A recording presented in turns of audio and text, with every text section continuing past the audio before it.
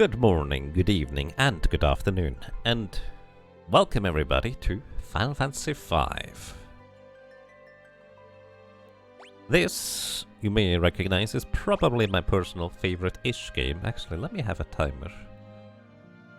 And because I say ish, this is the Steam Pixel Remaster, and some of you may know that this is not necessarily my favorite version of the game, mainly because of one little detail, but I'm sure I'll point it out sufficiently during the run. But regardless of my opinion on that, this is a really good way to play Final Fantasy V if you've never played it. If you're interested, it does have a job system, it is quite intricate, and my personal favorite way of getting started into Final Fantasy V is doing a 4-job Fiesta. Today, this is not it. Let me actually start a timer and then start the game. Welcome to Final Fantasy V Pixel Remaster, and this is an accompanying run to the Final Fantasy Fiesta run that BGG02 as well as 7 Sins are doing every year. Those two are running through the entirety of the Final Fantasy series, 1 through 15, minus the MMOs, plus some side games, plus incentives. And the general rule is to never run away from encounters. Whatever that means, depending on the game, I guess. But in this game, it's kind of obvious, you just need to defeat all the enemies. Plus some additional twists. This year's twist is actually quite light compared to previous ones, but it's still going to be an interesting one to try and optimize and a fun one to challenge, to say the least. It's going to be that we can only equip the crystals corresponding to the character's natural element. In this case, that means Butz can only equip wind jobs, Lenna can only equip water jobs, Faris can only equip fire jobs, and Krile and Galuf can only equip earth jobs. That's kind of the short version. And well, let's see how this is going to happen. This is an accompanying run, just kind of completely on my own volition, because I occasionally like to have an excuse to play Final Fantasy V, even if I don't otherwise necessarily play it, because I just like the game overall. Now, for the Pixel Remasters, I believe they are not using the auto battle mechanic, which is understandable, but kind of makes my little pet peeve with the Pixel Remaster in particular a little bit bigger than before. You'll get to see it. But besides that, again, I do think this is a really good version of the game, and I will also already want to start planning ahead. So, during the Final Fantasy Fiesta, BGG02 as well as 7 Sins, they are not allowed to look up stuff, and no help from chat is allowed. So I will be playing by the same rules. I intentionally did not prepare, I don't have a spreadsheet open. I might use a calculator though, but we'll see.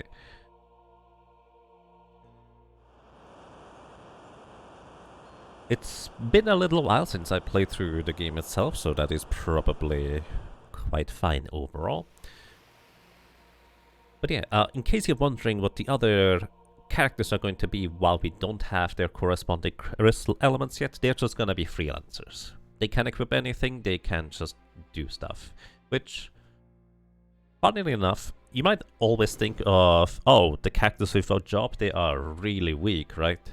It's actually very much not true in this game, because being able to equip literally every piece of equipment is actually very powerful in its own right. So, it's gonna be interesting. And yeah, no auto battles since it speeds up the action, no cutscene skips if you could skip cutscenes.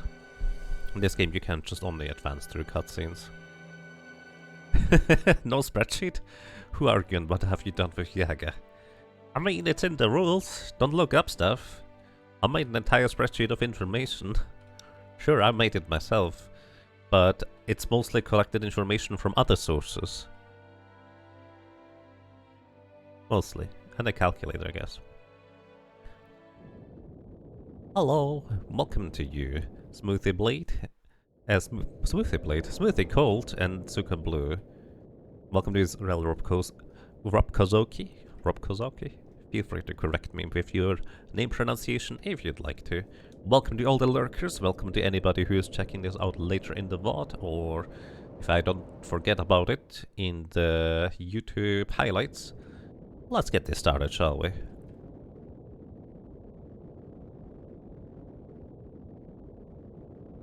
As if you don't have the entire spreadsheet memorized at this point. I don't, actually. Spreadsheet is my way to remember stuff.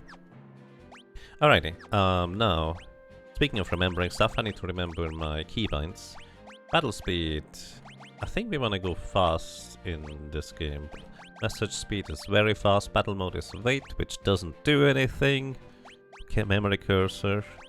We don't use auto battle, so don't continue it if I accidentally press the button. If I accidentally run away from encounters, I have to immediately reset.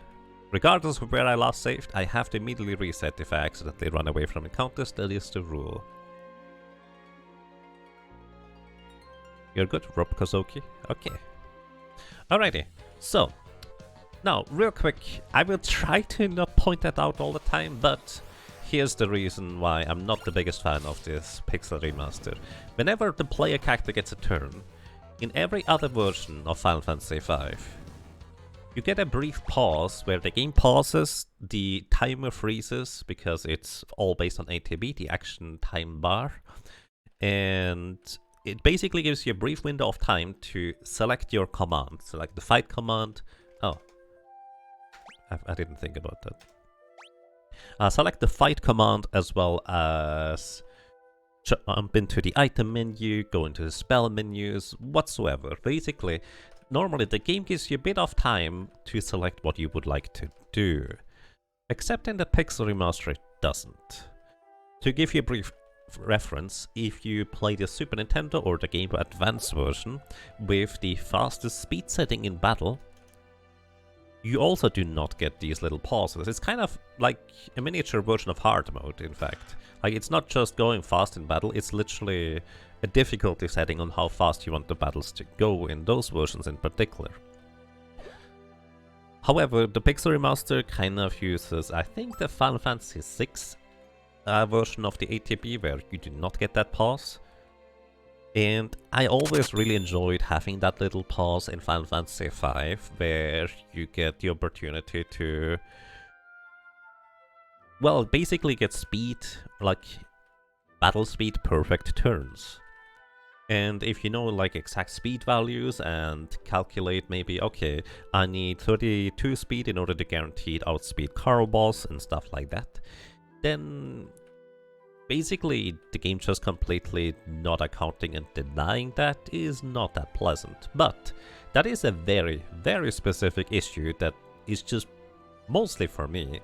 And honestly, I feel like most people who play Final Fantasy V are never even going to realize that this is a thing unless I specifically tell them.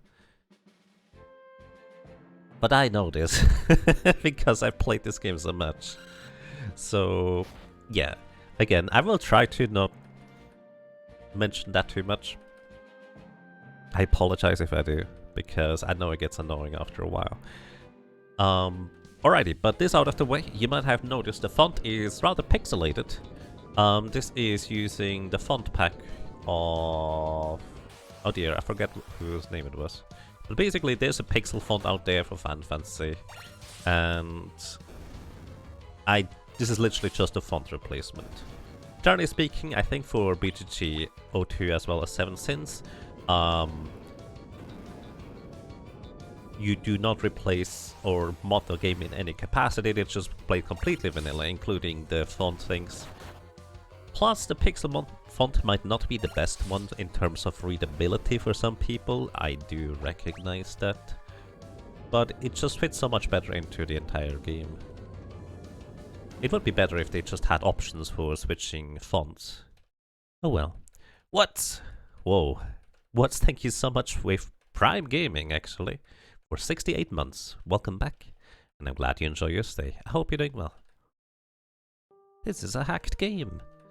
I guess, technically. It literally just replaces 2 files.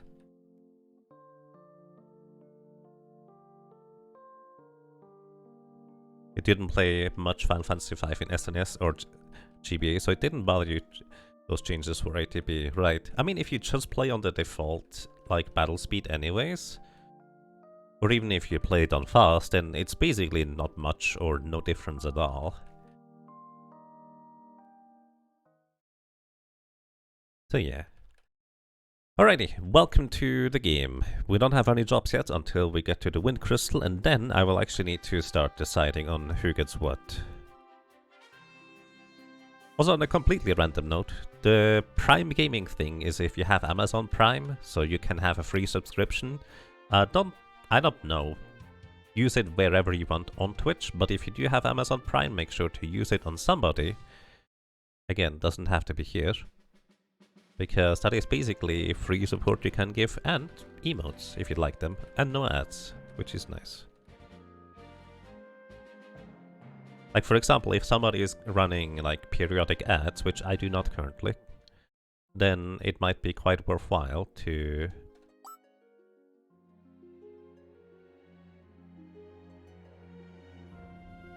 just use the Twitch Prime sub there.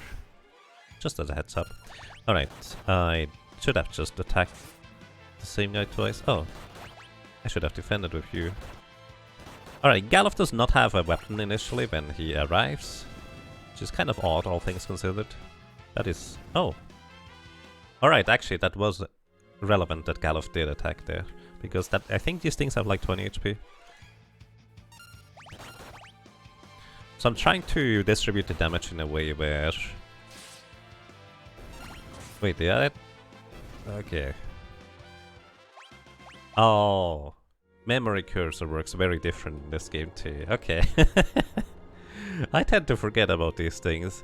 There's so many little differences overall that it's just like, oh yeah, memory cursor is quite different. Memory cursor is per character in other versions. In this game here it's global. So if you use like a... actually, no, not necessarily global. I guess it's basically very different. For example, there's an item called the Healing Rod in this game, and you always specifically have to select your own character. The memory cursor does not memorize which specific enemy you target in any other version, so I'm just not used to it. This is more just me, again, not being used to it, rather than, again, it's not a bad thing. But I kind of keep making these mistakes where I'm meant to just target the same enemy with Galuf as well as Lenna, because Lenna does not always one-shot these enemies, and Galuf's punches, they are not going to do anything unless he's trying to support Lenna's attacks. So, let's see, where can we go?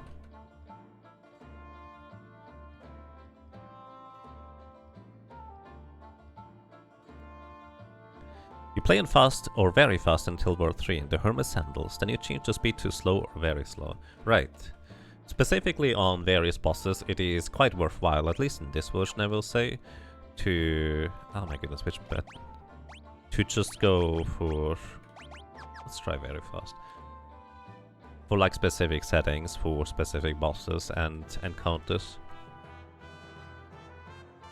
Which oddly enough, the speed spell is actually useful in this game. It's interesting. Yeah, ads will play even if you don't play them manually. But only at the beginning of the stream, right? They shouldn't play otherwise. Okay, so don't have to add manager in there. JP Erics, thank you. Thank you so much for 26 ramps of support. Welcome back. And I'm glad you enjoy your stay. I hope you're doing well. Hello.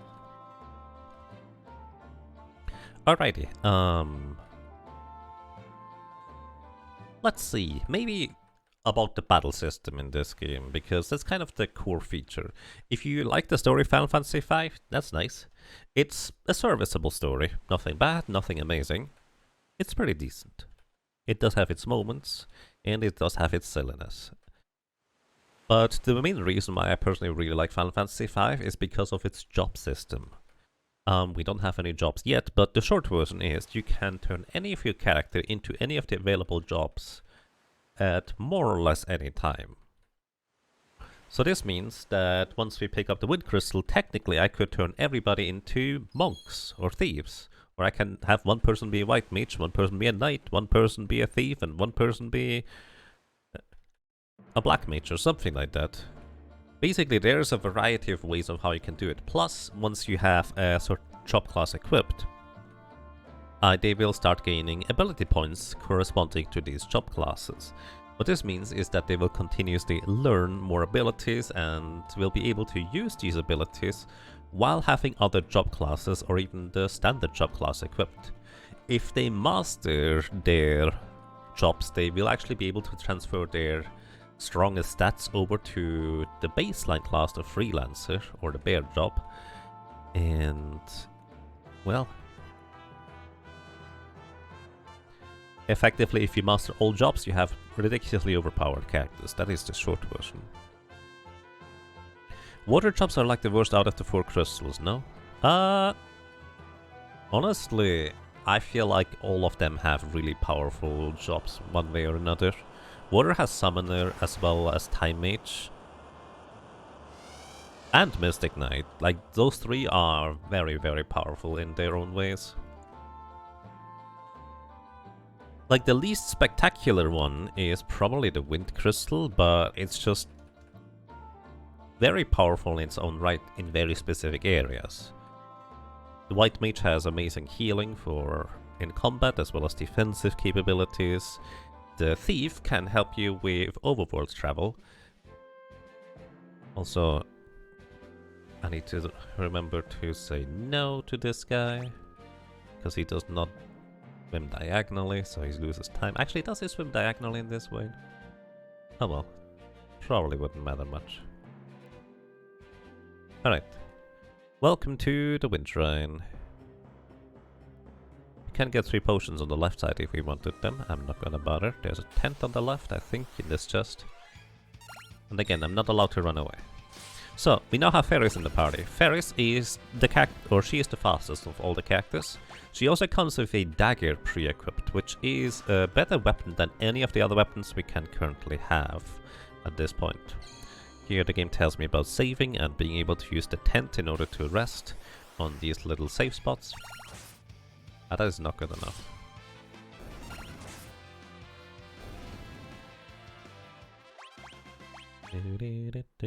Level 3 and everybody, pretty decent. Alright, so there's various little secrets like being able to run through these walls, and I'm not picking up everything, I'm just trying to go somewhat fast-ish. Alright, normally in Final Fantasy V it is reasonably efficient. Oh, I forgot. It's reasonably efficient to equip weapons. Ah, that is not the guy I meant to target. This is getting even worse. Wait. Why do you do... Oh, that thing is in the back row. Okay. This is also a slight difference. Butz Wind are normally in the front row in this combat here. They are not in this version, apparently. Front row and back row basically you deal half the physical damage. That's a short version. It's actually less than half, because of rounding. But, yeah. Alright, we're gonna give Galuf the broadsword, heal up UV potions, and UV potions, that's fine, let's go. Alright, welcome to the first mini-boss. This is more of a tutorial rather than anything else. All we can do is attack anyways. So, this guy here uses Breath Wing, that is 25% of our maximum health in damage. Which means Faris is actually in a lot of trouble because one more Breath Wing will knock her out. 2 more, excuse me. But he only has 250 HP, no defenses at all, and Faris, wow. Alright, she has a 10% chance to block physical attacks with the leather shield. Oh wow, we even killed him before he went into his wings. I didn't know you could do that. In this version specifically. Basically, after the second turn, the Wing Raptor here will basically increase its defense to way higher than we could possibly punch through. And... well, it kinda worked out for us here. Wind is the most basic crystal, indeed. Except for Blue Mage. Blue Mage is fantastic. I love Blue Mages in these games. It's so weird and wacky what they can do. But it's also a bit of a learning curve on how to use them. Speaking of which, I don't know whether I'm gonna use a blue mage, because it requires a bit of setup. It would potentially be really good. But we always have black mage available, the ninja and mystic knight, so... yeah, I really don't know. You mean basic, not weakest. Right, I understand. They are pretty strong. But it's like the most normal kind of set of jobs, if you will.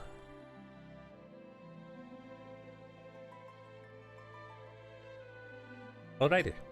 So, here we learn who has which element, and we will actually get our first set of jobs available for Butz. Now the big question is, what do I turn him into? Actually, still haven't thought of that. We have 6 options. We have Thief, which allows us to dash on the overworld, as well as never get back attacks, which is... it's great for like just general world travel. But the problem is, we actually don't have much in the way of defenses or ways to deal with regular encounters currently.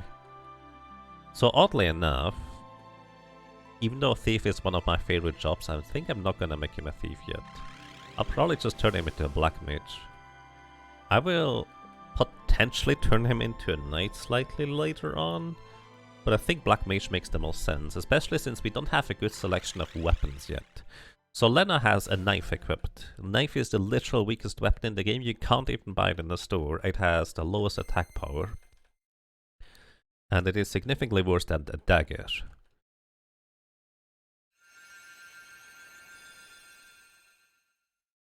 Right, welcome to you, Polantaris. Hope you're doing well. You consider Blue Mage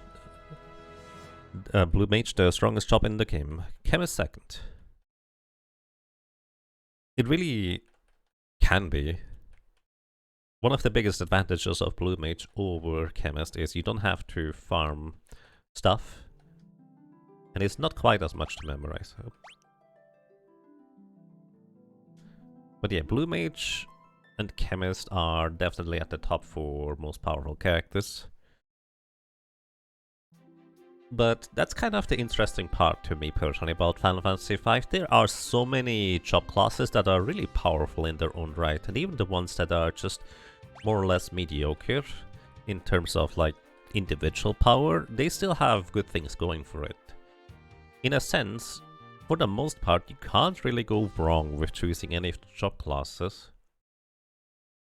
But there's still so many choices to make. Not.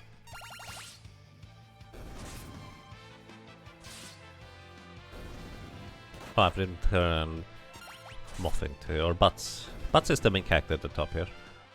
Well, I say main character, he's just always there. I guess it's technically main character. Alrighty, you're gonna be... yeah.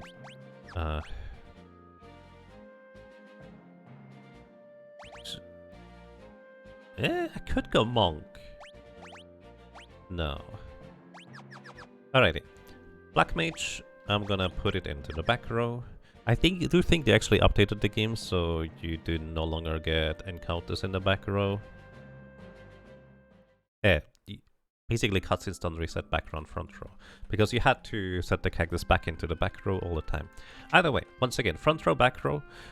Front row you deal 100% physical damage and take 100% physical damage. In the back row you, well, deal and take half the physical damage. Rounded down based on attack multipliers, but that's a different thing.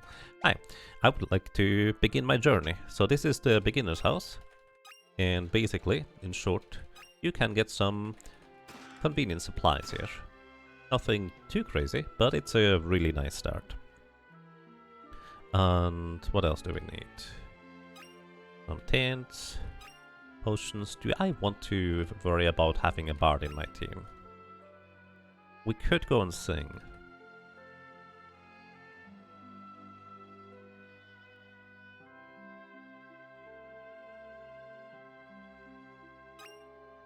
Leather shoes is just 1 defense. It's not much, but it can help. Especially early on. Let me think about this. Do I want to get a bard in my team? I guess it would be the alternative to having Mix. Could also go with both. I don't know. I guess I may need to think about who is going to be my endgame character for being a powerhouse. So Bart being the support, with Ninja being the normal path. Actually sounds pretty reasonable. I haven't thought this through at all, by the way. What did Gilgabot say? Nothing yet. This is basically... This is not a 4-job Fiesta. For anybody who does not know, 4-job Fiesta is the concept of... You are randomly assigned 4 different jobs and you play through the entirety of the game with just these 4 jobs, which is supposed to be... Well, it is a bit of a challenge run, but if you're like me and you first play through there's too many choices, having it restricted to just 4 of them is actually quite pleasant. Can recommend trying that out. Can be a bit of a tricky start if you get like white mages or thieves at the beginning, but you'll get through. Even if you're first time playing. Nobody's saying that you know, couldn't just switch one of the characters briefly until you get the other jobs too. Hey Northrex, welcome. How are you doing? I guess technically the rules are saying you can't do that, but you're playing for fun, right? Even Geomancer can be very strong, indeed, in select places.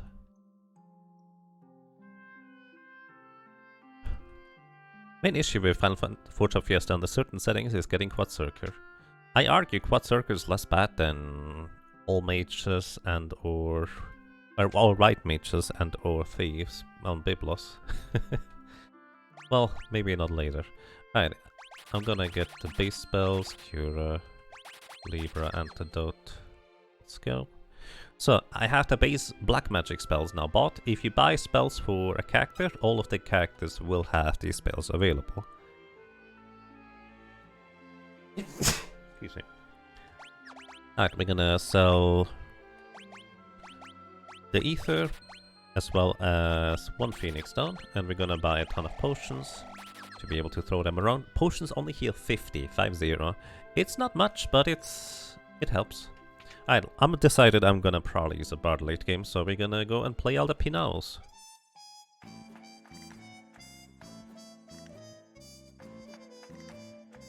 So, there's basically like a mini side quest where you want to play all the pianos in the entire world, which you don't get to do until the very late game to get to the last one, and then you get a certain set of songs for the Bard job class. And the song you get from playing all the pianos is insanely powerful because it literally gives you additional levels during combat. Levels literally just are part of every damage calculation. It doesn't actually give you HP or anything. It's just you get so much power through gaining levels in combat because you're also getting them somewhat quickly.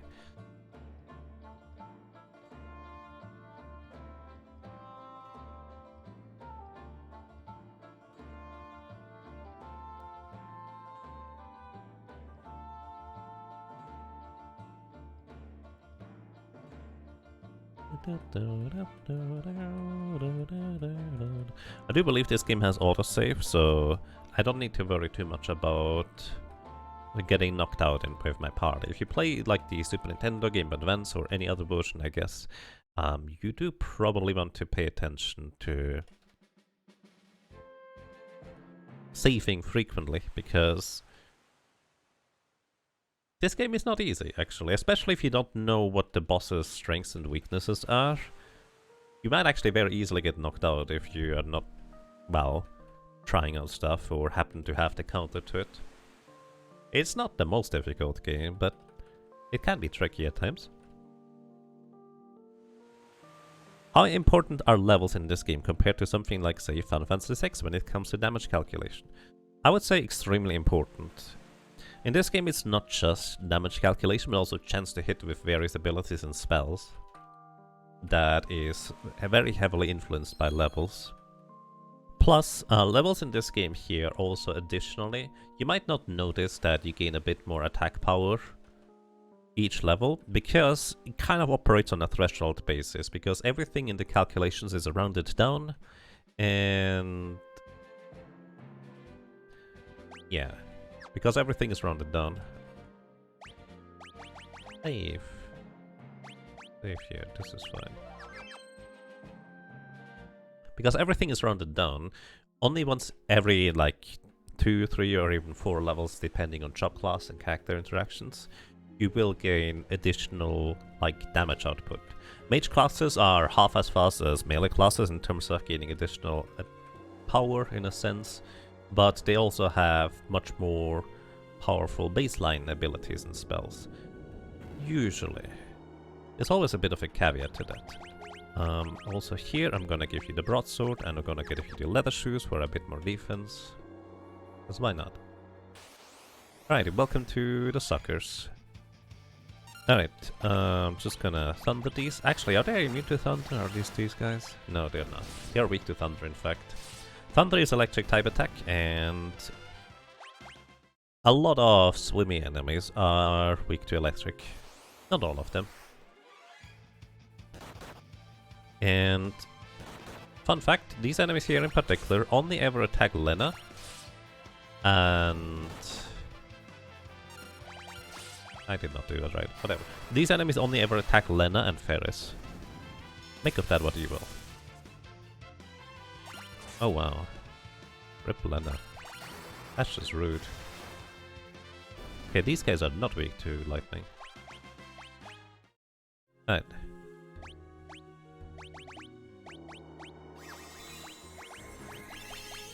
Heal up everybody, let's go. Alrighty, welcome to the first actual boss-ish enemy. This is Krile boss. It's a big lobster, he has 650 HP, 0 physical defense, but is weak to lightning. 0 physical defense doesn't really mean a whole lot this early on because almost every enemy has 0 physical defense. So it's just, you deal okay damage with physical attacks, but it's just not much. But the reason why we have a black mage, or one of the reasons anyways, is because that is actually pretty competent damage against somebody with 650 HP. Because 128 lightning damage is pretty good. And Krile boss has 3 moves he can do. He can do a regular physical attack, which is the best case scenario. That's kind of what you want to see most of the time. He has a regular physical attack with a stun attached to it, which means paralyzation is kind of a big problem in this encounter. He has... Oh wow, nice, thank you. But you do probably want to heal.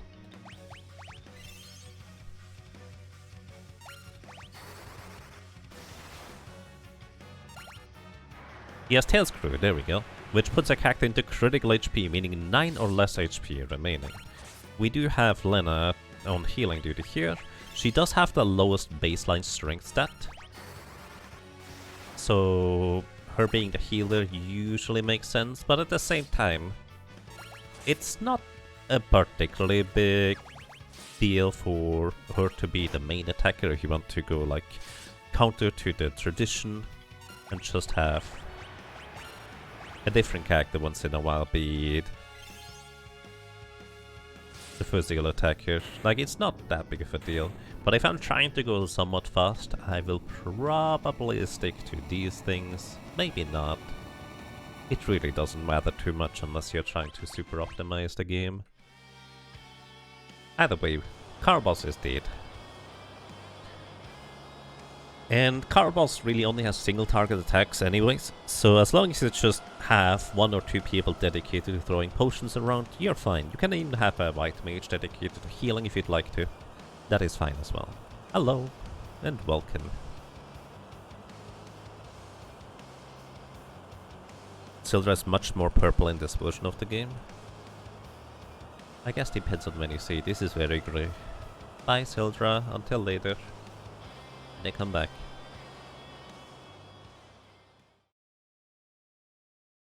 Alrighty.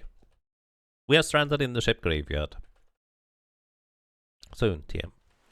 In the ship graveyard there are mostly undead enemies and... Was it the Pixel remaster where they took more damage from healing spells? I don't know which version it was. But one of the versions had healing spells be holy element for some reason. Rather than neutral but damaging undead. I forget. Either way, we can just keep Butz as the black mage. Black magic is... well, it has its ups and downs in terms of how strong it is, but overall, across the board, it is very powerful to just have a black mage in your team to just throw around spells.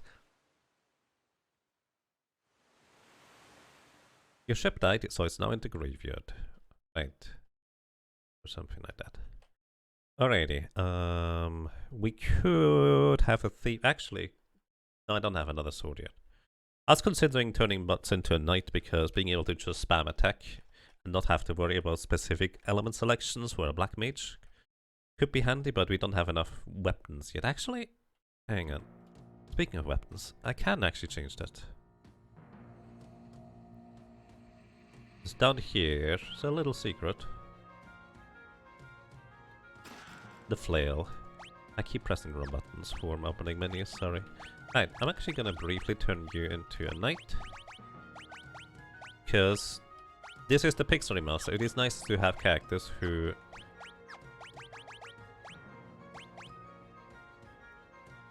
you don't get the flail. You get the flail, you get the dagger. You get the sword. That probably makes the most sense. Alright, and you go back row. Because flail deals full damage from the back row. It's a special kind of reach weapon. Either way, the ship graveyard enemies, oddly enough, all of them are undead, but unlike many games where undeads are often weak to fire, these guys here in particular are often weak to fire, ice, lightning, depending on which kind of enemy in particular they are. I guess they are waterlogged zombies and stuff, so it kinda makes sense. And it's just easier for me to spam the attack button. The skeletons have 60 HP, the Kalkrufel have 65, I think. So yeah, Lenna is going to take a nap soon again, it looks like. So, maybe while we're at it, a weird quirk about... oh, she's taking a nap. That was unlucky. That's fine. Maybe a weird quirk about the game. You do not actually get...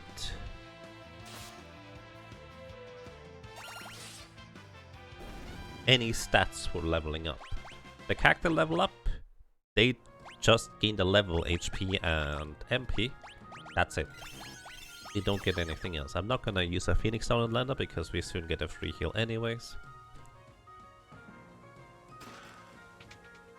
10 for healing 1000 HP and 100 MP on all the characters, but only usable in the overworld or in the special safe zones in dungeons.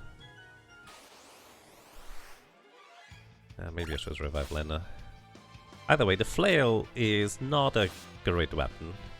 It is, on average, stronger than any other weapon we can use, plus the safety of the back row is kind of nice. But it might be reasonable for me to just start throwing potions at enemies, because all of them are undead and potions deal exactly 50 damage, so it's actually pretty decent on that end. Yaga, can you educate me on why daggers are typically a better choice over swords? Sure, alrighty. There's basically two main reasons as to why daggers are typically better than swords. And one of them is actually quite straightforward. In this game, daggers often have equivalent, if not better, attack power than swords. And if they are weaker than swords, it's not by much at all. So that helps. Further, swords don't get anything special unless they are like the very specific kinds of swords that in fact, well, do get special stuff, I guess.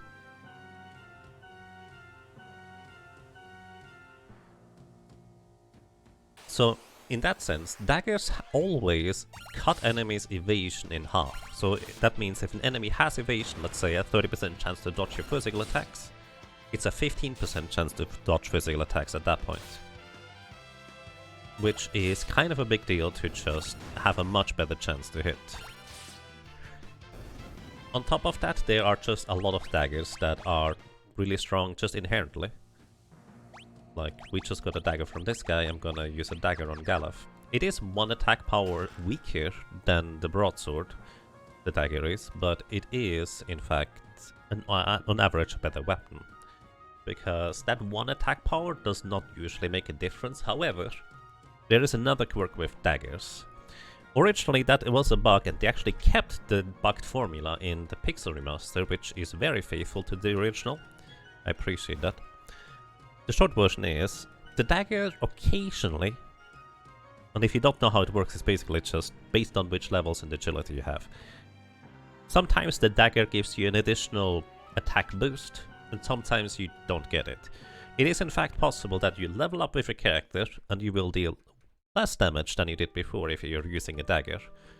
But it's never less in terms of an attack multiplier than a sword, it's at least equal.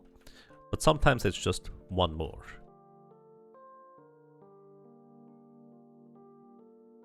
So in short, swords can be better if they are really strong or have like special elements or effects, but for the most part, most swords just don't. And there's just much better daggers available on average. One of the biggest advantages of swords is that you can, well, two-hand them on knights, for example, and they hit pretty well if they do that. Welcome to you, Nikki. Thank you for the good luck. And yes, only one element per character is the current idea. Yeah, sure.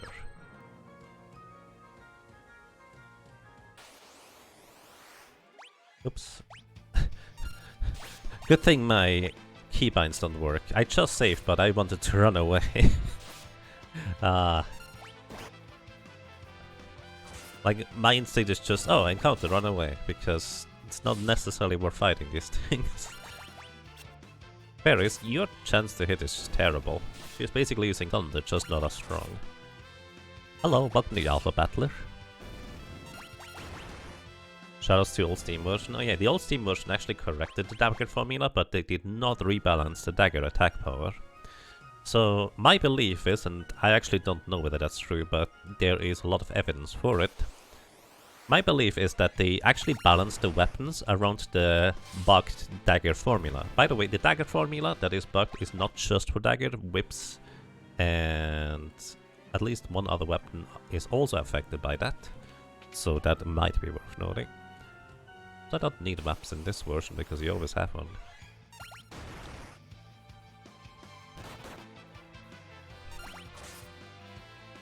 You just came back. Is this gonna be a Brave Blade run then? Pretty much, yes.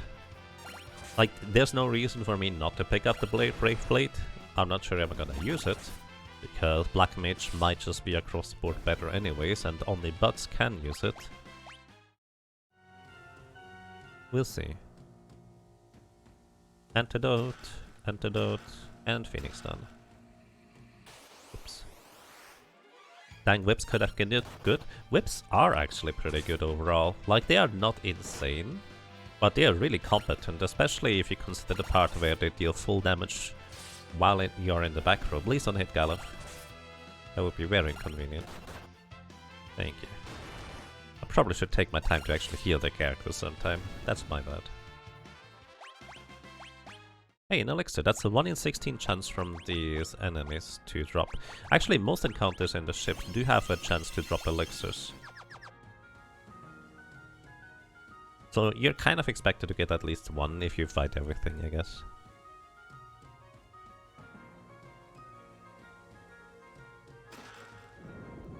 But yeah, daggers, their attack power generally seems to be balanced around the damage formula being bugged. So if you unbug their damage formula, daggers are just way too good. Like, literally, there's no reason to ever use anything. Even on a knight, you would probably use a dagger, because your agility would factor into the attack multiplier you get, which is kind of ridiculously good. Speaking of dagger, we have another one. And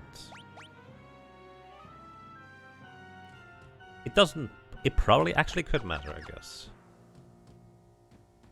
Let's just go. I was just thinking, do I want to set up anything? No, let's just go. I guess I could have gone with a Black Mage here. Or Butz. But it's really not that necessary.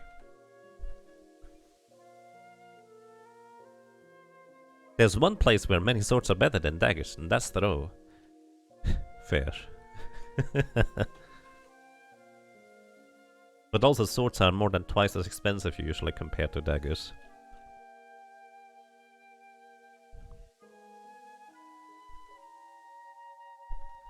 Sadly, you can't use Freelancer with night abilities. That is where Brave Blade is superior. I know.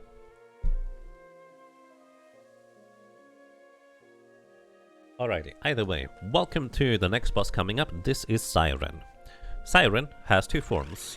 A humanoid form, where she has pretty high magic defense and no physical defense, and an undead form, where it's kind of the other way around. High physical defense, no magic defense. In her first form, humanoid, she is casting 3 spells, with a variety of effects, putting characters to sleep, slowing, hasting herself, healing herself, dealing damage to us. A variety. And then after 3 spells, she is going to turn undead, and then she hits like a truck 3 times with physical attacks. She has 900 HP, so we're just kind of trying to knock her out before she can do too much about it. Also, what you can do is you can actually do a little trick where you intentionally use the run command in combat where you can't run, in order to stall out the turns you can get slow.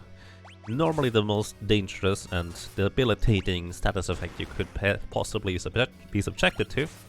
It's actually pretty significant in this one as well. Cure herself, that's okay. It's actually one of the least dangerous things she can do. Right, protect means we only deal half the physical damage. Which is still a decent amount. Alright, she is turning undead now. Now we throw potions at her. Potions are exactly 50 damage. In case you're curious how much damage an elixir would be. An elixir would be putting undead enemies into critical HP. I think Memory Cursor now memorizes this, doesn't it? 56, Faris survives 2 of those, yes. This is the one advantage of Memory Cursor, I guess. Enemy's class puts a or hits even harder and poisons an enemy. And there we go, easy enough. Just throw stuff at her and she'll see this.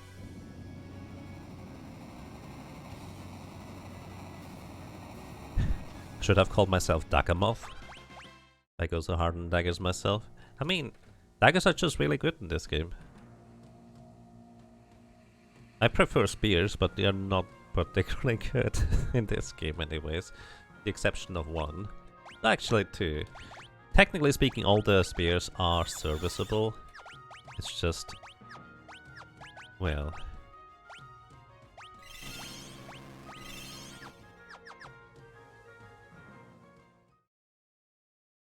no, that's crazy. Alrighty. We can also switch frontline character if we want to. Who would you like to see as the frontline character? I'm a dingus. I'm so used... so... there are certain things the game does not memory cursor in the other versions. So this is very unusual to me still. Oh, by the way, there's another... like, even if certain daggers have more... well, I guess let's put it this way. Sometimes the higher attack power of swords can edge out the daggers in certain situations. But yeah. TZ Matthews, thank you. Thank you so much for 54 months of support. Welcome back. And I'm glad you enjoy your stay. I hope you're doing well. Thank you so much. That's quite a long time. Pino? There's this bug in the Pixel Remaster that freelancer with a ribbon equipped can't miss physical attacks. Really? Wow. I had no idea. There's probably a lot of Pixel Remaster specific things that I just don't know and don't remember. Actually, does Almega still hit through Shell? In this run it doesn't matter because I will have a Mystic Knight, but I'm just curious. Alright, we're gonna grab an Ice Rod here. Or Frost Rod in this version. Frost Rod increases... you know what, actually? This makes Black Mage actually a better choice here. Put it in the back row. The armor gas bust was fixed. Wow. Okay. I'm surprised.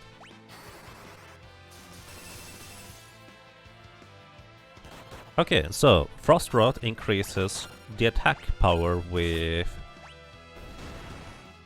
ice by 50% if you use spells. Specifically, I think. Actually, is it specifically spells? I think it is specifically spells. I need potions. I need to go back to get potions.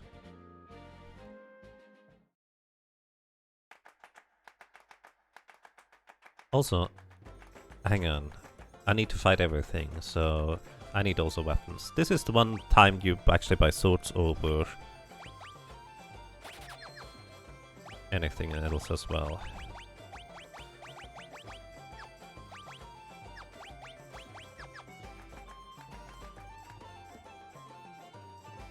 Flail is just not reliable. Let's confuse and sleep. They are... Oh, protector. Yeah, spells are really good in this game. Kind of expensive, to say the least. Where's my item shop?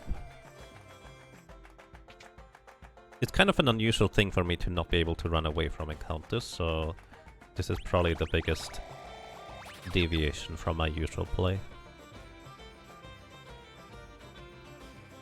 Oh, the piano flex, right.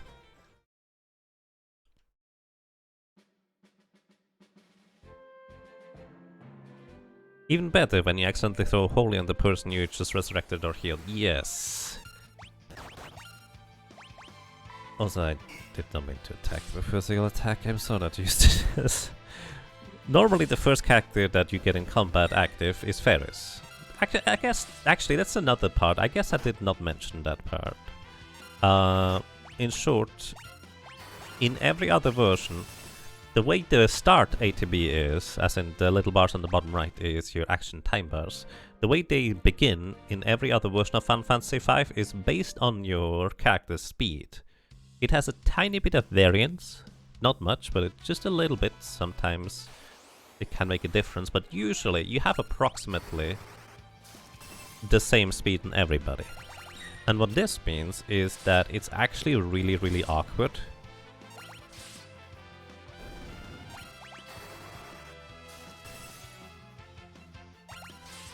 Oh, you don't have enough MP. I needed to go to bed. It's actually really awkward in a lot of these cases where the characters are just not in the order that I expect them to be. Like, even if you have the fastest character, if you get unlucky with the ATB at the beginning, those characters can just be the slowest one of the bunch. Which is very, very weird. Or the latest one in the bunch to get a turn. Like, I guess it kinda makes sense. But not really. Alright, I forgot to sleep. I have an elixir, might as well use it. I'm not gonna use it otherwise. That's probably not true.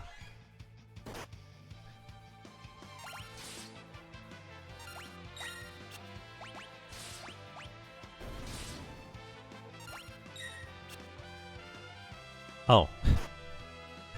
Ah, right. Memory cursor on defend. Jesus. I'm not used to this. You can't memory cursor with on defend in the other version, literally, because I used the short command menu. You press L and R to go and select these commands, and you can't rest your cursor on them. I'm so not used to this. No, again.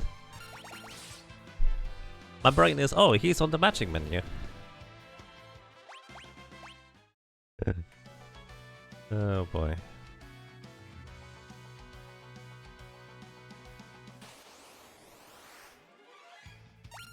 Fine, you're fine. Black magic, blizzard. Maybe another little thing, I guess. I'm so used to the cactus having...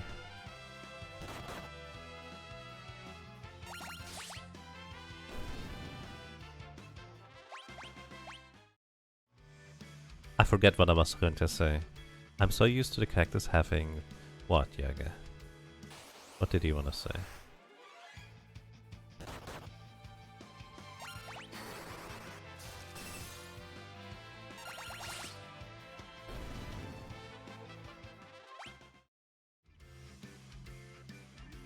You can diagonally walk through these flowers and not get hit by them. If you walk over the flowers, your cactus get poisoned. Let's just go, it's fine.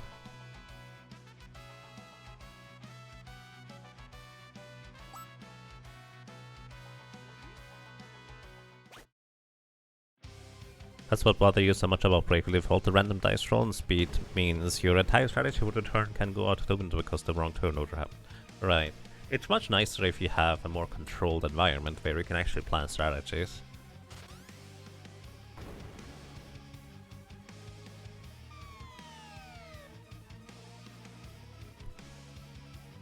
Alrighty, either way. Sorry, I forget what I was going to say. This is Magiza. She normally would like to try and call in Forza, which is a dude that hits like a truck, but unfortunately for her... Oh yeah, this is... Wait, hang on, which button is this? There we go. This is something you can't normally do in the...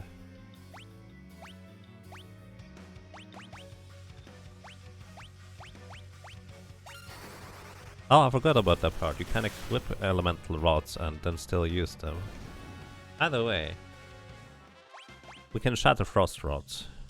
And we have a whip now. The whip is a crazy good weapon this point of the game. Like, it's really genuinely insanely good. It can paralyze enemies and it hits like a truck too.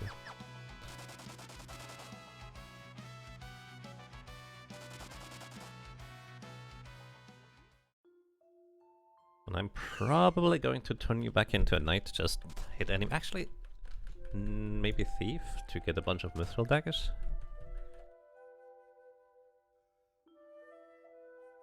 Sorry, my brain's is all over the place trying to figure out strategy as I go.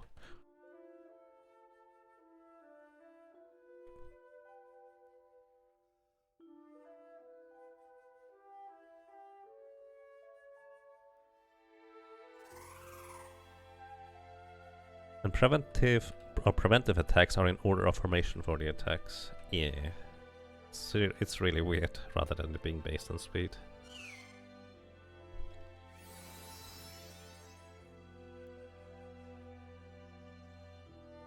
So Magiza, she has 650 HP, which we one-shot her with just breaking the Frost Rod, because breaking a Frost Rod is effectively the equivalent of casting a level 3 ice spell, which is really high magic, 185 baseline attack power, multiplied with like 4 or 5. It's really, really good. Actually, we don't need a thief if I go and grab the weapons from the castle over here. Do I want these weapons? I guess it's a good money boost. Oh, wave. Welcome to you, Casimir Calhoun? Gallo? Feel free to correct me if you'd like to, but during this I can wave, so that works for me. Thank you. Yeah, it's actually kind of difficult to run while waving because my brain is not actively trying to wave while moving. Keeping both of them going is kind of tricky, especially if I need to actually interact with stuff. I get just stop waving as soon as I interact with things. Oh boy. Alright, I'm gonna stop waving. Thank you. Alright, now I'm gonna stop waving. It's really difficult. Have you ever tried waving and controlling a game with one hand?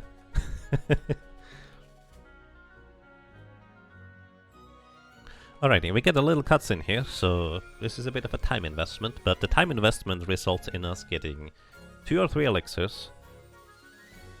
as well as some really strong weapons. So normally, the caveat is the whip we just received as well as the weapon we are going to get here, we cannot use most of them because we don't have the corresponding jobs, unless we have freelancers in our party, which, well, we do.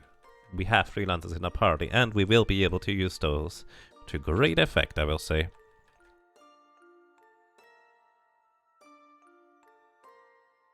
Now, optimally, in the upcoming dungeon, I'm going to get a fire rod drop for just nuking Galura from one of the Ricard mages. But we'll see what we're gonna get, or what we don't get. But, more importantly, the katana we're gonna get, I actually don't remember what it's called. The katana we're gonna get, the bell, surprisingly enough, and the whip are 3 really strong weapons. So, one thing maybe worth mentioning. Bells are not good weapons in this game for the most part. Like, one of the bells, the rune bell in particular, is usable, but there's usually still a better option.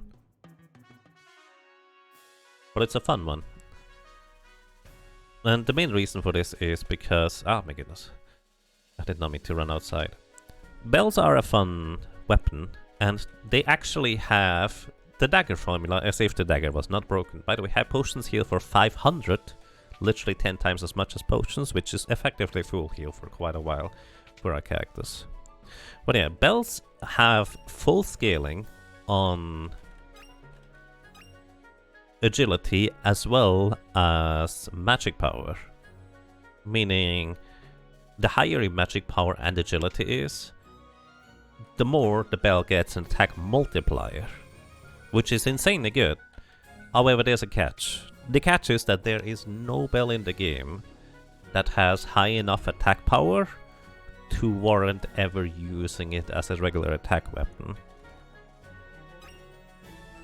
So they are in a really unfortunate spot where they could be good if there's just 1 or 2 bells that either ignored defense and had high attack power. Like the rune bell ignores defense, so that's a thing. But it does not have high enough attack power to actually do much with it. Or like apply weaknesses or something like that. What would I say is the worst weapon type?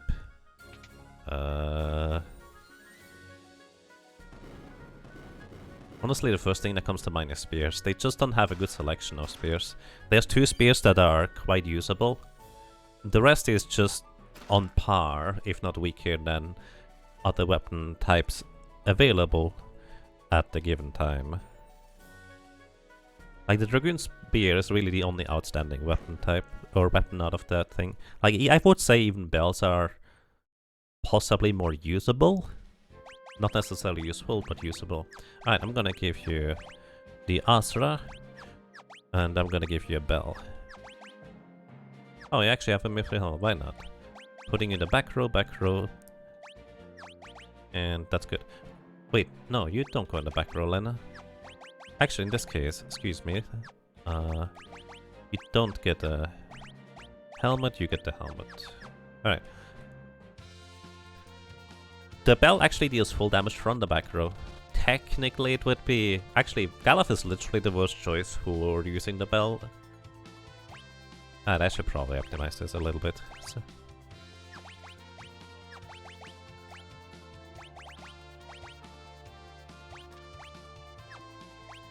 Yeah, Galuf is literally the worst choice for using the bell, to be completely honest. Faris and Lenna are the optimal choices here. And I'm trying to go fast, so... because Galuf is the slowest character, and also one of the lowest magic powers. Do I want any defense? Not really. I mainly want to go and buy time magic here, because I might forget otherwise. What do I want? I want slow, and I want haste. That's... I think mute is technically useful. Regen, unfortunately, as much as I love regen in video games, it's not that good in this game. Don't go in the basement. Or do, if you're safe beforehand and have a solid escape plan.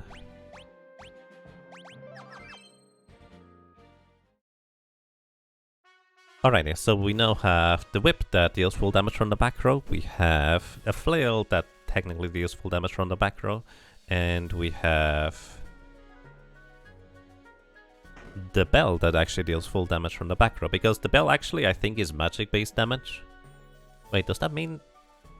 Oh, I don't know whether it was this version or the old Steam version that bells effectively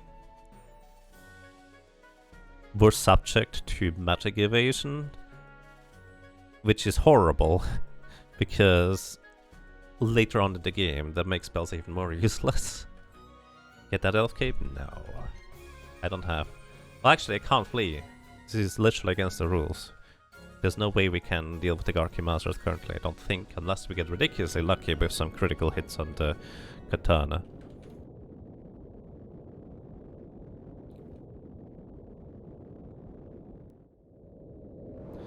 Dragoons in general are, to me, the worst class in general. There's no real point in the game where they shine compared to even the niche jobs.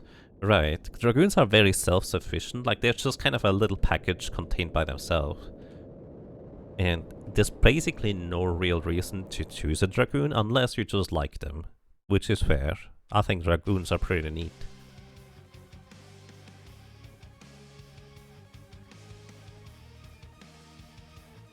Like, the jump has some very niche uses, but most things can actually just straight up replace the jump in some capacity for effectiveness. Alrighty. We're going to go into the water tower, where we're gonna get our next set of jobs. And the water tower itself, we could steal some mithril daggers from the enemies in here. Specifically the Wyverns have mithril daggers as a common steal, which is actually very good. But I'm gonna be too lazy. The Ricard mage is over there.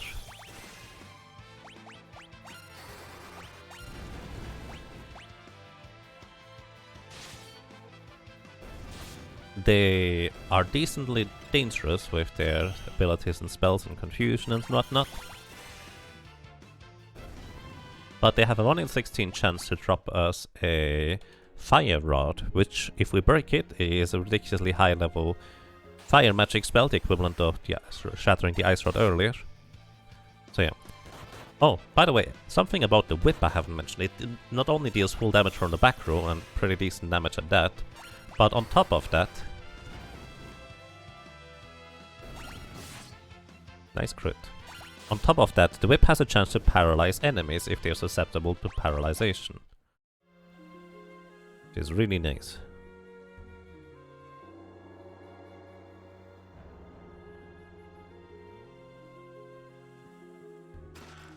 Silk Robe.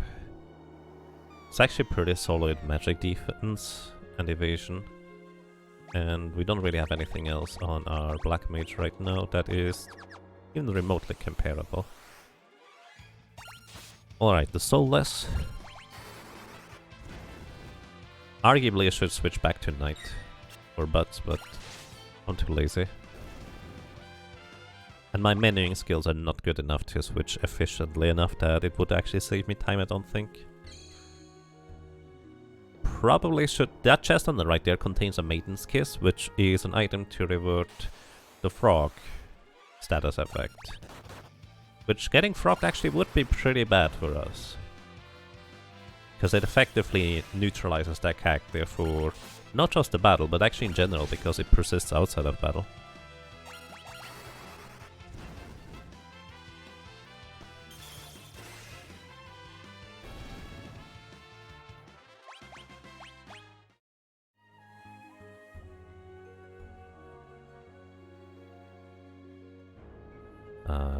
Can get a silver ring on the left side.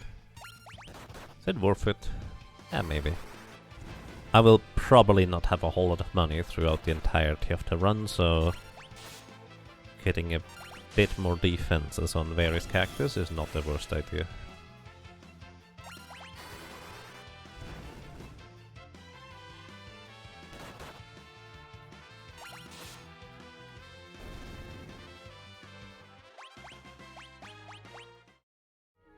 Black Magic level 2. So as long as Butz is a Black Mage, learning Black Magic level 2 basically doesn't do anything for him. Because Black Magic level 2, he can attach as an ability to cast up to a 2nd level Black Magic as like a knight or a monk or a thief or whatever he wants.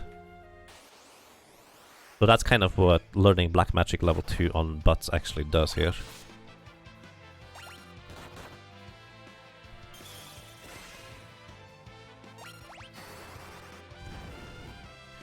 Okay, so I will probably want to heal up everybody. Are you in critical HP? You're not. Shame. Would actually be convenient if she was in critical HP right now.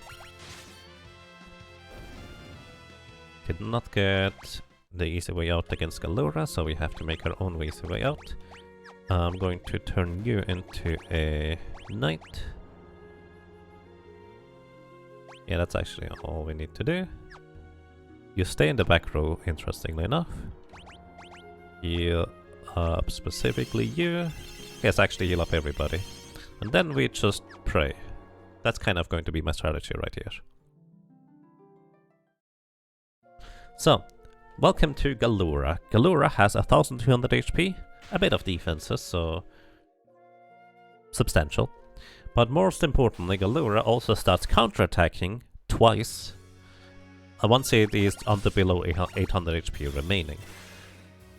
So that means after we deal 400 damage in total, Galura can counterattack.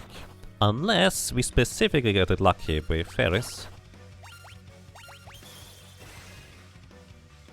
Here's the counterattacks, once and twice with Rush. Unless we specifically get lucky with Faris to paralyze Galura, which I think in this version here in particular, there's no visual indication for the paralyzation to actually occur. So we're just hoping that Moth is going to, or the other characters are going to get into critical HP. Oh, I think we paralyzed it, because there's no counterattacking.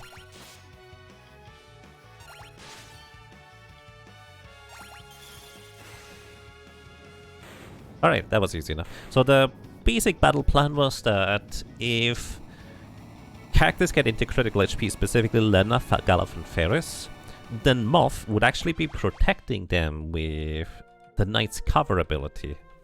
But only if they're in critical HP. So if they died to, well, from above critical HP, which I think is above 25% HP, maybe more, I don't remember. Either way, he would only protect him under specific circumstances. And I was just kind of hoping if they do get hit, then hopefully they will just get put into critical HP and he will just going to be blocking for them. Although it did not look good for the damage rolls on Galuf and Faris, to say the least. So now Lenna gets her jobs. What will they give her for starters? I actually haven't thought about this at all. Have to be honest, I'm not sure.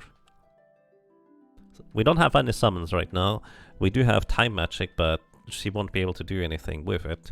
We could start giving her Mystic Knight, which is always a strong class. Oddly enough, because of how ATB works, or the time system in combat, Berserk is not the worst choice. Well, I do believe it is random targeting in this version. What's the last one?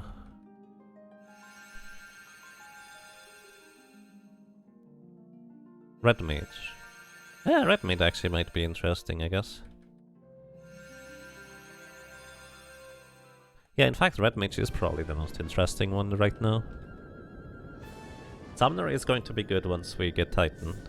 That is when she will probably become the summoner for the rest of her life.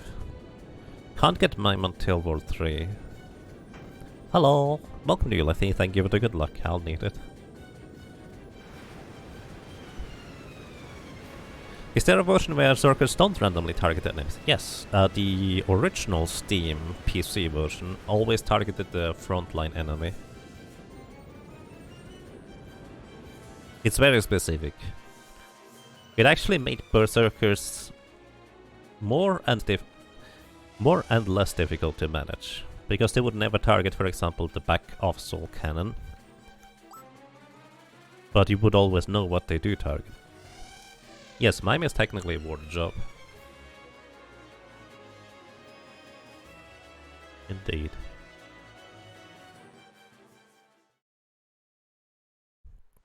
Alrighty. Because that one crystal we didn't get, that is the Mime job class, which is basically a more mage-y variant of Freelancer, but you can't equip everything. But you do get the baseline stats of other stuff, and you can replace the item command with, like, I don't know, you can have summon magic, black magic, and white magic at the same time, stuff like that. I never found a use for a Mime. Then again, I've never really used Freelancer either. Bye, Sildra. Until next time.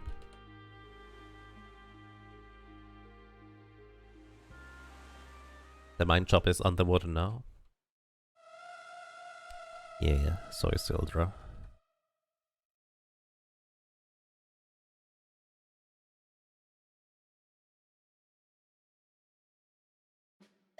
Right, we're gonna probably just turn you into a red mage.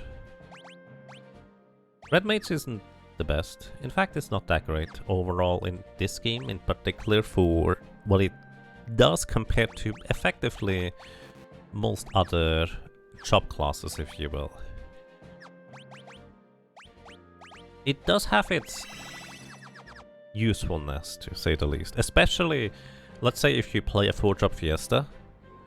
If you get a red mage, the early game is effectively covered for you, because it does have decent support abilities, debuff abilities. The damage isn't bad in the early game either. It's just not as good as the pure black mage or white mage, because red mage is literally the thing in between. You get both black and white magic. But your stats are not that great. You can even equip swords, as well as, interestingly, red mage is one of the more intriguing combinations to use the sword or the dancing dagger on later, because you can equip a Lamia's tiara, and you do have possible melee stats. Basically, a red mage does a bit of everything, but nothing particularly good. But it's still a pretty decent job class. Like, it's one of my favorites in terms of how much you can use it for and how versatile it is.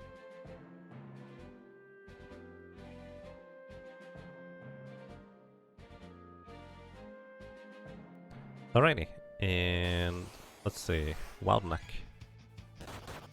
So what we're gonna do here is probably farm a little bit of money. You're gonna defend, you're gonna fire all of them. Probably not one-shotting them, yeah, no. You're gonna fire all of them, and you're gonna defend. Alright. So, those Wild Necks have, I think, 95 HP. They do give pretty decent experience, and more importantly, they give actually a good chunk of money. And, conveniently enough, if you get an encounter in the forest, you will always encounter them in here. They use sometimes a question mark attack, and that question mark attack is effectively revenge attack. Revenge attack means that they deal damage equivalent to their missing HP. So if we deal 80 damage to one of them, their revenge attack will also deal 80 damage. So they can deal exactly 94 damage maximum with a revenge attack if we deal exactly 94 damage to them. Which, well, hope that's not necessarily the case. Alright, we're gonna first of all buy a flame rod. Then we get kicked out of the menu. So, the first purchase in this city here, they have an extremely heavy discount, like you literally pay a quarter of what you would normally pay. Because the people are scared of you and stuff like that, because story stuff. Either way. So it blows up the wall, you don't even have to wait in this version. In the other versions you just have to wait until it blows up the wall, but here you can go to the cage. Cell door, so to speak. Lamia's tiara doesn't work for the dancing dagger in this version? Well, that's good to know. Does it work for dance at least? Thank you, Rob, I do appreciate that insight.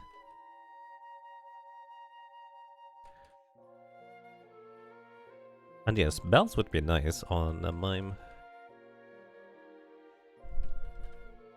It works for dance, okay. Because I was strongly considering just using a dancer if I get like a Lami's Tiara steal. But I also think that I probably don't need it. It would just be more of a fun twist.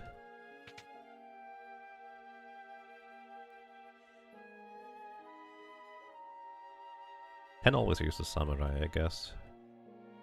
Or a chemist. I don't like using chemist. Chemist is basically one of those classes where, if you play it right, it's arguably one of the best, if not the best, top classes in the game because of how many powerful buffs and synergies it provides, and how many effects you can get out of it if you know what you're doing. But the downside of it is that it just overshadows all the other job classes where as soon as you get a chemist, everything revolves around getting the items for the chemist and then just boost and then the same strategy across the board. I guess that is not necessarily different for the other classes, huh?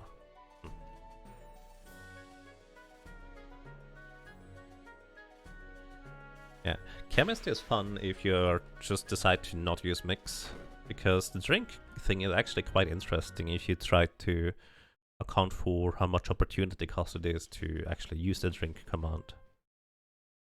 Alrighty, so we want one more fire. How much money do I have?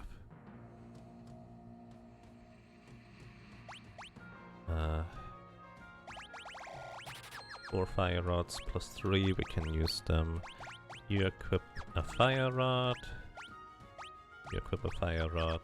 And we're gonna do a little bit of a grind here, because I want to buy elemental spells as well as rods. And while I'm grinding, I can also try to think what I need to buy. So I need 2 rods for liquid. Oh, actually, we can equip them and use them. I forgot about that part again. Having a fire rod equipped, our fire damage deals 50% more damage, which is a one-shot on all the wolves here. They are weak to fire, in fact, in case you're curious. Metal Bear, thank you! Thank you so much for a long time of support, with 68 months. That's crazy, dude. Welcome back, and I'm glad you enjoy your stay. So these wolves here give a lot of money, 625 gold each. The experience is not that crazy, but it's actually a lot more than what we would normally have, because I've been kind of rushing through the game. So it is helping out a bunch. That's the short version. I probably should put Galuf into the back. Maybe.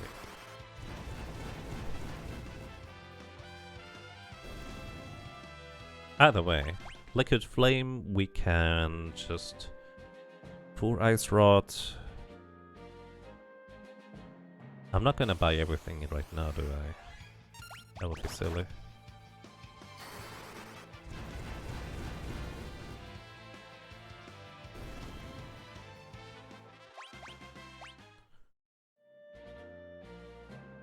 One Ice Rod for Liquid Flame, we can just one-shot. That's right, I don't have to defend with these characters. I can literally just switch selection in this version. I'm so not used to being able to switch character selection. It's really unusual. Tent. Heal up MP because we're running out, and heal up the characters too. So we want to buy all the spells probably. We want to buy 2 Ice Rods for Liquid Flame. 1 more for Biblos.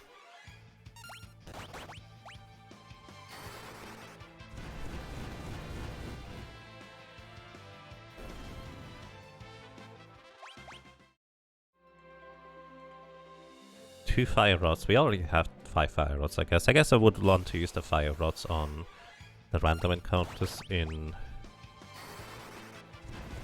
Karnak Castle instead. We will want to restock on lightning rods, I guess. It's not technically necessary, but it's gonna make it easier.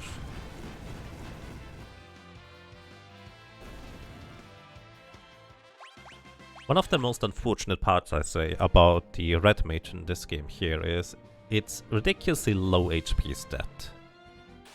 If the red mage had higher HP, it actually would be potentially a really competent melee fighter. But as is, you need quite a bit of support for the red mage to adequate in the melee. But on the bright side, if you have only mages and you really want a melee class, which is not really necessary in this game most of the time, you can use the red mage for it.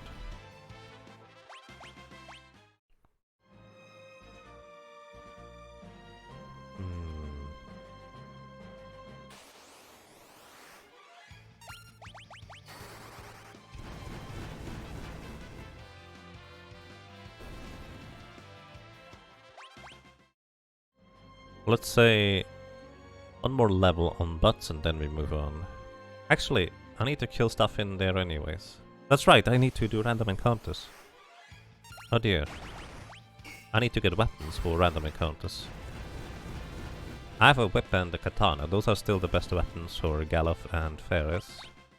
But Lenna, if I go Stick Knight for random encounters, she would want to have a mithril dagger, so I need to buy one of these two. Oops.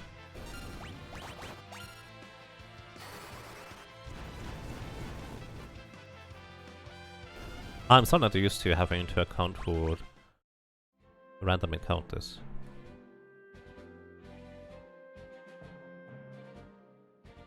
We could also leave Lenna as a red mage. By the way, this is the downside of not having a thief in your party. You can get back attacked, which means the backline and frontline will swap around, which is very bad for you in terms of physical damage received and dealt. Plus the enemies give a significant advantage on how quick they can go compared to your characters. 2 more encounters. We could steal high potion. Oh, we can steal elixirs too. So we'll probably want to have Lenna be the damage dealer. Alright, everybody except Lenna levels up because she died a bunch along the way. Sorry, Lenna. Oh my goodness. This is complicated. Hi, I like to have fire, blizzard. As much as I like poison, it's not that good in this. Cura, raise, confuse. Stronger healing spell is good. We can get... those time magic spells are pretty good as well. Actually, did not need gravity. Oh dear. I need a dagger for you, and I think the rest we put into frost rods. Can also sell some things we don't need anymore, like all the leather armors. Not gonna use the flail anymore or the long swords. We have a shuriken. Wait, when did we get a shuriken? I'm not gonna use the healing staff. Like, it would be good to use, but it's so slow for me to switch in combat for weapons because I'm just really not used to these menus. So I'm gonna turn you into Mystic Knight. Actually, do you have already Red Mage? No, you don't. That's fine. Would be convenient. Put you in the front row for this. And I may need to give you some basic equipment. Because you're in the front row now. You get Ice Rod. You can have the silver armlet. Hi, I'd like to sell some random things. Not gonna use the diamond bell anymore. It was briefly useful. Sell these. Get myself mithril helmet, mithril shield. Mithril shields are so good for a long time. Should probably get another one. Or two.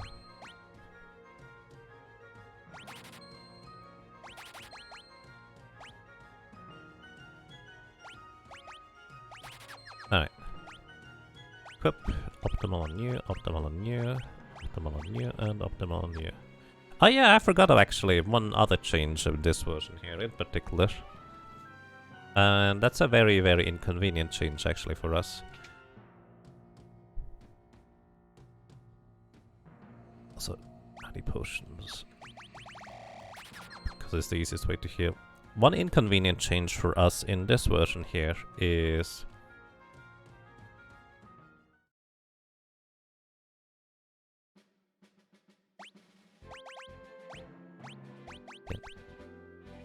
Speed is very, very heavily affected by equipment weight. Unless they patched it, speed is actually 1-to-1 slower, with one equipment weight being 1 less speed in combat, which is literally 8 times as much as any other version. It's kind of ridiculous on how bad it is to have equipment equipped that is heavy-ish.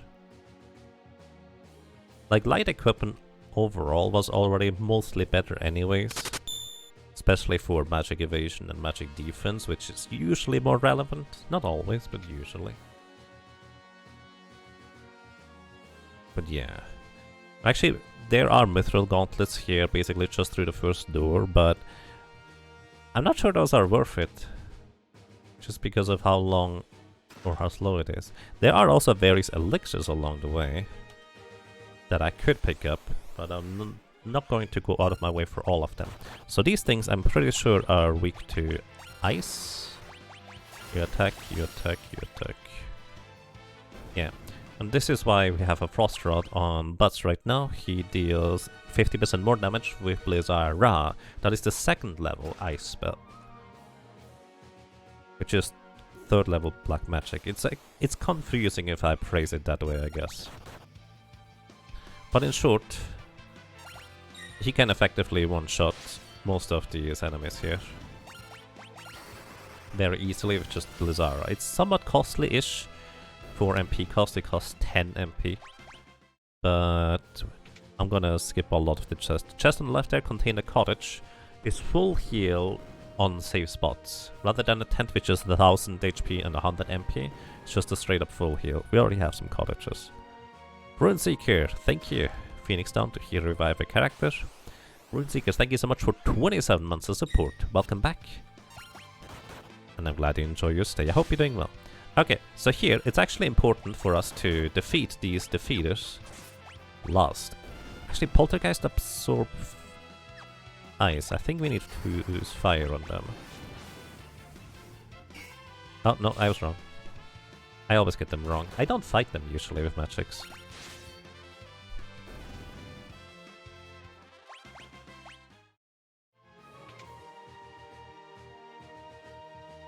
But these poltergeists, if you have a thief in your party, if you steal from them, you get high potions. And high potions are absolutely amazing for healing this early on.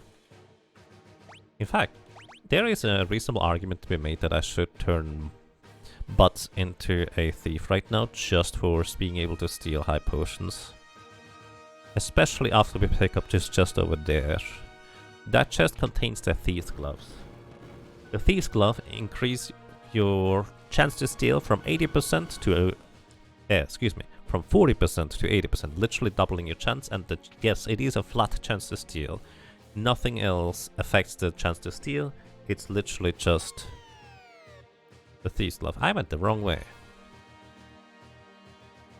I did not mean to go through here. Did I go back for the Thief's Glove? They're really good. And also worth quite a bit of money if I want to just sell them. Oops. I did not need to hit that. Yeah, let's go back. I accidentally went the wrong way. Technically speaking, I accidentally went the right way. Either way, you want to defeat these defeater enemies here.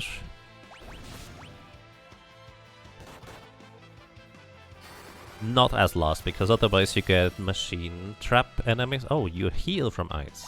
That's even worse. I don't know what to do with this clown. You know, our melee guys are doing a pretty good job. Let's turn you into a thief. That way we also gonna get back attacks. Even has a decent weapon now with the Moonring Blade, which is a boomerang that deals full damage from the back row. It's a thief, ninja, mime specific weapon. Yes, mime can equip boomerangs. Oops. This is... Also, we can now double dash. Welcome to you, Wolf and Son. I hope you're doing well. Thank you for dropping by. Alright, we now have the Thieves' Glove, which double our chance to steal from... Well, basically, yeah, it's just, that's it. It just doubles the chance to steal. Preemptive Strike. Alright, steal. Still High Potion. Nice hit. These guys, I believe, crew does have a potion to steal. Yep. Not useful, but I'm too lazy to switch characters, so I'm just mashing the button instead. Also, as you can see, if you have a thief in the party, you can dash really fast. The reason why I haven't done that so far is because I will probably lose more time trying to double dash compared to just moving normally, honestly. We can get a green beret still in here. I don't think we need it, we're gonna skip it. If you go to the rightmost tube there, there's a chest with a green beret. It's a headgear that gives you agility and strength. And because you don't get any strength or any stats on level up, like your stats are purely determined by your character job class as well as the baseline stats of the characters, up to 4 difference. It basically can be that 1 strength means the difference between you dealing 400 damage and 450 damage, so it can be significant.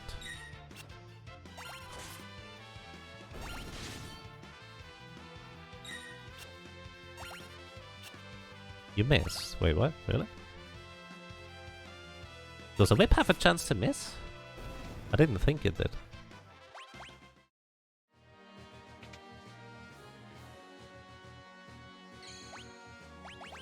Alright, just gonna heal up with 10. Probably should save again as well. Do whips have a chance to miss? Is that normal?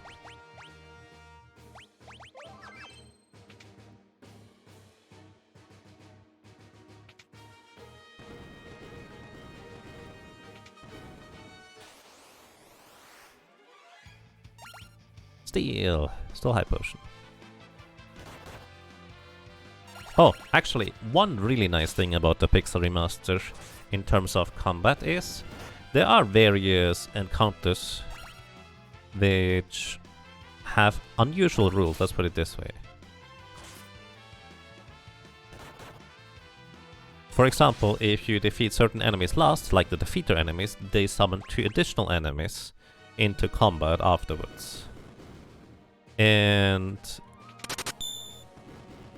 that is usually a pure negative in every other version, but in the Pixel Remaster they actually fixed the experience and money gain from those encounters. I have to... Hang on, I need to think about this real quick. I'll probably just... No, you're the wrong character. Here, attack this one. Spellblade, you go... Lazara and this. Actually, you know what? No, I'm a dingus. Here.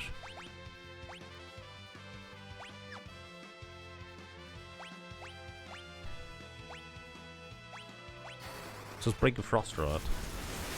Because this is a slow encounter otherwise.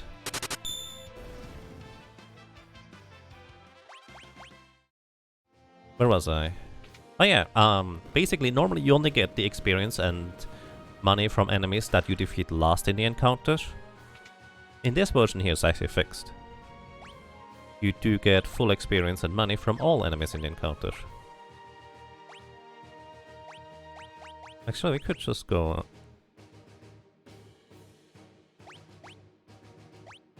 We don't even... Huh. Okay, sure. Works for me. Sorry, I'm just kind of a bit surprised on how much damage Galuf did with shattering a Frost Rod. So we can equip a Frost Rod here on Faris. And that will deal 50% more damage with ice spells. Shattering a Frost Rod is an ice spell. So she will deal, instead of 2000 damage to an enemy that is weak to ice, she will deal 3000 damage to an enemy that is weak to ice. At least that's the theory. And let's see. This thing is weak to ice. It has 3000 HP. Aw, close. Blaze is the counterattack, which is 25% of our maximum health and damage. This is not quite enough. This will kill somebody. And it killed Galuf. That's alright. And there we go. Actually, our thief finishes it off. An Infant Metroid fan, thank you. Thank you so much for 27 ROMs of support. Welcome back. And I'm glad you enjoy your stay for quite a while already. And Corona Cat, holy cow. Thank you so much for an insane amount of 85 months of support. Welcome back. Hello. And well, I'm glad you enjoy your stay. Thank you so much. Our Corona Rack. I really appreciate it. Alright. Wait, we're not gonna get the chops yet.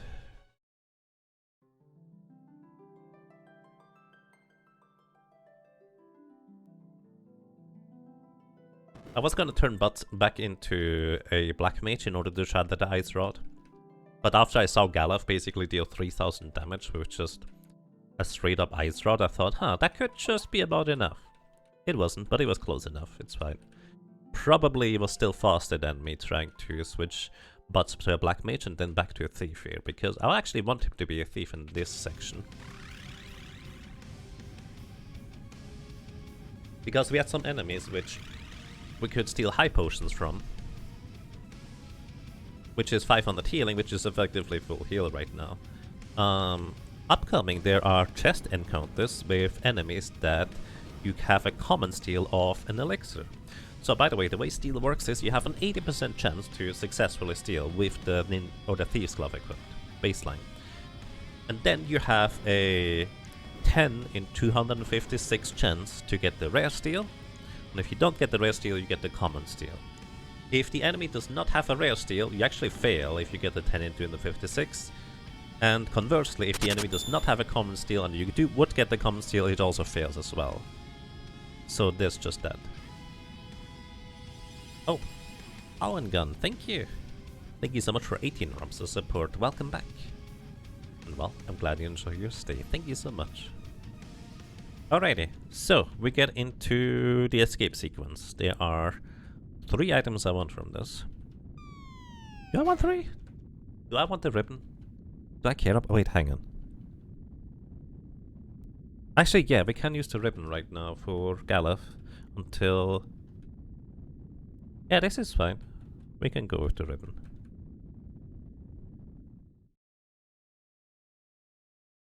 The elf cape is probably really good too.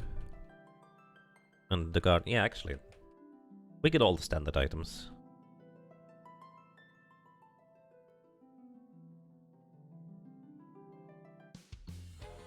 Alright, welcome to the Karna Castle escape sequence. If you know what you're doing, it's not that big of a deal. Especially in this version, I think the timer is really generous. So first of all, we backtrack real quick. And— oh, you can double dash in this version? Interesting. Oh yeah, and also the timer stops in the menu, which it does not do in other versions. Alright. There's no random encounters in the basement. So this chest over there contains an elixir, but also an enemy is guarding it, which is why I'm not picking it up. Elixirs are good, but yeah, not good enough. Oh, sorcerers. I forgot to switch weapon on Faris. Items. Crossrod back to the whip. Thanks for— wait, you were in— you can't do that in the menu, Lenna. Not while I'm sitting in the menu. A toad. Oh, I don't have a Maiden's Kiss. Wait, I need to backtrack.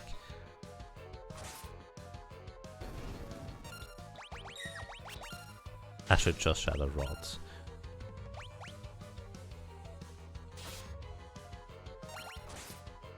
Wait, are you in the back row?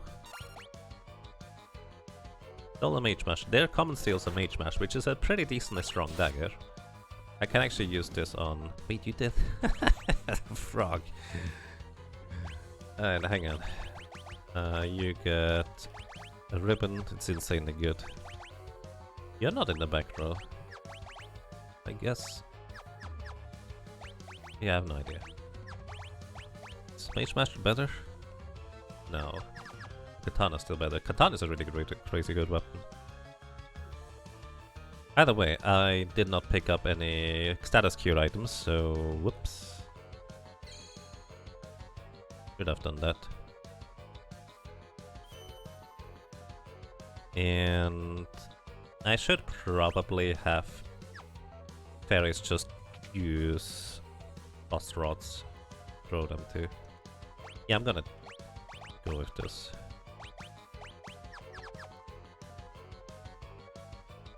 Actually, Fire Rods are better because we need the Frost Rods later. We have 4 to throw, 5 if absolutely necessary. And speaking of absolutely necessary,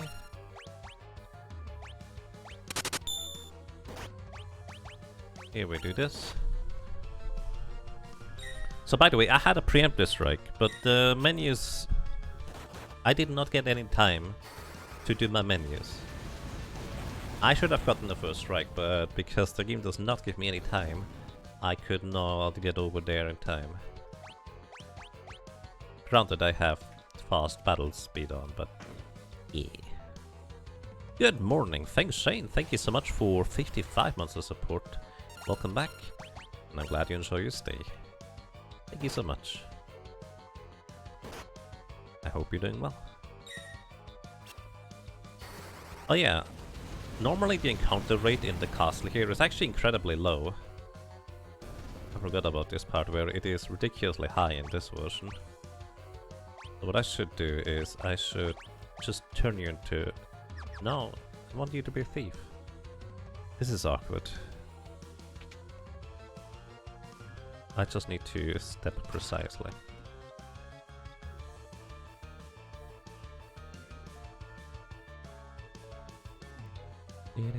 So pretty much all the chests, with some exceptions that I skip, are ones that contain elixirs and enemies that are correspondingly strong to guard it. Also, the way this encounter here works is the wolves get an attack. And then on top of that, whenever the sergeant says bring it, the wolves attack on the sergeant's turn. It's kind of like Steiner from Final Fantasy IX, just telling everybody else to attack. So effectively, the wolves can get up to a 6th turn before I can do anything in these battles. Kinda rude if you ask me.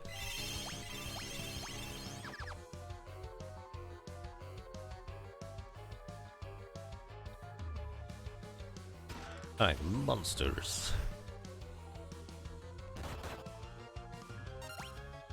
Alright, this guy can counterattack with arrow. He didn't. That's nice of you. Stone elixir, 80% chance for you that. Actually, it's slightly less than an 80% chance. I do believe that was my last flame rod. We get an Elven Mantle, gives us a 1 in 3 chance as an accessory to just straight up dodge physical attacks. Gonna give that to you. Also gives us a little bit of magic evasion and 1 agility. Basically, in short, it makes the Missing Knight significantly faster compared to equipping the Mythical Gloves, which is actually quite substantially relevant, put it this way.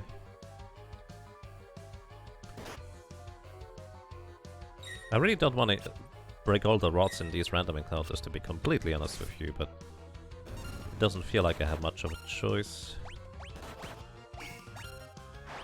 That's not true, of course I do have a choice.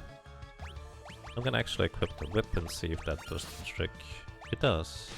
Alright, so if only the sergeant remains in the encounter, he will flee. And conversely, if there is no more sergeant and only the wolves remain...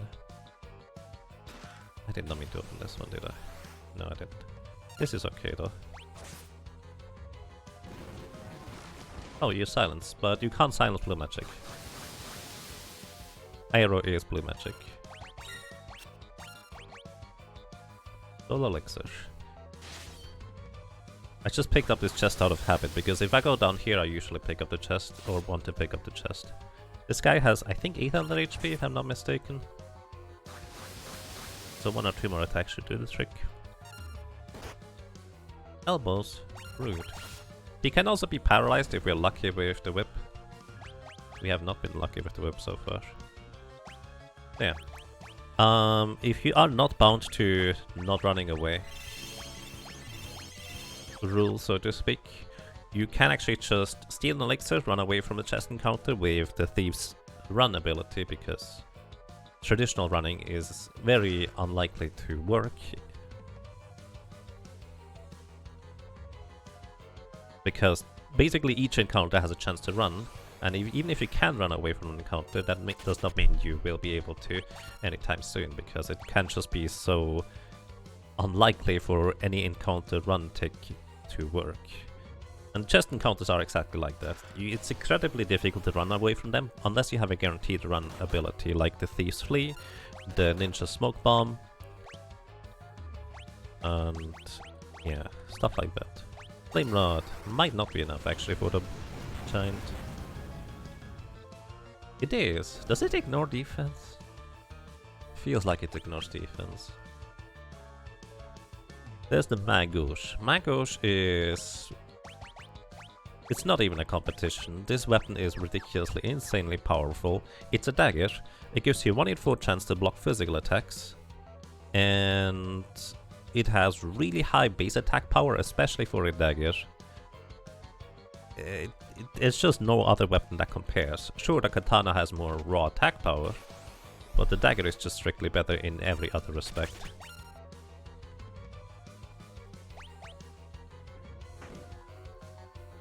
So I never actually had to equip the rods on Faris, but I'm gonna do that anyways just in case it's relevant. Alright, so here, if you defeat all the wolves in this encounter,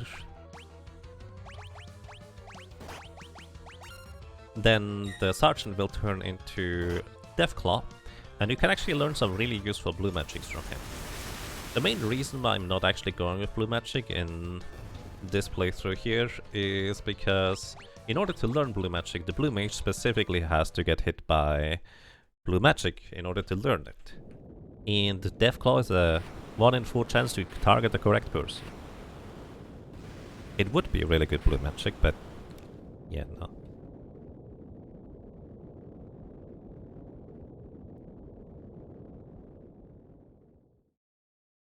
No, frogs are friends, not food.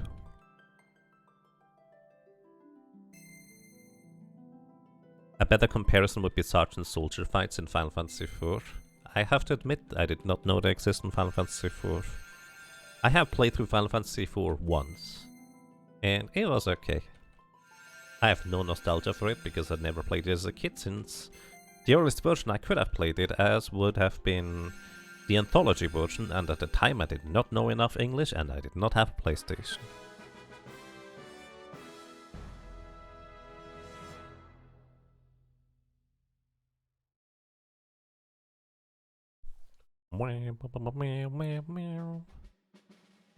Alright.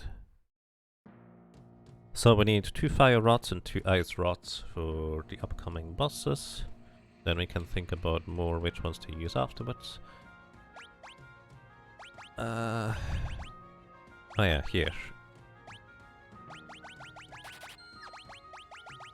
Just buy a bunch of all the status recovery items, just in case. Welcome to you, Fred. Thank you, I appreciate that. Hope you're doing well. So we need some flame rods, 2 is sufficient, technically sufficient. And I'm back to more.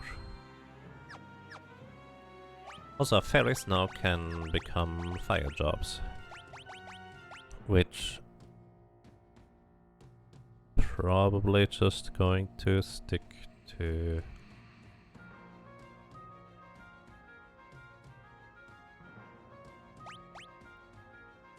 Ninja. Ninja is not that good yet.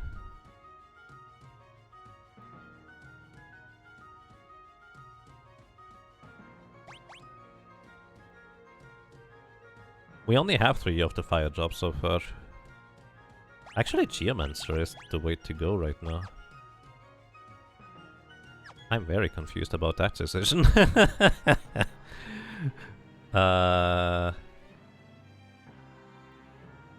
You know, I do think this is correct.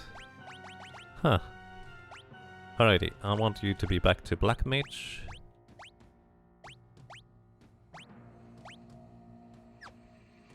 Do I have enough HP to survive a Chimera? I do not have enough HP to survive a Chimera. We can do this on the way back. Yeah, okay. We're gonna get levels anyways. What level are we anyways? 14. Oh, this is bad. This is not good.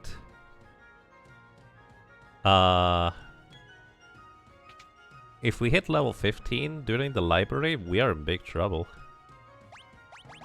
That could cost us a lot of time.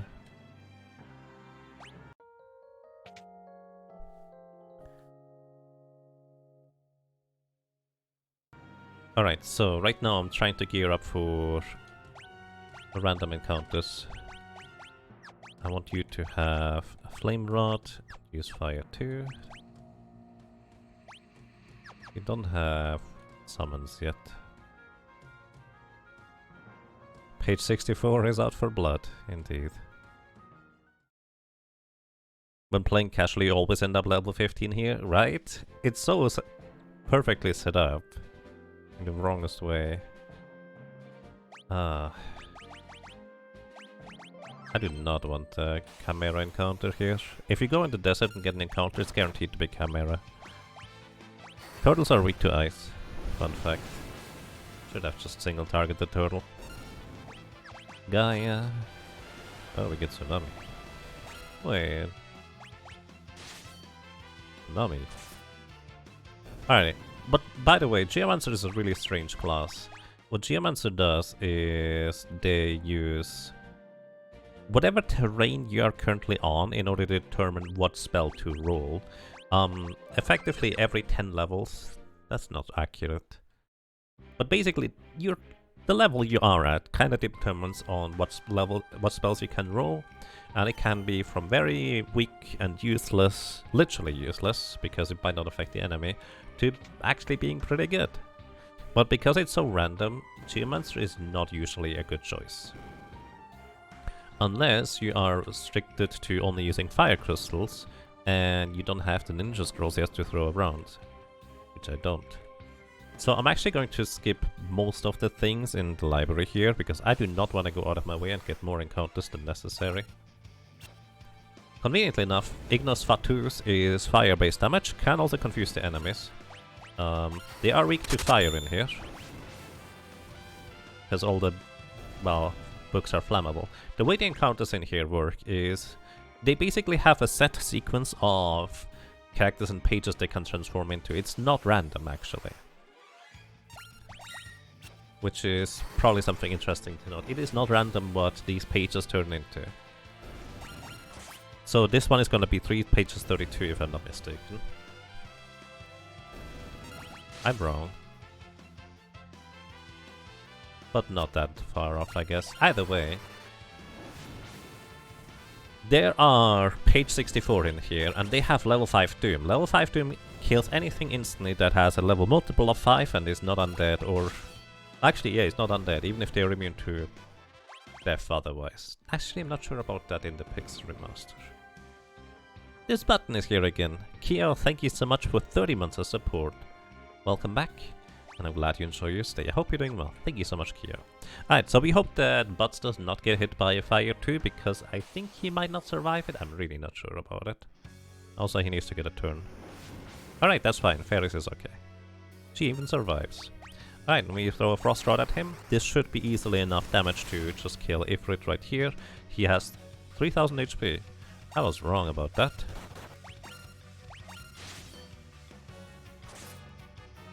There we go. Huh.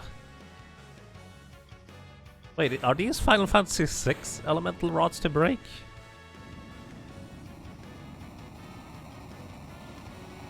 Because that definitely should have been more damage than me breaking stuff earlier with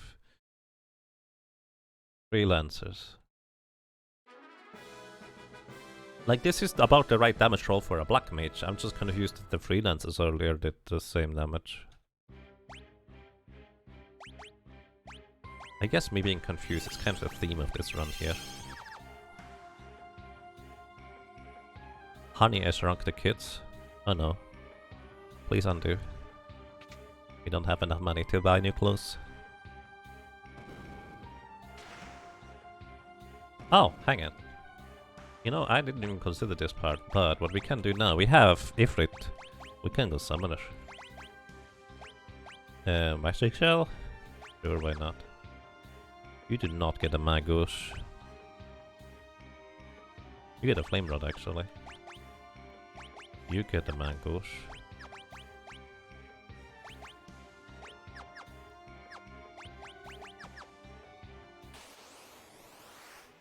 Oh no. Oh, we're not level. We're not that level yet.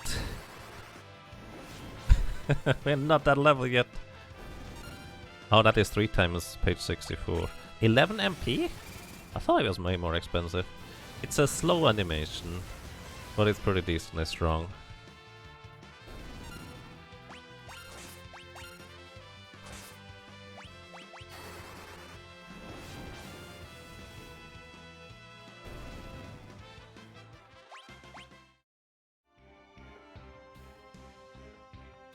No, that's... yeah, I know that one, which is unusual.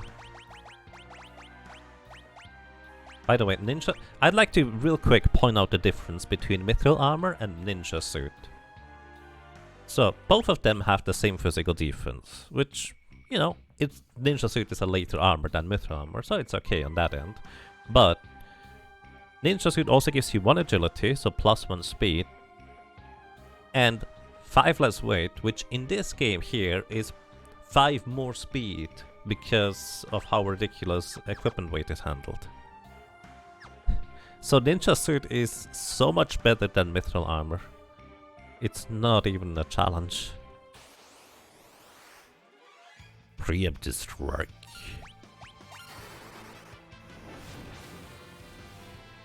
Yeah, I know it applies the multiplier to it. That is not what I'm referring to.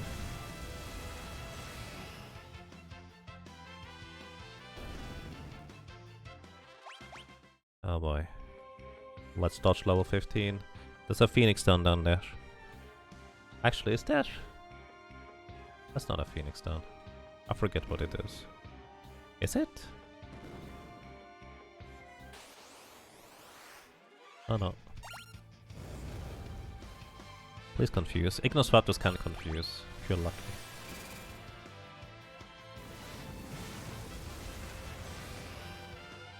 It's Fire Emblem math. True speed equals speed divided by agility minus weight. No, agility is speed in this one. Like, it's the same stat minus weight.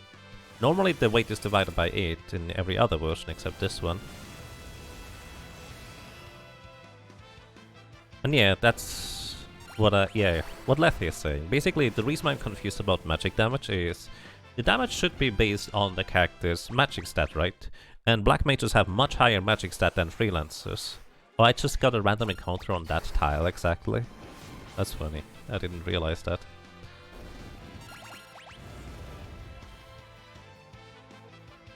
But basically, the freelancers dealt just about 3000 damage by breaking an ice rod while holding an ice rod earlier. And I did the same with a black mage. Black mage should deal way more damage because it has much higher magic set compared to the freelancer. The damage is right now what I expect black mages to do by breaking rods while holding a rod.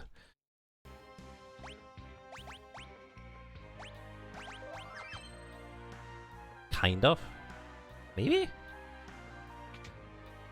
I don't know, dude. Either way, welcome to Biplos. 3600 HP, he can be extremely nasty if you don't have fire attacks. I have fire attacks. He also likes to counterattack with Protect. If you use physical attacks, that can be pretty bad for you, because that halves the damage that physical damage it does. Like Galuf's attacks. Also, I'm not going to attack with Galuf here, because once he is below 800 HP remaining, which I'm pretty sure he is now, he has a chance to counterattack with Drain, which Drain is a really high power spell. Okay, I get lucky, it doesn't counter.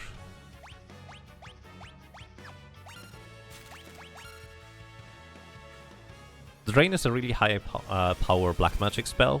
Normally the biggest downside and why you won't see me use it is you don't get it until later. This guy just has it early. So it will probably one-shot a character if they ever get hit by Drain. Also it heals him for a large amount. Oh, speed or agility minus weight. I see. Yeah, okay.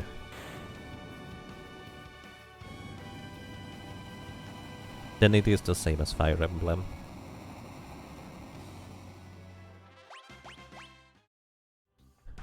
Dum dum dum. Hello.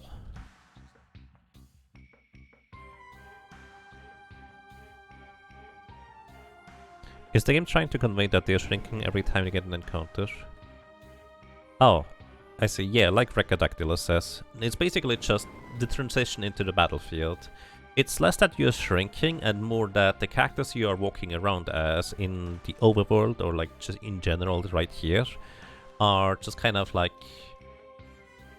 I guess in a sense much larger than they actually would be. Like in here, it feels like they have approximately the right proportions compared to the bookshelves and such, and the tables. But especially on the overworld, you would see that, yeah, they're probably supposed to be a lot smaller than that. It's just, effectively, that's kind of, especially the older Final Fantasies, a tradition to switch into a battle map and then back to the overworld or dungeon maps. Alrighty, we have to feed the library and stuff. That is perfect to get an encounter just beforehand. And fire. Summon, hit, and guide. Right. Wow. You one-shot them? Really? You don't deal that much.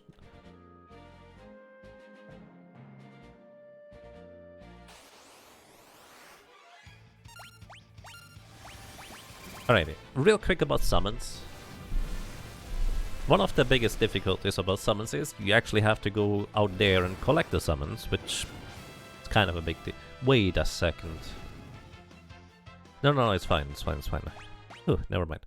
One of the advantages of summons is that their damage always hits all targets, which means, unless the pixel remastered size is different, which I actually don't know if it does, which is why I just said wait a second earlier. Because summons always hit all targets, no matter whether it is single target or all targets, it will always deal full damage, in a sense. And it is scaled around that. Until we get Titan, summon damage is not as good as black magic damage. But after that, for a short while, summon damage is gonna be better, and then late game it's gonna be really good again. Either way, effectively black mage and summoners are kind of like in tandem, just really good area of effect damage / attack classes. Do I get Ramu?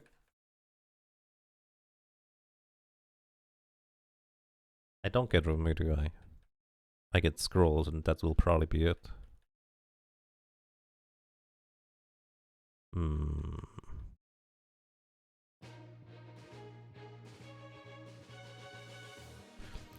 You just think that it's odd there's suddenly a giant book and monsters appear to be emerging from the book. In a normal library, books aren't that large. That's fair. It's pretty abstract. But generally speaking, like even normal-sized humanoid characters are portrayed in battle as being huge and much larger, and I will guess that this is largely just to be able to give them a lot more detail in their character model, rather than having them the same size as the player characters, which would be tiny and you wouldn't get much detail out of it. It's just, I guess you could say, artistic freedom. At least that's my interpretation of that.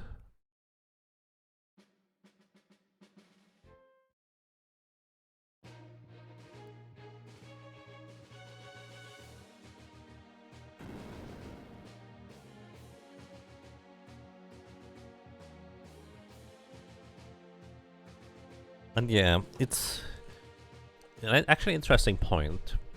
limitations breed creativity, so especially on older systems like the NES as well as Super Nintendo, in order to be able to convey that you are in a battlefield somewhere in the sky, on a skyship or on a beach or anything like that, you had very limited resources to be able to convey and work with that.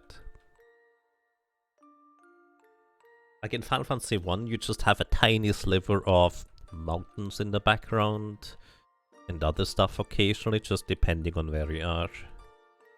And that's all you got at the time. And it just kind of, I will say organically-ish, grew from there. And it's not been until somewhat recently, I guess, that more and more JRPGs adapt the concept of just discarding the battle screen and just do it naturally in the overworld itself for turn-based combat.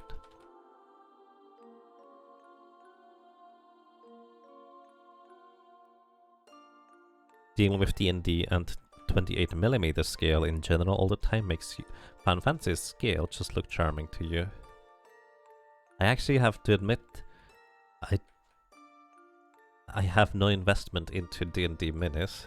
I think they looked amazing often, but I don't know anything about them. What does it mean? Like 28mm is how much?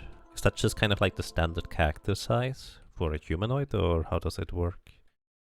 Actually, 28mm would be more like 5 foot, like 1 square, I guess. Because that is 2.5 centimeters. I don't know. Maybe it's a character model.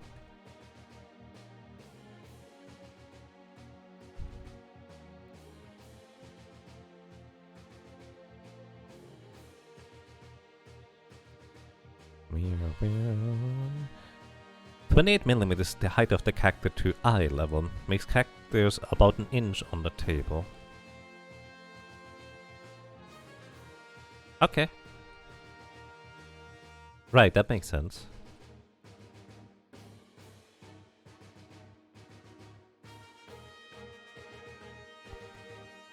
Alrighty, order of operation. We want to get out of the water as soon as we can. Because these Sahagins are just mean. I did not get a lightning rod. Do I need one? Because these things are both really fast. And we don't have particularly good weapons against them. I guess they're not resistant to fire. My brain is still Pokemon where... Oh, they're water, so fire is not very effective. That's not how it works. Actually, Ifrit does more damage than lightning. Huh.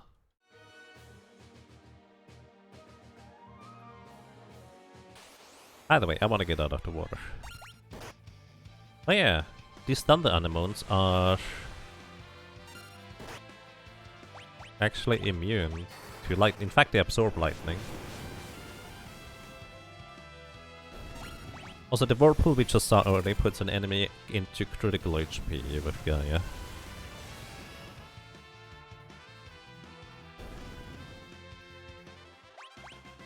You know, I was just thinking.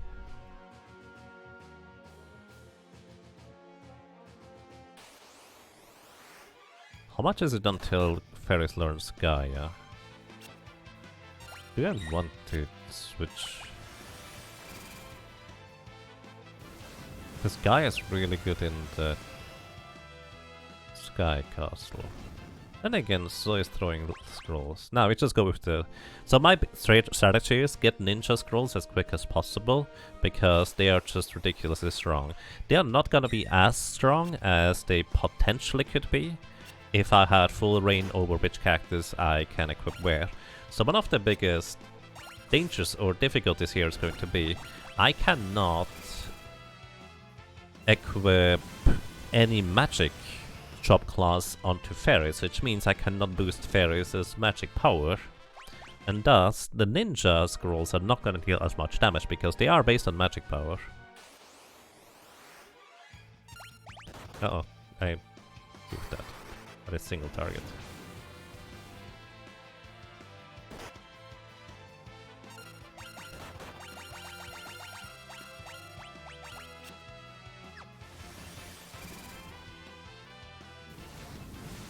I feel like this battle system could work really well if you had free reign over which character.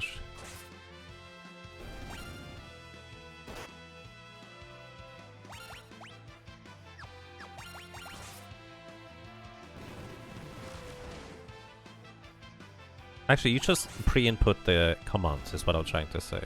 That would make the nose pass there pretty good. Or fine, at least.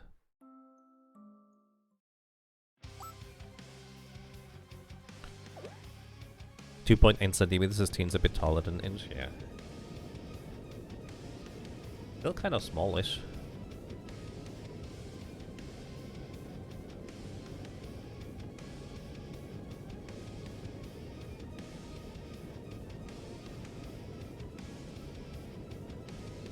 Alrighty, soon we have 3 characters that can just throw area effect attacks around all the time without any troubles.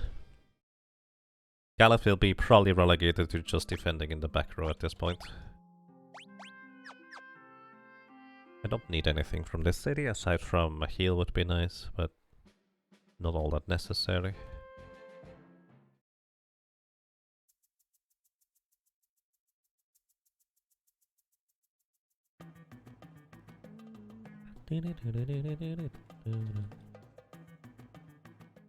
Actually, I guess I could turn Butz into a thief just for no back attacks at this point.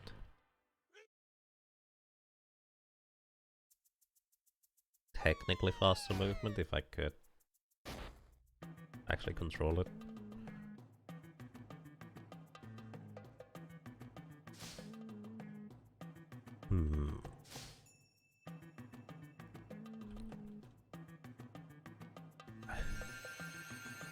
And hey Regasin, welcome! Thank you for the good luck. I hope you're doing well. Alright, we get Bard and Ranger. Bard is one of the strongest support classes once you get the songs. That's kind of big ones though. Whoa! Right, it goes ew in this one. Normally it's like hua! But in this version the music goes ew! I think it's funny. It just me, or is it missing a little bit of the bass? It might just be me.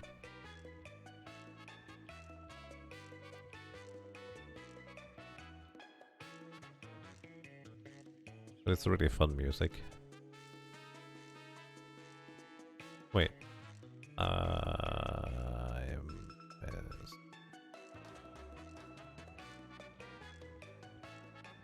You know what? We are right here. Let's get Ramu. And for this, we're actually finally going to turn Faris into one of the most overpowered chop classes in the game. Ninja. You already have Gaia. I didn't even realize that. Nice. Ninja can equip 2 weapons. Alright, there is a rare... Actually, it's not a rare encounter. There's an encounter in here. It's not that rare. That is Ramu, which is one of the summons, which gives us lightning elements for our summoner. It's going to be useful, I think. Useful enough to briefly go and grab it. But we actually have to deal enough damage to Ramu in order to defeat him. Oh my goodness. Those things are scary. Good thing I saved. It would give you a lot of experience if we were to survive them, but chances are not looking good on that end. Lightning scrolls.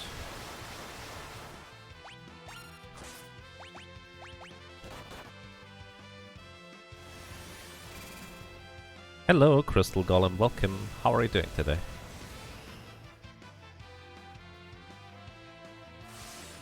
Yeah, good thing I saved. By the way, you can see Galuf having a ribbon equipped gives him so much defense, it's insane. Ribbon gives you +5 to all stats, which is crazy. And it also gives you immunity to a ton of status effects and a lot of physical and magic defense. Ribbon is insane to be able to equip. You know, it would be better if I could reset these encounters. I didn't think about this part where I couldn't just run away until I found Ramu. This might not be worth it.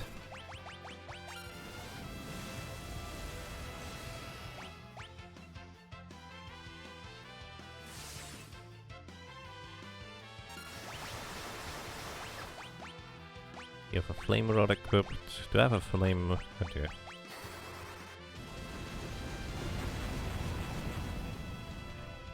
Welcome to your Ruin of the Mill. I'm doing overall quite fine. I hope so do you.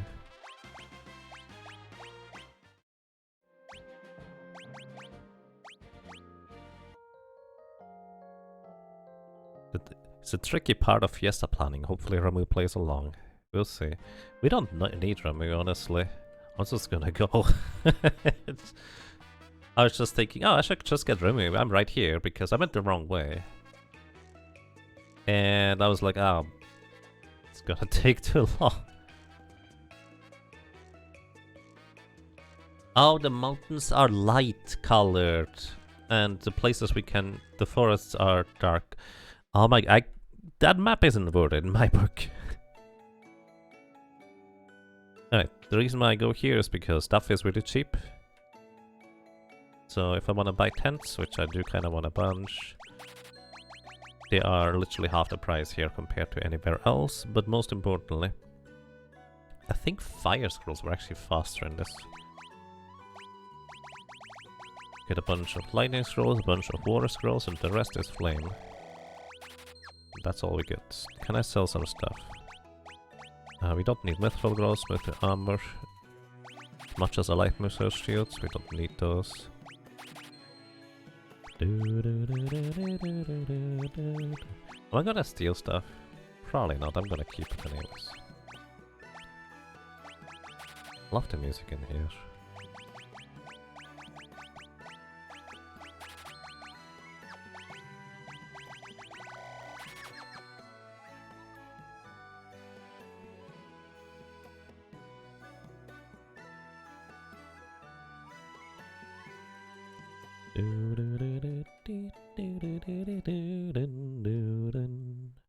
Alrighty, so we're gonna do the traditional farming method up here, and that is involving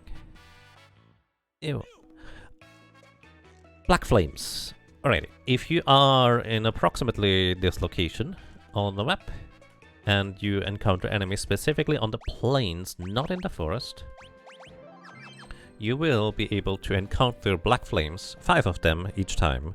They give you a ton of money, and even if you have to break rods in order to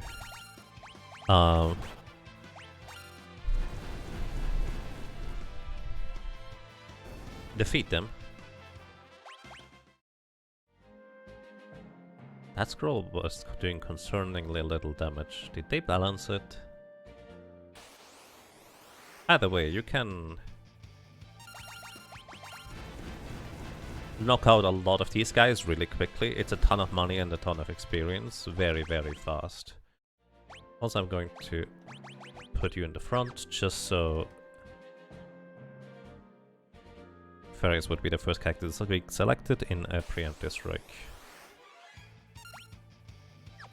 Like how he's still gonna be the first one. Ninja has by far the highest agility of any of the characters I have in my party. The ninja not going first is just so weird to me. I could go... No, you just stay Black Mage, this is fine.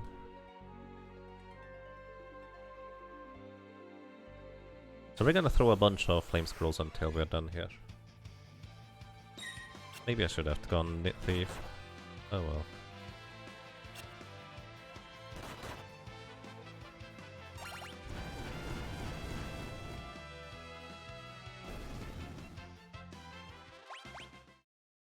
Maybe the water scroll had the quick animation. Let's use a water scroll next.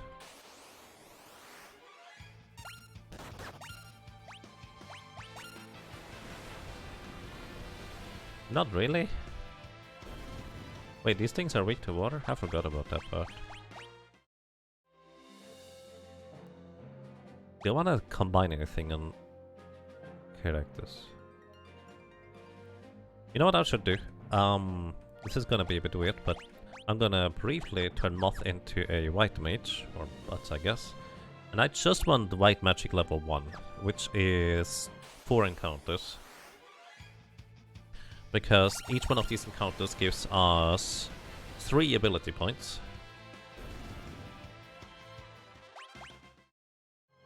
And we need only 10 in order to get white magic level 1. And with that I will be able to use Moth's Cure outside of combat to heal everybody efficiently.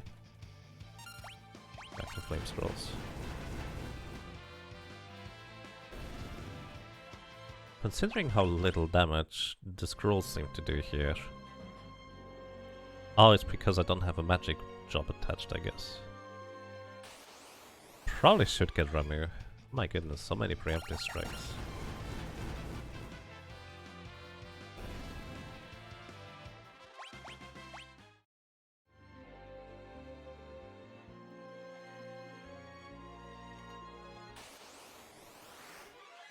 And back attacks. Level halved, which is an extremely debilitating status effect because you have no way of recovering your levels. Actually, maybe in this version you do, but generally speaking, you don't have a way to get your levels back in every other version. How many more? Alright, we are level 1 white magic, so we can go back to black mage. Give you white magic.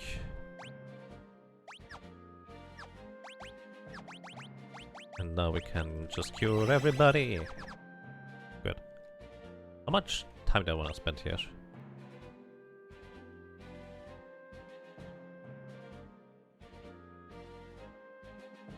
I should have based it off of ability points. Let's get one more level on everybody and then we move.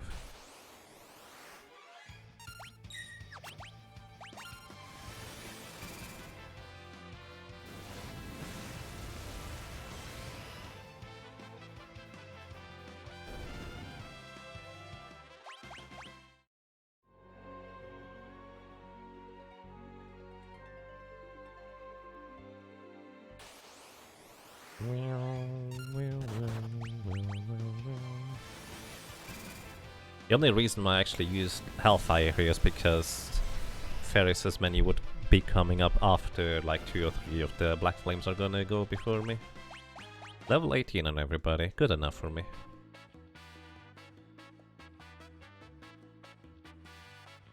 Ew. Honestly, this map is so confusing. The light portions being mountains we can't move on or land on.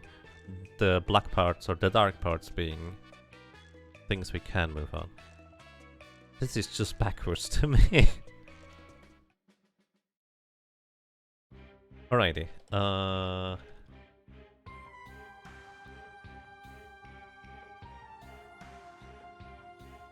I could get Aqua Rig. Is it worth it? I take like 2 encounters additional to the Chimeras plus chop change. I don't think it's worth it.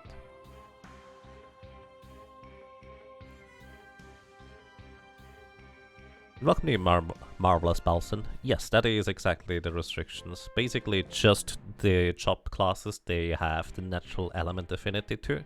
Wind is Butz, and Lenna is Water, Faris is Fire, Galuf and Krile are Earth. So Galuf currently does not have any chops equipped whatsoever.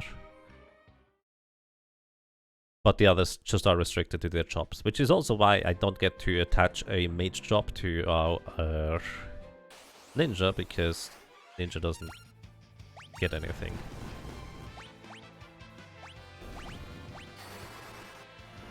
Currently.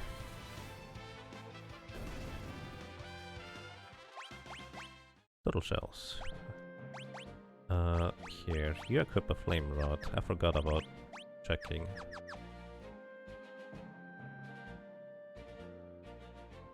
And welcome to Sandworm.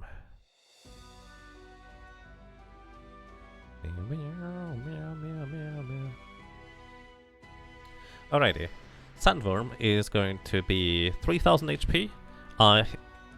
The biggest weakness he has is Aqua Rake, because Aqua Rake deals 8 times damage to desert type enemies. He is a desert type enemy. Aqua Rake is not actually water damage. Water Straw does not actually deal extra damage, unless the Pixel Remaster changes that. That would be different.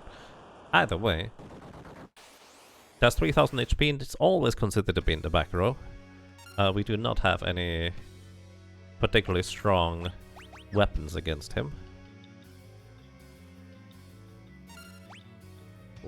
Why is it Lenna's turn now? I was in Faris's menu. Please, game. You just defend. I want to throw a shuriken at him. And then some fire. Should have got the other shuriken too, huh? If you attack a hole by accident, or intentionally, I guess, it will counterattack with gravity, halving your character's HP. I cannot... Well, actually, we can throw the Ashura. That's fine.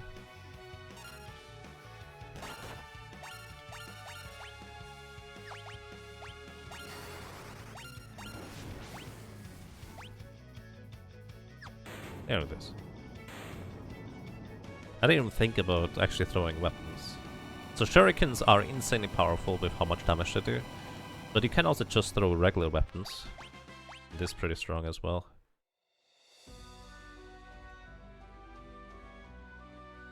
You can change characters when their ATB bars are full, in case you forgot. Right, I did not forget, but it automatically switched it for me while I was in Faris menu waiting for the sandworm to appear.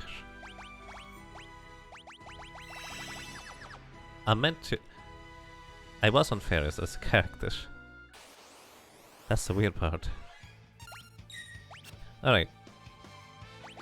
They have no particular weakness to any element we have access to, and for throwing scrolls. So we just go with fire, because everything is fire right now.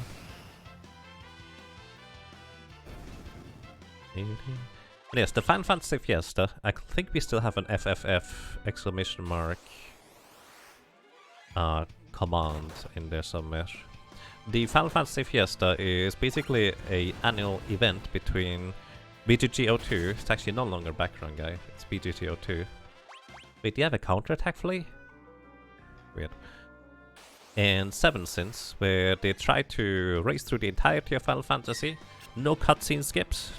Need to watch every cutscene, and no running away from encounters.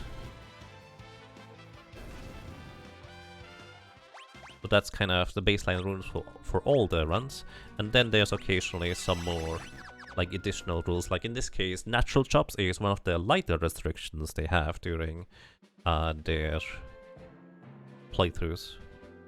In fact, it's a very light restriction in comparison.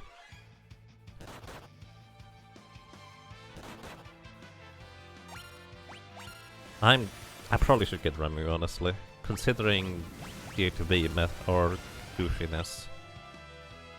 Lenna gets turned so frequently. I think Ramu would be the way to go, honestly. Alrighty, in this area here, you're supposed to follow the ghost of the king, but if you just know which triggers to hit, you can advance this quicker. Hit the trigger in front of the stairs. There's 2 triggers on the right you can hit, or you can just hit 1 trigger on the left here. Right here. And then that's it. Then you just go over here in his rear.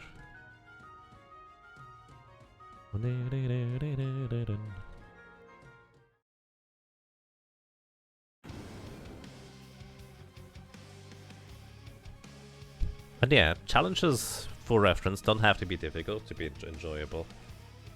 And especially if you're not like speedrunning actively a game, or just super challenge runner of one of them, a lot of these, let's say, light challenge rules, that for me in this case is not particularly dangerous or difficult, those are still quite challenging for like a casual-ish play. Like, it's rather unusual to not be able to mix all the chops between all the characters that you have access to, I would say.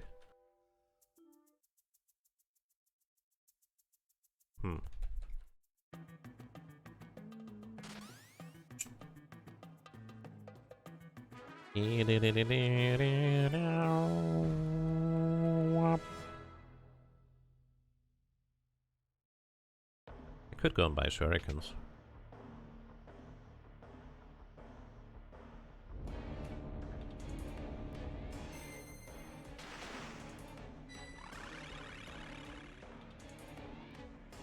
Actually, water still works on Hercules Form 5, right? The one element he's not immune to.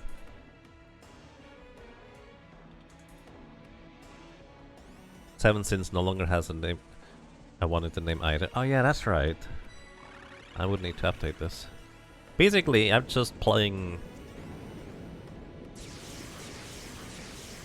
Seeing Seven Sins and BGTO2 run through Final Fantasy V just kind of made me want to play it as well. That's the short version. And I'm just using their rule set as well. And if there's a bit of cross-promotion going on there, you might not know about them just racing through Final Fantasy V, which, by the way, they are Final Fantasy VI now, at this point. Then that's pretty good too, right? But yeah, I would need to be updated to be BGTO2. I'm actually just do this, I'm gonna forget otherwise. F. BGGO2 and 7 Sin.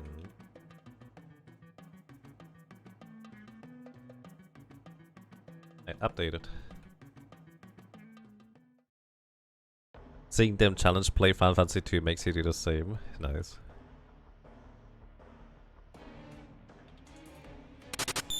And yeah, exactly what Recodactylus said. They are to add to the challenge, but not make them super difficult.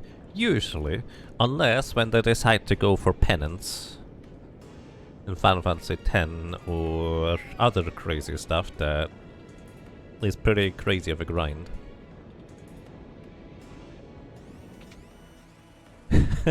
No, you legend. No, you. Maki Makes, thank you for sticking around. I hope you're doing well. I hope you enjoy the sub.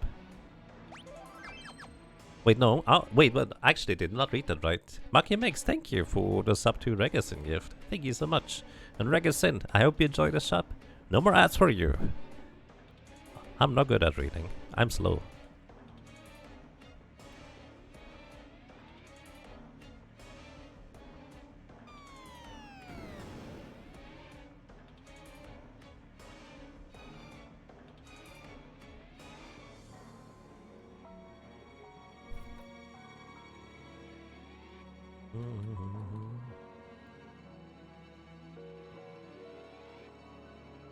My favorite part about... Like, this is one of my favorite cutscenes right here, by the way.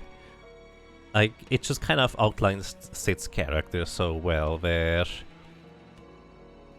he drops down into a random hole, just kind of in the middle of nowhere. He's lucky that he doesn't break all his bones. He gets up, looks around. He randomly sees the dudes that kind of helped him earlier to get through some other stuff, and he helped them in return, giving them a steamship. He just ignores all of that because, oh, well, that's some weird ancient contraption here. I wonder how it works, and then just goes to work and gets it running. I love this guy.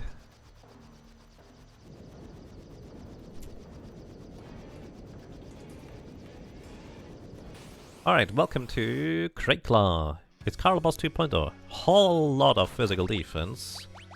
Unfortunately for him, he only has 2000 HP. No real magic defense, and he's weak to lightning. Yeah, Ifrit did not do the trick, I figured as much. I should have just waited. You can also confuse him if you feel like it. Also, if you steal from this guy, he does have a elemental lightning elemental sword, the coral sword. So there's that. Frostbow is the common drop. Actually, it's always a drop too. I think this is the other way around now. Regasin, thank you so much for the gifts up to Maki Makes. Really appreciate that. You wonder what their plan was to get off Crescent Island after leaving the Black Chocobo there. Honestly, I feel like these two didn't have a plan. They just had the idea of, oh, we are supposed to bring the Jacoba back home. Alright, let's do that. I don't think they thought that far ahead. I feel like they don't strike me as the people that would consider the afterwards.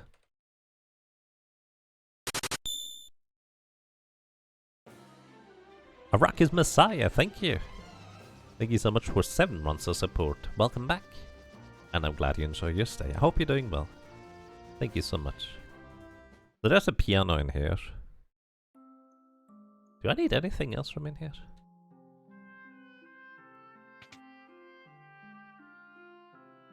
Trying to think whether this like... You can get Mage Master in here, Coral Swords. You can get one of your first spears in here. Bum bum bum.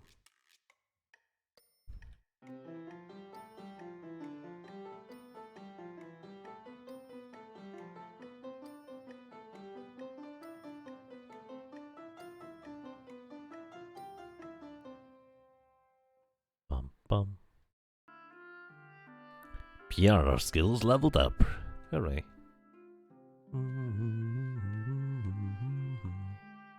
Honestly, the weirdest thing is that we don't get all the tablets in this run. Because you're gonna be in World 3 and just like, oh, I guess I don't have to do anything else, though. It's just going to the void.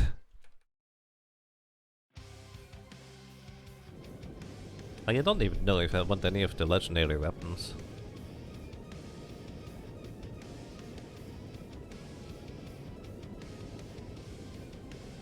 I guess the legendary weapon that gives me the best opportunity to defeat the random enemies the best would be my choice. Oh.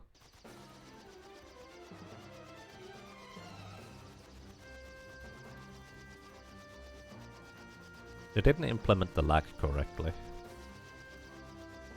Right, that one may need a bit of explanation of what I mean with that. Basically, after that cutscene with the gigantic floating continent rising out of the ground, in the Super Nintendo as well as Game Boy Advance version, once you get control back over your airship, it's really laggy. It's like half the FPS compared to what it is normally, until it gets back to normal. And turns out it is kind of laggy as well when you get back to your airship here as well, but it just skipped a bunch of frames instead.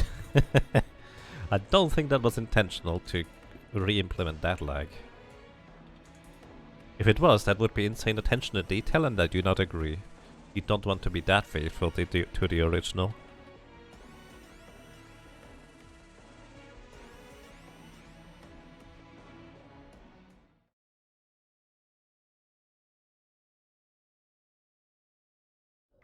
Do I have lightning rods? No. Alright, we need a lightning rod. Or 2. Actually, we need a bunch. We also need frost rods. Where am I?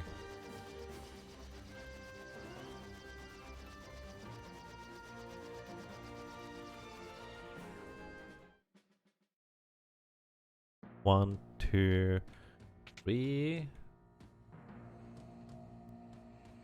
Bunch. Like 5 is fine. I just... Hi, Megas. I just bought flails. At least I didn't invest my entire budget into flails. Oh dear.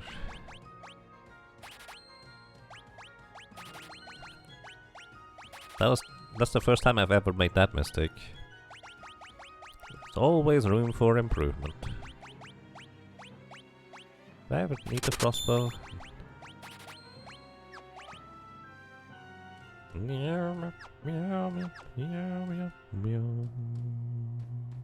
Alright. Hey yo, Mayo. Alright, thank you so much for a really long time of support. Welcome back for 82 months. And I'm glad you enjoy your stay. I hope you're doing well. Thank you so much. Expensive mistake. Yep.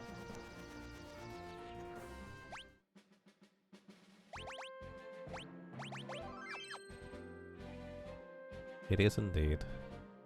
Alrighty. Let's get a Remu, please. Hey, I just needed to say please. Okay, we go fire.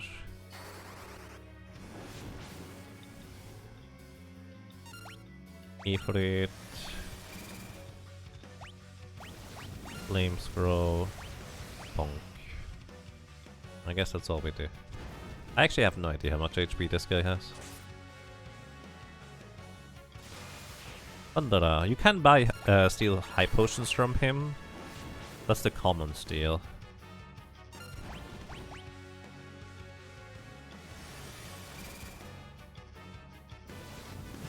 Who would have guessed? We just needed to say please, indeed. Meow, meow, meow, meow, meow, meow, meow.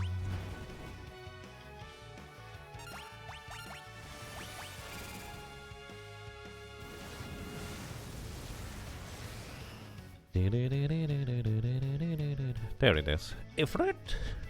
What are you doing here? Lord Ramu, I see you have become even more powerful. If you would lend that strength to us. Ifrit, no need to say more. I have never been... What? I didn't see that. The text was too quick. I'm too slow. I think we actually have to use the Ramu item in order to get Ramu. Yes.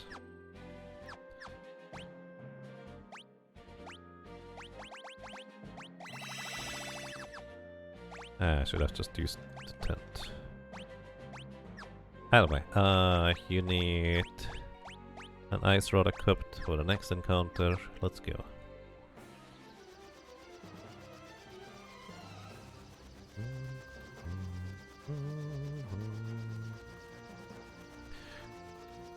You and I have never been enemies, I see.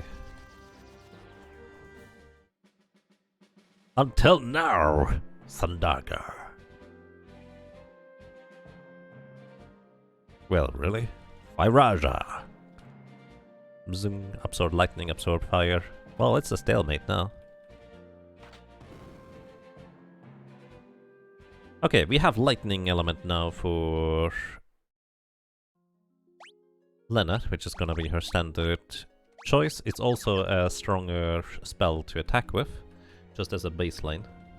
I don't know how quick the animation is, but in Super Nintendo and GBA, Ramu is actually one of the fastest summon spell animations. And it's kinda neat. Right, we obtained Adamantite. Let's try to forge it into armor. But Timmy has something to say about that. Hello, welcome to you, Felly. I hope you're doing well. Alright. Ramu. Bonk. So Adamantus attacks twice, then attacks once, then attacks twice, then attacks once. That's all Adamantus does. It has 2000 HP and permanent shell and... Wait. Faris, no. Why, Faris? Faris just ignores shell with throwing scrolls. That's not okay, come on. What I mean with this is... This guy always takes half damage from magic. But for some reason, flame scrolls actually just ignore shell, clearly.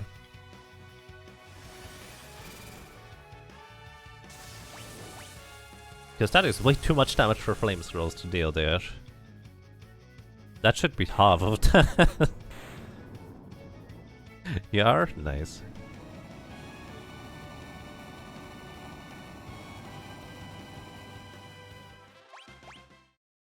I do believe we get a free sleep after this, so I don't have to revive, but... Okay, learned something new. In this version, flame scrolls are not halved by shell.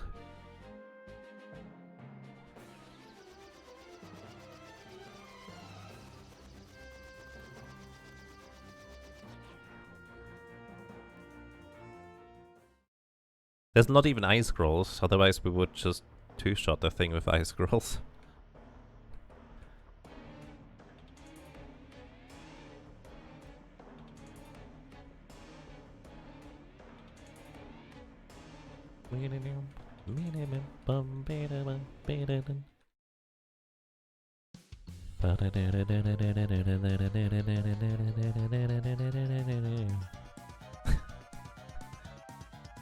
I like these two.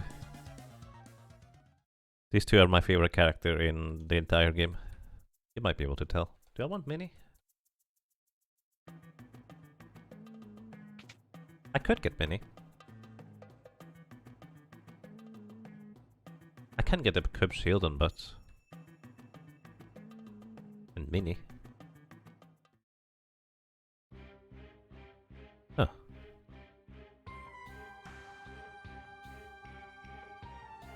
Oh, I forgot, there's also 2 shurikens. That will probably be, at the very least, very worthwhile to pick up. No, don't go up. I need to go back down, guys. I forgot the thing. These shurikens don't sell for anything. Like, they cost 2,500 gold to buy, but they sell for 1 gold. So, unless you specifically have a ninja to be able to use these shurikens, they are useless. And so consequently, I'm just not used to picking them up at all.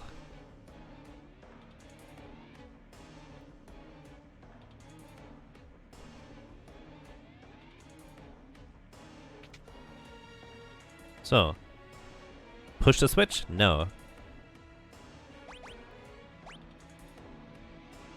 Okay, you can't do this in this version?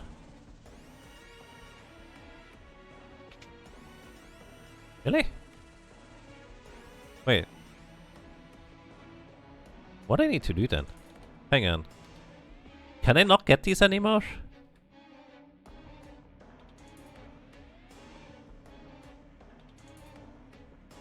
I don't know the sequence of things.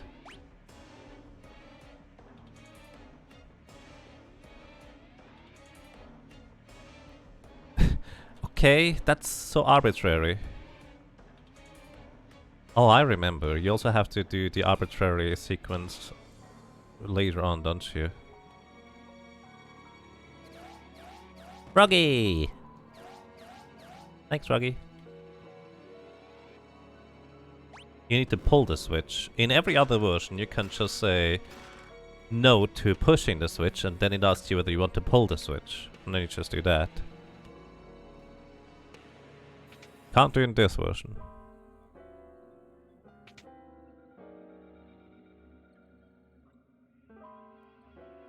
Flowers, note, earn, book, pull. Yep.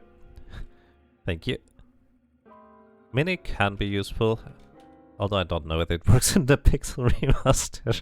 There's so many things I just don't know if they work in the Pixel Remaster. I need lightning scrolls.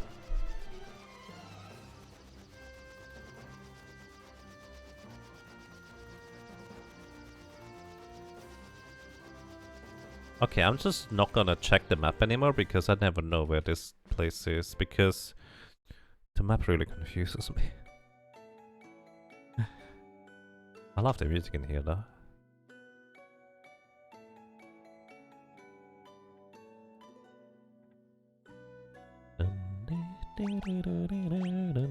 Alright, we want to just get a bunch of lightning scrolls. And a bunch more water scrolls. That's it. Thank you. Alright, the problem with coming to this town is that every time I come in here, I want to hear at least one full sequence of the music. So, it's losing me time every time. But I don't mind.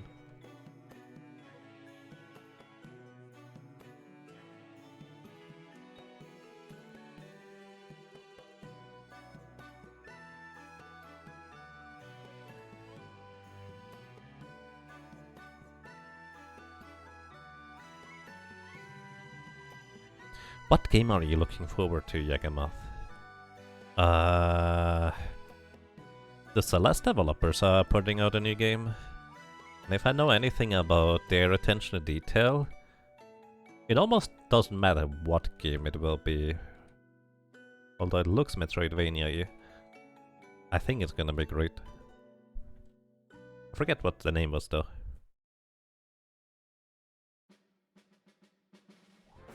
Right, where was I? Oh yeah, we go up.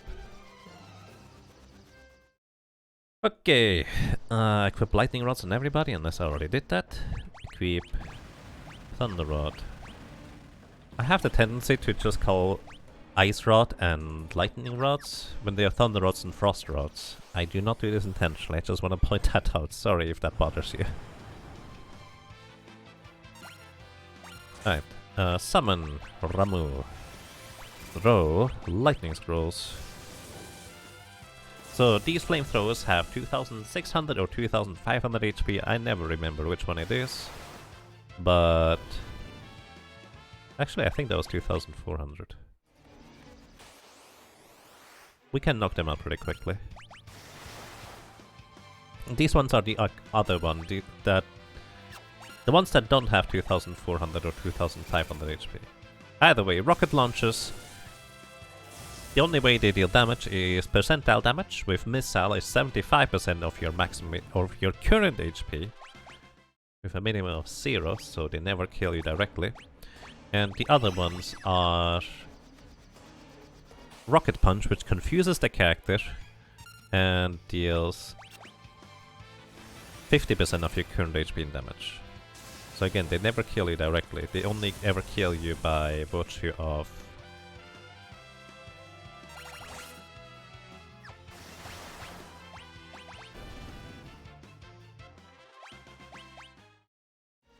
you knocking yourself out. Flamethrowers, on the other hand, are a bit different. I do think Ramu was worth it, honestly.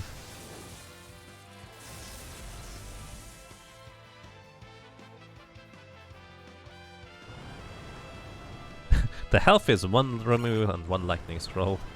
Exactly. That's how that works.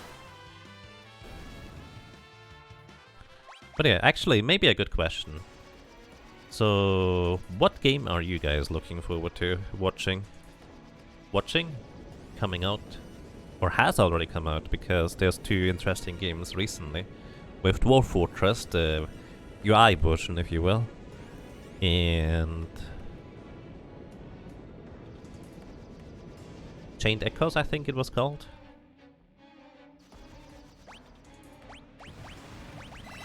Alright, let's go. Welcome to Soul Cannon. It has 12,500 HP. Or was it 12,000? I never remember. Sorry. The little rocket launcher on the back of it have 1,200 HP, and that was an unfortunate target for me. Alright, Lenna's gonna get grey hair. That's okay-ish. Grey hair means she is consistently losing stats, which is very unpleasant for us, and that means she will deal less and less damage. I don't know about the Pix remaster, but in every other version you actually only lose stats, you don't lose levels as a player character, but the enemies, if they have the old status effect, they do lose levels too. But if you play the SNES version, they actually don't deal any less physical damage or magic damage, because they don't recalculate their modifiers. Either way, that is to say, we just knocked this thing out with a lot of thunder. And lightning, very, very frightening. And the main thing the Soul Cannon itself does is it just charges up until it is, I think, 7 turns deep, and then it will unleash an attack that deals 50% of our maximum health in damage. And a little bit of HP leak damage too. Which both HP leak damage and, if I'm not mistaken, the old status effect are significantly nerfed in the Pixel remaster. And it doesn't even get to the point where it can do the thing. Thunderbolts and lightning, very, very frightening. Hey, Galileo. Galileo. Galileo Figaro. And I don't know the rest. Armored Core 6. Oh yeah, that could be interesting. It's one of those cases where I'm more interested in Armored Core 6 because of what the developers of that have put out previously, rather than the game itself.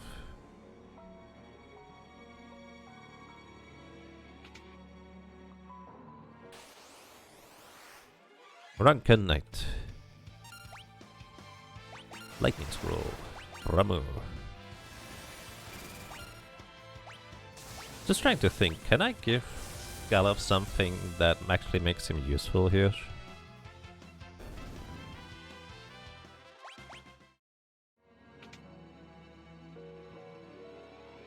If I could get lucky, that would be fantastic here. Alrighty, so let me explain real quick. There's these wind-based enemies. Also, fun fact, these stones are weak to lightning. There's these wind-based enemies in this dungeon here. They have a 1 in 16 chance to drop us a certain dark bow, which can inflict blind upon an enemy. And blinding an enemy is insanely powerful in Final Fantasy V because it means they miss 75% of their physical attacks.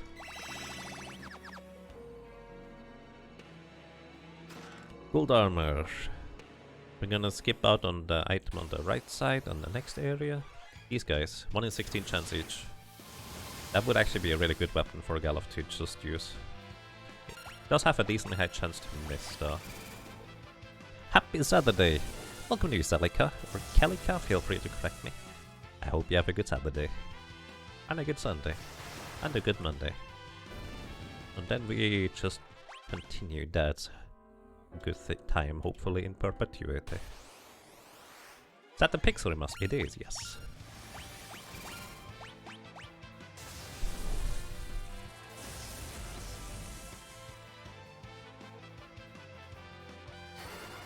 Final Fantasy 16, you want to go as blind as possible into this game. Nice.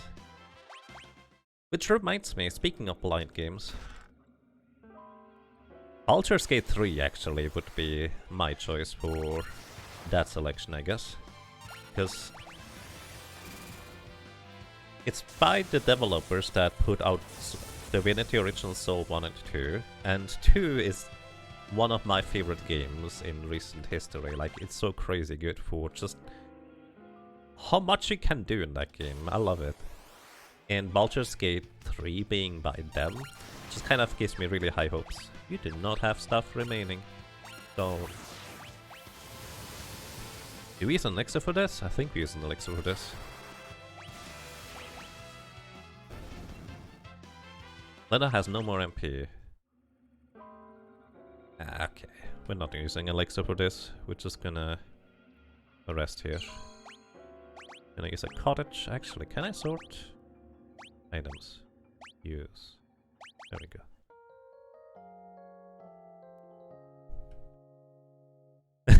That's not you, Pixel Master. Ah, okay. I think there's a re in there somewhere. In this game. That chest on the right there contains a Phoenix Down. Would probably be not a bad idea to pick it up, let's be real.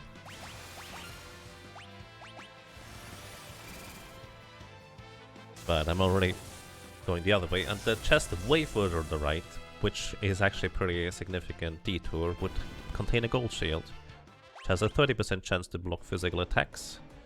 None of my characters currently can equip shields, which is okay.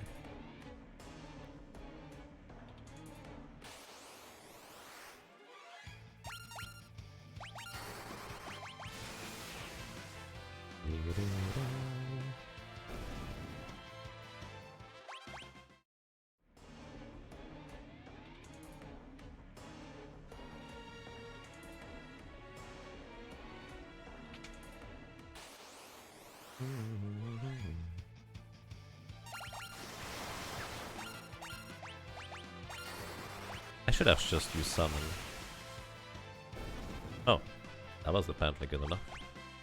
Faris mastered first strike. Neat. That actually is useful, because first strike gives us a significantly increased chance to get first strike on enemies here. Should I try to steal a Lamia's tiara? Like, that was my original plan, but the problem is...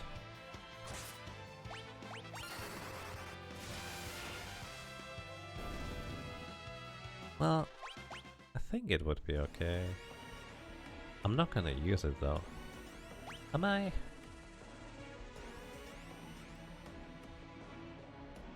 No, I'm not gonna use it. Sorry. Shuriken, we have 3 now. Bamia. Hey, it's a sect. Welcome. Hope you're doing well. You vote for Steel? Alright, there's 1-to-1 votes. You have me overruled. Let's go Steel. Jobs. Moth. You go Thief. Yes. Cat. Light Magic. Just so you can still heal, use your MP. You have these gloves equipped, good. Alright, whenever we see a Lamia, we're gonna try and steal them.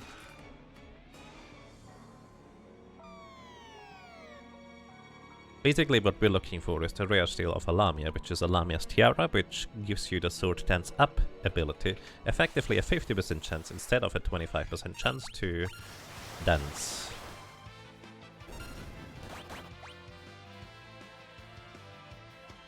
And the common steal is a Maiden's Kiss, so we just steal a kiss instead. I do not feel like that is appropriate, but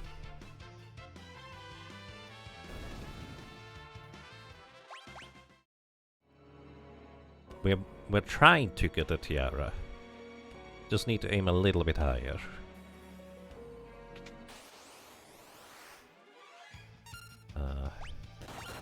These guys have a common steal high potion, so stealing from them is actually not a bad idea either.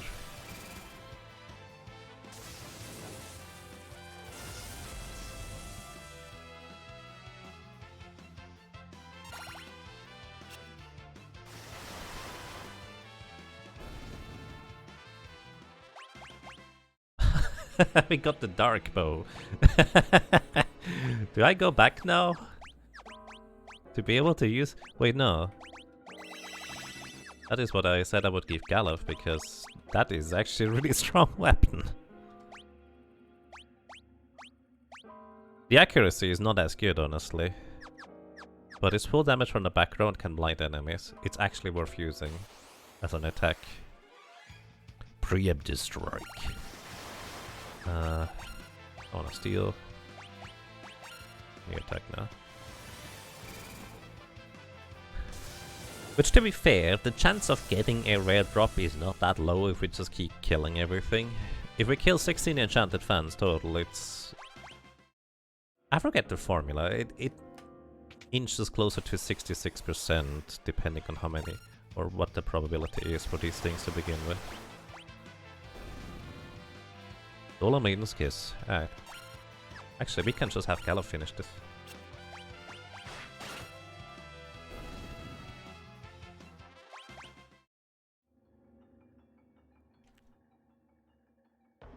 You don't need accuracy with the ribbon equipped though. Oh dear.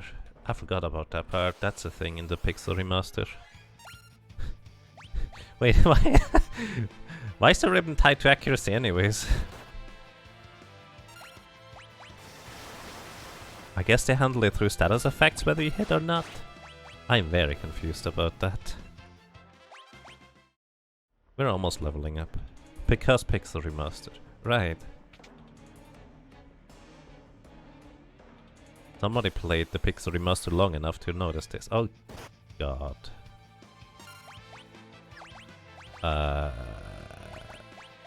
Here. Okay, it still works. I do believe the previous version disabled the ability I'm getting out of here. We are also now level 20, so level 4 Graviga will hit us, which basically reduces our HP to 1/4. Not by 1/4, to 1/4. So I do not want to deal with that thing. That thing is scary. Throw, lightning scroll.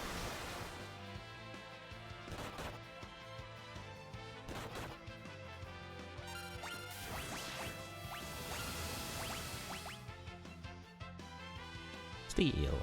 Maiden's Kiss. Alright. We tried. This is probably the last encounter we're gonna get. It's nice to fight Omega with Freelancer. Yeah, I believe it.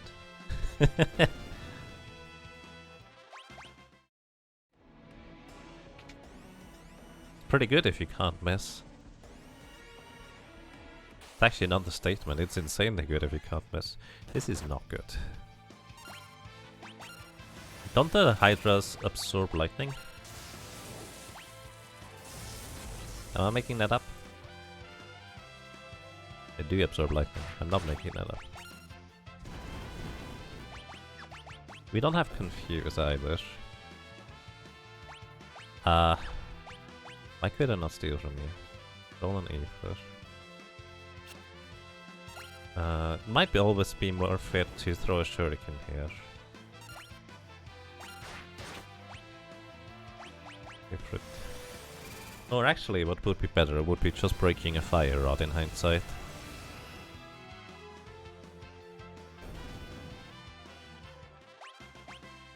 Master Sprint. Hey, we get an elixir out of it. Cute. Hey, Jobs, you go back.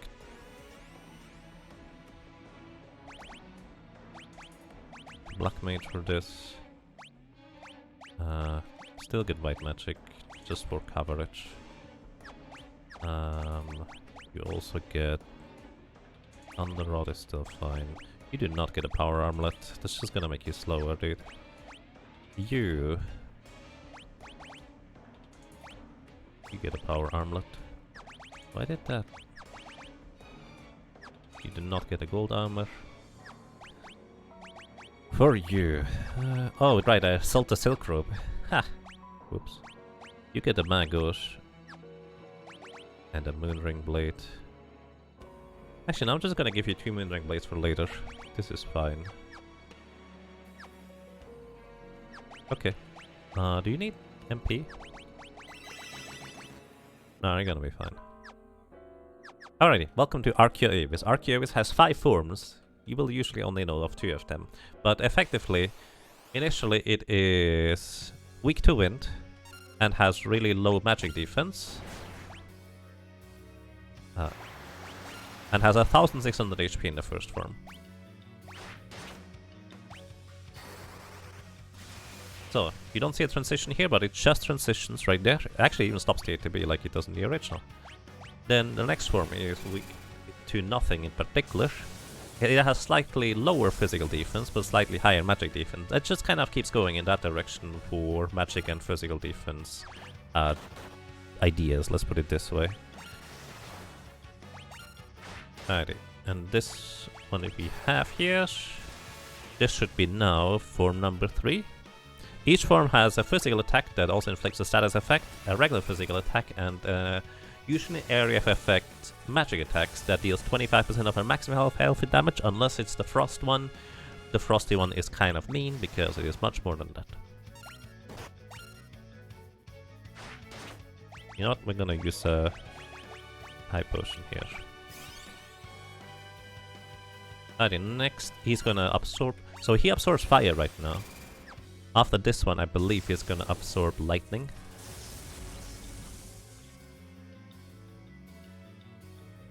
Pretty sure he's gonna absorb lightning now, so we're gonna throw flame scrolls.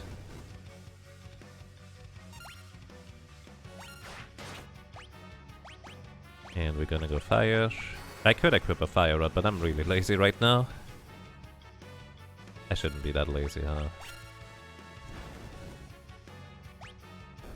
Alright, now he has 2500 HP, is immune against most elements, except water. But he has 0 physical defense.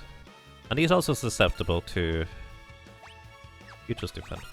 He's also susceptible... Oh, Maelstrom, that is critical HP on everybody that gets hit. I'm just gonna heal you. And you're gonna throw a shuriken.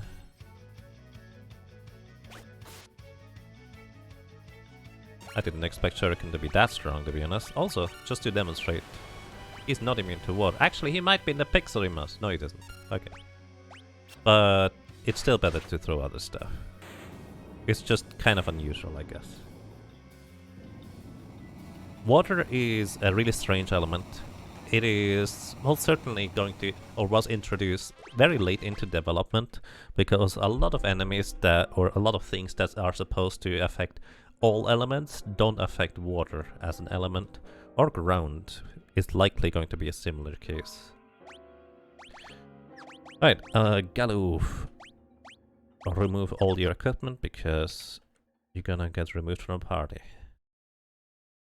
As soon as Galuf would get his job classes, he's not gonna be here anymore. It's kind of awkward. This boss was your first ever wall. You went through all 5 forms since you did almost no damage to it. Yeah.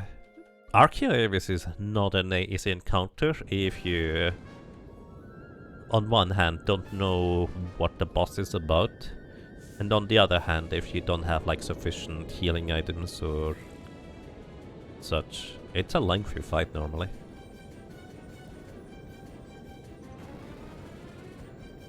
Alright, World 1 in 3 hours and... yeah, it's gonna be like 25 minutes, I guess, soon. Maybe more, I don't know. These cutscenes are pretty lengthy. Oh yeah, don't I need to go and read the thing in the Crescent Island place to be able to advance now? Or did they fix that? You had no white mage, so you ended up relying on Geomancer to carry you? Nice. Honestly, Geomancer, specifically the Ronka Ruins, is one of the few places where Geomancer can shine. Its Wind Slash that consistently comes out in here is really, really good. And it only falls apart in the last phase against Archeo Avis.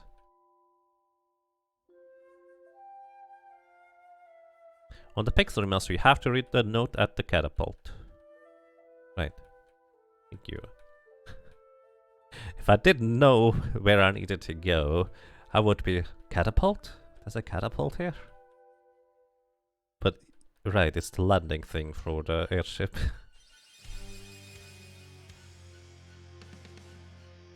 Catapult, 4 attack, 1 defense. Or was it 3 attack? I think it's 4.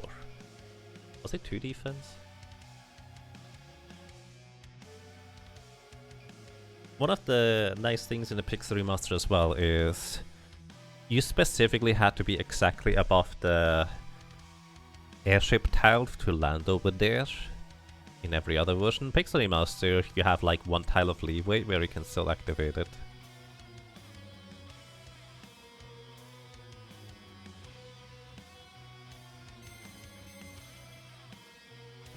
Alright, Boros we probably just nuke. Is there anything that we don't nuke? I think we're gonna go for Titan first. Do I keep the shurikens for Gilgamesh on the bridge? I think I do, actually.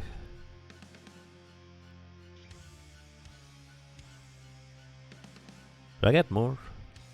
Do I need scrolls?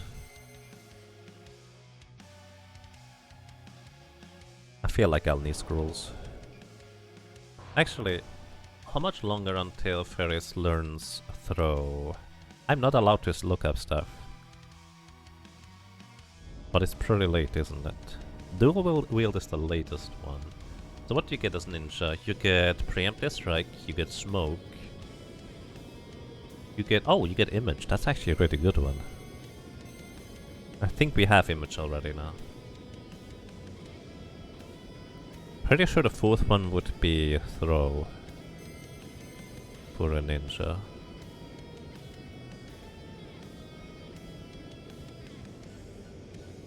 Rip, the bad guy is released. Better restart the game and try again. Yeah, I feel like we can just continue. We just break apart the world. Fix it back together. And... wait. Between breaking apart and fixing together, we probably should remove the bad guy in there, right?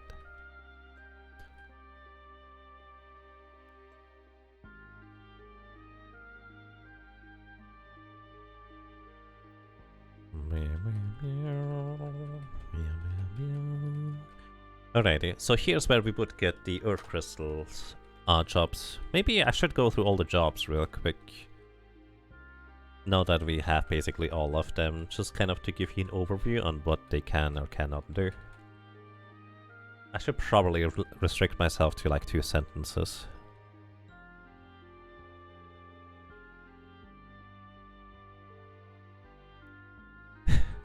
Let's remove the bad guy and destroy the world then. You know, if you do it in that order, if your plan is like the entire thing, remove the bad guy and then destroy the world, then chances are that remove the bad guy will include removing yourself.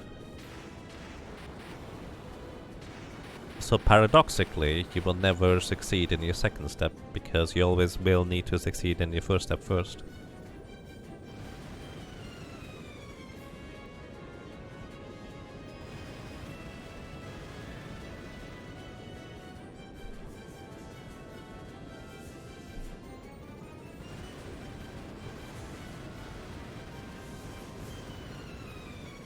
I just realized I don't need nearly as many high potions as I usually do. Because we could just have somebody be...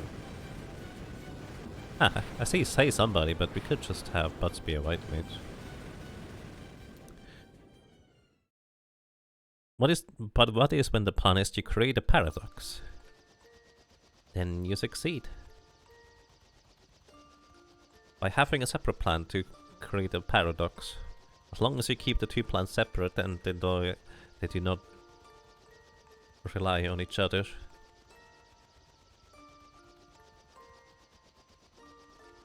I have no idea what we're talking about now.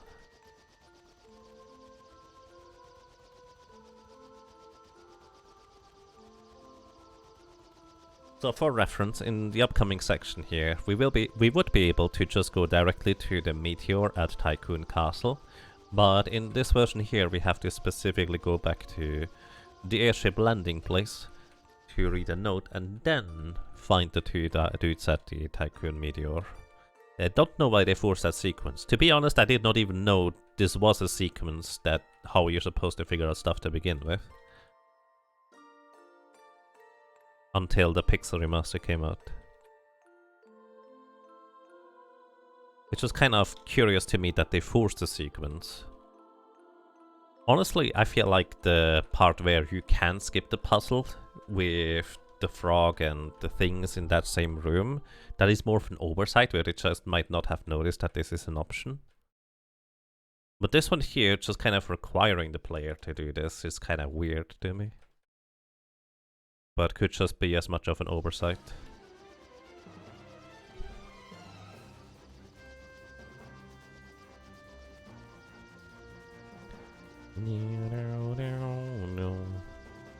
Look, if you become the bad guys, we'll break the time loop, then heroes will come to free the world from us, and more than this I did it my way. Right, we become the bad guys. Then we can guarantee that the bad guys will fail, right? Are you really the bad guy then in the end?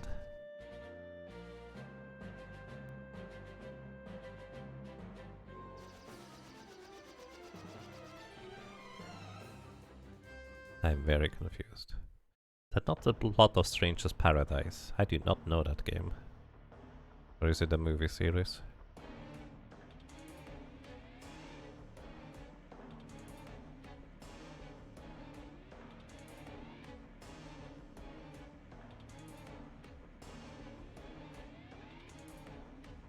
Alright, we need to read note.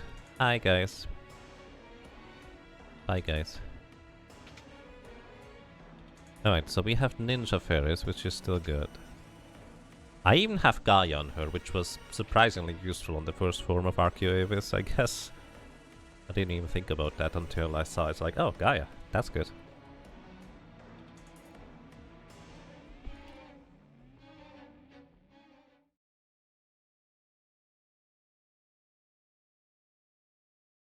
Game does label catapult on the two entry screens, that's nice. Yep. I'm just terrible at reading. Hello, welcome to you, Ghost Wizard. I hope you're doing well.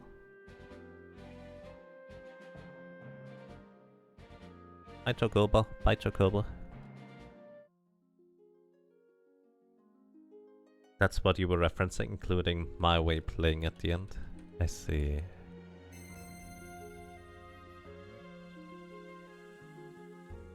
They 100% did this on purpose though. If they didn't do it on purpose, we'd still be able to instantly end the fight with Galuf and next F by Phoenix Dawn, Galuf with Bone Mail or Self-Destruct or Transfusion. Well, not necessarily, no. They recreated the game, they didn't make a wrapper like they did with Seeker of Mana. So consequently,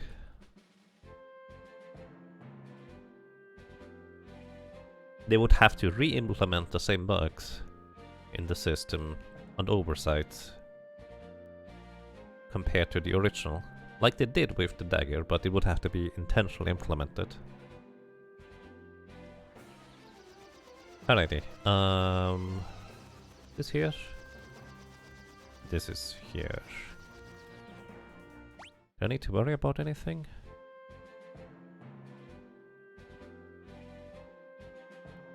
No, we're gonna be fine. Alrighty. We need to defeat 3 mini-bosses on the meteors here. This one is Titan. Titan has 2,500 HP, maybe 3,000, I never remember. He's level 1 though, so if you have status effects that can afflict him, like Paralyze, chances are pretty high you will hit. Maybe I should have... Oh, this is where stop would be useful, huh? Either way. I did not mean to defend, but here we are.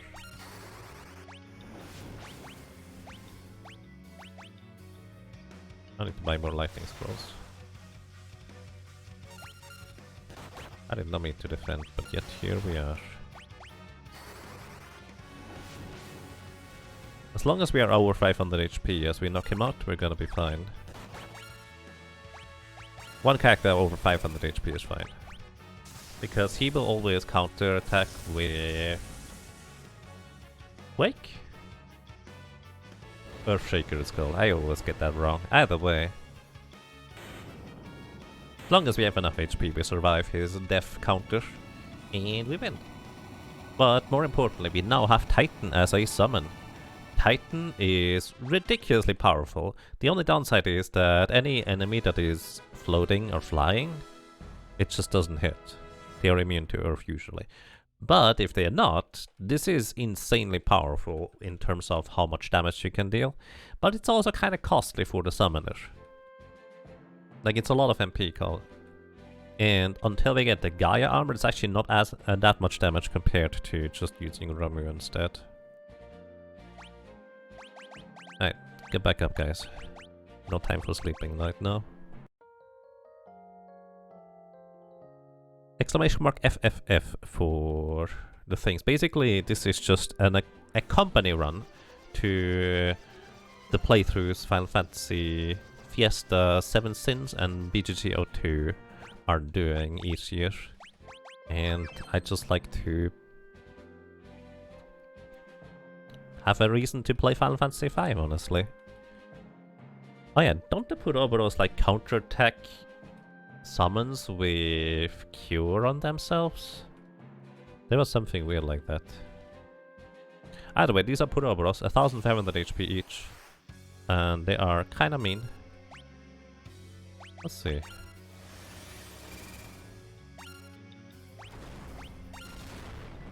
I like that animation of Gaia's Wrath. It's fun.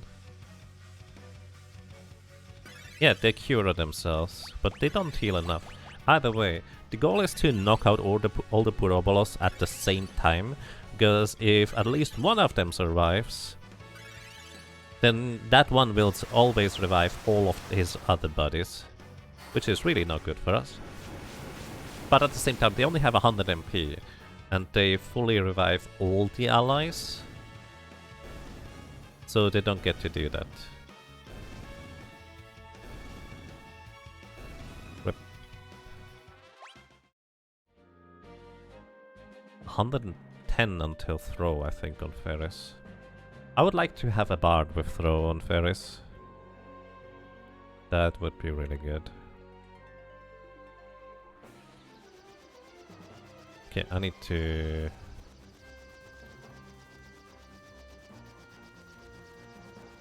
Oh my goodness, I never know where... This map is hard to read.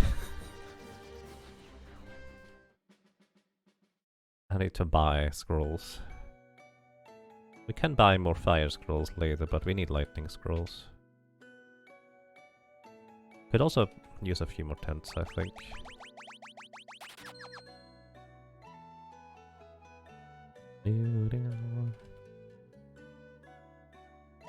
Alright, lightning scrolls. just stocking up all the way.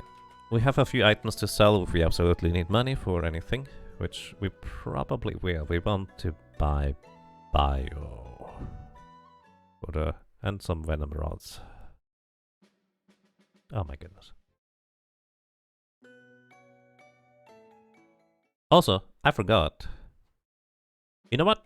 We have one more mini-boss before we get into World 2, and this is as good as any time to just take a quick break. I'm gonna get up, stretch, walk around for a little while, make sure I'm staying hydrated, maybe grab a snack or something along these lines, and I'm gonna be back in about 5 minutes. So if you have something to do, I highly recommend you just do it. Good luck. And I'm gonna be back in 3 hours 35 minutes on the timer. I hope you enjoy your stay, and thank you so much for being around. With nice music.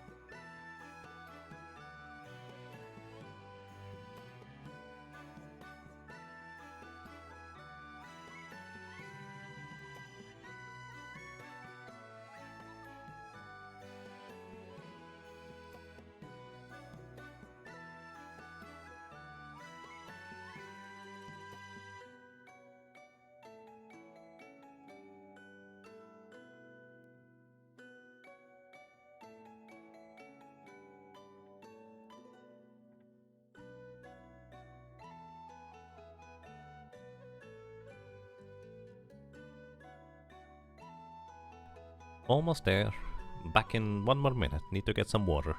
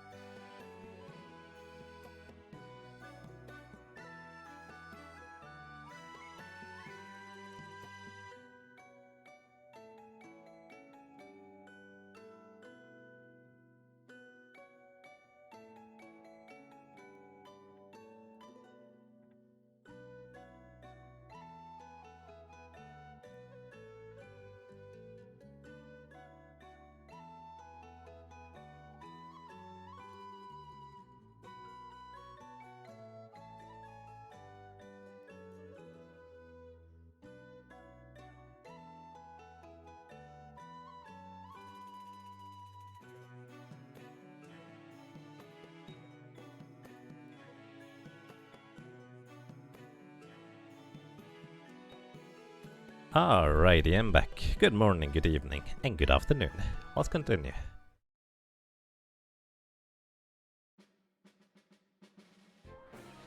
And we need to defeat one more boss.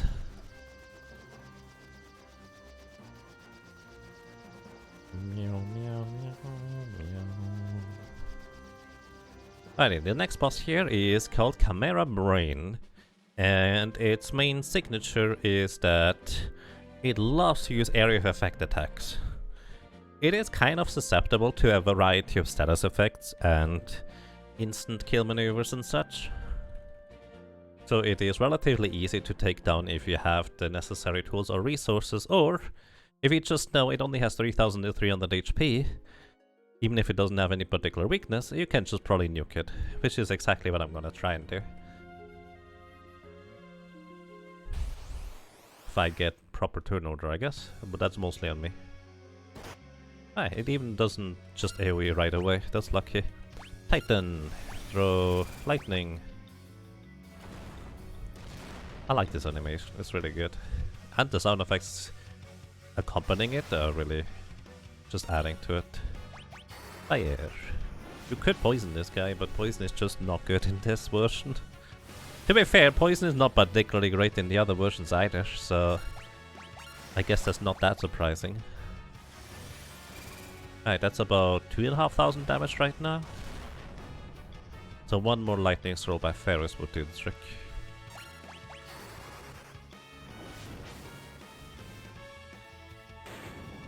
Oh, I was wrong. That was way more apparently.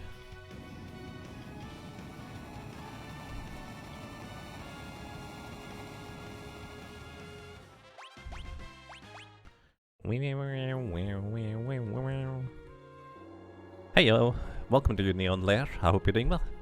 How goes the run? Quite well actually. No complaints. There would be plenty of optimizations I could do, probably, if I were to try and route it out, but that's kind of part of the point. You just do the run. You don't look up stuff, you just try to do everything by memory without any practice. So let's see how that's gonna go.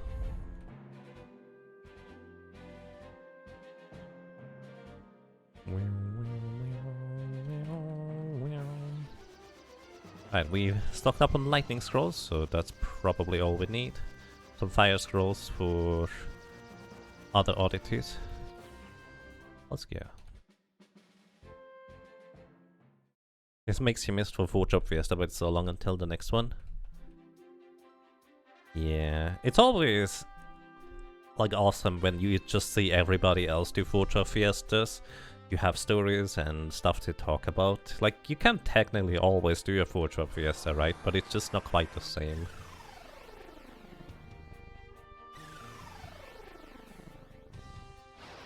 You would have deleted your Twitter if not for Forge Up Fiesta? That's fair.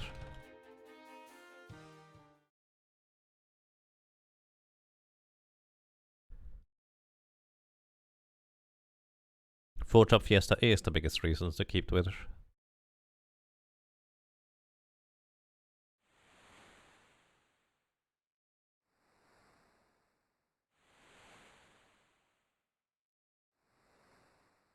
Yeah, I think RK probably needs to try and get the Nont with the 4-top Fiesta going.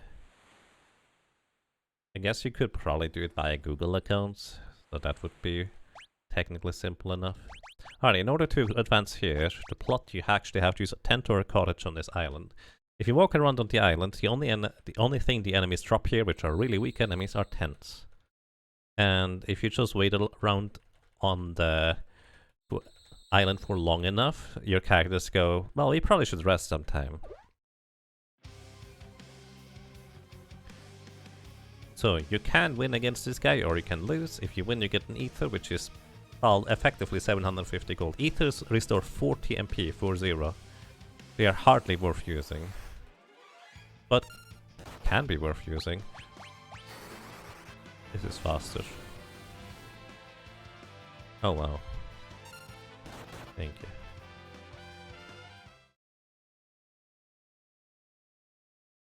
You can also walk to the forest to trigger a tent for free. Really? Is that new to the Pixel remaster?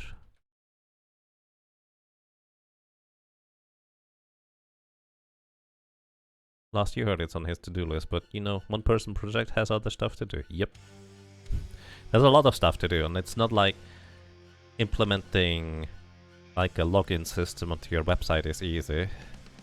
There's a reason why most websites these days just kind of implement separate login systems and just use the verification that they are logged into specific accounts. Because having to save user information on your website already is just kind of a lot of headaches in many ways. That's the short version. Alrighty, and we're gonna have Galuf as a job. I just threw the katana away earlier. I guess we have still the mango, so we're good. So Galuf could be a dancer, chemist, samurai. What's the last one? Dragoon. We don't have any dragoon weapons. Probably just samurai. Yeah, it's probably just samurai. There's a million ways to do it wrong, and most people do. Yes. Big companies included.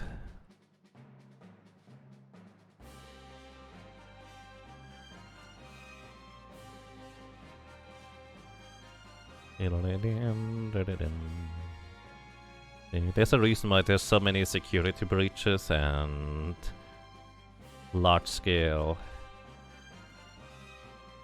data stealing stuff that you occasionally, every once in a while, hear about. Good evening, Spectron, and welcome. I'm in the same spot as Seven's rerun. Oh boy, racing against the rerun. Nice. Welcome, I hope you're doing well.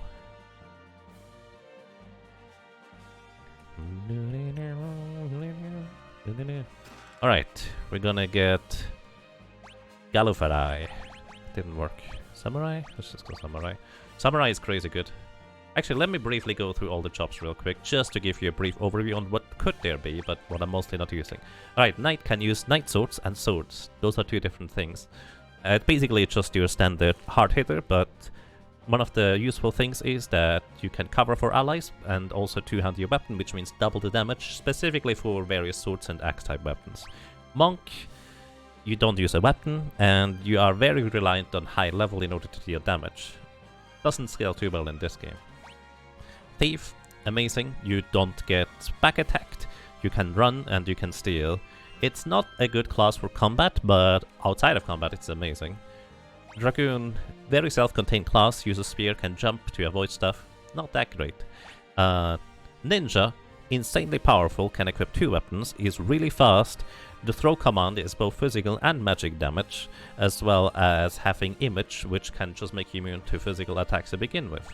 Samurai, you have increased chance to dodge through a passive ability. You get heavy armor and shields like knights, as well as the katana weapons, which are overall decent, and some of them are crazy good. they are okay, I guess, for the most part. But you have Zeninach, which means you can throw your money, and based on your level and the enemy's defense, you deal a lot of damage. And it costs a lot of money to throw that. Berserker. You automatically attack, can't control the character, and they're super slow. And generally speaking, they are terrible, except the Pixel Master actually makes them slightly better because of how the ATB was changed. Inadvertently. It's more of an accident, really, that they are better. Hunter, they use bows, and they have basically the best ability for late game to deal damage with Crossfight, which deals half damage 4 times, ignoring defense, ignoring evasion. It's actually really good. And you can use it with any weapon, not just bows. Mystic Knights, you enchant your weapon with elements, fire, ice, lightning, but also sleep, poison, mute. And the best part about this is normally stuff like petrifying spells have chance to hit, but Breakblade, for example, always hits. Breakblade is petrification on your weapon. If you hit the enemy with the physical attack, they die. Actually, in the Pixel Remaster, they die even if you miss. It's crazy. White Mage, your classic support. Really strong for healing. Black Mage, your classic class for dealing offensive magic damage. Really strong. Time Mage, mostly a supported class where you haste yourself, slow the enemies, and quarter their defenses. Has a little bit of offense, but it's mostly a support-oriented class with interesting stuff. Summoner. The summons get pretty crazy, you'll see. I will probably use most of them. Blue Mage, insanely good. Especially if you focus on using the Blue Mage and getting its abilities. It's just one of the strongest classes in the game because of the variety of what it can do and how powerful the effects are. Red Mage, a bit of black magic, a bit of white magic, a bit of melee attacks, terrible HP. It's not the greatest class in the Final Fantasy V, but I still like it. I think it's kind of cute. Beastmaster, you use whips, and more importantly, you both catch and release enemies, which has an insane range of effects. It's basically Blue Mage, but with extra steps because you have to catch an enemy and then release them. But it can be insanely powerful. But also you can control enemies, which is really, really, really good. Because control allows you to control potentially really crazy strong enemies and just knock them out. Chemist. Arguably the strongest class in the game if you know how to use it, because once you unlock the mix command, you can level up your character in combat by 10 or 20 levels. Depending on mix, you can give you absorption to any element, you can get immunity to death, you can get immunity to all sorts of things, you can levitate, you can berserk. It's too good. Geomancer. The main notable things are Gaiak does not cost any MP, and it's nice to just slot onto any character, where it's not really that great by itself, it's more of a gimmick class, and it's in pajamas, so it gets extra points for pajamas. Bards. Bards are really lackluster until you get the songs that boost the stats. The first stat boosting song you'll get is, I think, Agility, which once you have high enough agility, you're just gonna move 5 times before the enemy can move. Well, that is if the Pixel Remaster actually respected your turns. So it's not as crazy in this one, unless you have a Berserker in your team. Dancer, a very strange class, the lowest vitality stat of any class in the game. So its HP stat is just terrible. But its dance ability has 4 effects. It can absorb MP, kind of like the Black Mage's, well, MP absorb spell or drain spell. HP and MP, it has both. Those are 2 effects. One effect is confusing the enemy, and the special thing about it is it actually always hits as long as you roll the confusion attack with Tempting Tango. So even if the enemy has a ridiculous amount of magic evasion, confusion will still hit, if they are susceptible to it. And the last thing, Sword Dance. Sword Dance deals double the damage and double the multiplier, effectively 4 times damage. Never missing. But the problem is, it's only 1 in 4 times unless you equip something that boosts the Sword Dance rate to, well, 50-50, 2 in 4 times. Alright, that's the overview of the classes. you'll get to see Summoner because it's just gonna be ridiculously good with how we're gonna be able to use it. Samurai you may or may not get to see much because I'm not sure how well I'm gonna do this. I did not heal Galuf. That's okay. So the enemies here actually is somewhat weakish. So we will be able to knock... Ooh. Not that weak apparently. How much money do I have? I needed to get a better weapon for Galuf. I didn't equip your stuff. You still have the mag... Why is the mango so weak? Are you in the back row?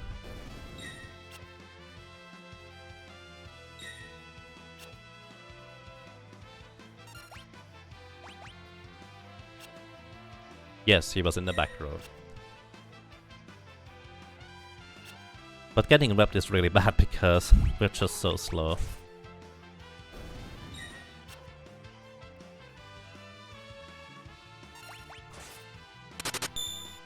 So yeah, Samurai is really crazy good if you have the money to throw at enemies. Literally. A Rosewood Pip! Almost 3 years. Thank you. Thank you so much for 32 months of support. Welcome back for a long time already. Well, I'm glad you enjoy your stay. I hope you're doing well. Happy holidays, happy new year. Happy whatever it is for you. I wish you all the best.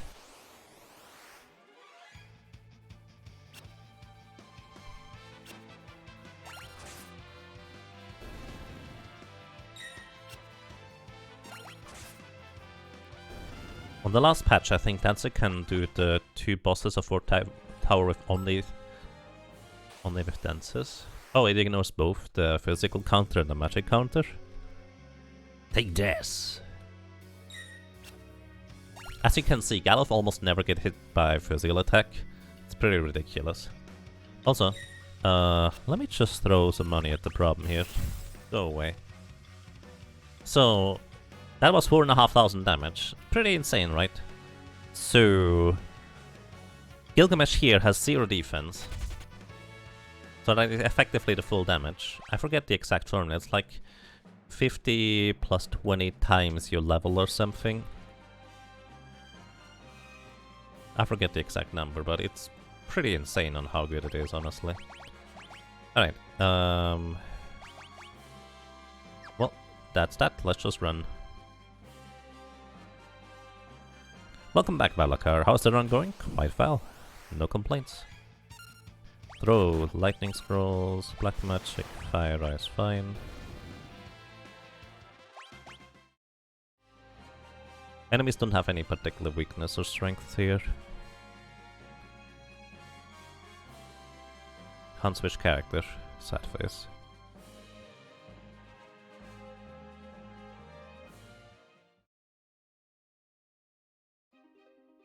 I also forget, actually it's 50 times your level. Oh, don't run, don't run, don't run. Oh my goodness. I could have cost me a lot of time there if I ran back. I think these are weak to lightning. You have the Thunder Rod anyways.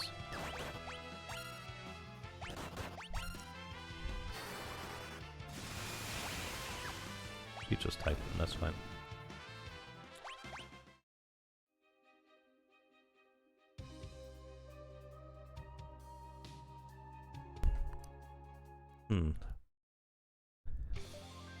Welcome to Gilgamesh on the Big Bridge.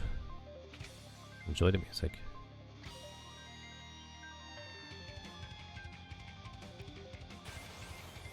These things have a rare drop trends for high potions. They only have about 500-ish HP.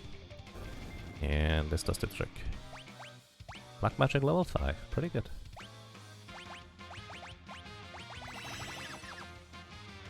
If I walk properly, you actually only get into that one encounter at the beginning that is forced. Welcome to Gilgamesh.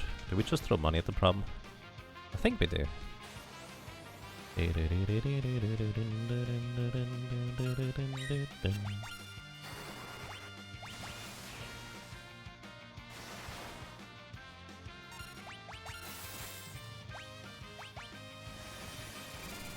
So Gilgamesh here has like 4,500 HP. Once he drops below a certain threshold, he's gonna go into Berserk mode, where he's going to only take half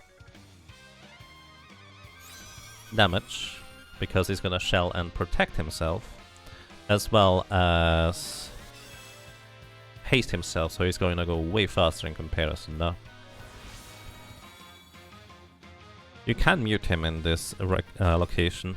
His jump also deals full damage to the back row physical. Electrocute should not be much damage because for some reason it's a super weak attack. Don't ask me why he has it, I have no idea.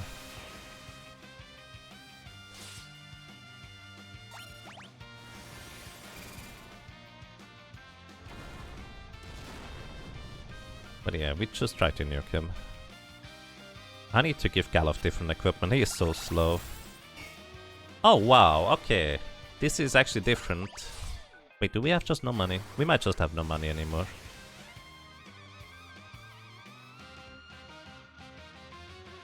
I'm pretty sure we're out of money. So, I was about to say, well that's different, because in the original, Zeninage, throwing money, actually... No, we still have... Oh wait, we probably just got money from him, huh? In the original, throwing money completely ignores enemies' armor. It's ridiculous. Like, enemies protect and shell, it doesn't get affected. There we go, this should be the pattern.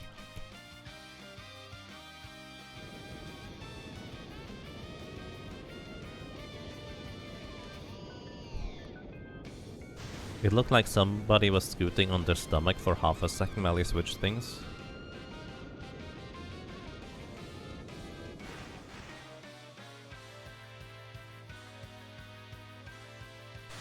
Oh, yeah. That is an intentional thing where you're trying to... It's a really weird little plot point. And in the Super Nintendo version, as well as Game Boy Advance, you can actually switch character while they are scooting around on the floor, and it looks really weird with not Butz in the front.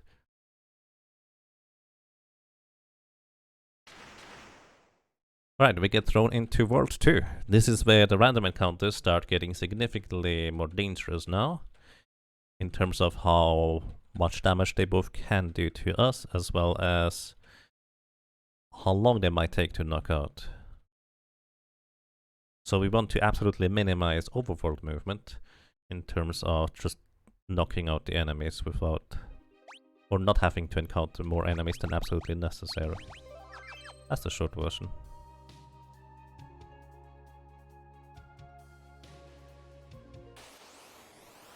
Tunneler. Especially with how ATB works in this. Nope, don't do that.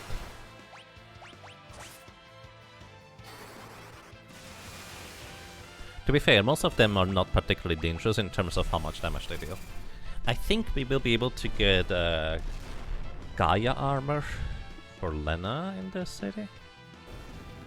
I'm not sure whether we can buy it here already, but we definitely want one. Because Titan right now is Earth Element, and none of our weapons boost Earth Element. But there's an armor that boosts Earth Element, so we will be able to use that one. I should just put Galuf into the back row or defend. Either way, Gaia's Wrath just demolishes so many enemies here, it's really good. Oops. Transfusion. Transfusion is a full heal, both HP and MP.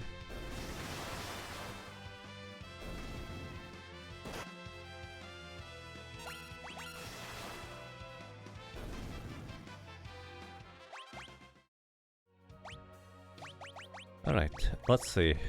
For once I'm not going to forget the piano in this city. This is the first time you can actually buy high potions. Up until now you would have to steal or get rare drops for them. Is that the correct place? No, it's not.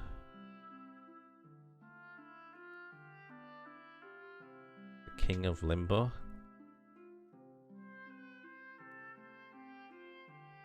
That's a fascinating video by Mandalore Gaming. Oh. Always the worst when you get the last note wrong. First one, as long as you get back into a groove afterwards, or somewhere in the middle, whatever.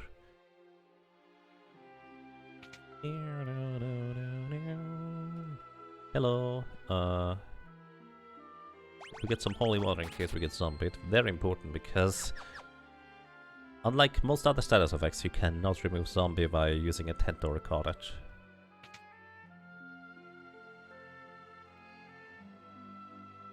Alright. Yeah, there we go. We need to sell some random things. There is a dark bow. We're not gonna use a dark bow. I should have kept it though.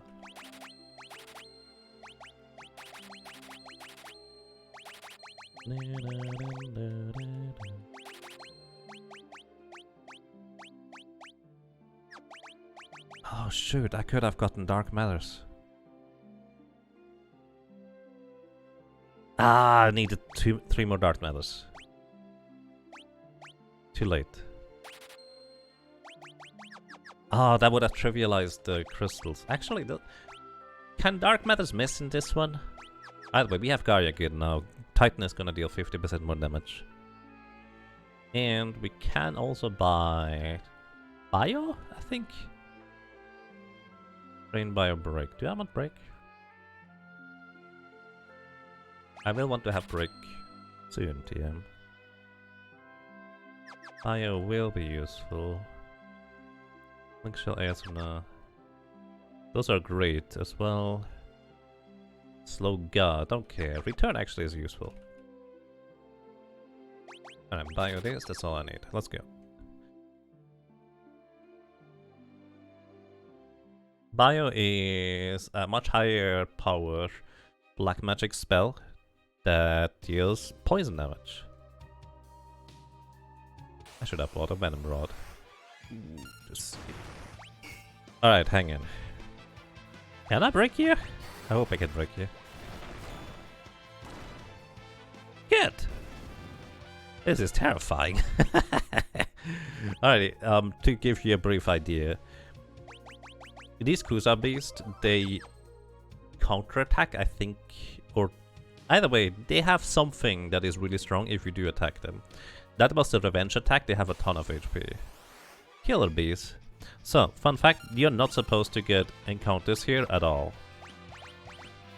Getting encounters here is a mistake.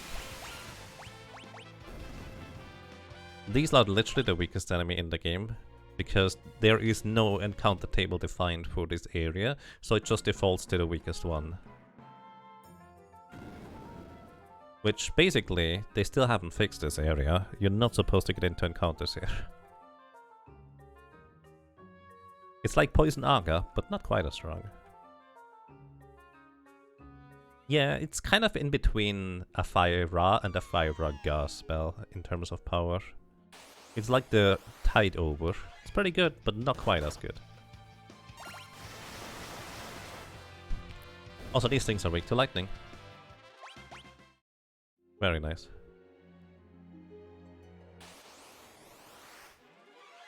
Preemptive strike. Oh.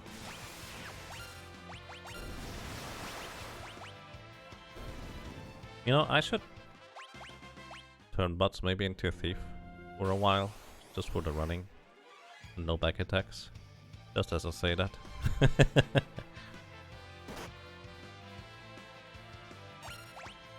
Gaia's Wrath.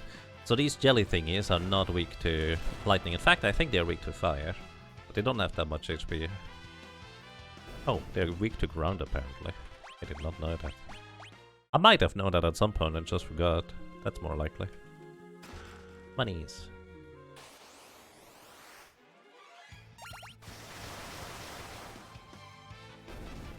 In this game, they're weak to dying. Accurate. Also, we have no more MP on Butz, so it's just different.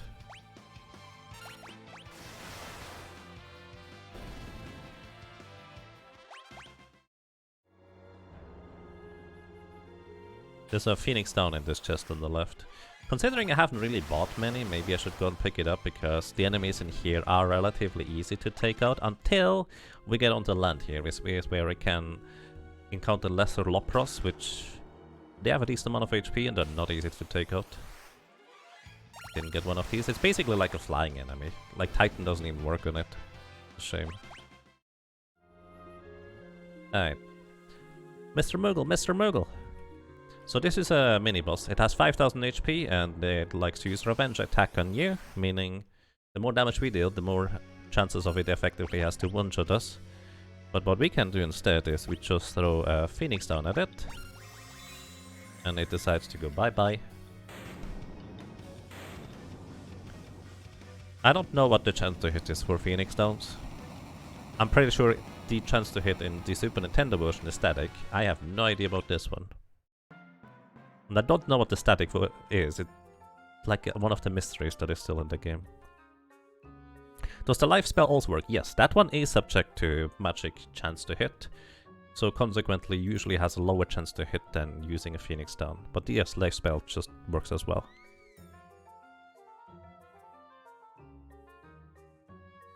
The Pixel Remaster HP leak is super slow, yeah, so is stats drain from the aging effect. It's almost irrelevant, it feels like. So the Moogle tells us to not walk on the desert. That is a very bad idea, and I kind of agree. Except in the Pixel Remaster, because you can get into encounters on the grass, which, again, you shouldn't be able to. You can actually just go across the desert if you get an encounter on the grass, and then, well, just guarantee for a few steps that you don't get an encounter. Kind of silly. Do I need to rest? I think I do. Alright, so we'll need to buy Bio, a Venom Rod for Butz. Do I need anything else? I think we're good. Requiem. Don't forget Requiem to wreck them. Preemptive strike.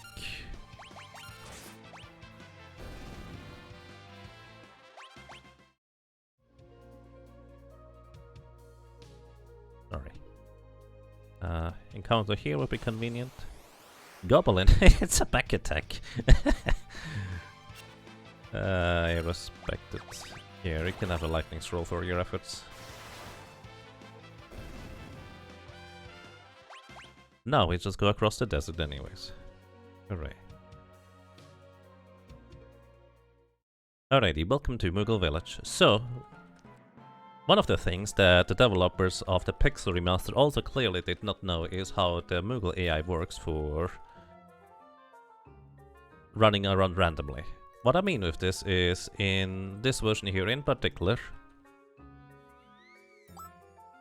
the Moogles run around randomly, like entirely randomly. In the GBA and the SNES version, they run around randomly, mostly, but they do kind of get closer and closer towards the player, effectively having a higher chance to walk towards the player than any other direction. Which makes them still rather look erratic, but they would eventually just kind of converge on your location. Which is kind of a shame that they don't do that here.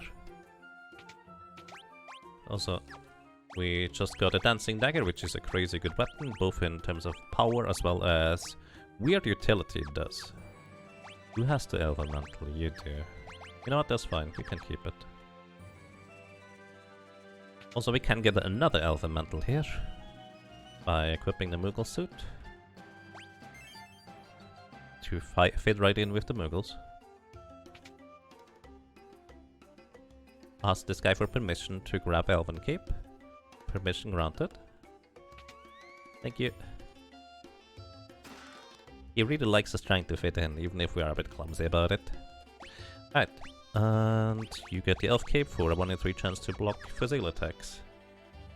Kala's chance to get hit by physical attacks is tiny. What does the Dancing Dagger do? Alrighty. The Dancing Dagger has a 50% chance to do a regular attack, like you normally do, or you do a dance move. A dance move is the same thing that the Dancer has as its signature ability, which means it has a 1 in 4 chance to cast a drain spell effectively. It has a 1 in 4 chance to cast Psych, which is absorbing a MP from enemies. It has a 1 in 4 chance to confuse enemies, and a 1 in 4 chance to deal 4 times damage. So on average, in the long run, you will deal the same damage with just regular attacks compared to dance, but you have a chance that you get a few sword dances in a row, which is the 4 times damage, and you will deal massive amounts of damage.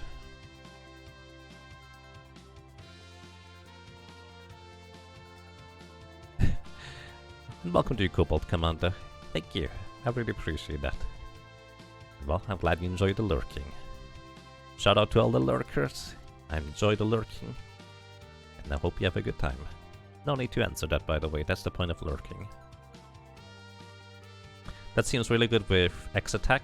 Unfortunately, those are kind of mutually exclusive. When you use X attack with a dancing dagger, it will just use the regular attack stats of the dancing dagger and not be able to proc like the dance moves. That would be fun though, if you could do that. And vice versa, you can't select both dance and X attack at the same time, because those are both like just main commands to target and attack enemies with. Unless they changed that in the Pixel Remaster anyways. Fair. But I did read that they actually changed Mineuchi to actually ignore the flee effect from the chicken knife, so I think they are trying to stick to those things. But weapons can't proc when you use them that way. But you never know. Especially with the whip and stuff like that, where it might just not show you that the enemy gets paralyzed. You think X attack with dancing dagger worked on the old Steam / Matrix version? Interesting.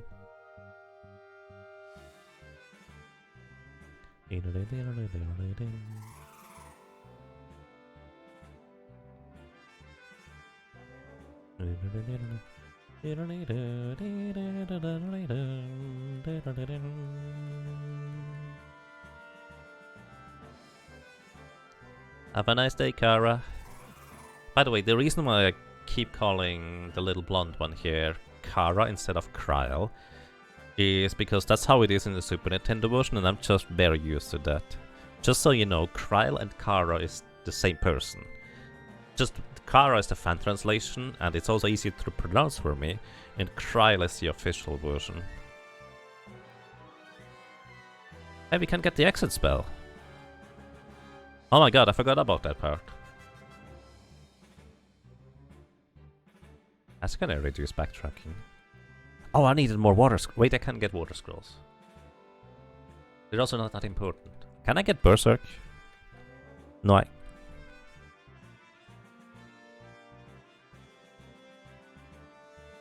Sorry, I'm just kind of jumping around with thinking about trying to deal with Metamorpha.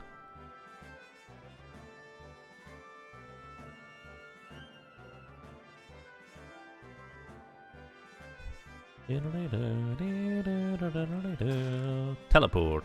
Right. Called teleport in this version. Teleport allows us to just leave dungeons. It's kinda neat.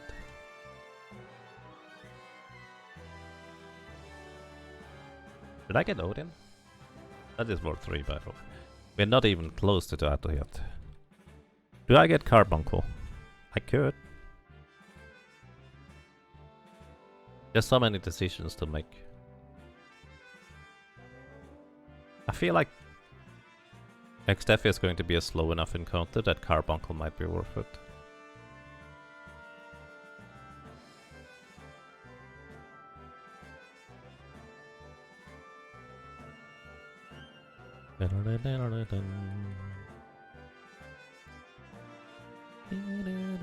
Also, I think they nerfed the dancer flirt on XDEF, didn't they? Because that used to work on the Pixel Remaster. I figured that out by complete accident. And we ended up using it in the opening race. Do I want any weapon? Only for monies. Do I have a plan for my final chops? Not really. No, I do not have any plans. I just feel like if I just switch to the job that I want at the time, it's probably gonna be fine. I don't have an overarching goal. I guess the most overarching goal I have is to have Faris learn throw so she can be a bard with throw. That's the extent of my planning. Because bard has both better magic power as well as can use things. You're not susceptible to Titan, are you? Can I petrify you?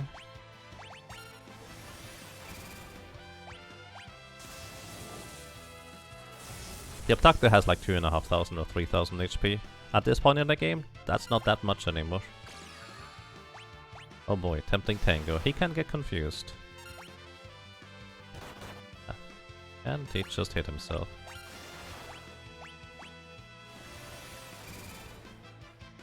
You do have an overarching goal, defeat net.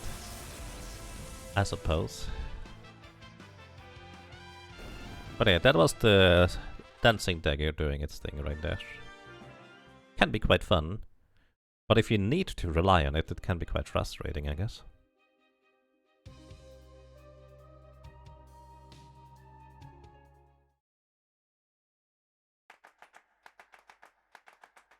Alright, don't forget the Requiem to wreck them.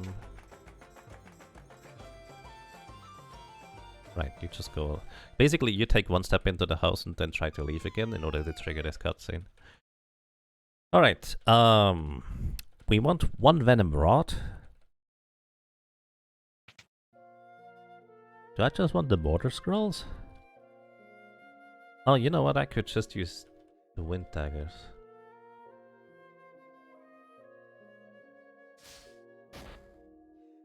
For the front row. 2 Wind Daggers instead of Water Scrolls.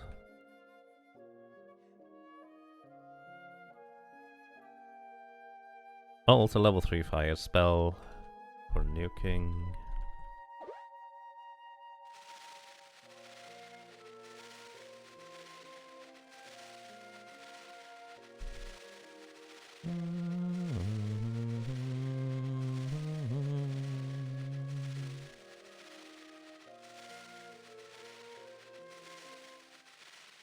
There you are.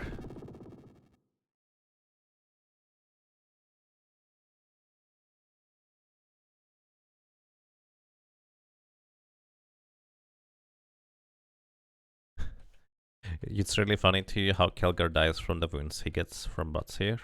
Like, Butz actually kills one of the Warriors of Light. Yeah, it's quite an interesting twist on the usual formula, I will say.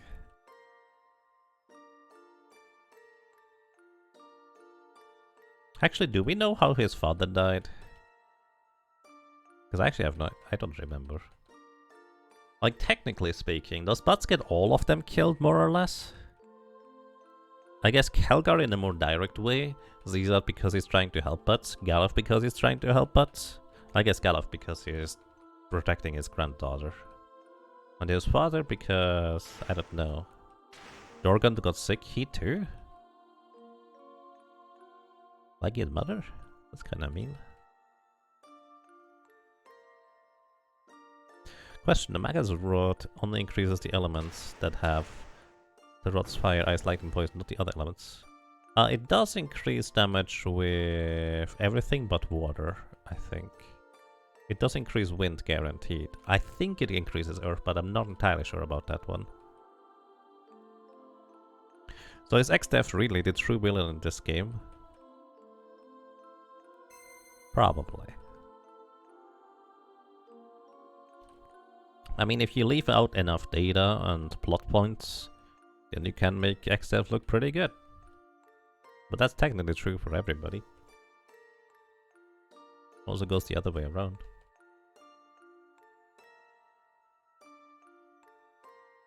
But that's kind of lying by omission.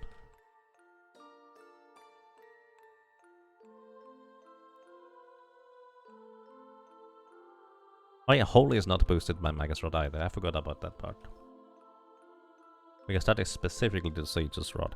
Reminds me. Would that be worth getting? Probably not. We actually have haste on the Time Mage. So I largely don't even need that anyways. Alright, I'd like to get your attention to this sheep over there. Bah, there's 3 of them. Now, we can get some food. The specialty of Kelgar village.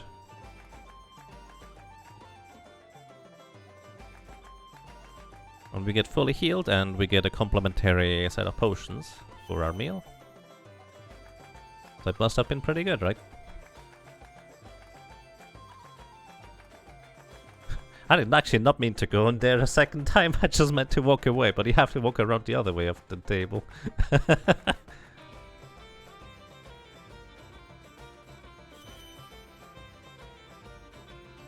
There are a lot of late game enemies that are weak to water, and earth actually. Anyway, we ate twice. There's only one sheep remaining. Sorry. Alright. We don't get any new spells here yet, do we? Drain might be useful eventually. 8 more potions!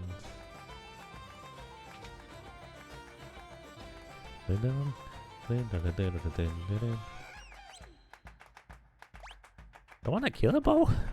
How good is the killer bow in this version? Genuine question.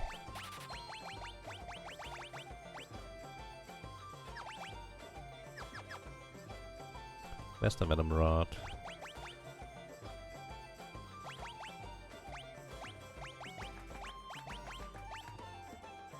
Wait, did I miss it? Do you not have a venom rod here? Oh, there it is. It's called poison rod. So now poison's gonna deal extra damage. Very good leather shoes. Alright, now we dance around the... Is it the front guy? No, this guy? He's the center guy. Now the sheep becomes the hero in the next game and becomes an edgy hero with revenge statues. Oh boy. We didn't leave the sheep with any friend. Making me feel bad about that. Which is fair. It's one of these things where, hey look, this is a cute little fun fact, and it's just like, well, you just ate the sheep, you meanie. It's like, oh, I guess. Like, it's not wrong.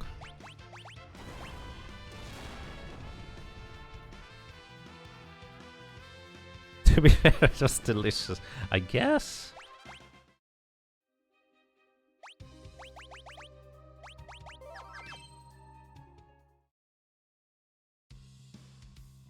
Alright. So in this dungeon we get a lot of monies. 5,000 right here. Do I use the bone meal? Do I want to just leave it? I have no idea. It's probably better to have it and then accidentally equip it, I guess. That's a pretty strong sword. Honestly, I should just rely on Gaia's Wrath here. Because most enemies have less than 1000 HP. Well, they're not floating anyways. That's not true. Both the skeleton dragons don't. Actually, did they fix it so you can actually use Phoenix Dance on these zombie dragons now? Or is that still a thing where you just can't?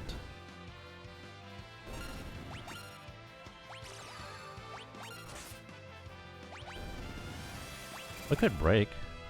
15 MP.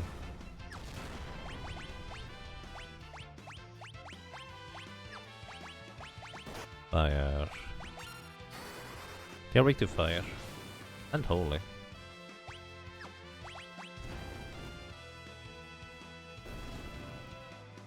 They also guarantee drop as a Dragon Fang, which is really good for mixing ingredients, or just 2,500 gold if you want to sell it.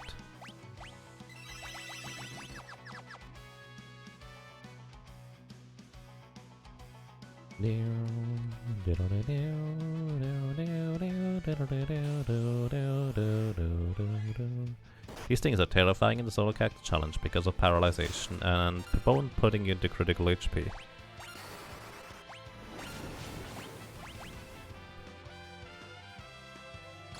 Also, Jitterbug absorbs HP, but Undead's reverse that effect.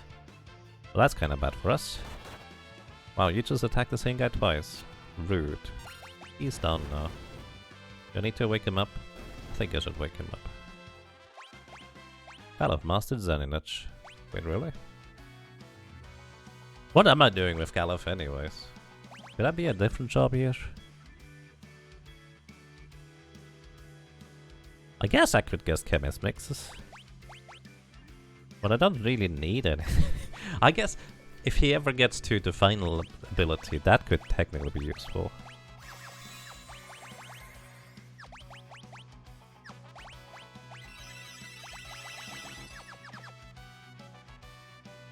Wait, wrong way.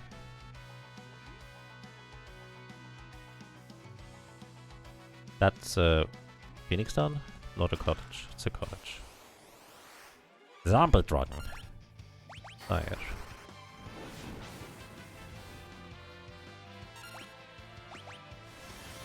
If this was a different version, I would probably pack out the Mystic Knight and use Brickblade to one-shot the zombie dragons. But I feel like the menuing in combat takes longer than it would be worth it.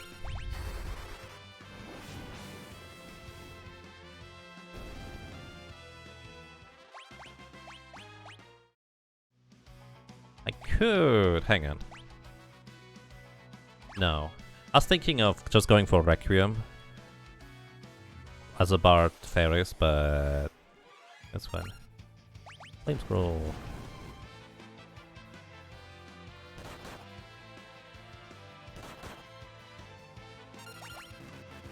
Oh, you don't have enough MP anymore.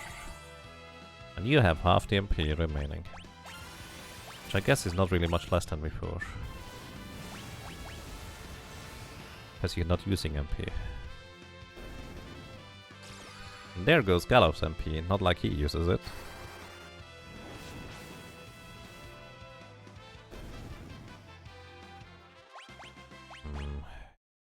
How close am I? Not close at all. How many elixirs do we have? 9. Let's just use them. You get MP and you get MP. Kinda weird. The only times I'm using elixir currently is outside of combat, I guess. I need to have Galuf not in the front.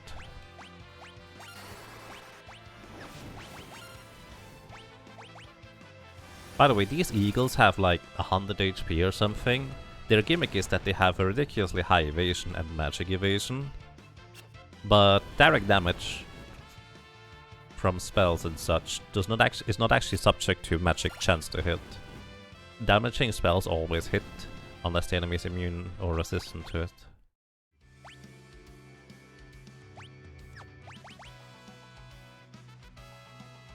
I was trying to do something with Galuf, I forget what it was.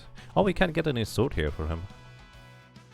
And also give him the bone mail. Bone mail is pretty lightweight, isn't it? Meanie.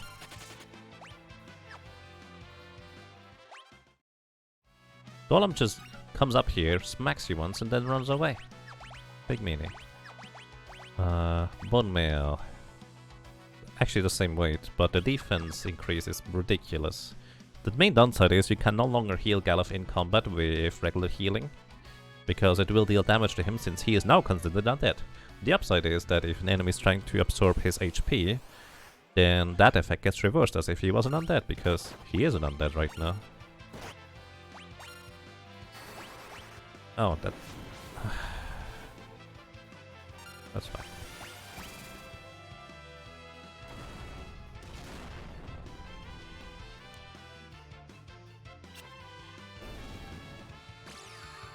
Confuse that bird. Technically the bird can actually cast Break on the dragon, petrifying it and just removing it from combat. It's not a particularly high chance to hit, but it can do that. If it's confused. Alright, magic. Remember that antidote spell I bought quite a while ago? Came in handy here. Also, I really appreciate that little crack in the floor in the Pix remaster here, because I have seen so many people get stuck on this portion because you have to fall into that hole in order to progress. And the other versions, they have no indication that there is something here. You just have to randomly walk on the tile and... well, yeah, just randomly walk on it.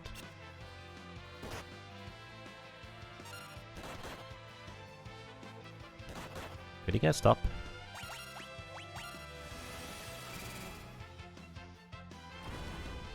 And yes, if he is hit with a death effect with a bone mail on, he is got healed to full. It's great. Fun fact, in the base game, Summoner is the class with the highest magic power stat. Higher than Black Mage. Not by much, but just a little.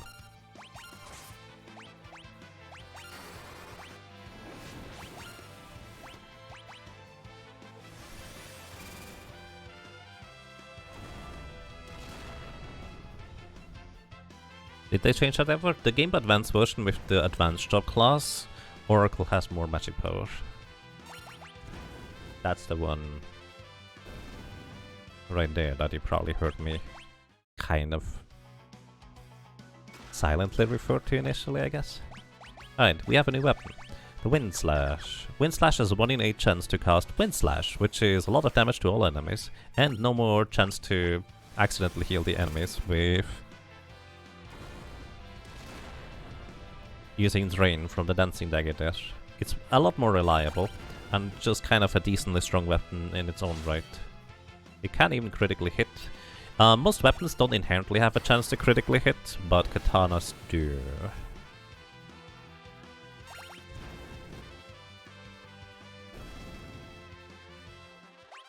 As do fists. 8% chance for fists, katanas depends on the weapon.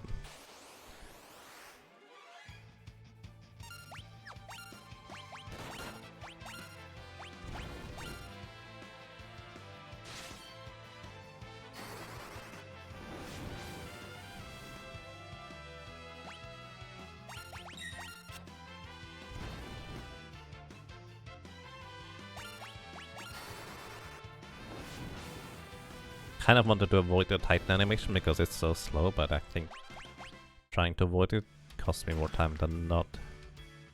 Alright, there's a quick little save point here. We can regenerate all of our MP.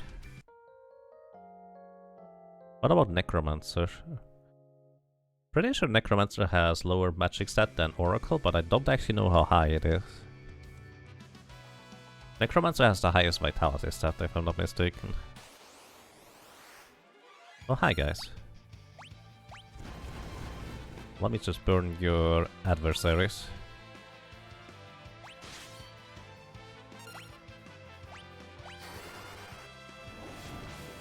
Does Golem get healed by Titan? I don't think he does he?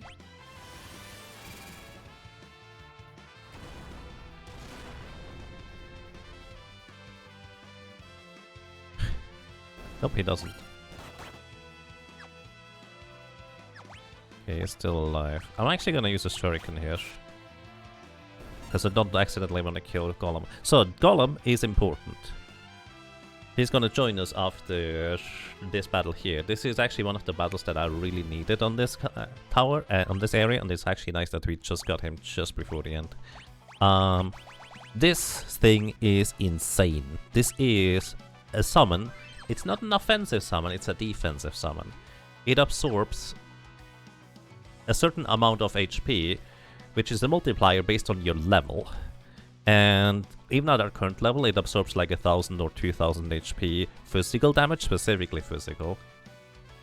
And it's ridiculous on how amazing it is to just help you absorb so much damage from enemies that would otherwise be lethal, especially on low-ish level.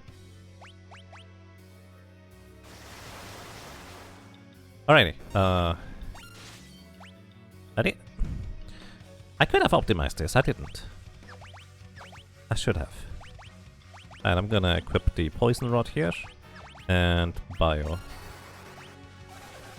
Titan. I don't think Golem helps here. Alright, so what I could have done here, and I kind of missed an opportunity for that, you could say. I could have optimized this encounter here.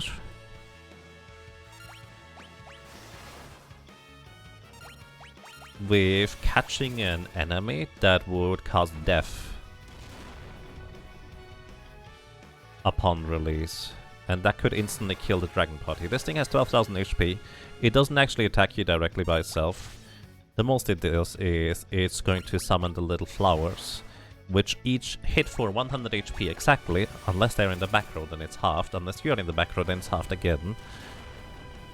And each one of the little flowers has a different status effect that they inflict blind, aging status, poison, darkness, paralyzation, and confusion. Confusion and paralyzation are the most debilitating status effects and can be really, really dangerous, but if you have just a team of characters that has area of effect attacks, there's not a whole lot these poor guys can do about it.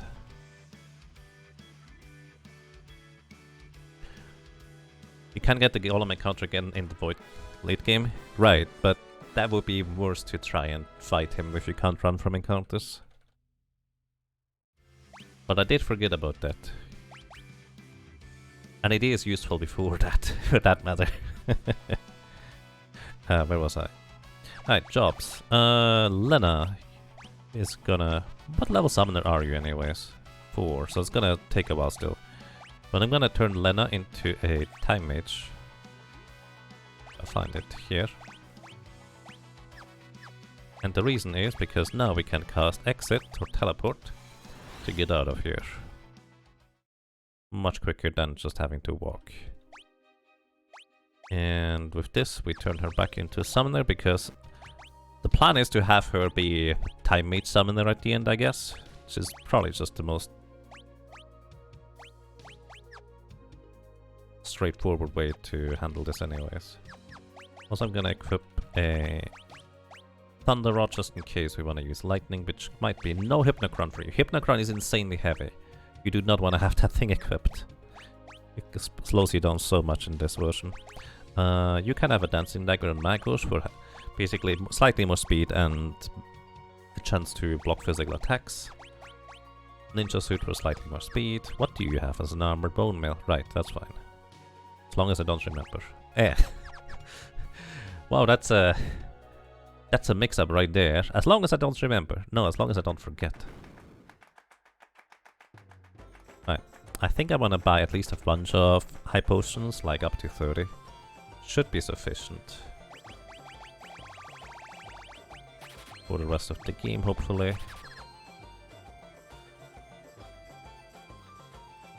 Does Faris have any job that can use rods? No. The best magic power Faris can get is Bard. If I caught one of these Aquathorn enemies as a Beastmaster, I would have been able to release it on the plant early, because it will cause Doom when released.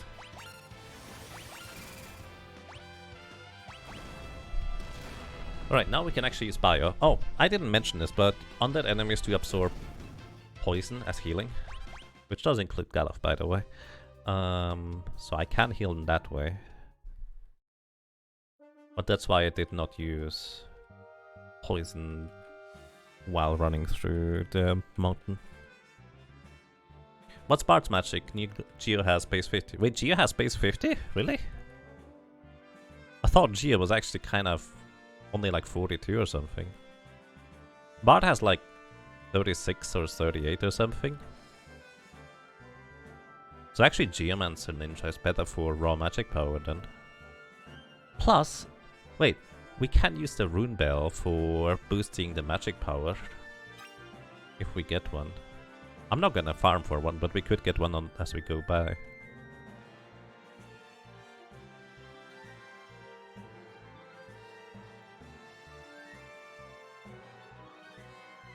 Bard only has like somewhere in the 30s. It's not amazingly high, but it's decent. Slightly higher than Red Mage, if I'm not mistaken. I was thinking, oh, I could get a Sleep Blade so I can cast Sleep. And then I remembered, wait, I have a Black Mage.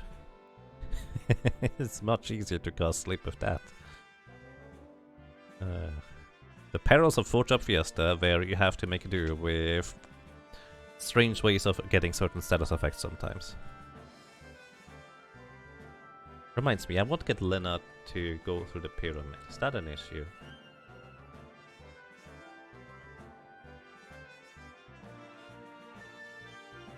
No. No, I don't think it is. We'll have Butz with just Fire 3 nuking everything. Hi.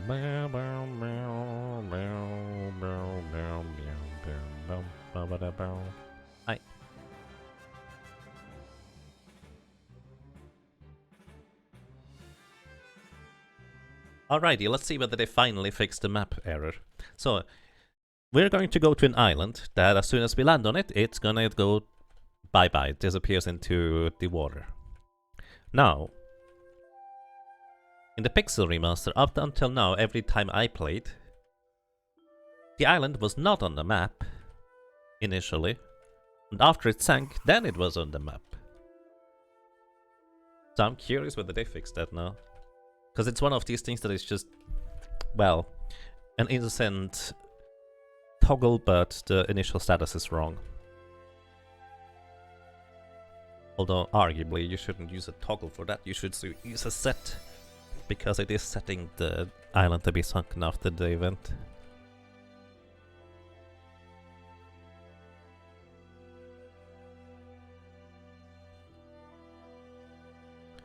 I guess I could just check for whether it is specifically sunken or not. Oh. Geo's got great stats, they just have lackluster ability in most people's eyes. Yeah. Unless you are trying to get past Soul Cannon with just Geomancers, that's a lot of elixirs. And yeah, honestly, I feel like if Geomancer... If I were to change anything about this game, my first change would be giving the Geomancer an ability at like, I don't know, 100 ability points, where they could choose which Gaia they wanna pick.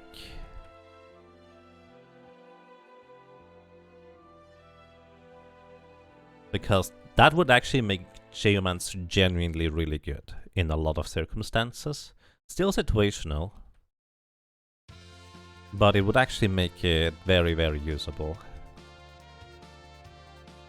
And I don't think it even would be overpowered. It might just be the logistics on how to even implement that could be the tricky part. They actually fixed it. The minimap actually has the correct settings now. Nice. Well done, guys. I know how much of a mess game development is, so... You know, it seems like a small thing to just fix that, but... There's so many hoops to jump through. The map is correct to run.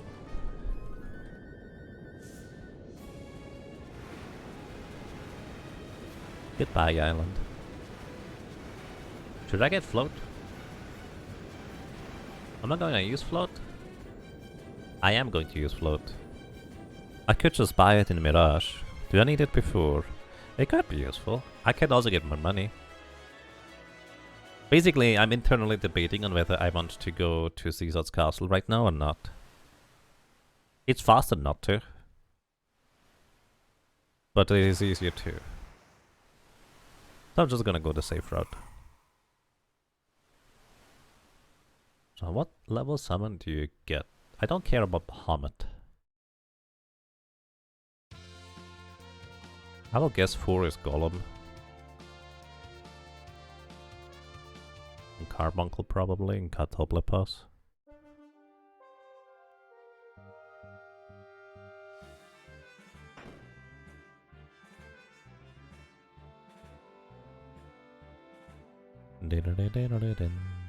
Okay, now we get into the library that I never understand or memorize how to do. Oh wait, I forgot about the part where I could get a song here too. Do I even want a song? I guess if I don't have enough money, then it's better to have this than not. So this is the Swift song. Extra speed up. Very nice. My plan is to just power up in phase 1 of X. Actually, I want mix for that, don't I? I need petrification immunity too.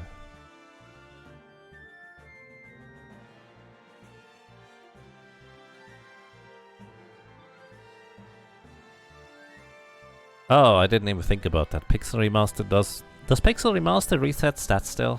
I think I saw something in the patch notes at some point. The question about resetting stats is for when you give like level ups to characters. Alright, welcome to the library. I always check the pot. It's never anything in there, Yaga. They're not gonna put anything in there for you. Come on. Alright, Forbidden Book. Like over here. I is okay, no. And L. DF, yes. Register is like here. OQ. No. Art, there it is. And this one. Weird Ronka. No. There it is. For some reason, did they change this?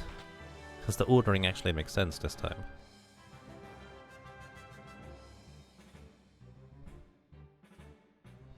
Hey, there's another world map you could get if you missed it previously. I did not know about this location. 5,000 gold. And the main reason why I even came over here, and I should have kept Lenna as a time mage briefly. Changed it or you finally understand the madness, right? One day they'll finally patch something into the pot, right? Alright, so this is float. It allows us to, well, float. Which, if there is damaging floor tiles that we have to walk across, we float over them. They do not harm us anymore if we use float. And we avoid ground-based attacks, which can also be very useful. Chemist? No, you don't get Chemist. You get Summoner. Both look green. Alright, you equip the Thunder Rod like explained. Remove this thing. I think going left might be faster. Not sure.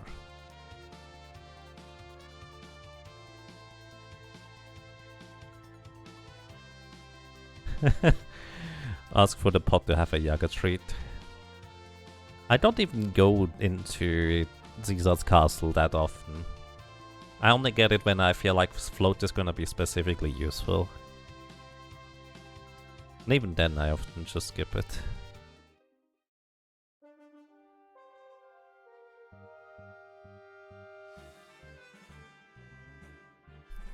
Another geoblock, they give you an ability to ignore damage tiles, indeed. Which is quite nice. And if you were about to fall into a hole, the Geomancer gives you one jump back. Which is kinda bad if you're supposed to fall into a hole in order to progress, like in North Mountain just earlier. So, there's that. I kinda need Chemist mix sooner rather than later, I think. I wanna use the Death Potion. Galuf is not doing a whole lot anyway, so I'm gonna turn Galuf into a Chemist. He needs to start learning mix. Gonna give him Sending Nudge just in case. You do not get Hypnochrome, this is just bad. You don't automatically equip the Bone Mail? That's amazing. Wow. Normally Bone Mail has priority over literally every other piece of equipment because it has by far the highest physical defense stat. But they specifically patched that because there's probably so many people. Why is that default option? No. They have probably so many people complain that they accidentally equipped the Bone Mail by optimizing and did not know this. Because this happens to everybody. Somebody has the Bone Mail equipped. Oh, they are low in HP, let's give them a high potion. Dead. And you can't revive characters that have a Bone Mail equipped in combat. They are literally immune to getting resurrected.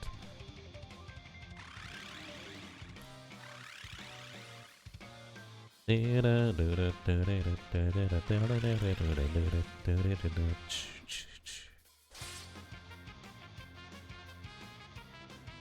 know what also would be nice? If Geomancer's Gaia ability transferred the Geomancer's magic power to the other characters.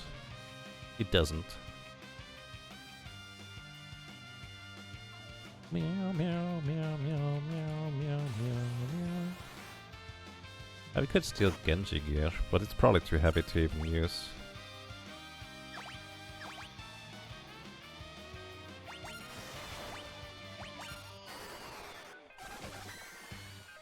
The Biosound effect is much nicer than the original.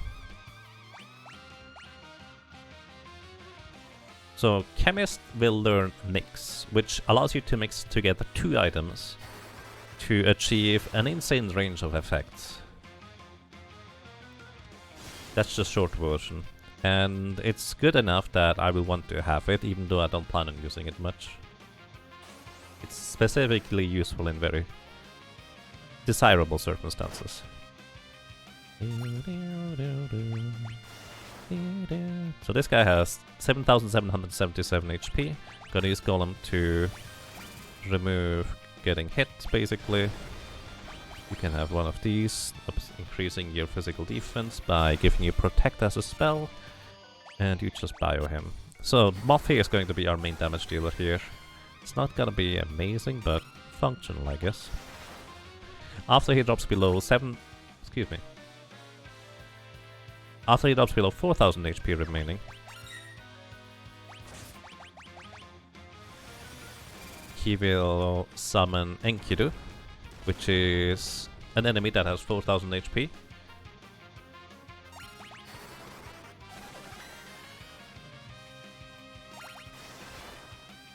And casts White Wind immediately as soon as he arrives. White Wind heals your entire party for the exact HP amount the caster has. So Enkidu has 4,000 HP. He heals both himself and Gilgamesh for 4,000 HP. Enkidu also has Vampire, which deals half of the HP in damage that you have lost so far. He is also floating, so I kind of have to not be able to use... I can't use Gaia, that's what I'm trying to say.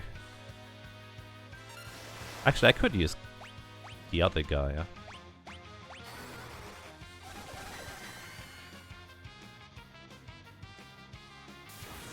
Aira, that's fine. The same as Fire in terms of... Actually, it's not right true. It's similar to Fire in terms of power. I'm actually going to use Gaia here. What I'm going to do here is Galuf has actually another passive. That's actually an interesting one from the Chemist. He will heal twice as much through potions, including ethers, if he uses them in combat. That is the passive of a Chemist.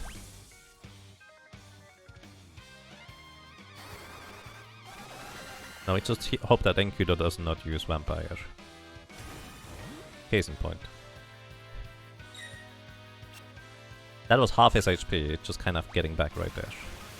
Big wave. Oh boy. Get back here. Kinda need you. Alright, I should have just focused Fire Enkidu realistically. That is my mistake. We just need to get rid of this guy.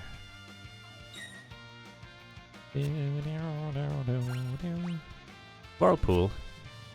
Whirlpool would put Enkidu into critical HP if it hits, and funnily enough, it can hit. Because he is not flagged as heavy in the code. Heavy means that most of the percentile or weakening or instant death moves don't work. Missile, for example, is 75% of your current HP in damage. That one would not work.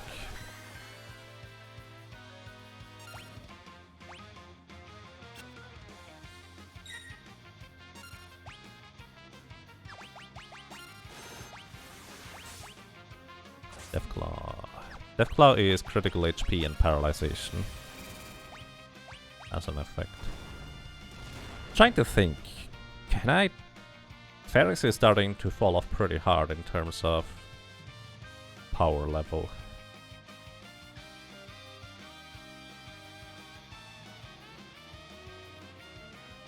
What other jobs could Faris go for?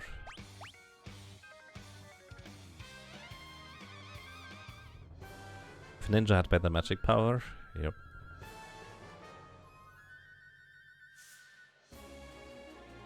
I'm not gonna go for Hunter, in case you're curious. Beastmaster control is selectively useful. Actually, it would be incredibly useful in the castle against certain green, blue, red, black dragons. Not black dragons, but just dragons in general. I like how Zizot tells us, alrighty, now's the time to strike, follow me. And what do? I'm gonna take a nap. Nobody told me I couldn't take a nap first. Why is the default option no?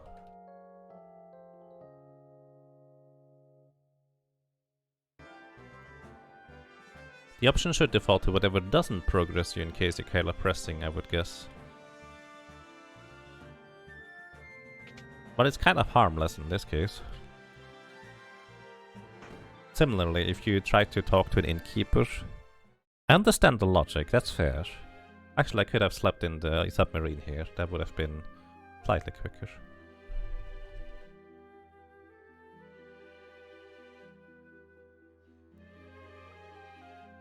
I was trying to think.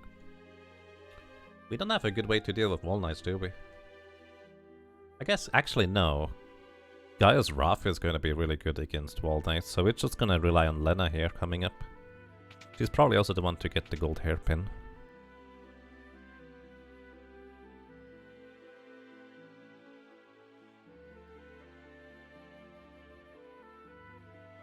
Hold on. Weren't the magnetites floating? I guess we have to remove for those because they're weak to lightning. Again, probably relying on Lenna's abilities here.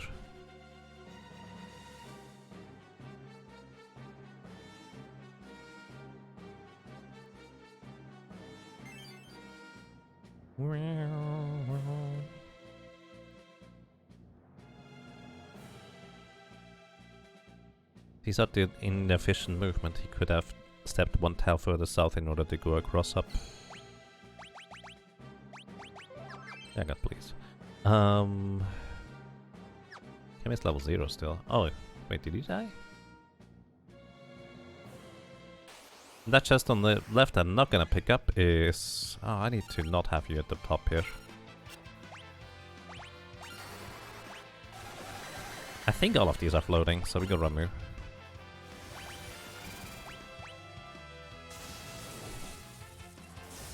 Ramu definitely was a good idea to get.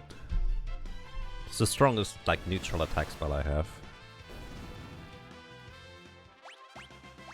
Alright, I need to have somebody else in the top slot here. Probably you. The chest on the left there contains a red dragon guarding a drain sword. The drain sword is not a good weapon in this game. It deals damage, and the same damage you deal also...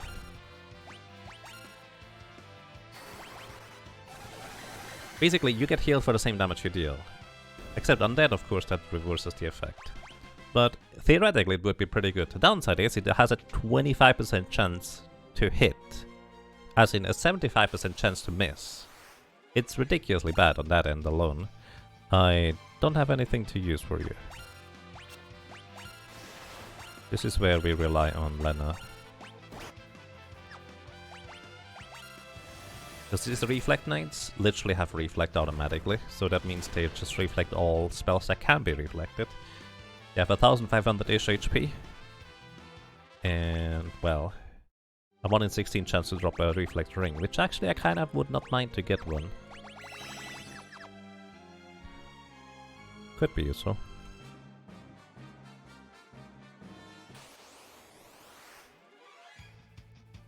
I guess I'm gonna find out. Wait, does Mag... Oh yeah, right. That's fine. I'm not gonna find out if the magnetites are floating or not.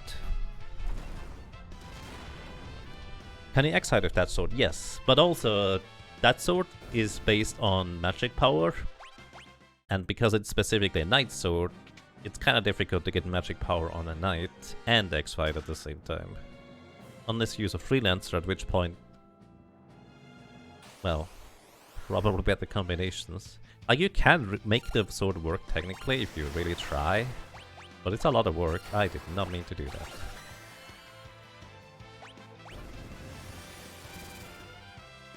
Should I have bought Comet? No, you have Summoner.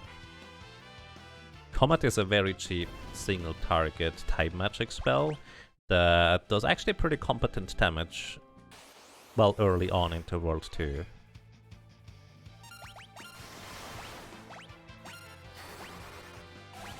Ramu in case I survive, I guess. Chemist easy mode. Yep. Hey Miria, welcome. I hope you're doing well. Yeah. I don't plan on using Chemist much, but there's just certain sections where I don't really have much of a better idea. Dream Harp has a chance to put the enemy to sleep. Oh boy. Speaking of weapon types that are quite unfortunate, harps are actually arguably worse than bells as a weapon type in general. Actually, maybe it's the weapons gimmick. There's only one harp that's actually good, but that one is really good, which is kind of why it's probably better than spears on average.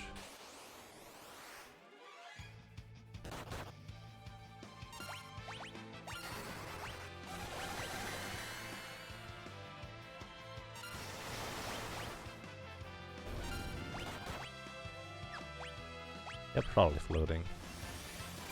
I mean, they even have their legs above the ground.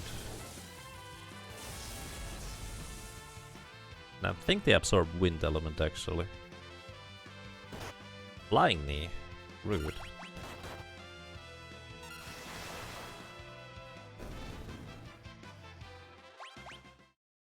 Pharmacology. I think that's the one where he doubles the heal through abilities. Alright. Here, you equip the Frost Rod so I don't have to fumble in combat. Yellow Dragons, that's the worst encounter right there.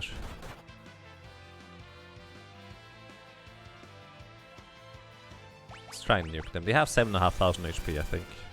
Something along those lines. You can confuse them, they are susceptible to time magic.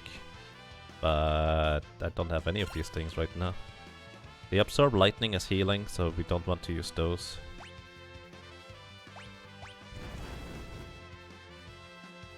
And we're gonna equip the poison rod. Single target bio. Excuse me. Try to single target. Ah, my goodness. This is probably my first death right here. But just no guy actually here might actually be really good. Yeah. Earthen Wall is protection against physical attacks. Lightning is 25% of our maximum HP in damage, so it's always going to be the exact same number. My goodness, the memory cursor.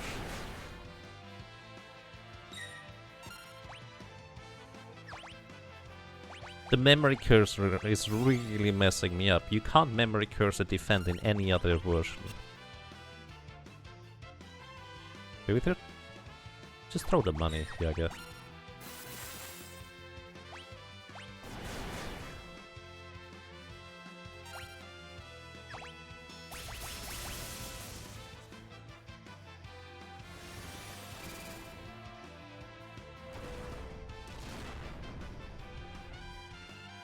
I should have just done the money, I think, to begin with, honestly. Would have saved me a lot of headaches. And we survived. And our reward is a gold hairpin, which halves the amount of MP things cost. It's pretty good.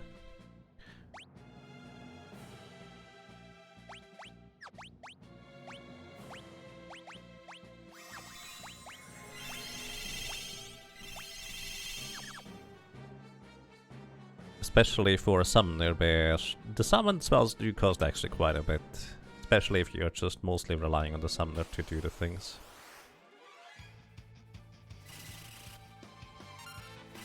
I throw lightning scrolls. The magnetites are weak to lightning.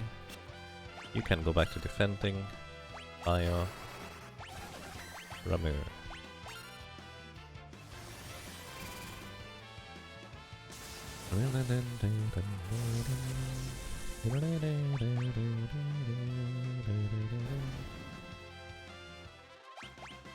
Then I mastered summon level 5. And we're gonna use a tent for MP healing. Actually, I should have used the cottage because Lenna was almost out of MP and she has more than 100. So I'll have to use that again.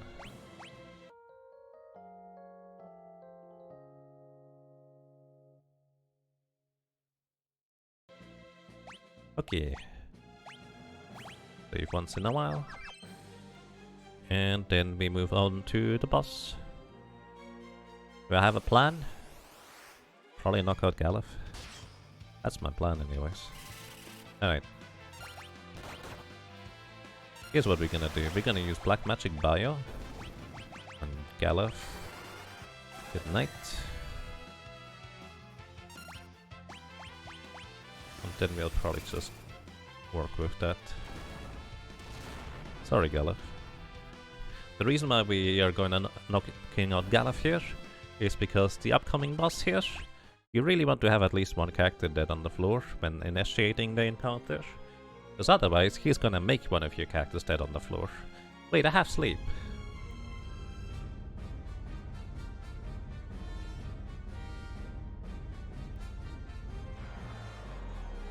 I guess I could wake up Galuf for a bit of ability points. Probably a good idea. Either way, welcome to Atmos. He has 20,000 HP minus 3. And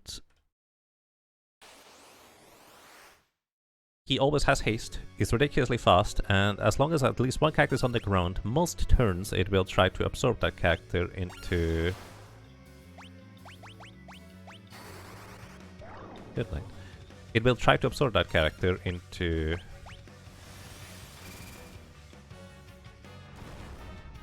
its gigantic portal mouth thing. It has little eyes at the top. I don't know what this is supposed to be. Either way, the short version is... because we had Galuf dead on the floor at the beginning of the combat, it didn't get to do anything. Because sleep in Final Fantasy V never wears off unless the character is hit by a physical attack or hit by a recovery move. Neither we're gonna do to this guy, so it's just gonna be us throwing spells until the 20,000 HP are depleted.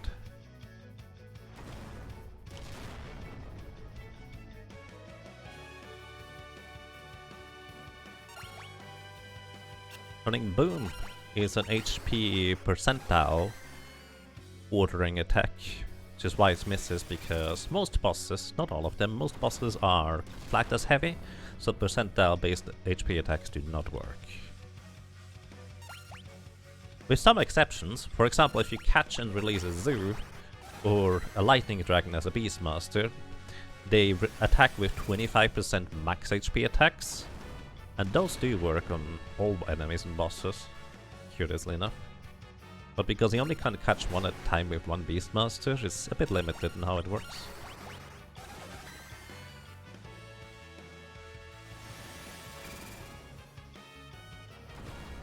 Meow meow meow meow meow meow meow meow meow.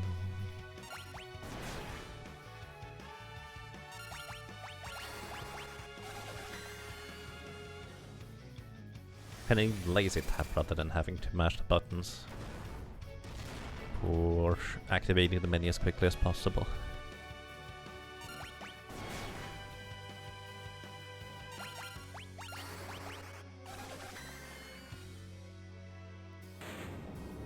Boom. Neat.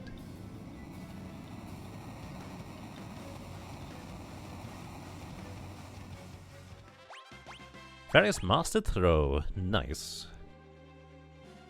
We can now have a Bard with Throw. Or a Geomancer with Throw, actually. Considering how much more magic power that seems to be. Downside is we still don't have a weapon to boost that. Hang on. No, the legendary bell, oddly enough, only boosts ground move, right? It's a Geo Bell that boosts the other stuff. So I think we're still gonna go with the Bard idea. We can't have Summoner with Throw because these are natural jobs. For anybody who might have joined us more recently, the restriction in this run here is we can only specifically have job classes that are native to the crystal of the specific character. So Butz can only have wind jobs, Lenna can only have water jobs, Faris can only have fire jobs, Galuf and Krile can only have earth jobs. And well, there's not a whole lot of stuff we can do with magic power. I think I'm going Bard.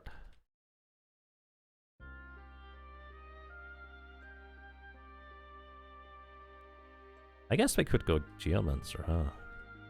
Because I will want to have Bard in the end, but I don't need Bard right now. Blind Umpire, thank you for the raid and the host, and welcome everybody. I hope you're having a nice day. Good evening. What were you doing over there, if I may ask? What were you streaming? Yeah, Summoner with Throw would otherwise be really good, because you can also equip like a Lightning, Fire, or Fire Rod in order to boost the Lightning or Fire Elemental scroll damage.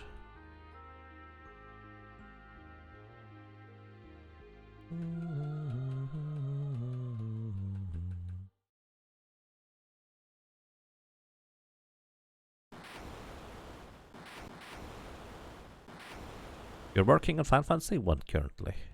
Neat.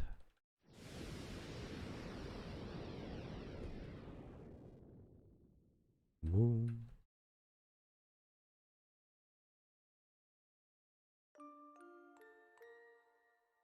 In every other version, you have to wait until Galuf realizes that Caesar's not gonna come back, but in this one, we actually have to talk to him. Or actually go to the submarine. Yeah, we just go up, I suppose. They don't have time triggers. Which I guess is fair. Those can be confusing if you don't know about them.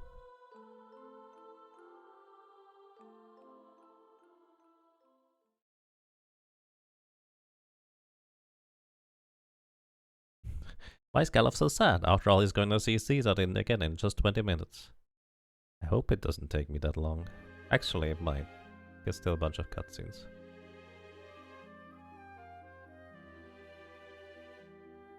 And he doesn't know that yet. Okay. Alright, we're gonna make a quick detour here.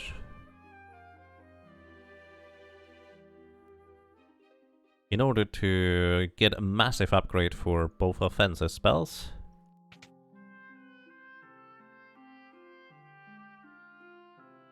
With Firaga. So first, Blizzaga, Thundaga. Do I get Rain?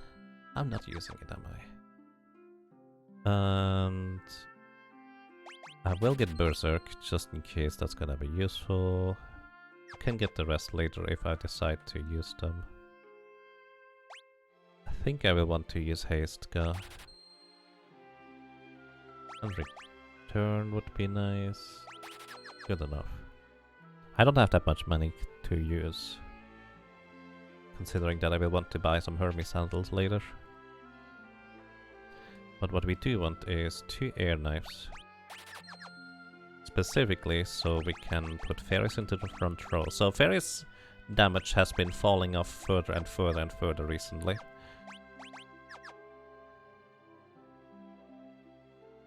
So giving her 2 air knives in order to hit like a truck is hopefully going to help that quite a bit. Do we get the... No, we don't get it. That's fine. I was thinking maybe we can get a headband for her here, but I guess not. Also, what we can do is we can get a Magouche.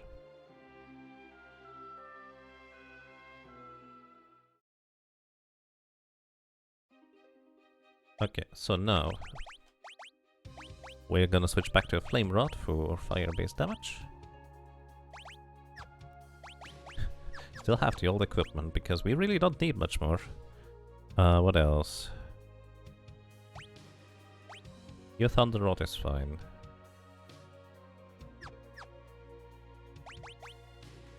You're gonna go melee with air knives, that's pretty good. In this case, we can actually give you the Elven Mantle for additional chance to dodge stuff. Galuf is about to learn Mix, I think. Once he learned that, I'm gonna put him back to be a samurai. Probably. Like, I don't know what to do with Galuf, the catch.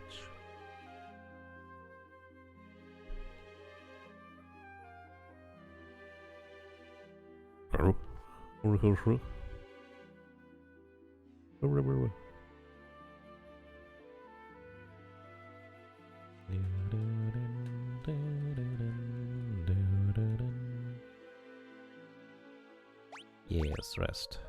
Everybody gets a seat and sleep.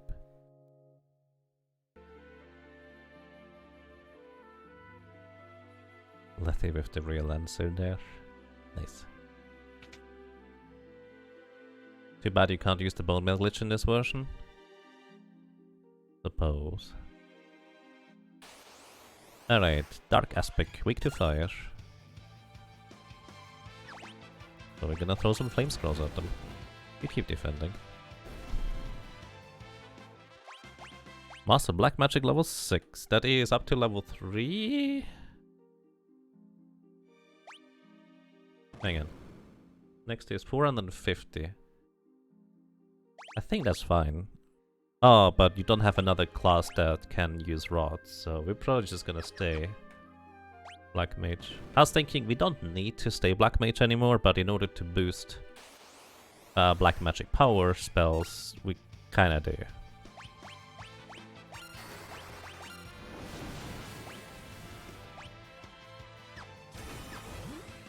Vampire? You got a vampire in between. Normally the vampire just doesn't do anything. Galuf mastered mix. Excellent. Turning you back into samurai, hoping to get to whatever the thing was called to insta-kill enemies. Should I just put it in the front row? I guess what else are you gonna do? You could berserk. Wait, Kiss of Blessing was Holy Water and Maiden's Kiss, I think. I'm not gonna use it on enemies. It bypasses berserk immunity. I think anyways.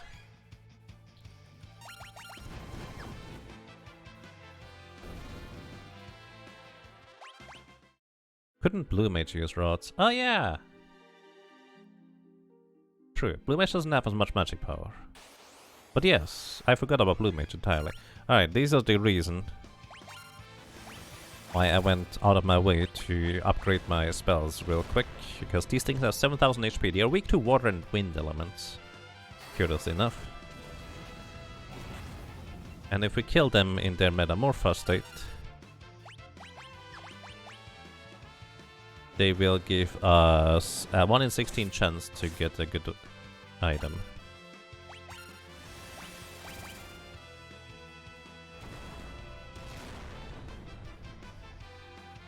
Light Staff.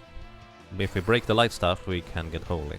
But if we defeat them in their transformed state, we don't get anything. Well, we could, but based on whatever the transformation is. So we'd prefer not to. Normally the Metamorpha take 1 turn, and then they transform. Here they just straight up transform, it looks like.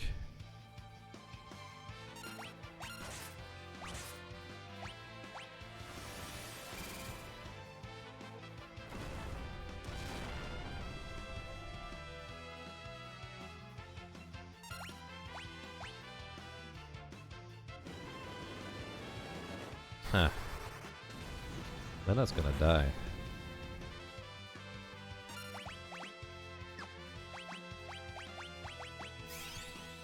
Okay, not anymore.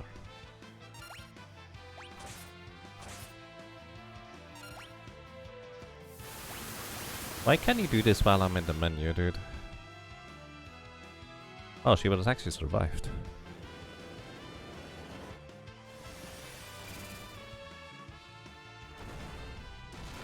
Wait.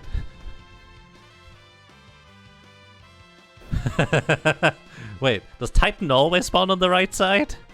That looked wrong.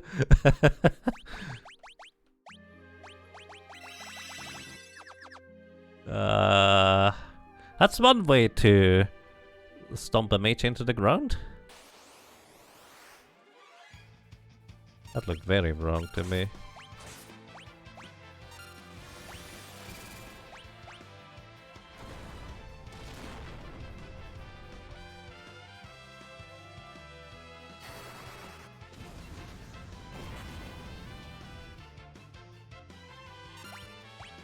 Transform. Alright, that's gonna be 25% of our maximum HP gone after Ifrit goes. I'm actually gonna intentionally wait.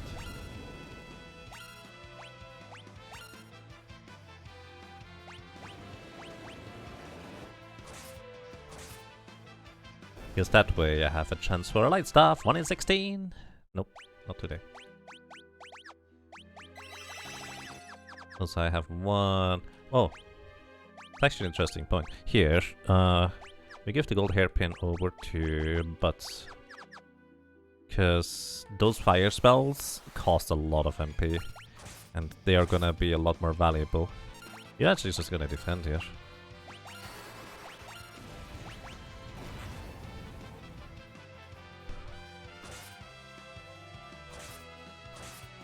Could give the dancing dag. Oh wow, we knocked it out before it could go. That's surprising. I guess maybe once I'm set up, I suppose.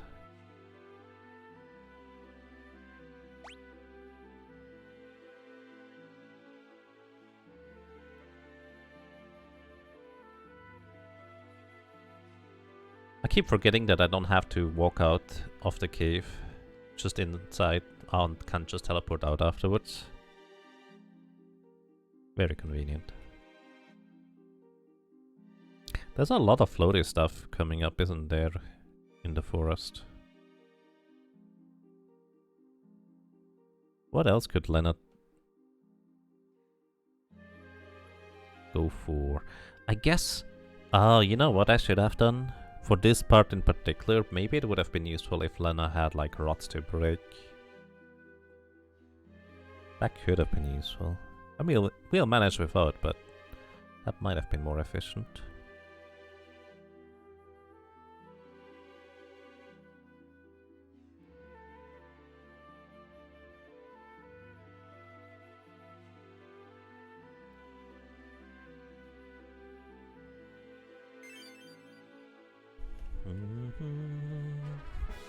Meow, meow, meow.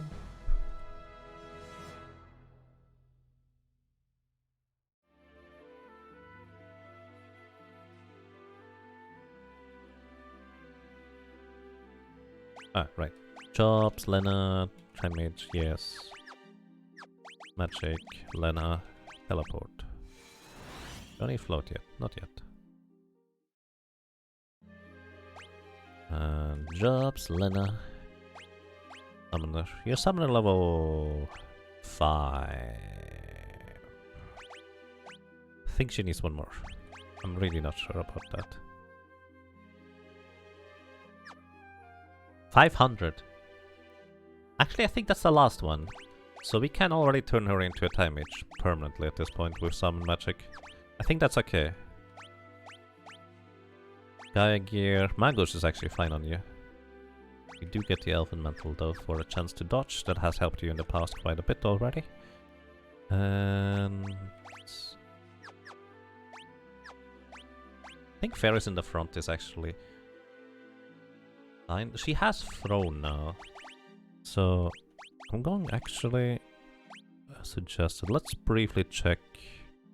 Where's my Geomancer? Pajama Party! There is Pajama Party. Throw. 50 magic. Actually, that means it has 47 baseline magic. Because Faris gets +3. You get an air knife. That's actually good. Yeah, that's fine. That way we can have Faris throw from the back row for fire scrolls, because those are going to be actually really useful soon.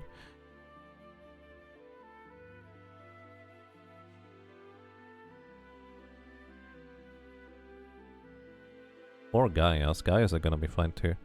And Galuf, gonna have an air knife for you.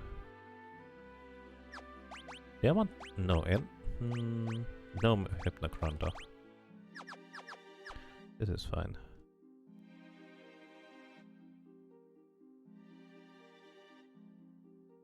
Right, we could get Catoplepas as a summon, but we're gonna skip that one, because we really don't need it.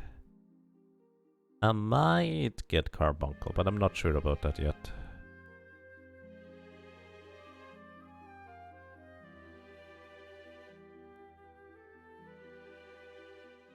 Okay, which time magic spells did we get? We have Hastegar, which is fine. We have Slow, that's okay. Return and teleport, that's fine. We don't need much else. Desiree. Pretty sure that's supposed to be French, right? Also, before we engage, we need to use a cottage. These things are not weak to fire. I thought they were. I was wrong. Leaf Swirl has a chance to blind enemies. That's actually a really nice animation. I like that.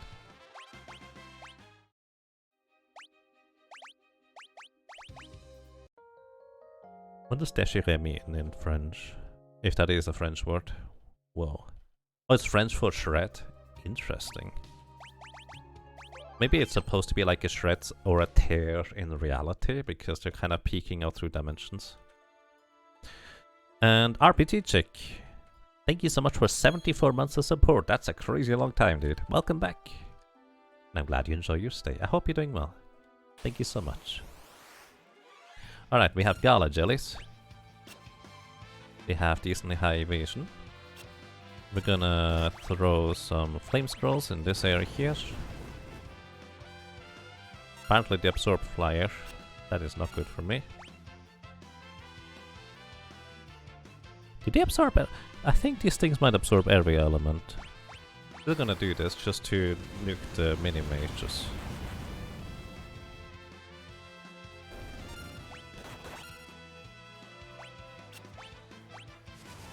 Leaf Swirl is neutral attack. Alright. I guess we go with Gaia for this one.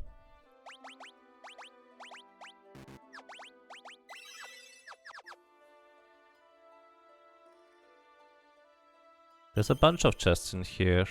A good chunk of money. But I will probably skip a bunch of them too. Shred as a verb, not shred as a noun. So 2 shred something.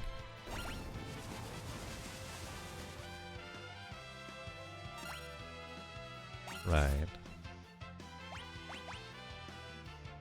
I should have gotten Meteor. Meteor would be way better here.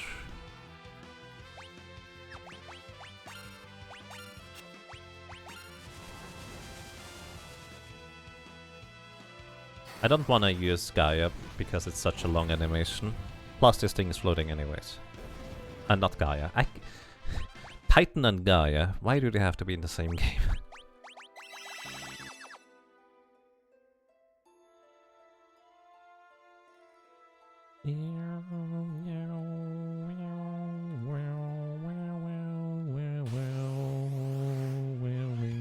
So these things are weak to fire, the trees, but they do also have a lot of HP.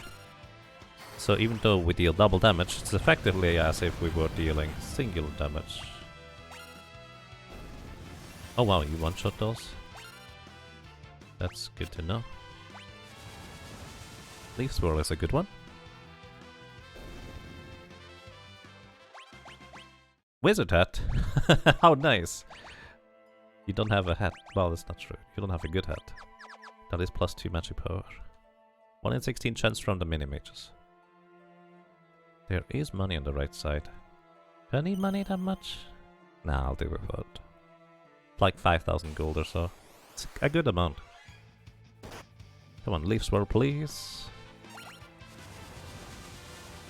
I'll just have Faris defend.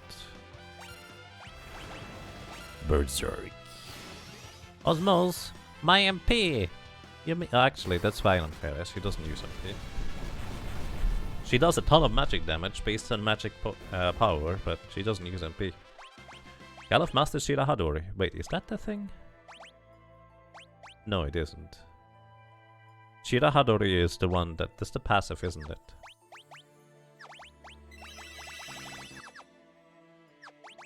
Just checking. Yeah, basically it's chance to dodge.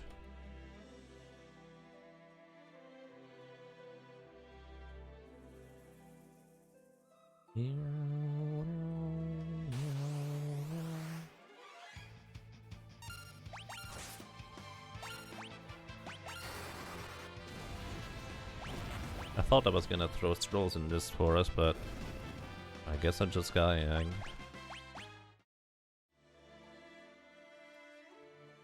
the elixir here.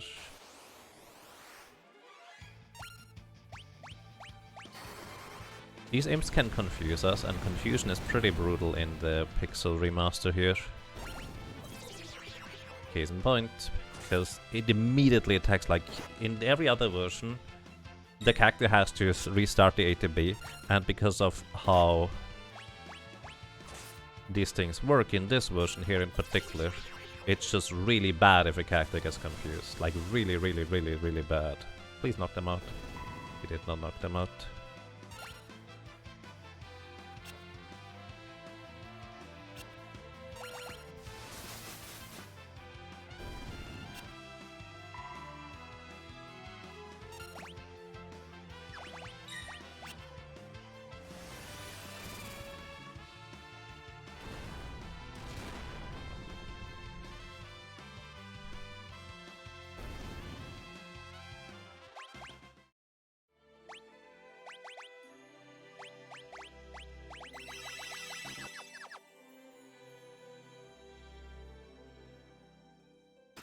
Morningstar, worth a good amount of monies.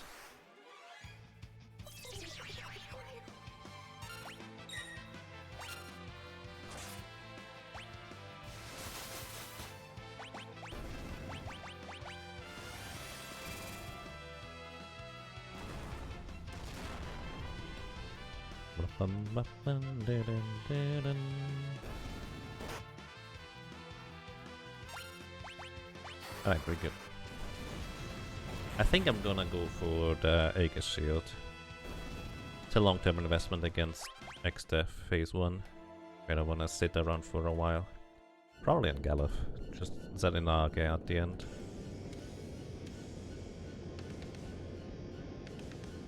Or we could just nuke with spells too.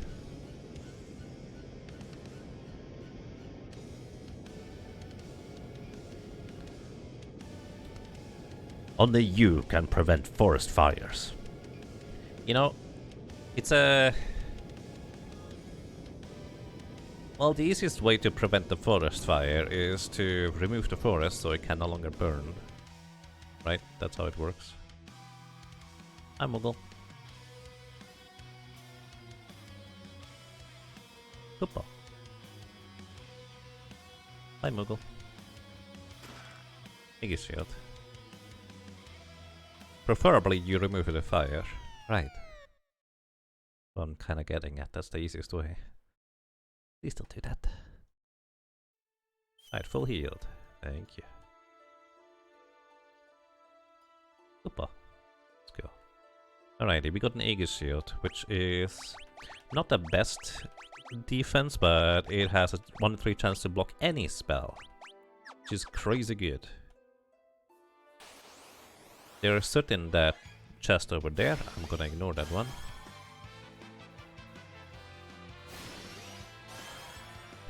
Rude. Stop that.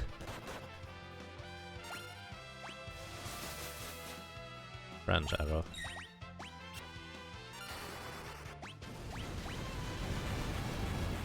Do the Mammon survive this? I don't think they do. Nope.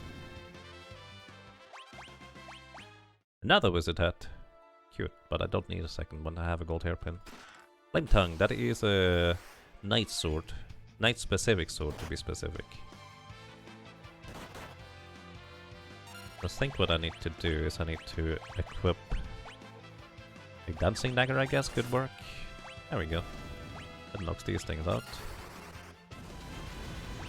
Just gonna defend for now. You try the branch arrow or leaf sword, both work. Nice.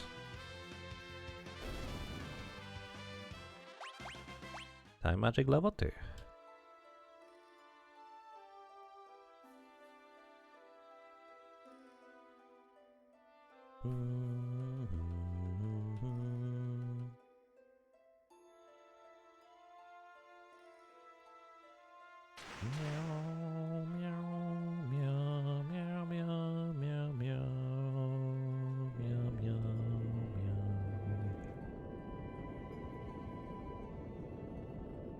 Next, I've made the trees into Mystic Quest trees.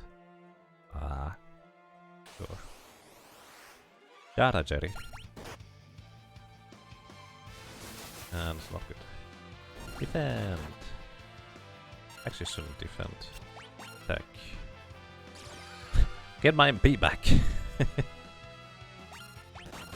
Come on. I mean, it'll eventually get rid of them.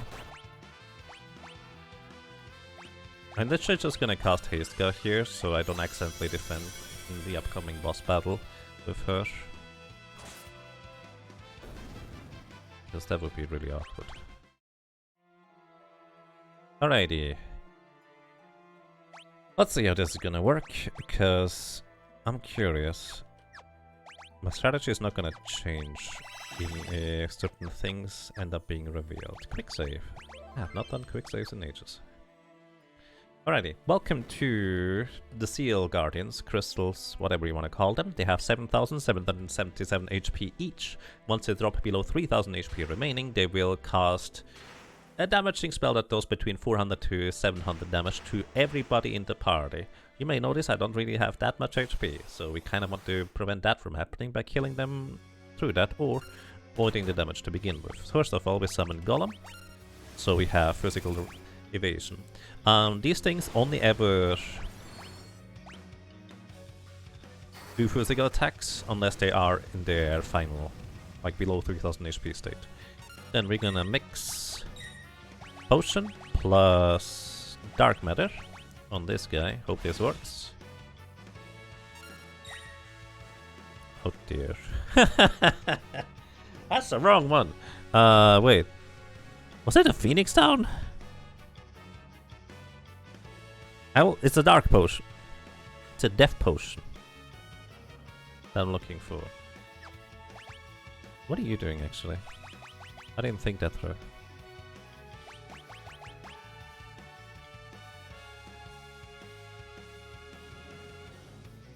Can't flame scroll them. The top one gets healed, but that's fine. Titan will heal, or actually not do anything, I think. Wait, if I do this, this thing is gonna be in critical HP already.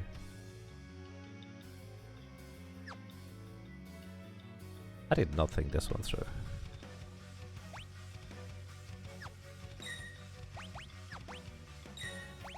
Let me actually Libra this, just to see how much HP it has remaining. Level 77. 4,299 HP. Okay, so we need to nuke it quite a bit. Right, let's see. Dark Matter on Elixir, maybe? Nope! Rip my Dark Matters! It is Phoenix Down.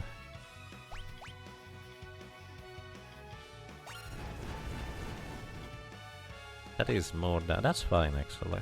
We can work with this. So what we're gonna do is we're gonna wait until it is Moth's turn here.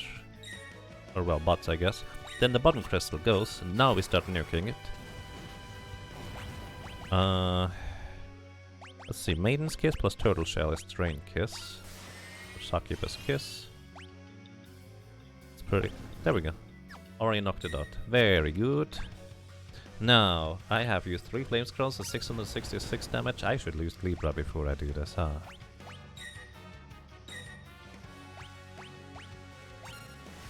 Can I refresh? Nope. Wait, it just ran out. Unless in the Pix remaster you can refresh before it runs out. That would be news to me. Alright. Left crystal just moved. I'm gonna do Total Shell Maiden's Kiss thing again for guaranteed damage.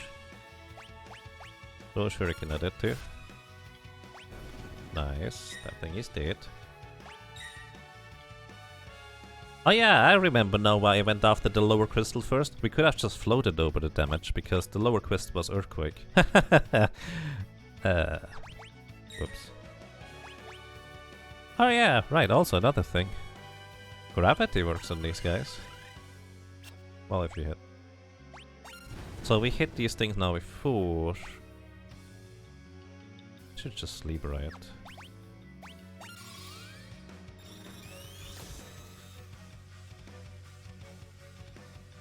Okay. No specific weaknesses. One more flame scroll.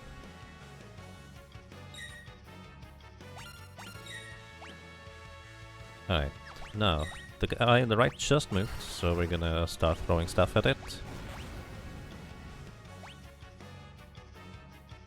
Oh, Mage Masher. Maiden's Kiss plus Turtle Shell.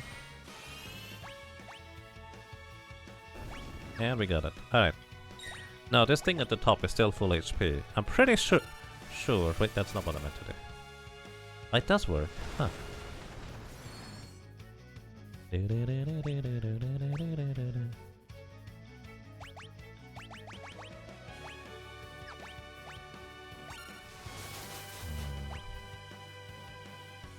So we actually have nothing that can damage this thing efficiently right now, aside from chemist mixes.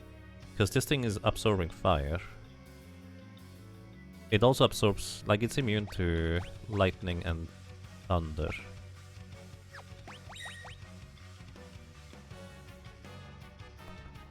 Effectively, Butz can't do anything about this thing. And also poison in case you're curious. Yep, you can't do anything, you just defend.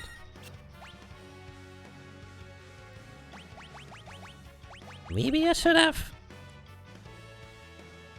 You know, we're just gonna Sally Nugget this thing. What was it? Maiden's Kiss and Holy Water? Actually, this is where we use the Dragon Fangs. Dragon's Kiss. Is that the correct one? Yeah, Dragon Fang, Maiden's Kiss. This is plus 20 levels each time. Wait, what? It's not plus 20 levels each time. I was wrong. Oh my goodness. Holy Water? Blessed Kiss. That is not what I meant. Uh-oh.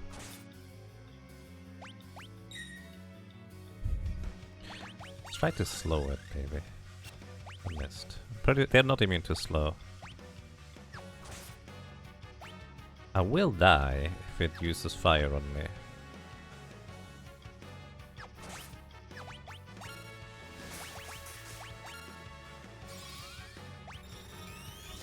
Let's see how much it has remaining.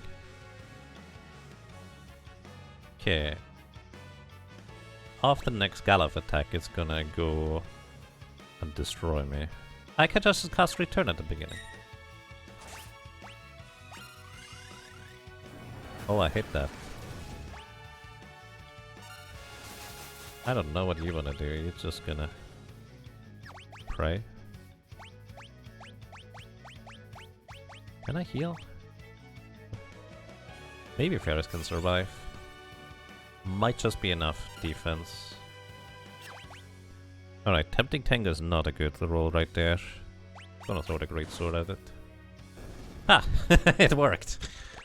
Oh dear. So, I could have instantly taken out the Fire Crystal, which is what I would have done last, and the Wind Crystal if I used that potion properly. Return seems like a great option. Well, it was, yes. Alrighty, so basically Death Potion instantly kills an enemy and it does not check for chance to hit. The crystals are pretty high level with decent magic evasion, so normally hitting a spell that would instantly kill them like Doom can work, but it's unlikely that you will hit it, is the problem.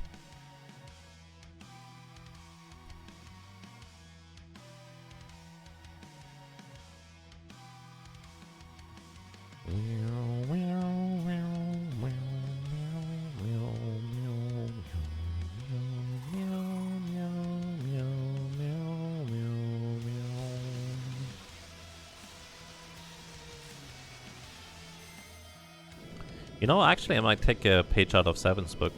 Or was it 7 or BG2?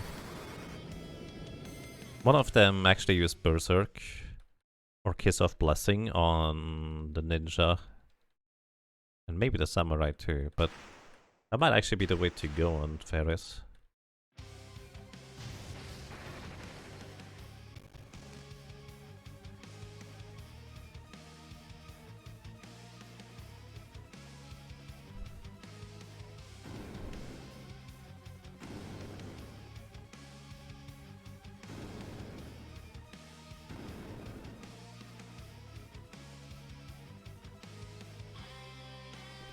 local Galuf too angry to die. Well, before he finished his job anyways.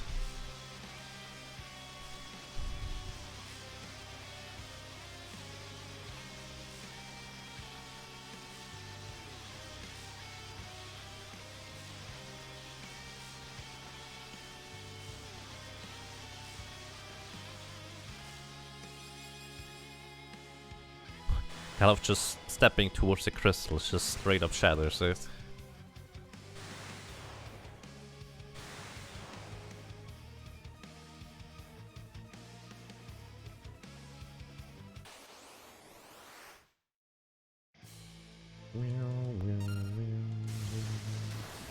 So, the big question, are you in the front row? I think you're in the front row. So we're gonna mix Holy Water and Maiden's Kiss, which gives us Berserk. So we need to deal like 7,000 damage in this encounter.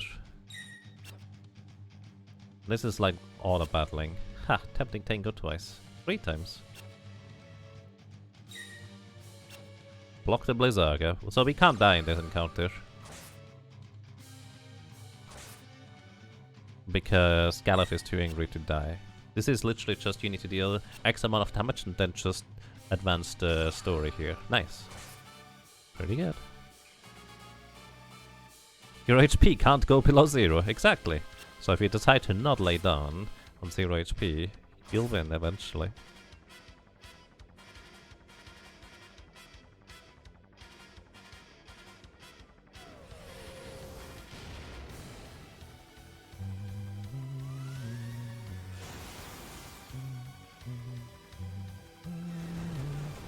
Galuf is the Determinator. I like that.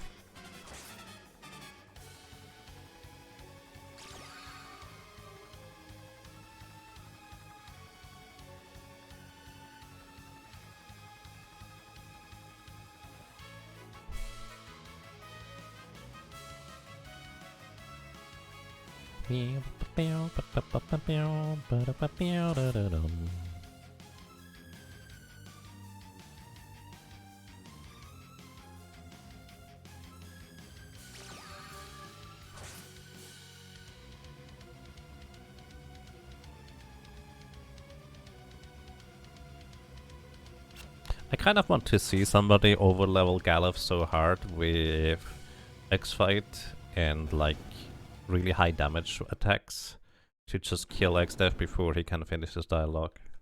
I'm pretty sure that should be possible, right?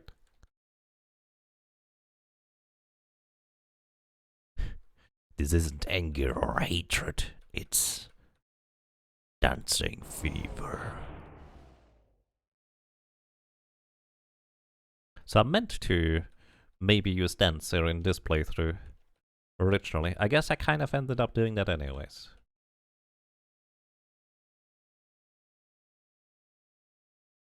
Also, I forgot to give Galuf the Wind Dagger, but I guess just Dancing Dagger is more fun.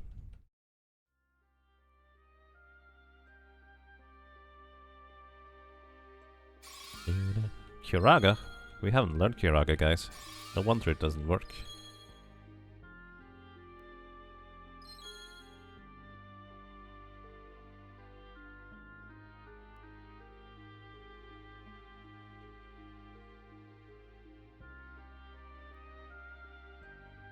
Galuf's flame has flickered out.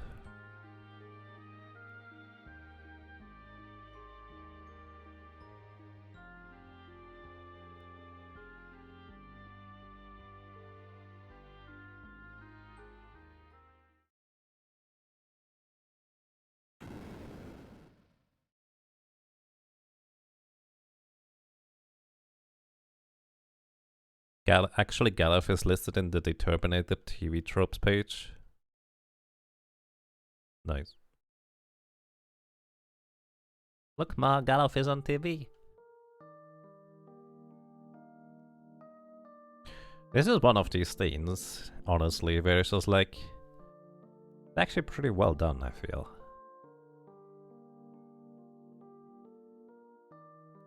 As I've mentioned before, the story in this game, it's fine. Nothing amazing, nothing bad. But it does have its moments, and I feel like this is one of those.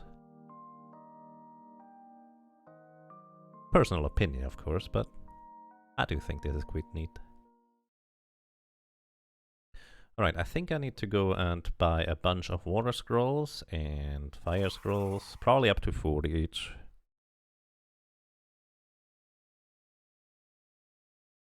I wonder if the Pixel Remaster just turns Krile into a samurai here.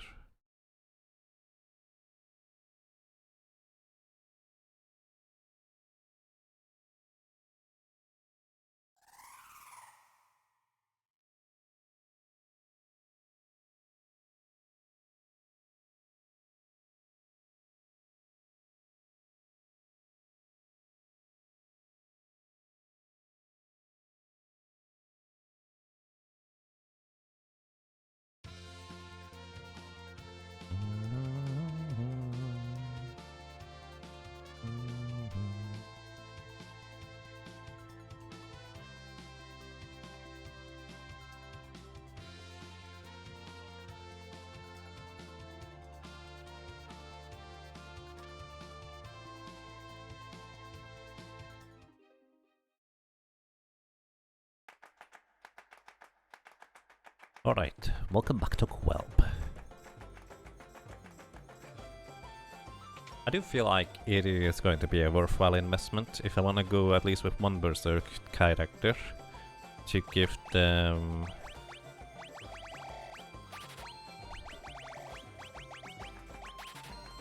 Let's get a bit more. This is probably fun.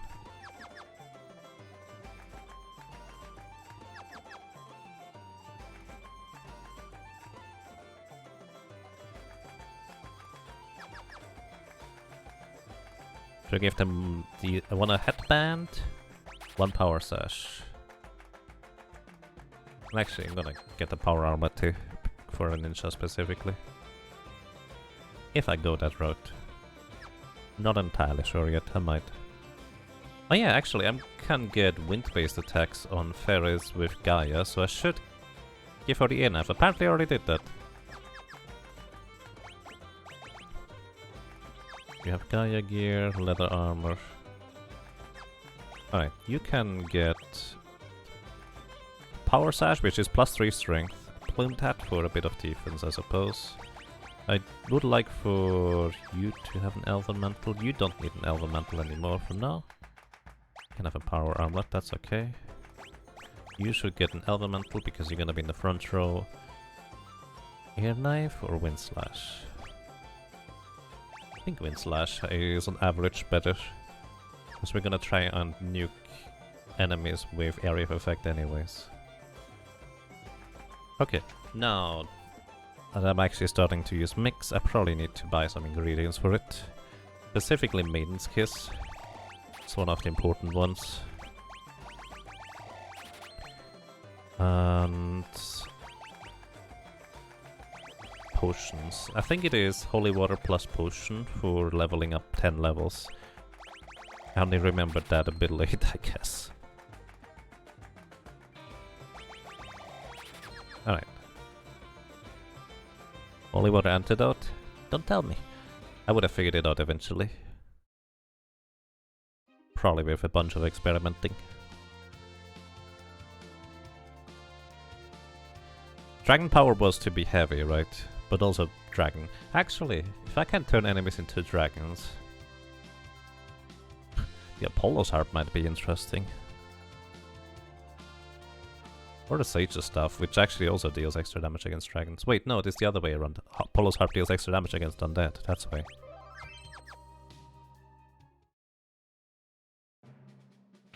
Alright, let's go.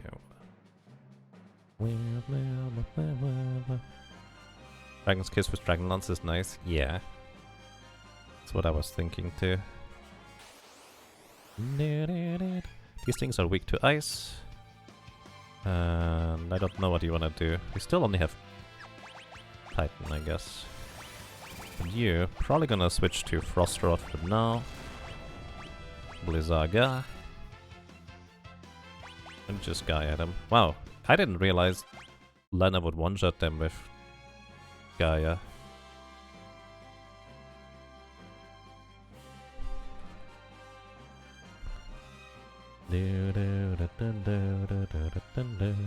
Some people just don't enjoy that. That's okay. Did I miss Shiva? Well, you could say I missed, but I just didn't go back to pick her up. Is that the same thing? I suppose it's technically the same thing. I intentionally missed her though, it's not an accident. Because I did not need Shiva.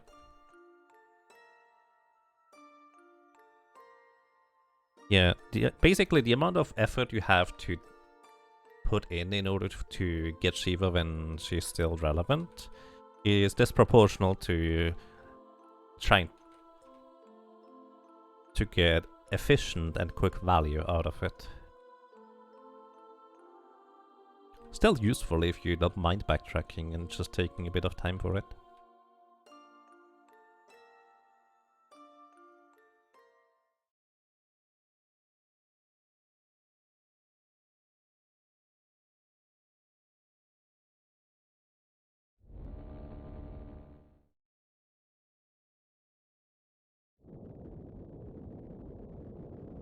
If you think about it, a Chaos Killer is presumably one of the tidiest people around.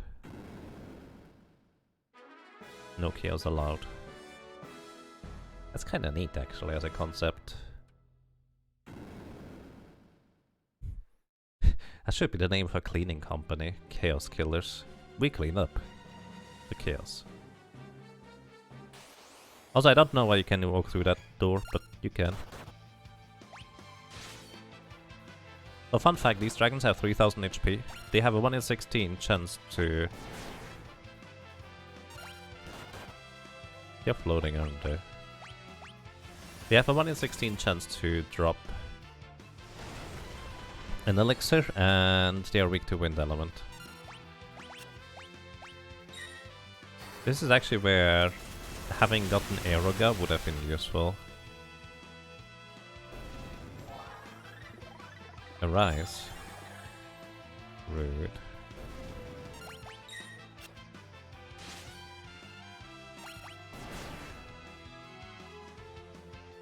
I guess we got Ramu. Pretty sure they're floating, so we can't hit them with Gaia. I guess I could try. Like any enemy that looks like they're floating, they're probably floating in this game. That's just kind of how it works. Whether it makes sense or not.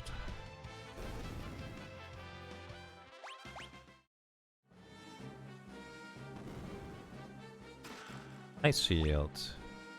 Actually, Aegis shield is probably better on average. Yeah, sure, let's try Titan. It's gonna at least hit the Hellraiser and the Wolf, I think. Yep. Alright, works as expected.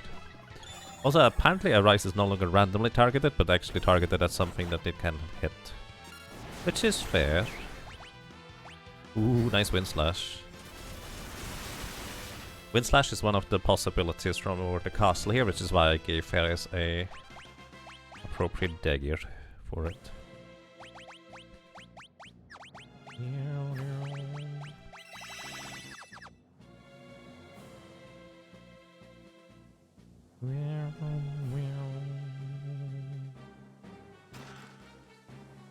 Right, do I want the bow? No, I don't care about the bow.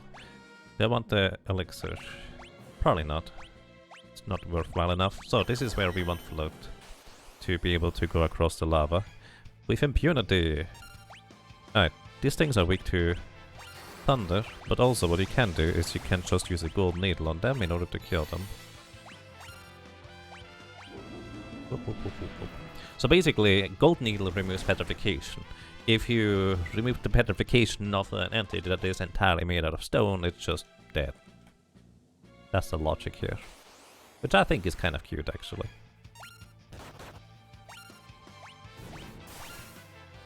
Wow. Right, that would be how that works. So the short version, what happened there is... That wind attack is percentage based, and I think it is 75% of the enemy's current HP. So that's why it deals so much damage. I need to step off at the time, right? So it's 2 steps. Was it left or right? I never remember. Got it.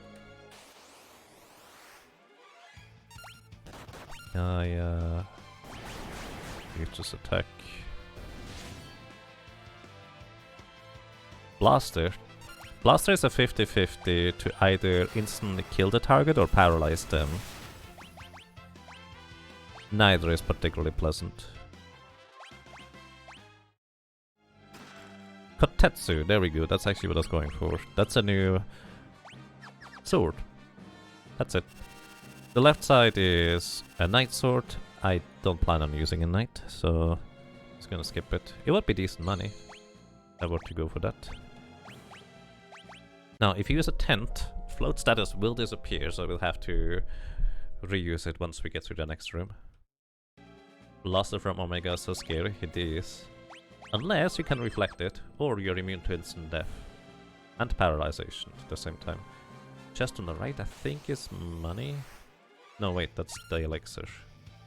I think I would want to skip that. Alright, break this guy. Gold needle this guy.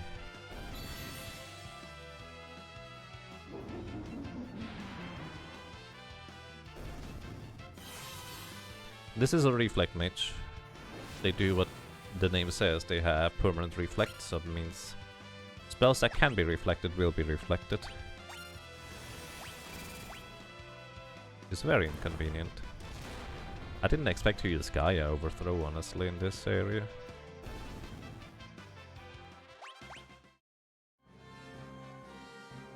Yeah, that's the wrong one. Money's on the left. Ah, I did not. This is a dangerous floor to get lost on. You don't want to go the wrong way. Atomic Ray almost one-shots us. They are weak to water, if I'm not mistaken.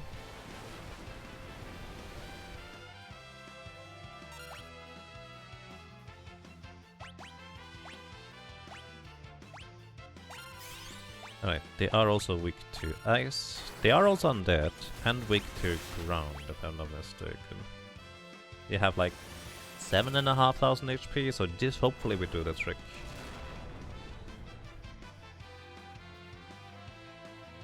Alright, yeah. They're weak to a lot of things, but at the same time they hit like a truck. We have just about enough HP to survive everything they throw at us. This is basically the scariest floor in the entire game. The yellow dragons are not much nicer.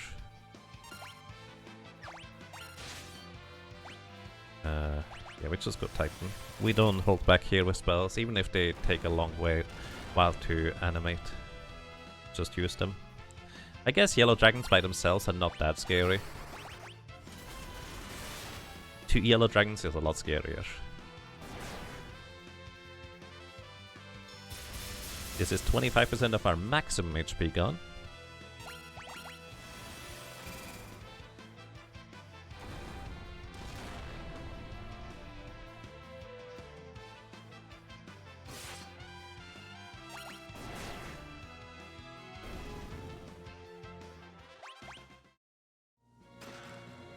Monies.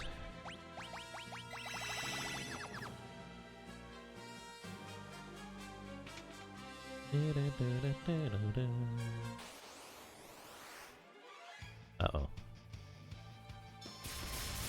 It's a very unfriendly back attack.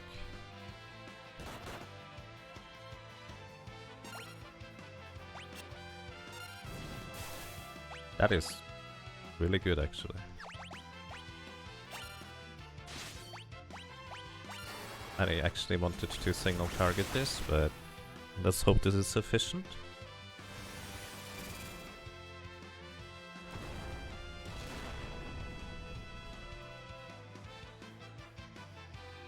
Alright. Think we're good. Especially with another one of these.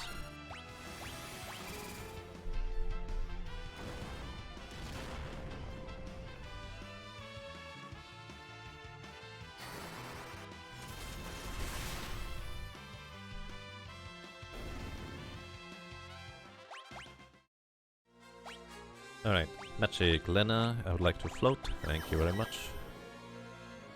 Probably should heal up to full. We are missing 25% of our maximum HP. Bit awkward, but oh well. Also, we are near a save point, but not quite there, so let's see if we get there. Ooh, those are spooky. Alright. Sonic Boom. Okay, are they floating? I never remember. I think the Iron Fists have a really dangerous counterattack when they are the last enemy in combat, but this one should just die. I don't know actually how these guys work, but I think they're scary.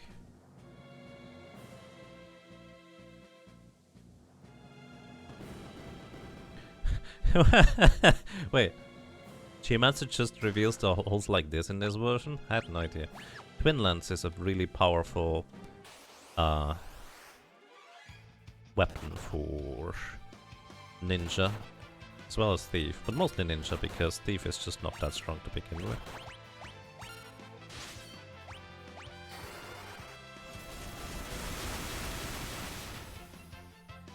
So if I go Ninja with Faris, I could hit like a truck in the front row.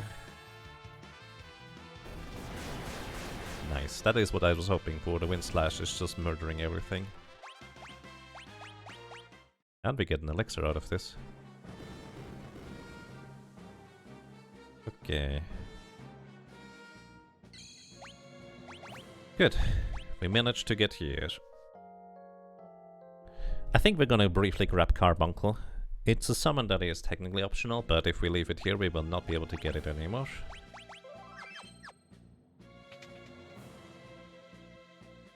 Skipping Carbuncle? No, I just wanted to save. Alright, we can go here. This teleports us over to Carbuncle. And Carbuncle is really easy if you have the correct tools, and in this case the correct tools are Lenna turning into a Mystic Knight. And giving her, I don't know, doesn't matter.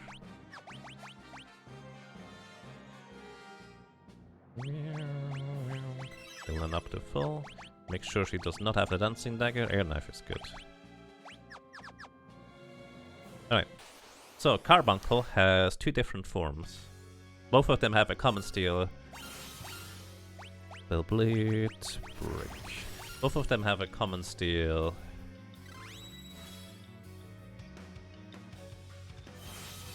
Reflect Ring if you really want a Reflect Ring, which could be pretty good. It casts 3 spells, and then it switches forms silently, then heals itself, and during that healing portion it is vulnerable to literally every element, as well as instant death attacks such as Petrification.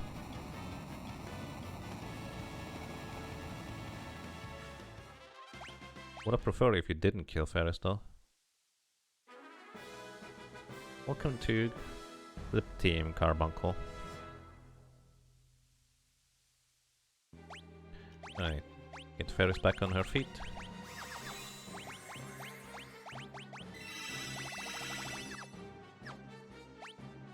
And Lenna goes back to being a Time Mage. Just thinking, maybe Breakblade. I guess Breakblade doesn't really work against most important enemies. Just a few.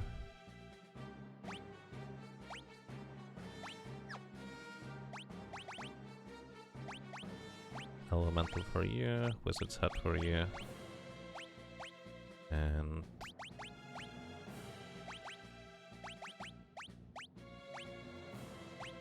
on the road, I guess. Now you get a Magoosh. 25% chance to block physical attacks. And more importantly, float please. Do not use teleport now. RB is not weak to Doom, really? I actually did not know that.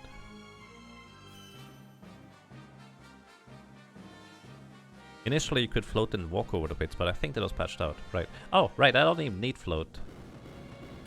I'm a dingus. I don't even need float. I have a Geomancer in my party. Poor Geomancer. Actually useful for once, but I invalidate it anyways. By accident. That just give you time magic, time magic. Wait. Let's just return back to the beginning of battle real quick. So return literally restarts the battle from the beginning. I don't know about this version, but in the original it also rerolls the preemptive and back attack variables for the encounter.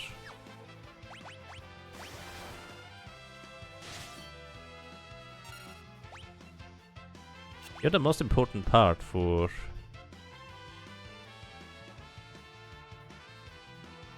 Don't cast teleport.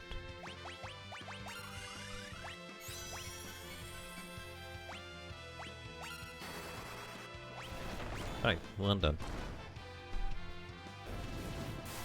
Sonic Boom. Okay, we should be able to just knock it out with Krile's physical attack here. Especially with a crit. Sonic Boom. Yeah, just wait. And Blizzaga. Alright, we're good.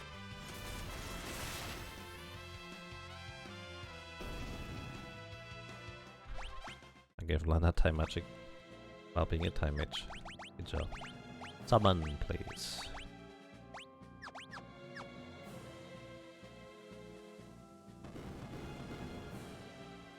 Alright. Just really did not want to fall down there, so I was walking a bit more carefully. And... Man, it's more efficient to skip Gilgamesh, right?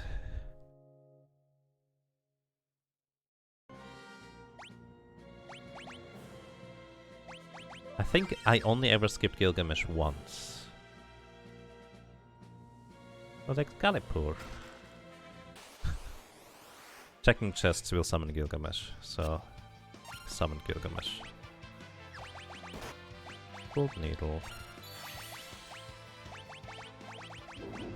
Gold needle.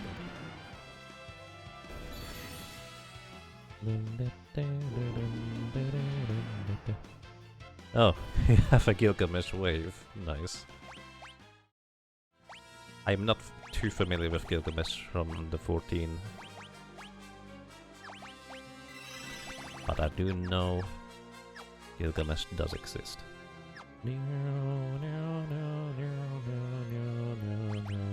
Alright. We're gonna go ninja. With you. Where's ninja? Ninja? Ninja. Yes. Alright. You get... Gaia. Why not? Twin lens, air knife, perfect. Ninja suit. Yeah. Oh wait, who has the... Hang on. Krile has it, doesn't he? You have the power sash. You get the leather armor for now. You get power sash for +3 strength. Headband is also +3 strength. Power armor is +3 strength. Basically, ninja has +9 strength right now, putting her in the front row. And let's just see what happens. Gilgamesh. Boy. This is an optional fight, by the way. In fact, will lose me like at least 6 minutes over the course of the run, but I've taken a longer break than that, so who knows, who cares. Alright. Blizzaga. He has like 13,000 HP here. That means kiss plus... Holy water? Yeah, plus kiss. And we go time magic, haste to haste everybody. Wait, Faris is already hasted. Probably need to heal Faris though. That's 3,000 damage. Jesus, Faris.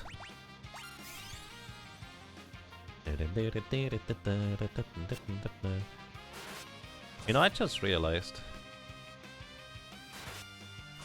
I could have stolen from Gilgamesh here.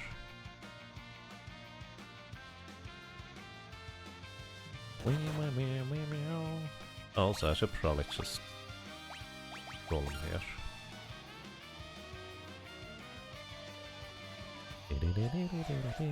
Hello. Welcome to you. Secrets. Wait, Faris decides to just stay there. Well, one of the afterimages of Faris didn't get the memo that we should disappear during Golem. Also, as soon as he starts the dialogue, we win.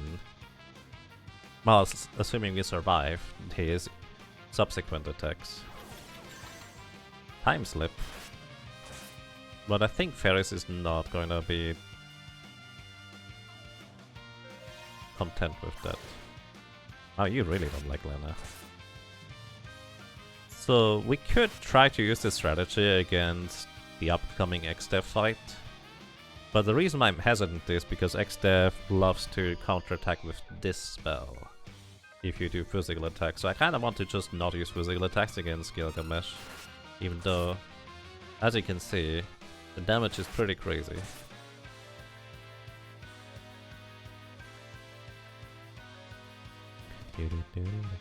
And welcome to Larsu. Just wanted to say you've been rewatching all your single job runs on YouTube and love them so much. Oh, thank you. I'm glad you like them. I really appreciate those kind of words.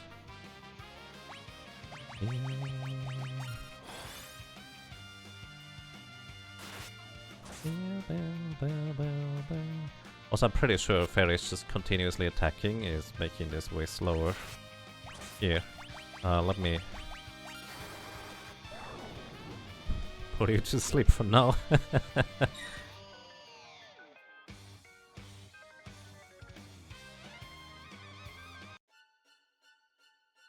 Gilgamesh! Great! You worthless fool. For your continued bungling, I banish you from this dimension. What?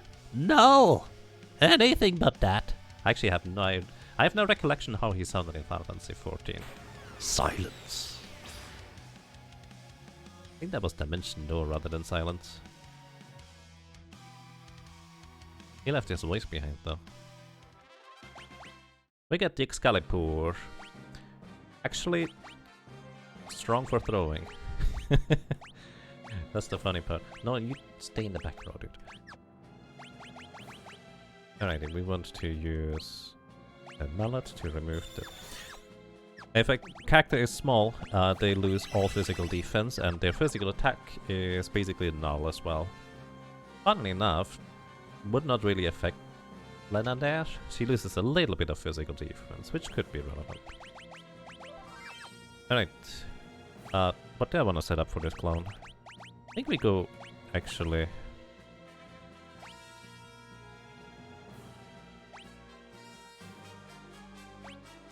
Geomancer feels like the most appropriate here.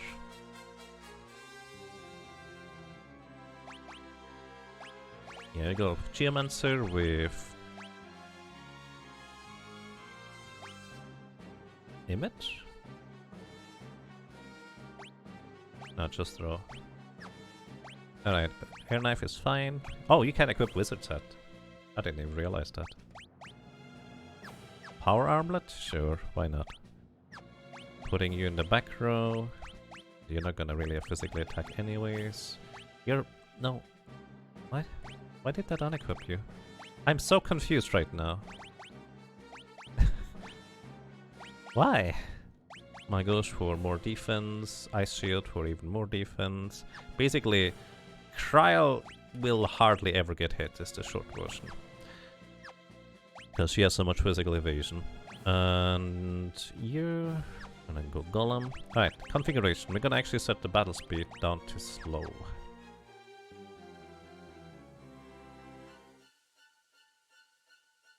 Also, I could have gone to the right side and grabbed the Fuma Shuriken. Those are worth 25,000 gold and deal a lot of single target damage. Either way, welcome to XDev. He does a lot of stuff. The short version is he has 32,000 HP, but once he drops below half-ish, he will...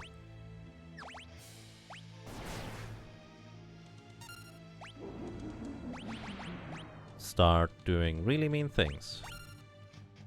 I'm not good at explaining things. Alright, what was it?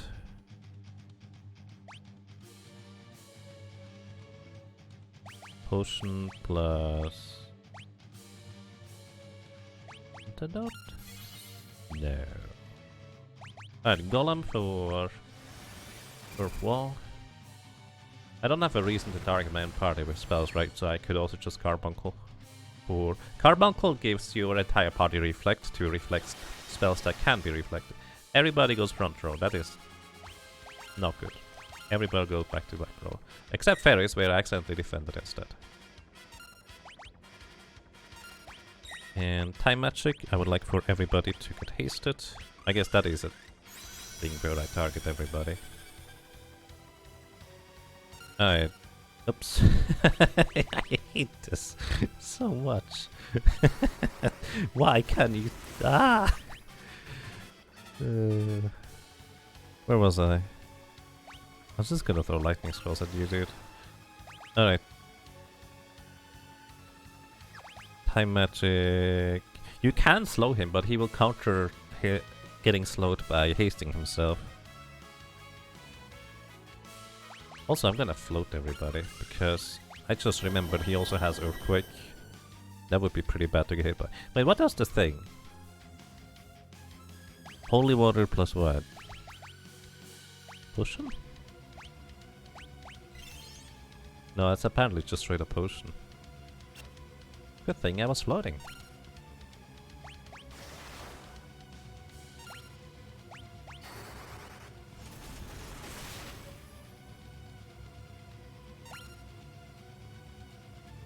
Oh, this is now very carbuncle, because he could counter spells. I know it's holy water.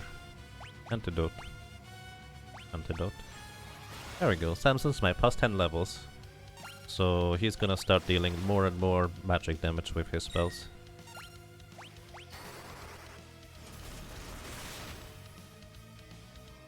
$3,000. And can also cast Titan for some more damage. Antidote plus holy water.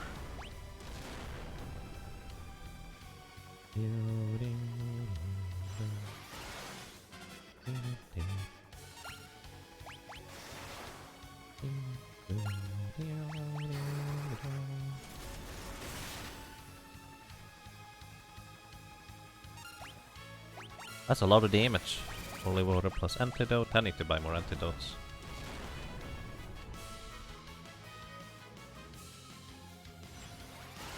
And the slowed battle speed really gives me more time to actually input the menus that I'm supposed to have anyways. Hey, nice dodge.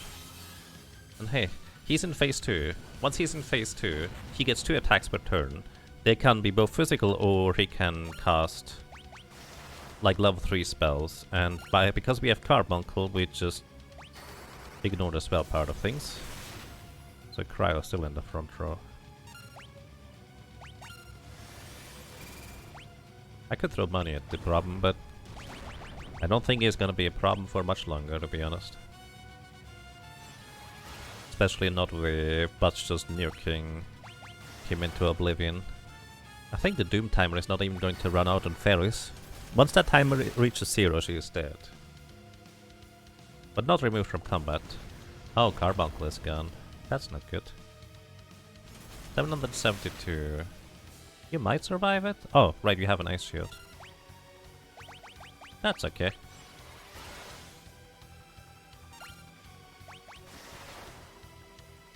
Oh, just one more. I figured it was pretty close.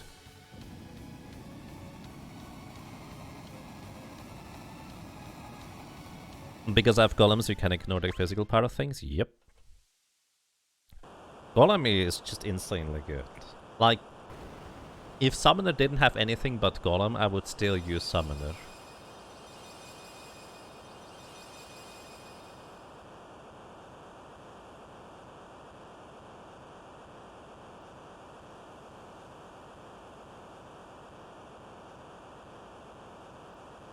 Alright, do I want to use Meteor? Because I think I'm going to switch over to fast battle speed now, rather than very fast, because the upcoming enemies are going to be more and more tricky, because we're just gonna go straight into the void. Well, not straight, but yeah, somewhat straight-ish. Do I go and grab Odin?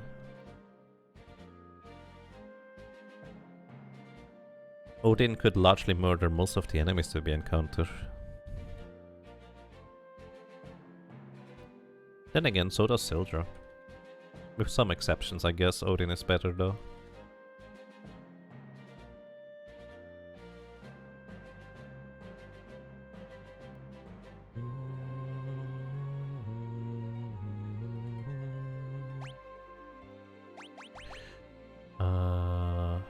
Right, before I forget, paddle speed fast.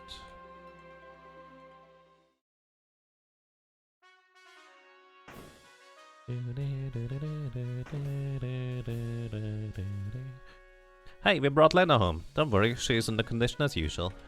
Just taking a nap.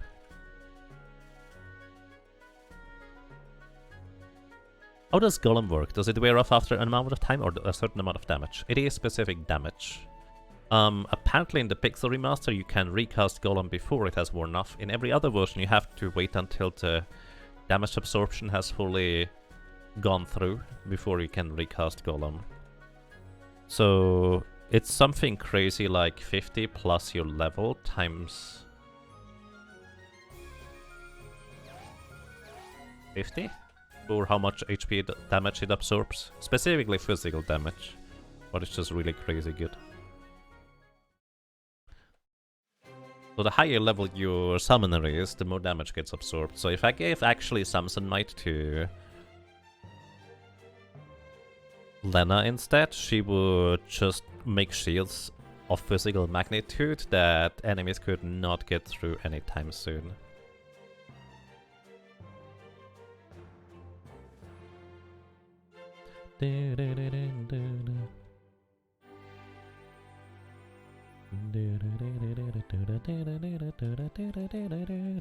Each time you say fast slow, I get the I wanna be the boss Sonic fight. You're too slow. Yep. Level plus 20 times 50. Okay, so I had it backwards. Like I knew there was a 50 in there. So it is multiplied with 50. So currently with level, what, 24-ish? We have 44 times 50, which is what, 2300 HP absorbed? What level are we? I have no idea.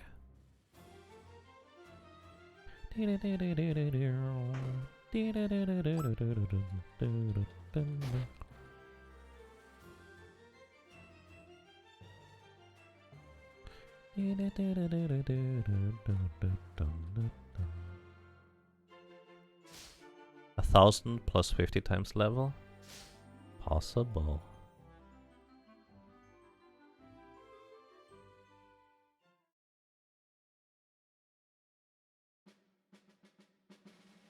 Those are the same thing.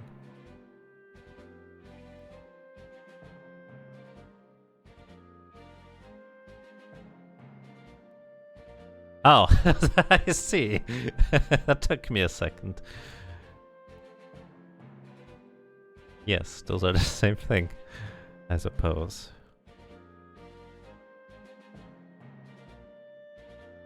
Hi. Fortunately, we can't get Sildra yet. We have to wait a little bit. I probably don't get the Mirage Vest. Do I get the lamp? Probably. So I think I would run out of money.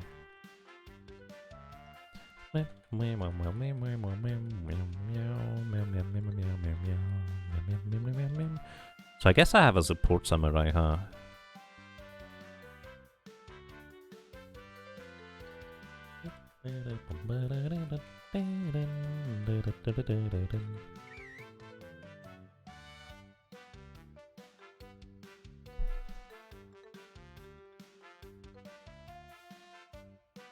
Poor samurai, support samurai? No, those are the best ones. Support classes are the best.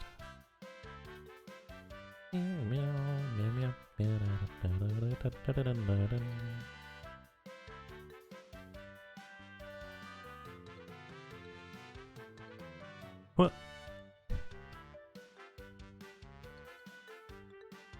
Or ew. Do I need to set up anything? We have sleep. Can even berserk the antline.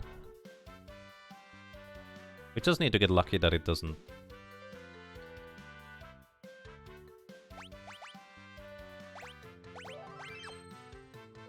We just need to hope the antlion doesn't immediately halve Butz's level. That's the one thing that could slow us down a bit.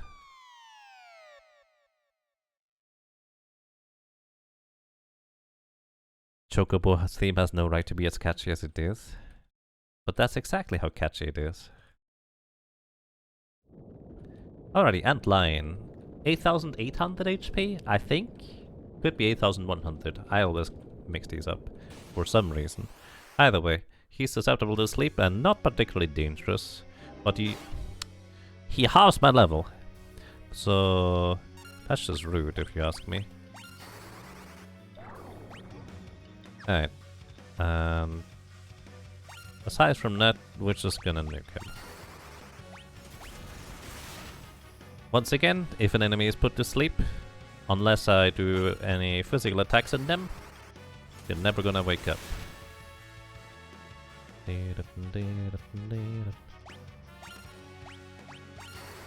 I guess I could make some more levels for you.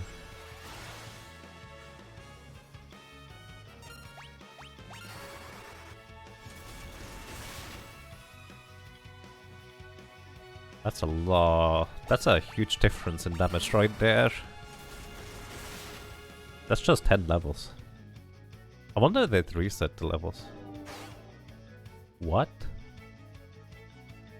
Wait, what just happened? Hang on, you can't do that.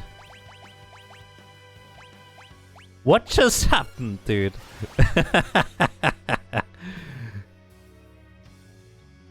What just happened?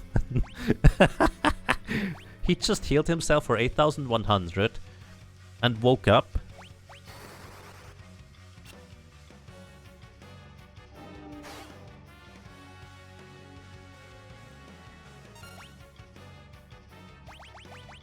Could you stop hitting him though with that?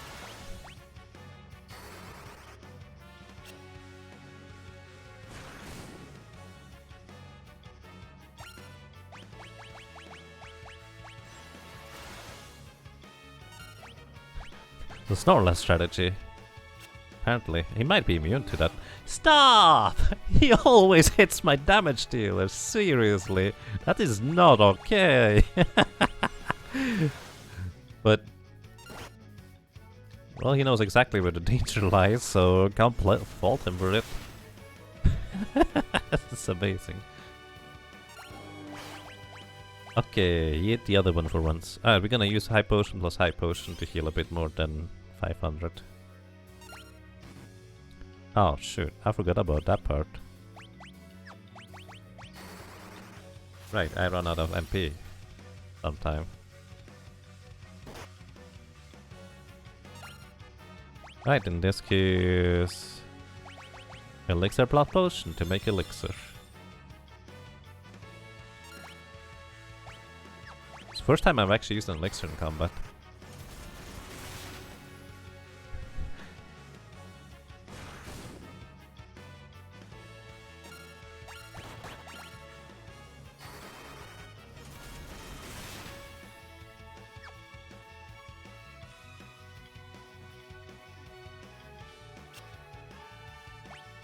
Am I supposed to lose or what? I am so confused. Why does he keep healing himself?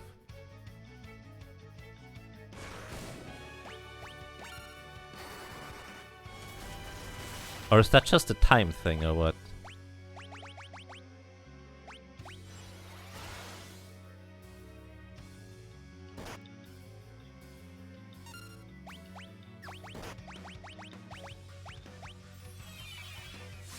Why is he so fast too?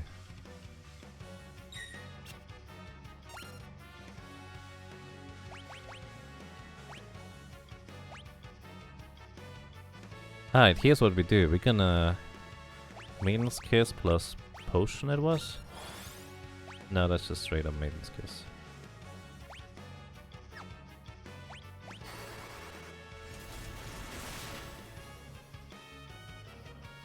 This sometimes happens in the current patch, no idea how it triggers. It eventually can win or it resets. What? Why though? Maiden's Cliff plus Holy Water. And I'm gonna Berserk this thing. It's gonna hit a lot harder now. But if it's Berserk, it can only do physical attacks.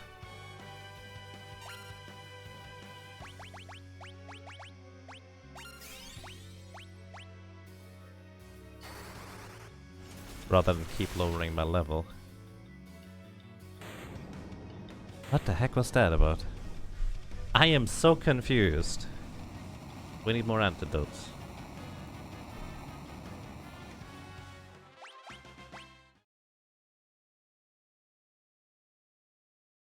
I killed that thing like 3 times over. That was more difficult than next step.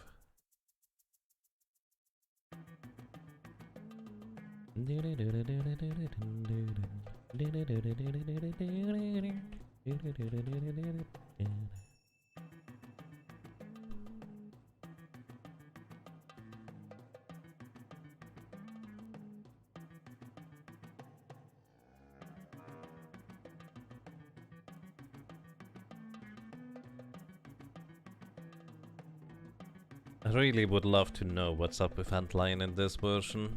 That's just range.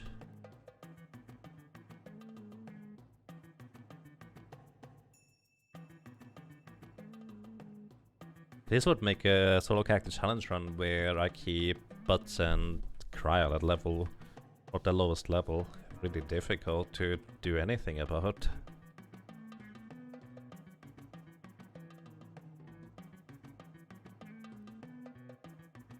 What does the speedrun do in this one? How much money did I waste by trying to throw it at the thing?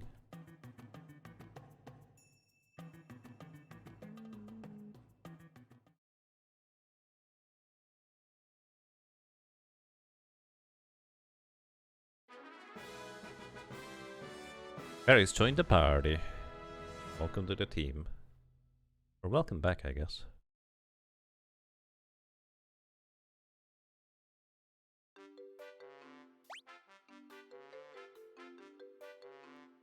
I'm gonna save.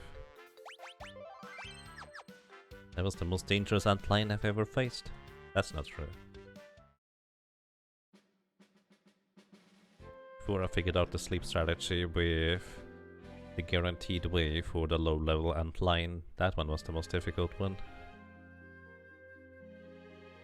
This one just kind of ate away on my resources. I used the elixir for this thing.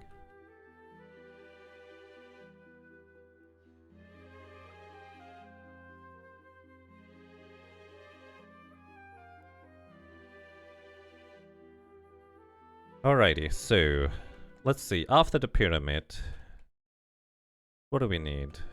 Do I even bother picking up the Brave Blade? I guess I can throw it. That's probably reasonable.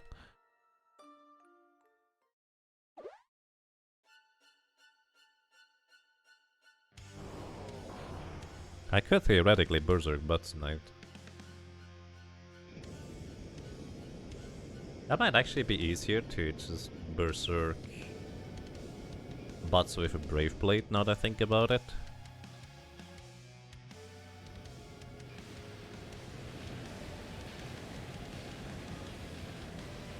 Maybe.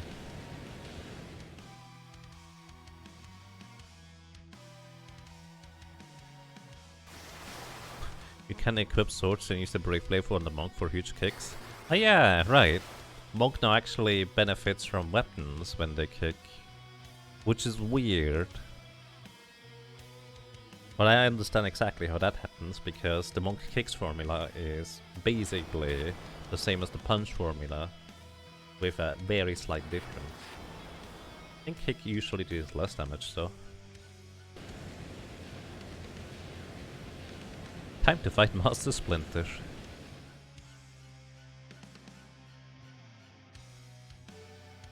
Oh, is that why this is a Ninja Turtle reference? Because Master Splinter and Guido the Turtle. I never actually understood the Splinter part until now.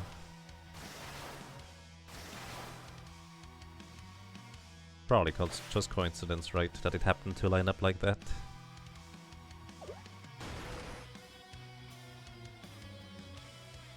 Yeah, it's a bit late for getting equipped swords.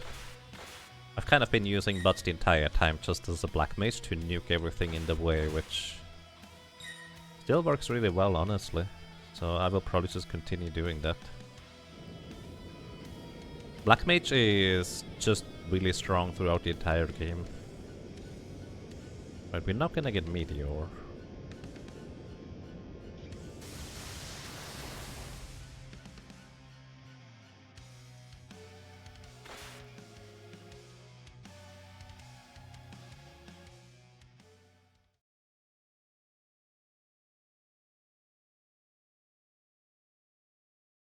I want to get Osmo's Blade.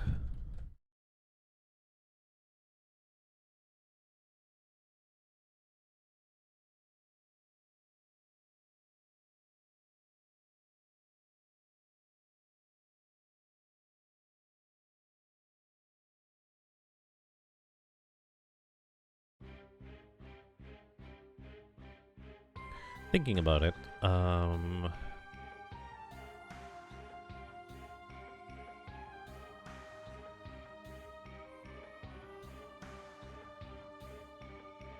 final boss fight.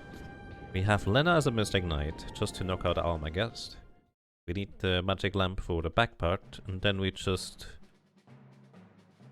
I guess Sildra nuke. With Lenna as well.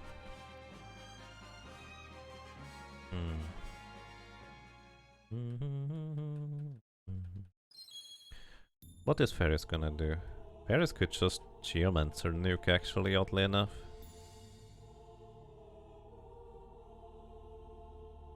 Ninja doesn't feel that useful.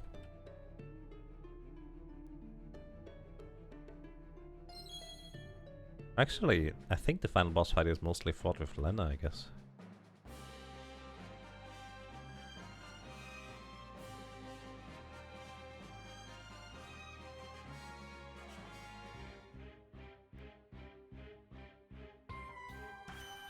Right.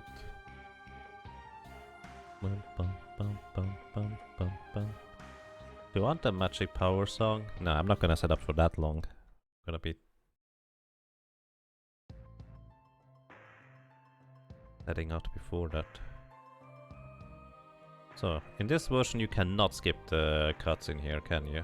In every other version you can just skip it by going one tile down around the tree. I say every other version, but I don't technically know that much about the previous PC version. I'm not getting all the pianos. I will. I only need... Oh, 2 more. I forgot about the one in Moore, huh?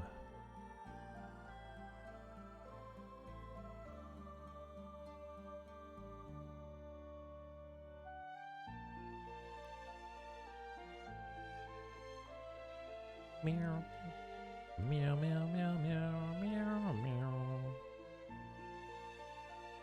Alright, are you throw Geomancer Faris?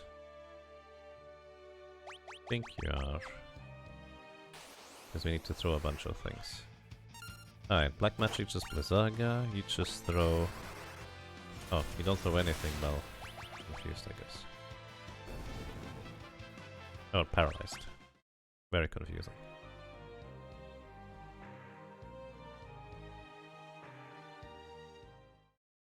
Right.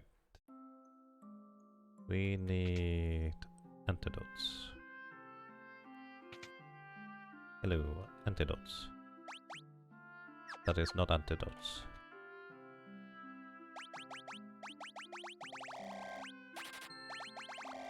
Probably a few more Phoenix Stones and a few more potions. Good enough. Thank you.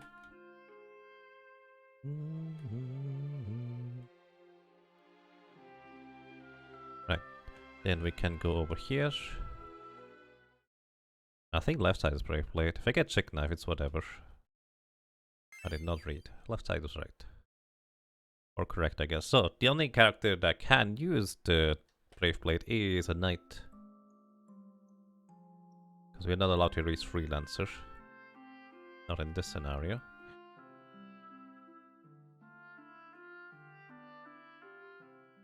And Brave Blade is the literal strongest base attack power weapon.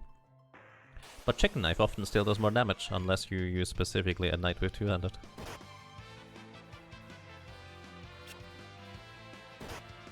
Wow, this is not good. I'm just gonna throw money at these guys. I wanna get out of here, this is not friendly. That was very mean. Oh wait. Oh, I just realized. I actually want to have Faris be a bard here. Yes. And you could throw bards. A mangoes. We don't have any more mangoes. Who has the other mangoes, guys? You have one. Like a Skrar. Right, fair. You do not get the Hypnocrown. I need to sell the Hypnocrown. Hang on. This thing keeps getting equipped.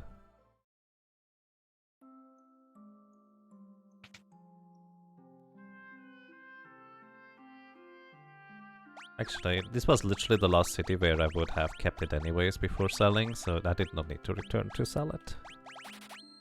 This is okay.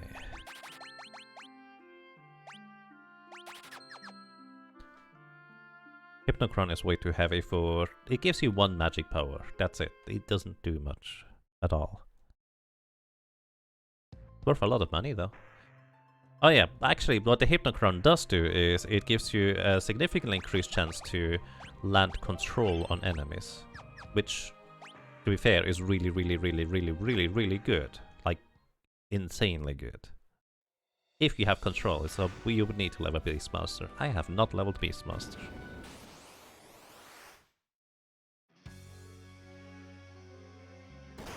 Right, these two things both have 5000 HP. I'm just gonna throw money at them. And hope that I just knock them out quickly. Because they can sacrifice or revive each other if you don't knock them out at both at the same time. How much money do we use for throwing? I have no idea. I think it's like at least 1000. Is it 50 times your level for how much it costs per enemy? How much is it? Yeah, 58,000 right now. So we could go out of our way in the pyramid to pick up a lot of things, but I'll probably just skip most things, honestly. Wow, I got past the snakes without getting into combat. That is very unexpected. Getting out of here. Zephyrus. Okay. I should have picked up the stop song in hindsight.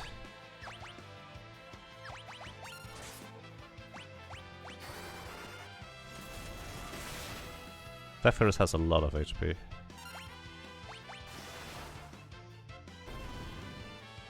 And it would normally try to summon enemies, but I guess we were too quick. Now welcome to this room. And we got into an enemy. The mecha heads are weak to lightning. And they don't have that much HP. Let's see whether I need to switch the weapon. I might have to switch to Thunder Rod here. I do. Alright. Okay. That is 50% of our maximum health and damage. And HP leak status. Very unhealthy, and the main reason why we need to stay at full HP. Or at least high HP. Above half. There's an elixir here.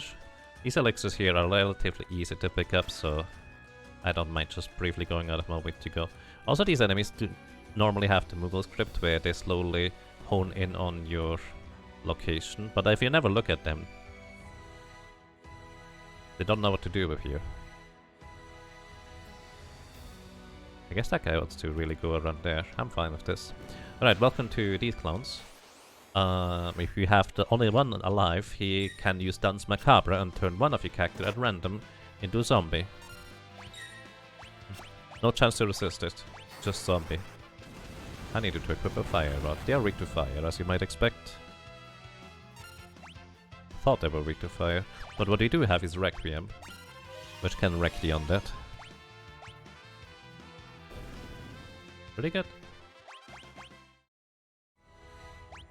Alright, gonna equip Flame Rod because I think on average is more useful. Sorry, I skip a lot of chests in here. There's a lot of interesting equipment, but mostly is behind enemy encounters that are, well, not terribly dangerous, just really unnecessary. I just pick up the easy chests that give us just straight up monies and such.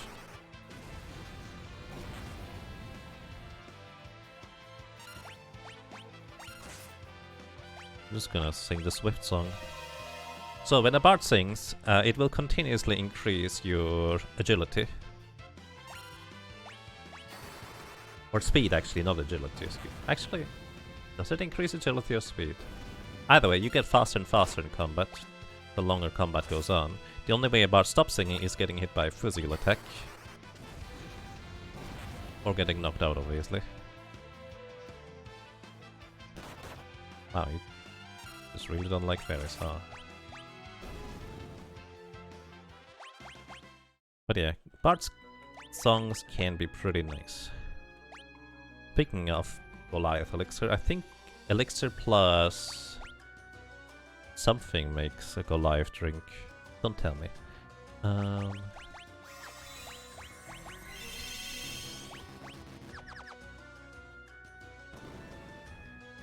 Okay, let's see. Gonna briefly go over here. More Zephyrus.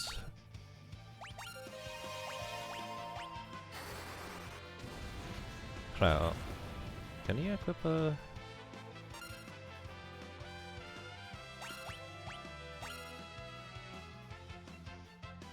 Oh, that's fine. We can go... Actually, I need more gold needles.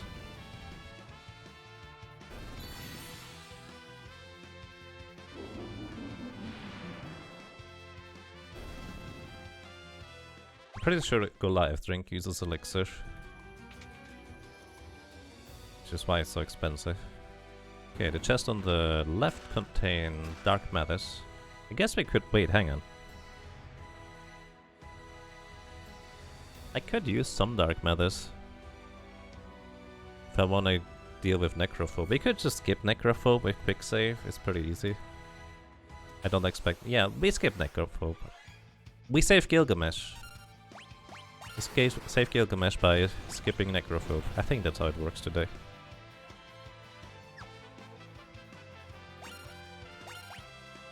Why did that select... Oh no...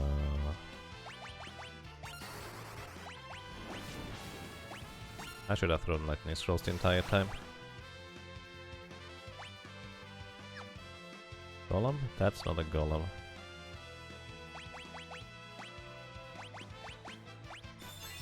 I need MP. Aqua Breath.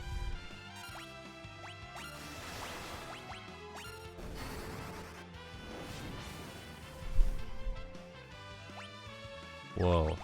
How did you survive, dude? There's no such thing as resistance to... Oh, it's Fire rather than Fire God, that's why. Faris Master Tide. Oh yeah, I forgot about that part. It's one of the Bard's abilities to literally run off screen in Tide. It's great.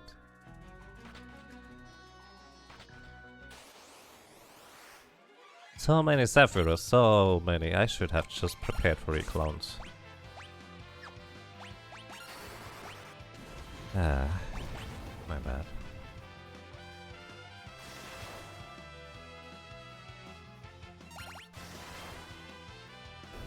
Oh.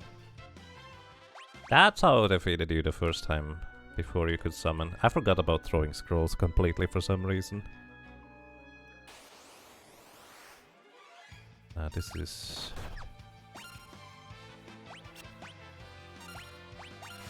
interesting. Oh yeah, all of these are undead, I could just Requiem. Then again, Lightning Scroll is probably faster. And more universal, so I guess I never needed Requiem to wreck them. Because I could have also just thrown Flame Scrolls on the other dudes. I could have just stayed Geomancer. Alright. Can go diagonal across these tiles, it's kind of funny. So we have another gold hairpin. It's great to have too. Because both Summoner and Black Mage could, well, really benefit from it, really.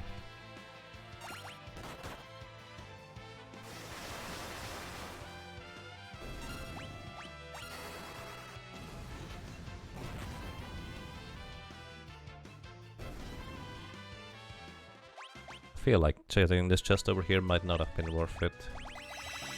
Maybe. It is 12,000 gold, so probably was worth it. So if we drop down here, there's an elixir down here that I could get. There's encounters in here? There's not supposed to be encounters in here, I'm pretty sure. Actually, I'm probably wrong about that.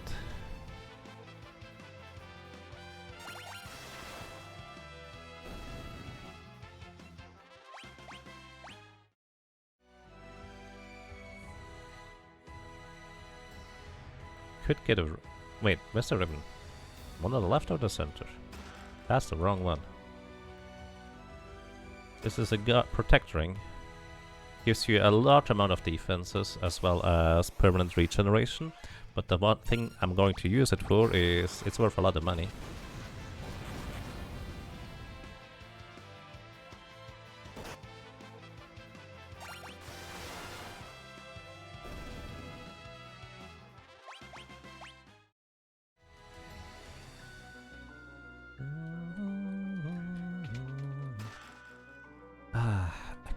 No, we're gonna save Gilgamesh. We're not gonna encounter the other clone.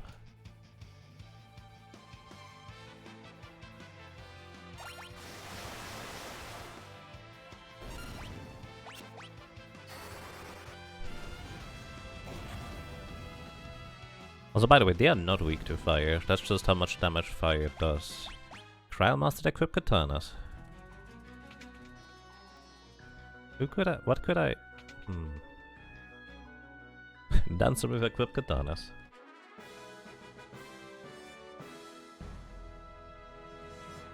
I like the idea of the samurai just surviving the entire time, honestly.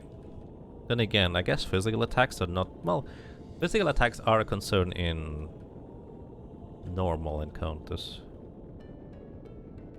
Oh wait, she learned equip katanas. That means the last ability is way far away, isn't it? Oh no. Is the weird bard sleep bug still in this version? I doubt it, but I've never tested it. It is within the realm of possibility, although unlikely that they would have recreated it by accident.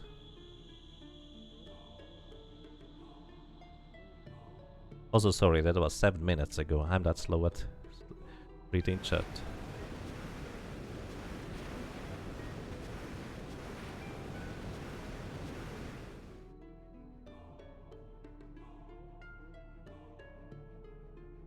Thinking about it, if I have Mystic Knight plus Summoner in the final combat, I don't have a way to speed up people with haste. Outside of haste boots. Unless I go and grab the Muramasa. I guess that would be the one legendary weapon I kind of want.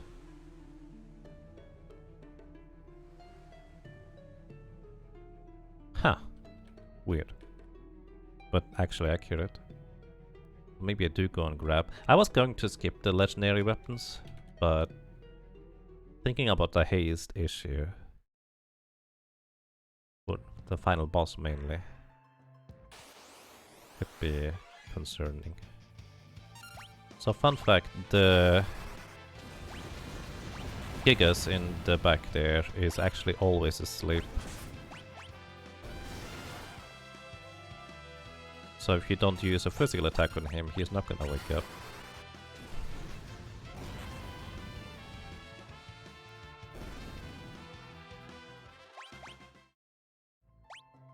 Okay, we're gonna use a tent to recover 100 MP. Okay, next boss is going to be after a lengthy cutscene, so let's hope that we get it first try. It should really be easy, honestly. So this is going to be Melusine, whatever. She has 5 different forms. The initial one is weak to fire, and the theme is actually no 4 forms. One is weak to fire, one is weak to ice, one is weak to lightning. She's always weak to the element that she's not casting during those forms. To the first 3 turns, she has a chance to just attack or do nothing. During the first, second, third, during the next 3 turns, turns 4, 5, and 6, she has a 1 in 3 chance to cast Barrier Change to switch her barrier alignment to go to one of the other random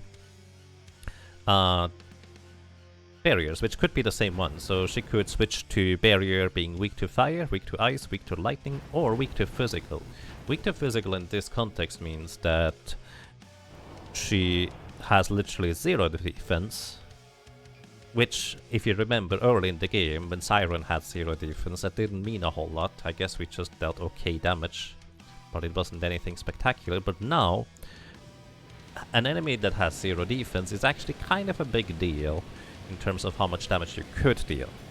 But regardless, all of that is more pointless, because she can be put to sleep.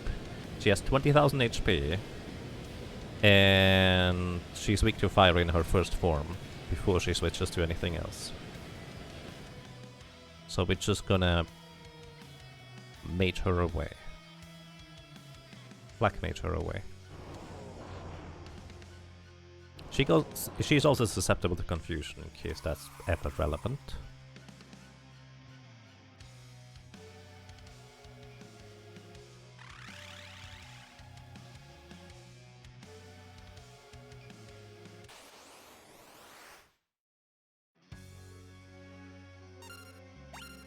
Alright, black magic, sleep. Miss, that's bad. I probably lost already about 3 turns compared to normal. There we go, we got it. Okay. Now it just cast Fire. Should be about 4 Fire spell casts, I will guess. Can have Faris sing Swift Song.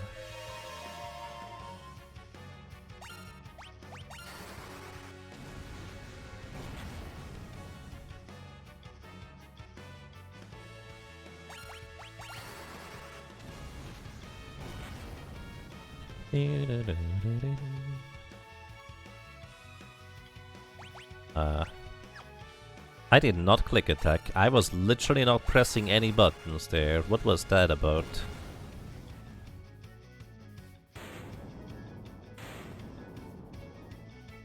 I was confused as to why the ATB didn't continue there. We were just in another stream that was doing Super Metroid Zelda 3 randomizer. And the music they used for Death in Super Metroid was Final Fantasy V key item song. Interesting.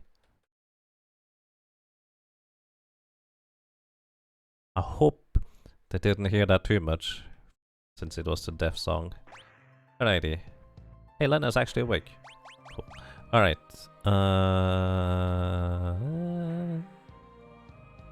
Yeah, let's just go.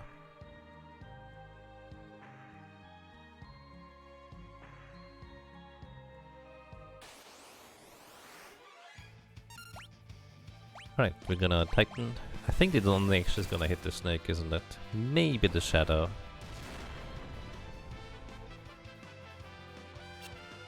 Nope, didn't even hit the Shadow.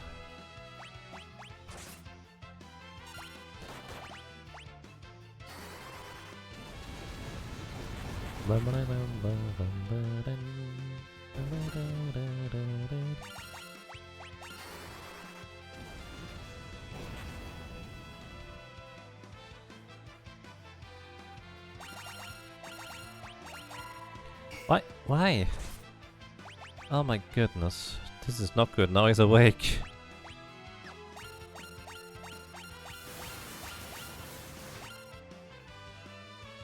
Oh my god.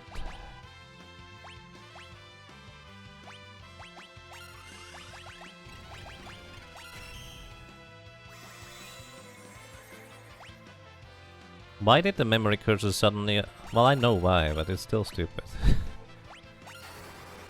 If you switch away from a character that has memory cursor, it is no longer memoried afterwards. Alright. Welcome to the long cutscene. This is, I think, the longest cutscene remaining aside from the credits. Or actually, aside from the one just before the final boss. Okay, what do we need to do? We need to go grab lamp. That is a requirement, I think. We need to... I guess I'm gonna get...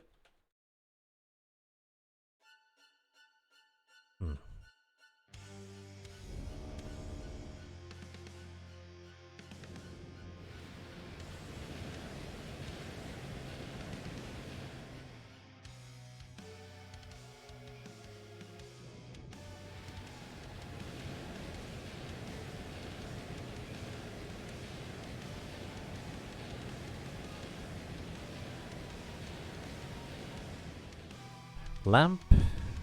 What else? I guess the ninja berserk strategy is gonna fall flat because I don't actually have a good set of weapons. Oh. I think Faris is just gonna keep throwing stuff. So I'm really just interested in the Muramasa. I guess I could get other stuff too. I suppose Maggot's Rod would be convenient so I don't have to switch out weapon anymore.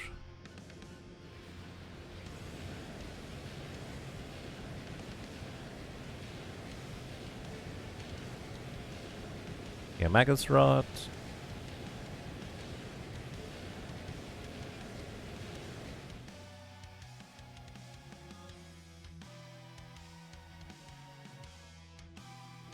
We can get the ninja weapon. Because it has a chance to block, but then actually Faris would need to be a ninja to begin with, which I don't plan on making her one anymore. Maybe I should.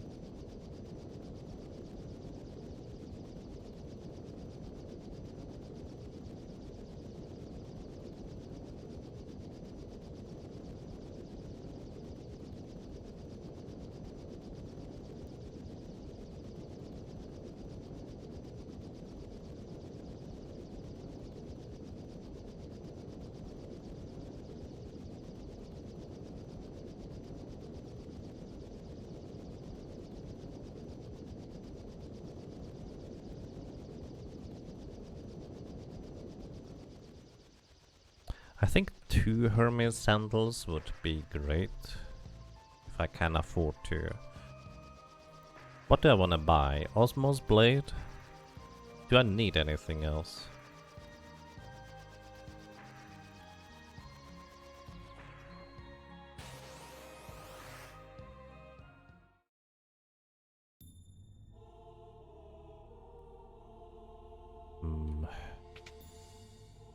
I don't need Doom. Speed. Oddly enough could be useful. Speed actually sets your battle speed to being slow. So in case I forget to switch it on the final boss or something, I could cast it as a... Actually I can't if I... It's on the final boss. Quick would be technically useful, but not really useful. Most...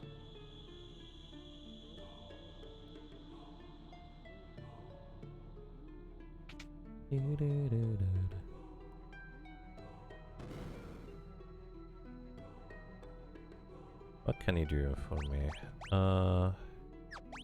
First of all, I think I need to sell. I'm not gonna use speed checks for these. Maybe turtle shells. Not gonna use this anymore. Or these. Or these. Maybe dragon fangs could be useful. Gold shield we sell, dream harp we sell. Keep the air knives. Sell this, sell that, sell this. Keep the Aegis shield, of course. Headband, dancing dagger. Only Katetsu. Just in case, I guess. How much money do we have? Enough for stuff. Hey, Brave Blade is actually worth a little bit now. You wanna sell it? Okay, 2 Hermes sandals. Good, that's all I need. I say that, but it's not technically true.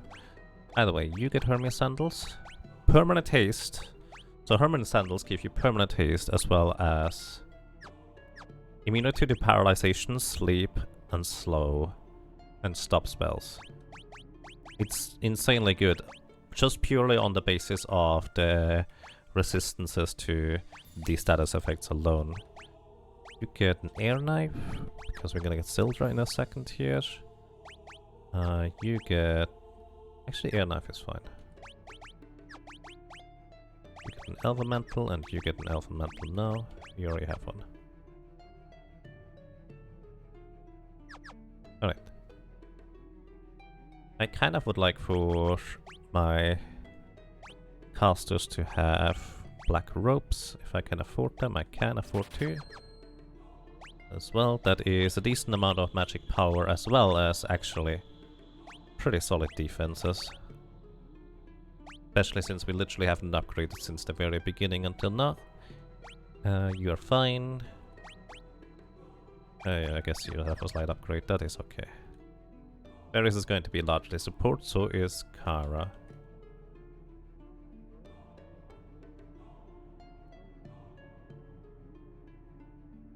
In case I want to steal something, we can have a thief's knife. It's also a decently strong weapon, I guess.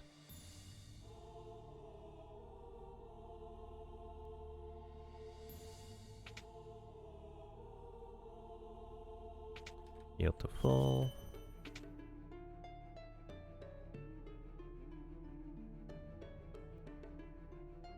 Now.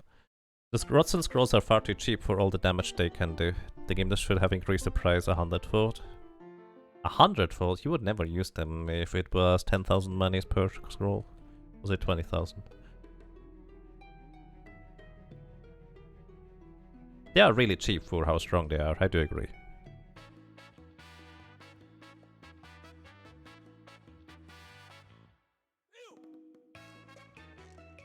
But to me personally,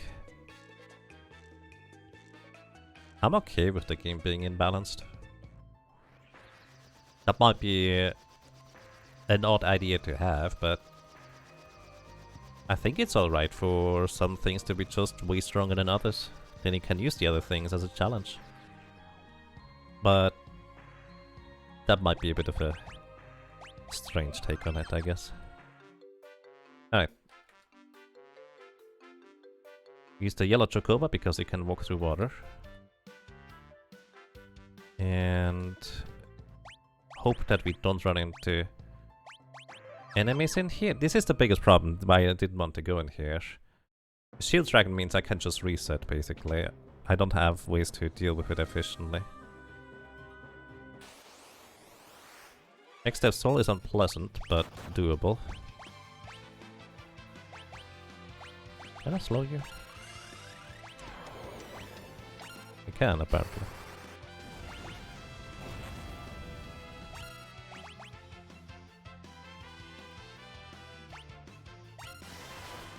I don't remember how much HP this thing has, but it's probably a good amount.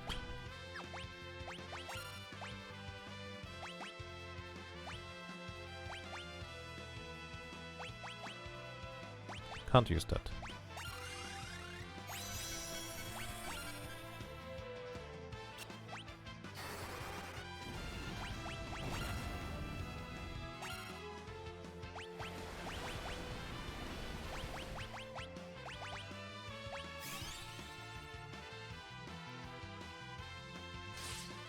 Paper sword, instant death. Very annoying.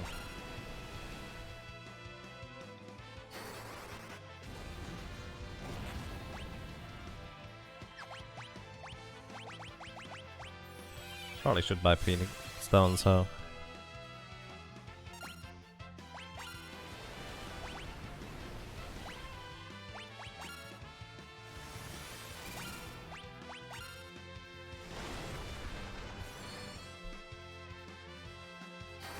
Actually, I could just throw money at this thing.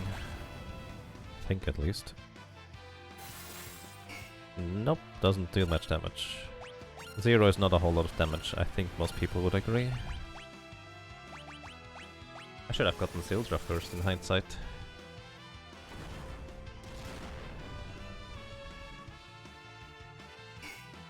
Oh wow, he's immune to that too.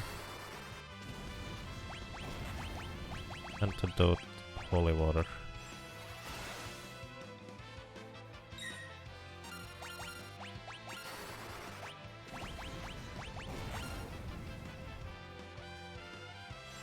How much HP does this thing have anyways?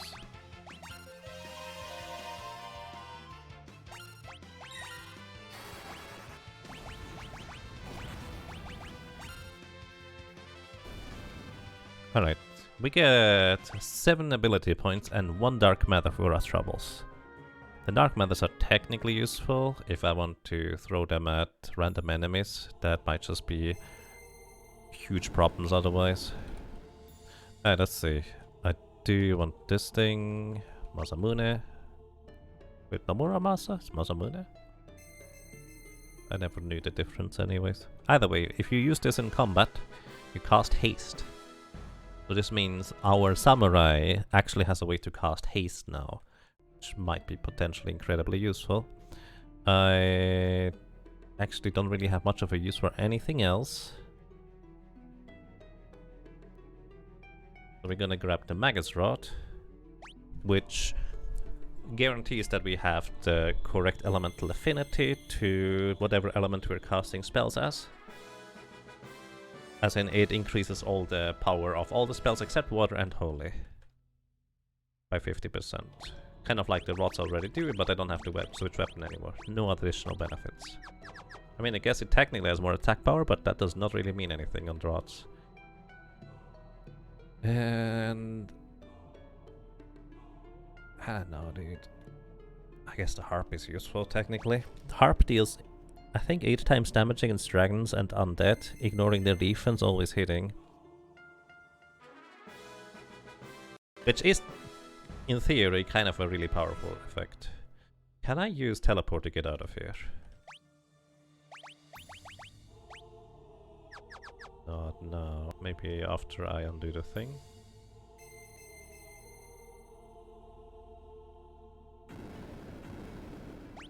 Can I use teleport? No. Can I use teleport out here? I don't want to run to any more enemies, honestly. Because that extra soul is the good encounter compared to the shield dragon, which has 20,000 HP, and unless you have a beast mouse in your party, you're gonna have a really tough time doing anything with that thing.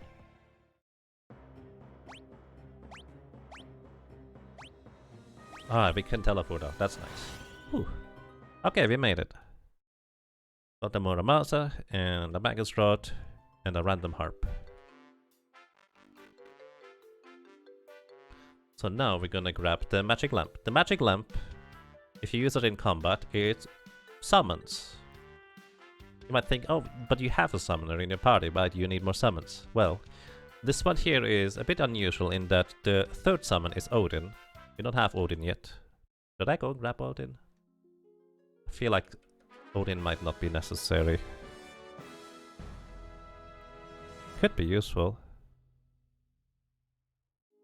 Actually, I feel like it might be very useful. I'm gonna grab Odin. Either way, Odin is a summon that either instantly kills the enemies, but they have to be not heavy flagged in order for that to happen, or he just deals a lot of physical damage that is based on magic power.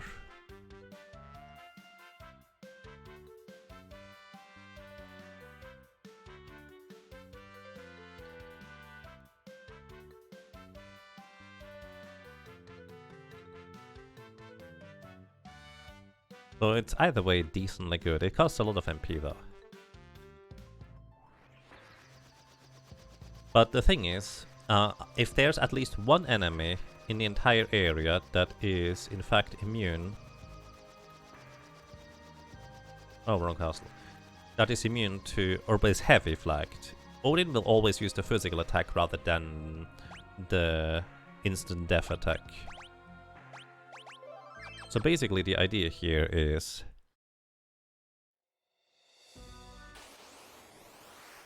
Oh no.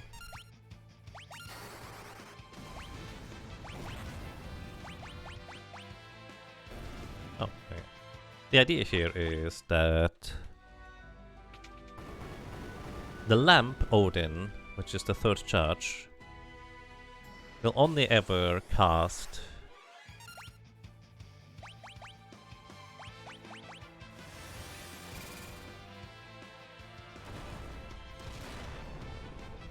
the instant death attack, whether there is anything well in there or not that would resist it.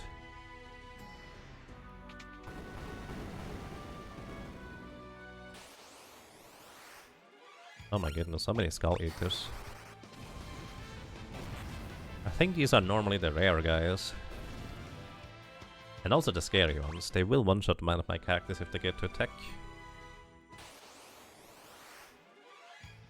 These here, literally the weakest enemies around.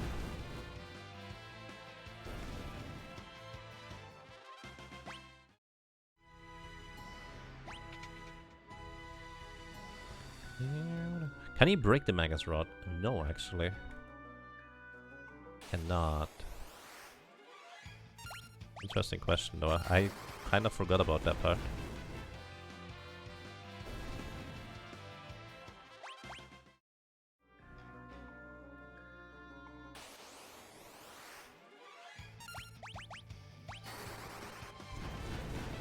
Why is Lenna so much slower than Moth?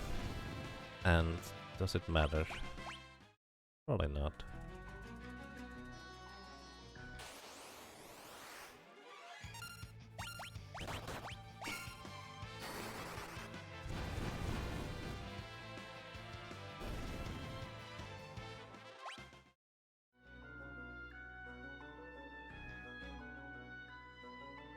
Alrighty.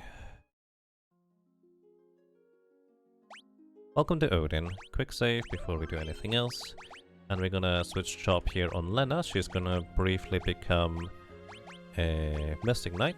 Yes. Summon level 5, why not? Thieves Knife is fine.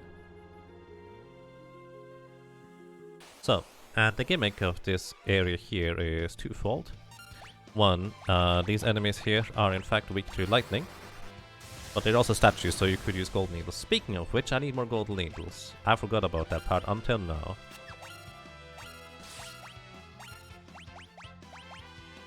I also need more lightning scrolls apparently.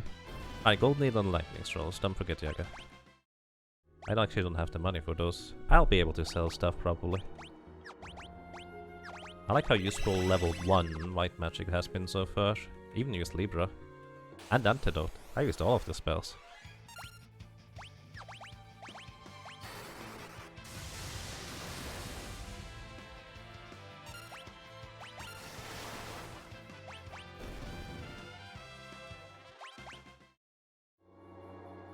Alright. This is Odin. You have 1 minute to kill him, I think. But he is susceptible to Breakblade.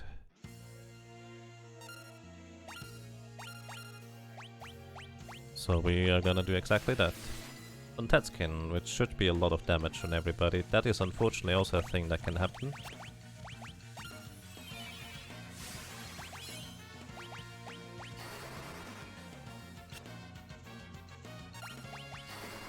I mean, technically break works as well, but the chance to hit isn't that great.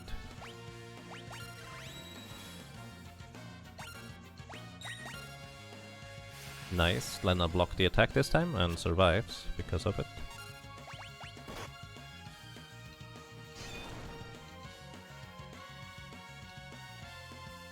And he's dead. By the way, his ending dialogue as well as fading away counts against you in the SNES, basically in every other version I think. So even though technically you won, well, you might not have really won.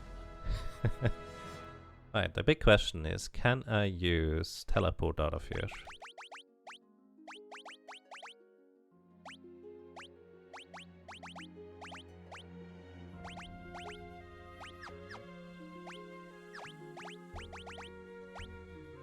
Nope. Alright. Kind of have to revive everybody normal way then. I need more Phoenix Stones.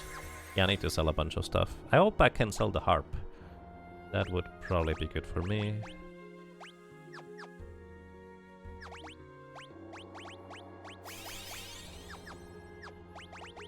You equip the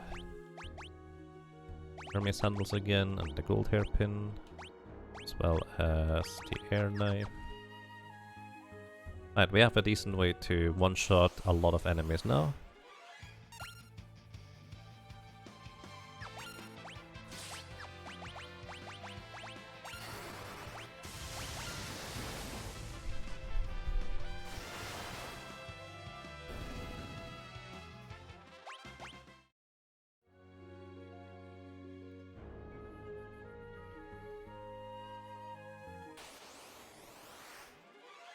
Bag attack.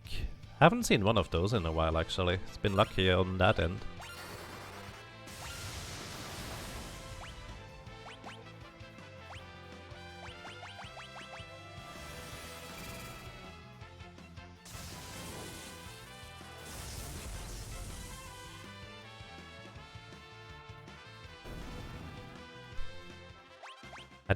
I don't know whether getting Odin was worth it, honestly. It may have been, maybe not.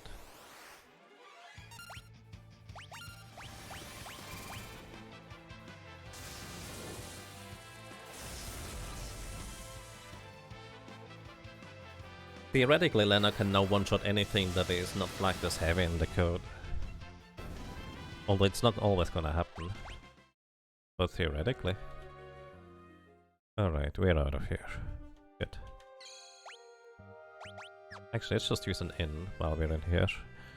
Make sure I get gold needles.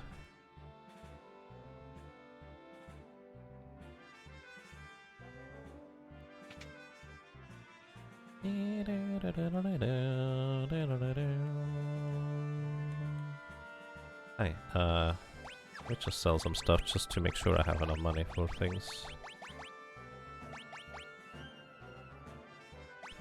Don't need a poison rod anymore. Can sell all but one of these. Technically, ether is useful.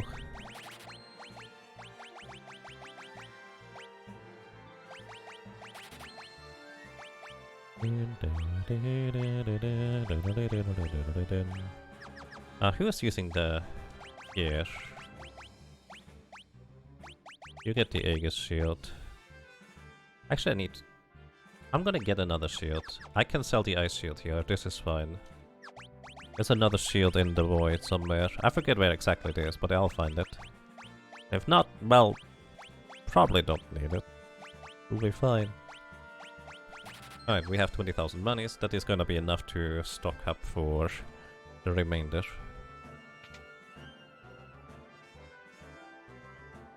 Hi, I'd like to sleep. Yes, please. Recover all MP. Don't forget Sildra.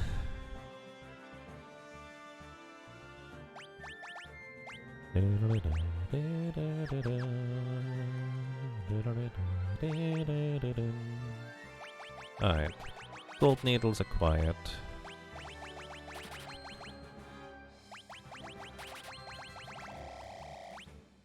That might be a bit more Phoenix down than I need. Wait, I need to go and grab some scrolls as well.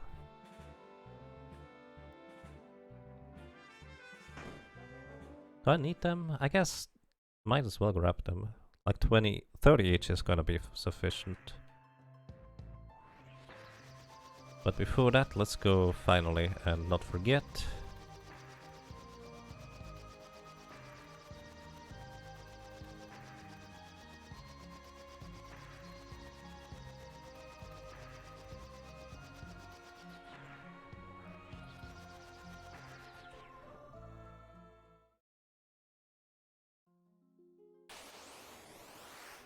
Hi guys. I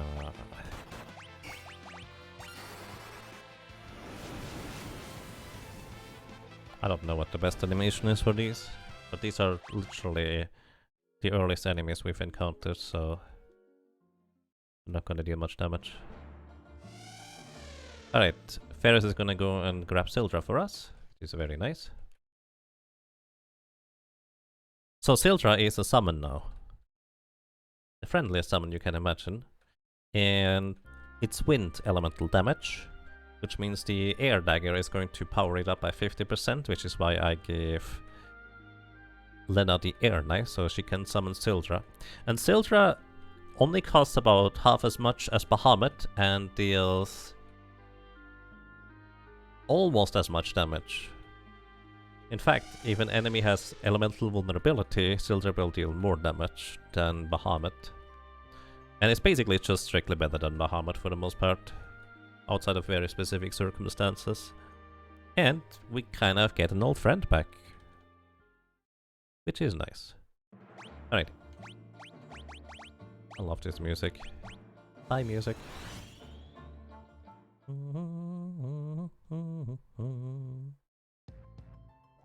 Okay, got Sildra. Now we go grab scrolls. Probably put the rest into high potions and phoenix downs, and then we're off. Or we could save the money, actually, thinking about it. And just throw money at the enemies. Then again, we could just mix up stuff. Alright, I forget where scrolls were. Do we need to... Oh! Wait, songs. I forgot the songs. This is the wrong place. I forgot the songs. Could get an armor for a bard. And Krile. You know what? Ninja suit is fine. She hardly gets hit anyways with all the evasion she has. It's okay.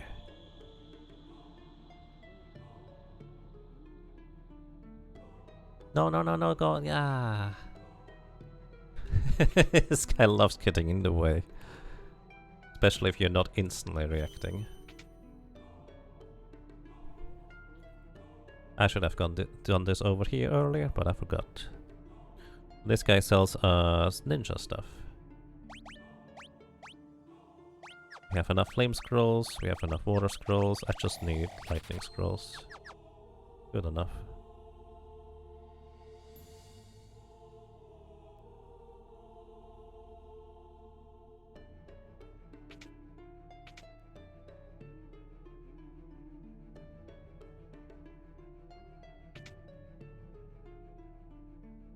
Okay, almost done with the shopping list. I feel like I could have done or cut out like half of this and it would still be fine.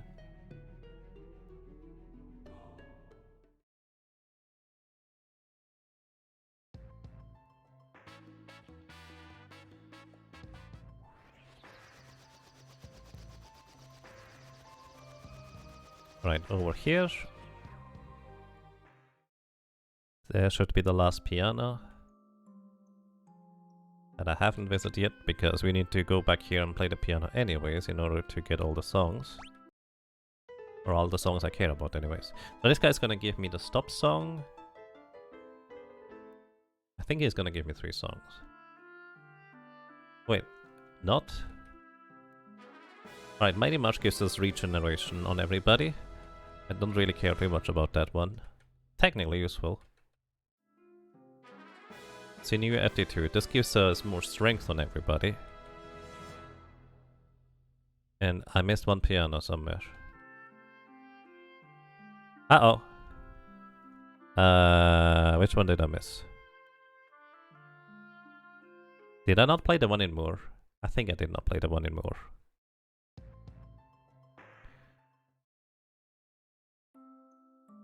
Note to self, park the airship below the city, because that is apparently where we stand afterwards.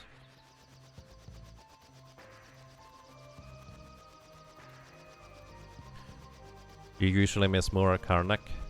I usually miss the one that is at the beginning of World 2. Because it's through the wall. Yeah, I think I missed this one.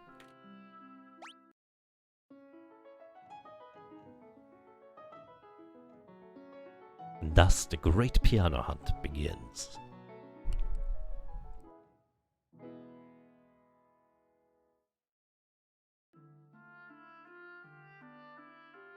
Why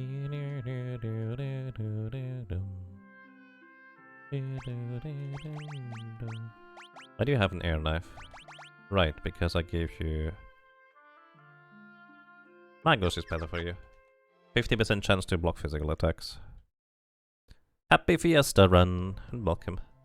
Hope you're doing well. Wait, while I'm here, I need to invest the rest of my money into potions. Or again, I could have thrown them away. I always forget half of what I'm trying to do. This is fine. Phoenix Stones. Let's go. We're gonna get money along the way anyways to throw, because we have to fight everything.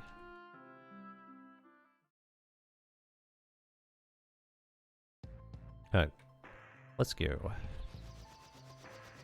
Back to get the hero's rhyme.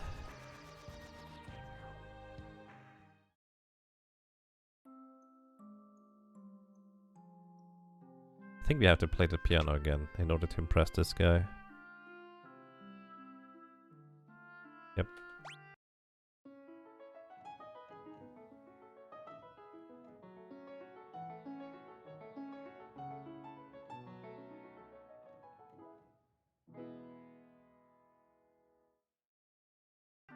Piano flex. There we go, here's rhyme. Okay, and with this we have everything I wanted. And I don't even know whether we'll need Sildra, to be completely honest. Because Odin might just replace that anyways. We'll see, might be useful against bosses. Okay, into the void we go. Somewhere up here, I never remember where. Here? No, it's the wrong one. This one.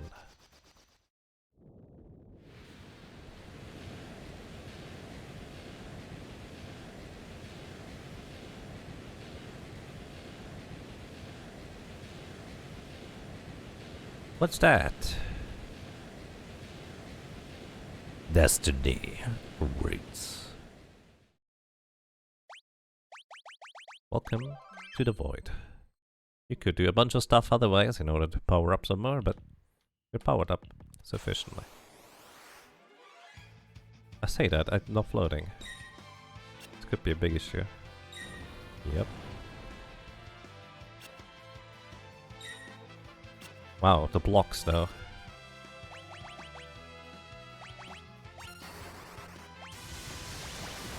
Gonna summon Sildra, which is way cheaper, which should be guaranteed to knock them out.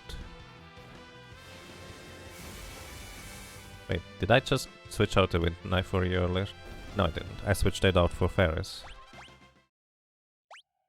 Alright, we wanna be floating here. Because these guys love to cast stuff that deals damage on the ground.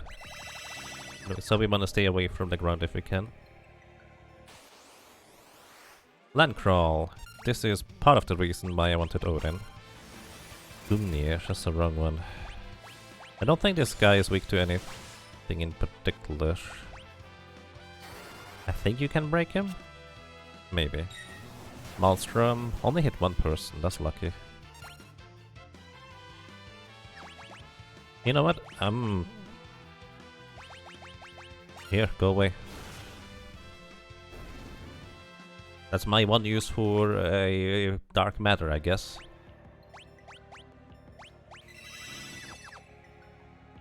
Because these things are scary and they have a lot of HP. Oh my goodness. I guess we're just gonna damage you then. We'll try to anyways. Odin. Oh, okay, you can on Tetskin then.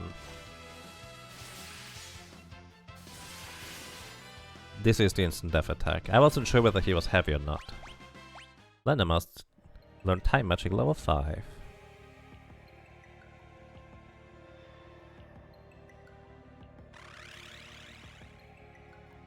Fun fact, some of the enemies we saw in the cutscene earlier when leaving the legendary weapon shrine place, they would have disappeared if we already went in here to defeat them. It's kind of fun that way. I feel like I kind of want to go out of my way to get another dark matter. That's a cottage. Is the dark matter on the left side? Or is it at the bottom? It might be at the bottom. Alright.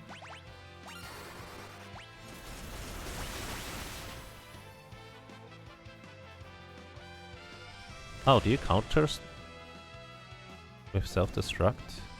Oh, they do counter with self-destruct. That's very unhealthy. Roulette yourself, buddy. Oh, you can block that? You cannot normally block that, let me tell you.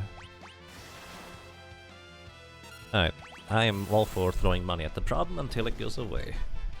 The death dealer was satisfied and left us in peace. You know what? Actually, I'm gonna equip the bone mail here. Because at least that way Kara is going to have guaranteed survival. I think the lower right potion is an elixir, the lower right chest is an elixir. Alright, this did not work too well. Break maybe? Odin? Are they heavy? Okay, they're not heavy, so they can just be instantly killed. Oh, you can't be... Oh, right, you're undead. Wait, what? No, that doesn't make sense. He must be heavy. That is unfriendly, dude. Honestly, I feel like throwing money at random encounters is the best way to use the money.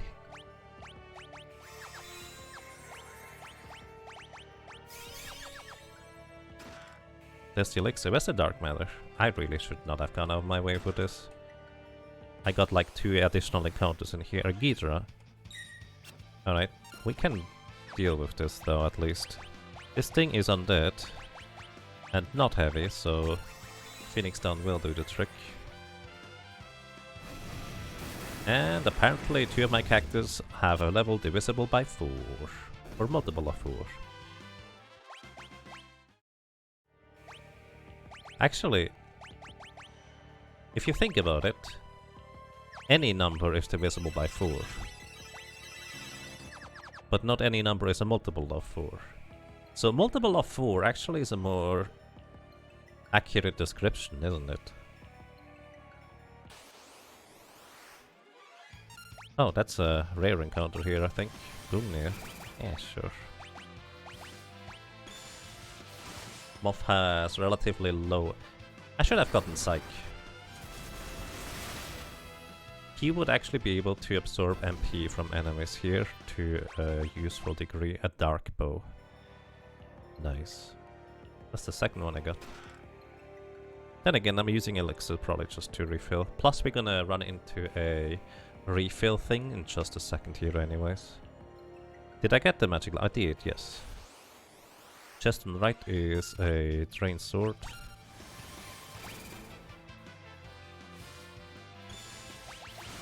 Let's try and break. These level checkers have a chance to drop elixirs.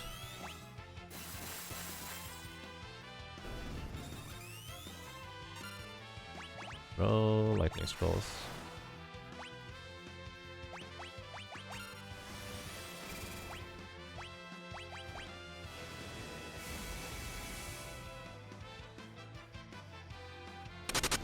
Ooh, Lionel Parks. Thank you so much for subscribing with Prime Gaming. Welcome back to you for 5 months, and I'm glad you enjoy your stay. I hope you're doing well.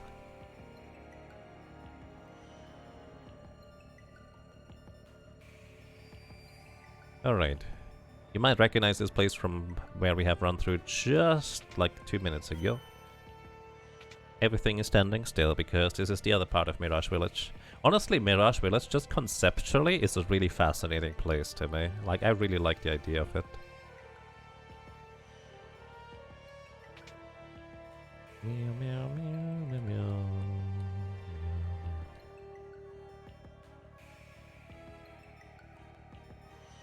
Alright. This is where stuff starts getting really scary.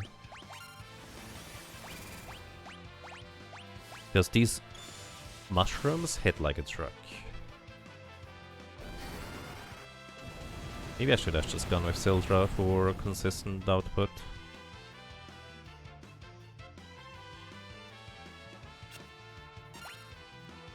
Actually, No, this is not what I'm looking for. Let's see a Sildra. One Sildra, one Firaga.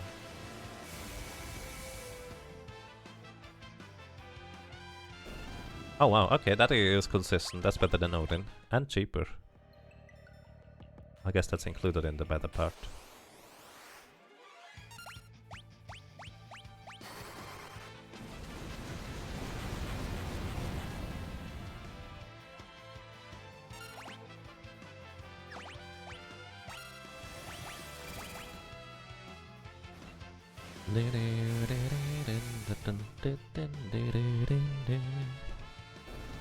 Sildra does so much damage. Holy crap.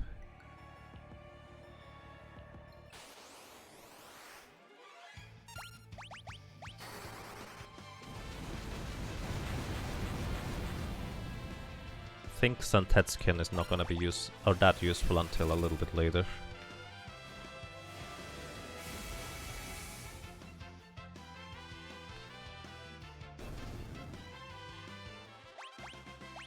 There is Mastered Sing.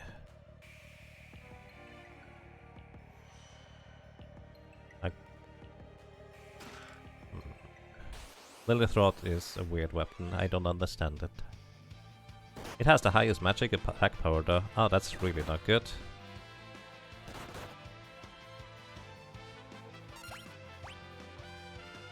You know, no, it's fine. I was thinking maybe what I should do instead is cast Return to reset the battle beginning here, but I think we're gonna get enough turns here, it's fine.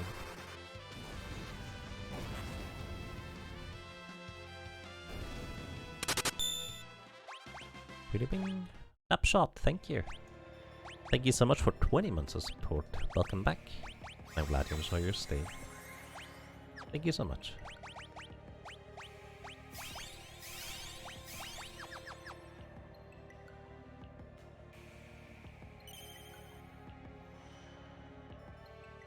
Alright.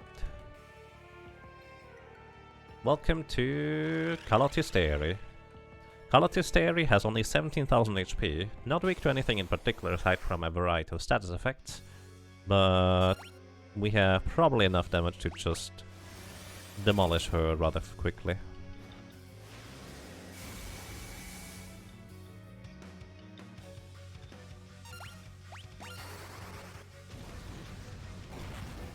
You're not sure? Let's see how much money, or how much money Zenning Niche does. No, how much damage it does. Apparently nothing. Old. She's mostly a really annoying boss to fight. Also, if you have a character with Reflect in your team, that character literally can't die against her if you never attack. She only will get through the Reflect with a Drain counter attack, so that's the one way. Beep beep boop. Drunk Goliath, thank you for the 200 bits. Really appreciate those. Thank you so much. Antidote plus holy water.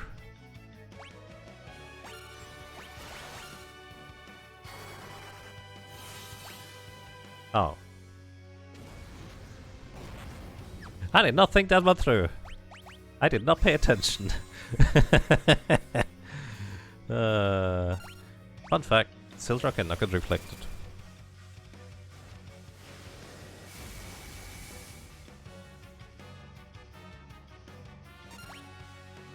Yeah, I don't know what you want to do. Poison? What a meanie.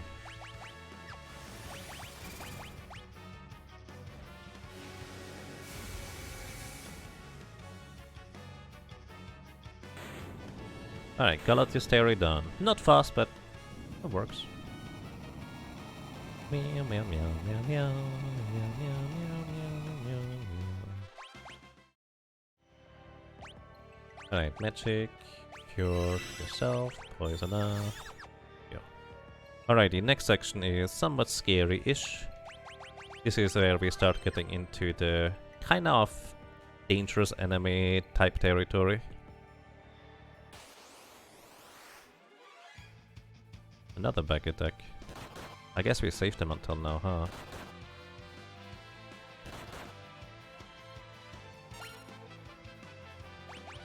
Odin, that's Gungnir.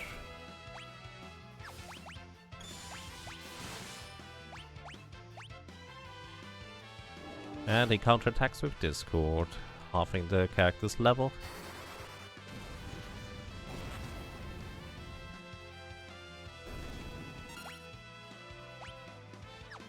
You know what? Let's go Golem first. I do think these enemies can petrify.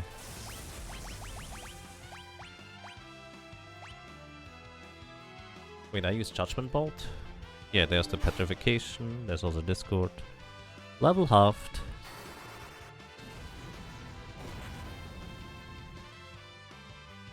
Wait, did I not select Golem? Am I crazy? Did I actually select Ramu? Can somebody go check? Because I'm really curious, because sometimes I think the game does that. It's very possible that I did that. I did. Okay. Not game's fault. Good to know.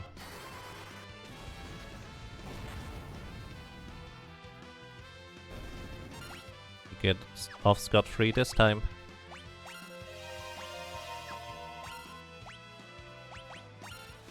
Oh, you can send pets can these.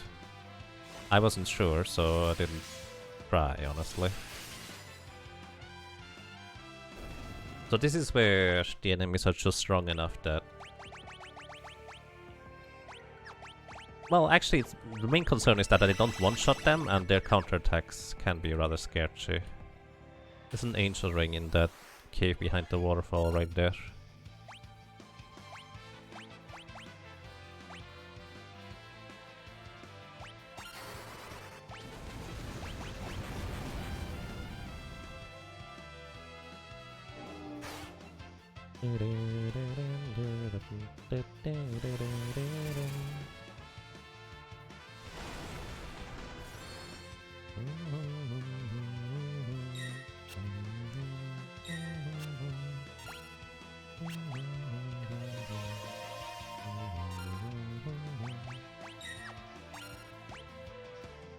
You have no more MP, but we are pretty close to a point where we can just rest, so I'll do that.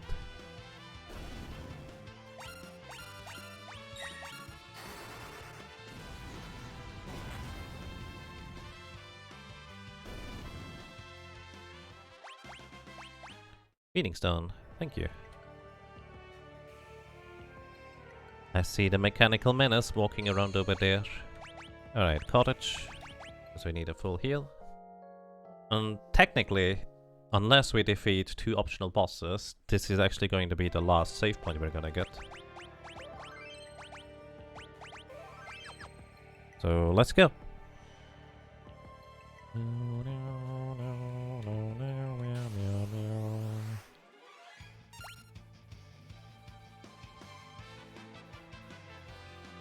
Alright, Odin.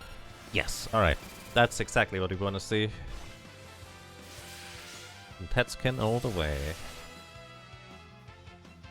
Unfortunately, this is not going to easily work in the next area. 2 elixirs? I did not even know they drop elixir.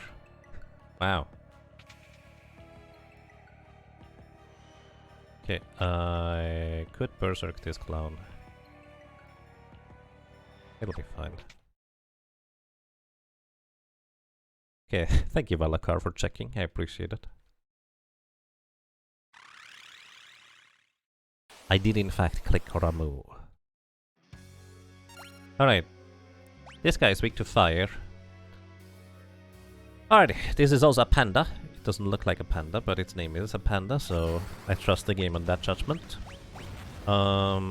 It actually has a special interaction if you use Ifrit on it, and it does counter spells 2 and 3 times with certain things. It has pretty strong physical attacks.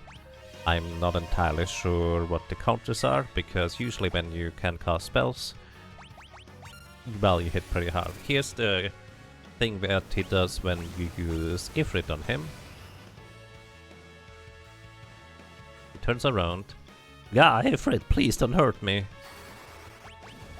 Even though this thing is way more powerful than Ifrit.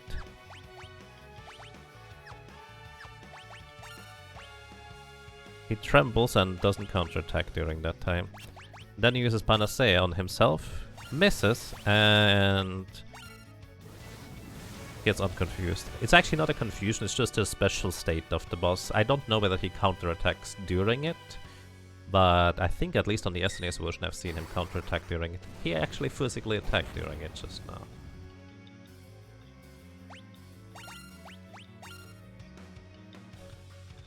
But yeah, he has like 24,400-ish HP, something along these lines. So he's probably down here.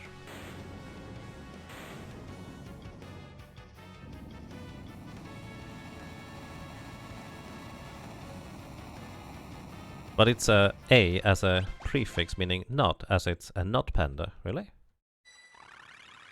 Oh, like asynchronous? Like a panda? Oh, it's not a panda. But it is a panda, it's just not a panda. This is confusing. Alright, welcome to this part, which has a really high encounter rate. And the enemies survive forever. And use Breath Wing all the time, which is 25% off our maximum health to the entire party. And what I'm gonna do is I'm just gonna return back to the beginning of battle, because I don't want to get back attacked all the time, please. Thank you. They can be broken. But they are not susceptible to...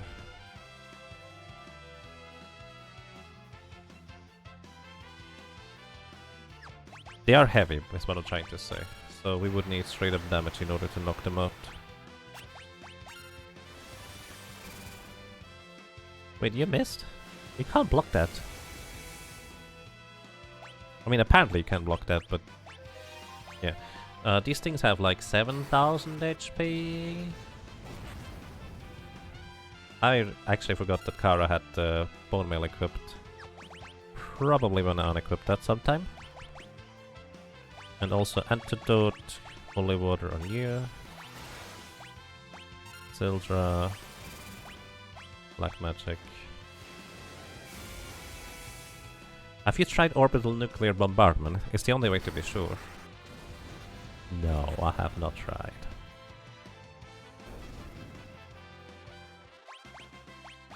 Two Dragon Fangs. Technically useful. Oh, by the way, fun fact, these are called Dragon Avis. They are neither Avis nor dragons, because there's weapon that deals extra damage against Avis type enemies, and weapons that deal extra damage against Dragon type enemies.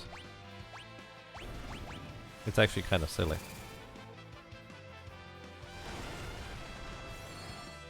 Do I wanna... Wait a second. I don't wanna use I don't need time magic right now. It is nice to have, but I don't need it. Alright, try to break this thing. Try to break this thing.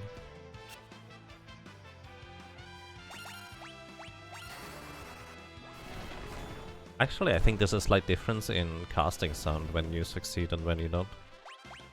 Interesting. Mastered Bird. Actually, you did that a while ago, didn't you?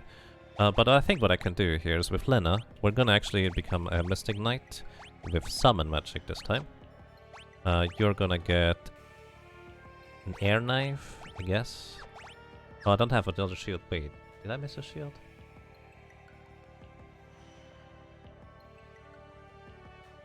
I think I missed a shield. Either way, it's fine. It's not like you have much less defense than before. Alright, what we're gonna do here is we're gonna use Break Blade. Because this will allow us to basically guarantee killing them with the break ability here.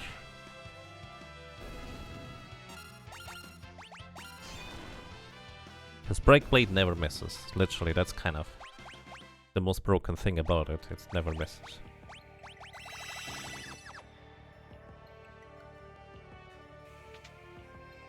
Unless you're physically missing. I guess that's one way.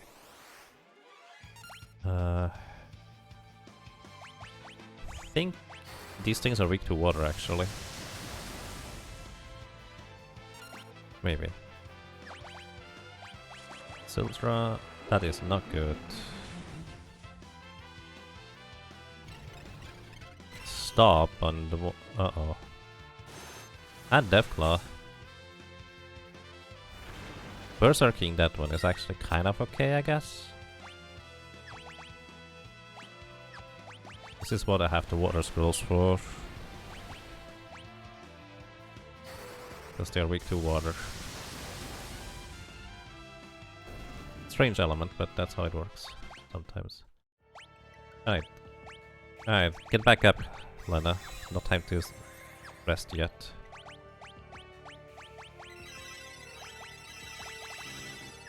Alright, we're gonna use an elixir here. Recover MP. Do we go and grab another Hermes sandal pair? I think we do. I think we've just shown that dragon aves are legumes.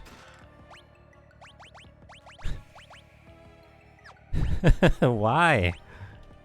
Alright, I would like for you to get Hermes sandals. You actually get a Masamune.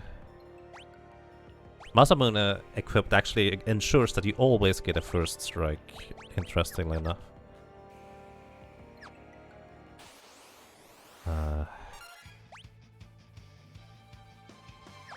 Mix.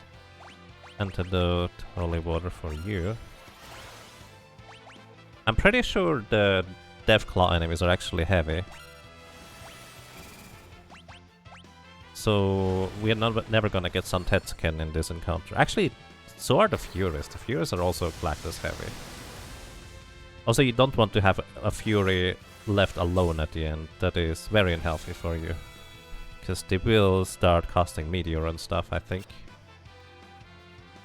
Not like they're much less scary the way they are right now.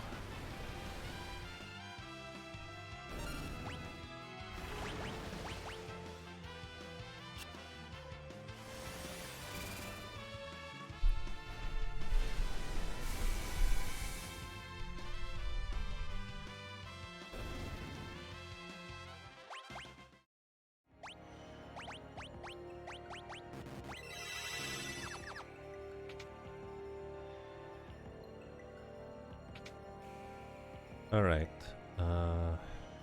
we need to go into the basement here and make sure that we are floating. Oh shit, I guess you do need to be briefly time mage, huh?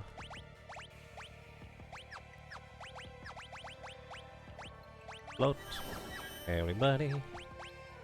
Then you go back to...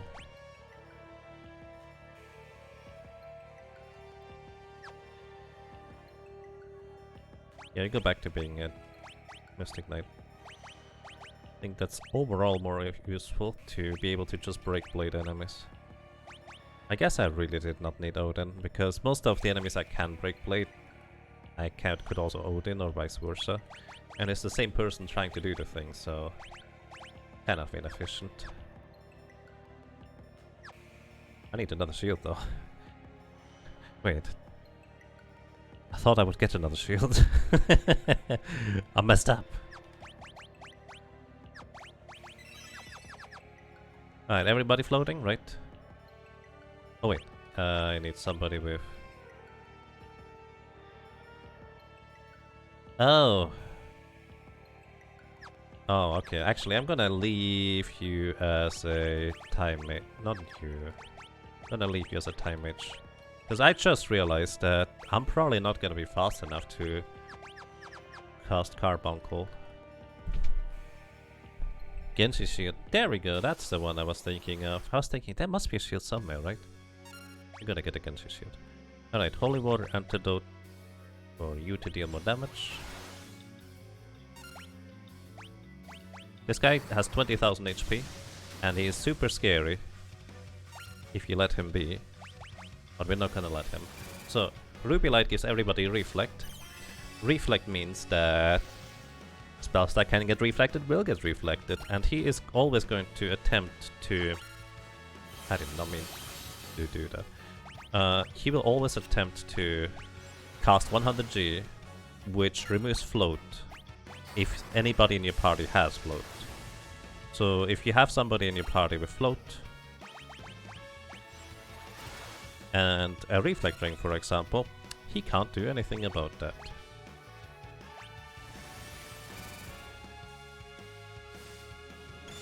It's kind of mean, actually, if you think about it that way.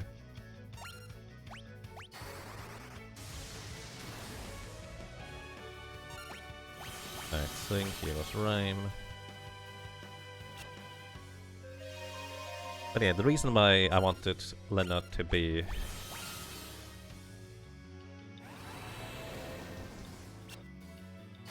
a time mage is in case he goes before Lenna.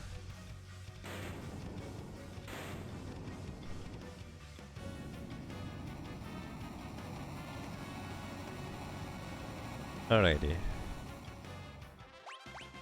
Lenna Master Time Magic level 6. There's the maximum right there. Back to being a Mystic Knight. Would I prefer Mystic Knight with... No, Summon is just too good. It's not even a contest. Like, Time Magic is really, really good. But I feel like it speaks to the power of Time Magic that I do specifically choose it over that. Also, you get Hermes Sandals, my friend. Those are also just too good to not use. And you also get an elixir to recover your MP. Let's go. Hello. So these chests on the sides, they all contain cancer equipment.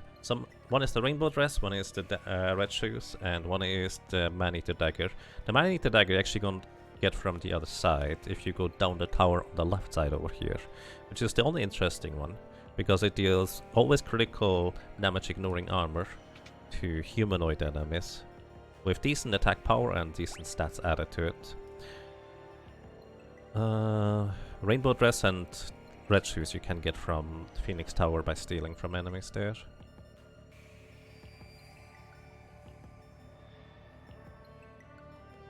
You know, I did not need to do that, just...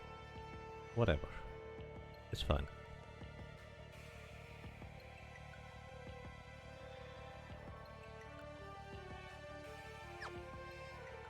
Calculating. Alright, let's go. Actually, what I'm gonna do, this one is a little bit sketchy.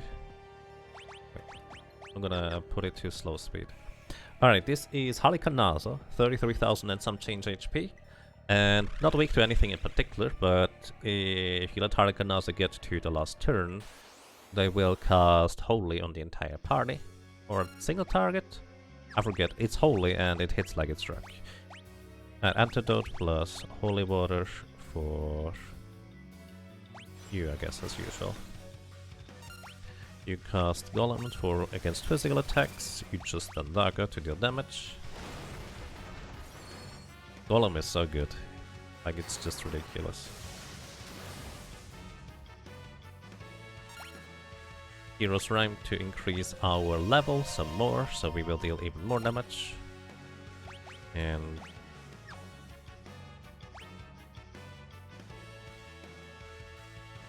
I'm just gonna wait with you. Rip it.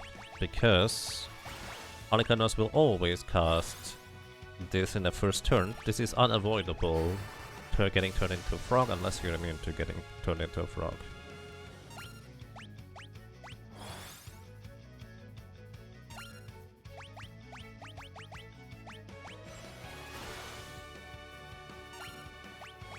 Okay, just power up our mage. And the mage will power down the boss. That's just kind of going to be what's happening here.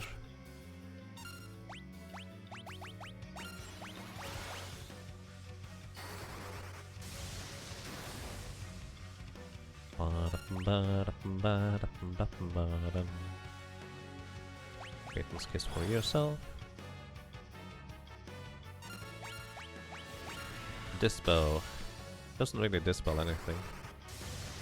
Because our haste is permanent and can't be dispelled. Which actually was not true at the release of the Pixel Remaster. Why did you...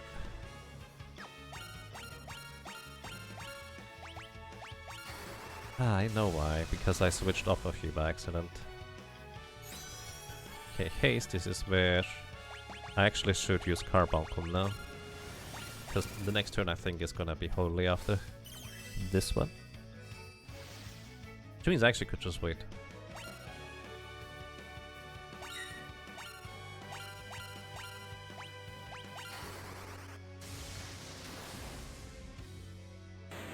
Or not.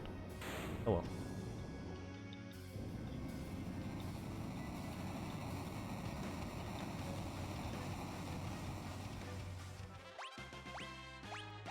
MP plus 30%. Basically completely mastered the... I'm a master! I didn't realize there was a character limit there. Black Mage level 7 mastery. Right. Okay. Next up, we go for...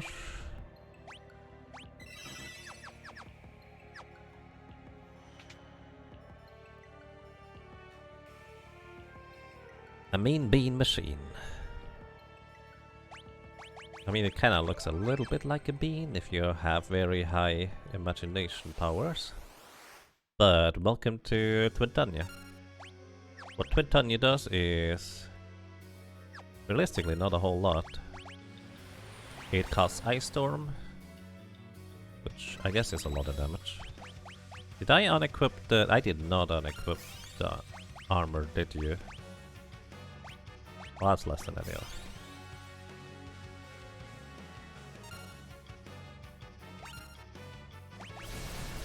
Atomic Ray. I did not unequip the Bone Mill, I think. Alright, the most important part is for Lenna to be alive. Mind Blast. Okay. Next is gonna be 2 Wind Slashes.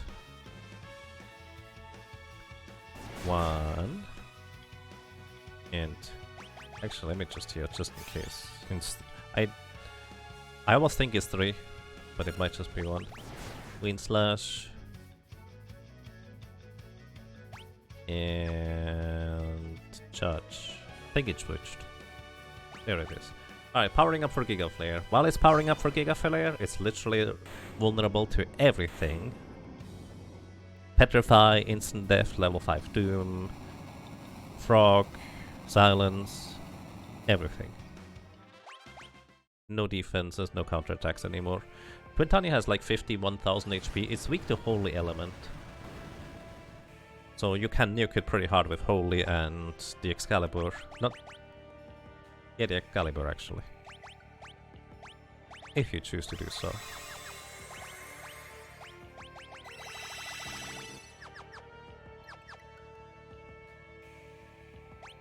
But yeah, actually, one of the books in a panda's room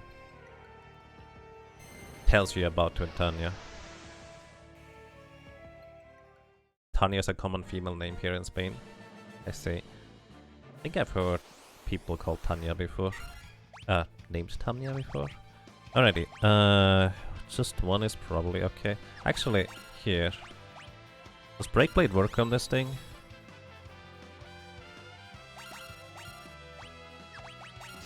It does. Good. So these things are pretty scary if you cast spells on them, but if you don't, they're not scary. Not really anyways.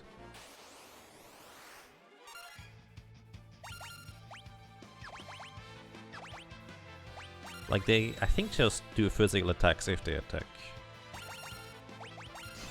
And often they just don't do anything. We get a Twin Lance. That's a rare drop. Alright, here. Moth is going to become a thief. For just a short while. With a thief's knife. Unfortunately, I think I sold the thief's glove. But we want to steal a shield from this guy. He only has 4,000 HP.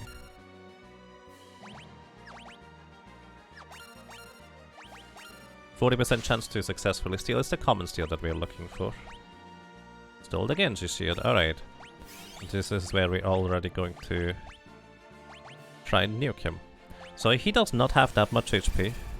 Oh, you can't equip the gold hairpin as a Mystic Knight. That's a big downside. By the way, he does not have much HP.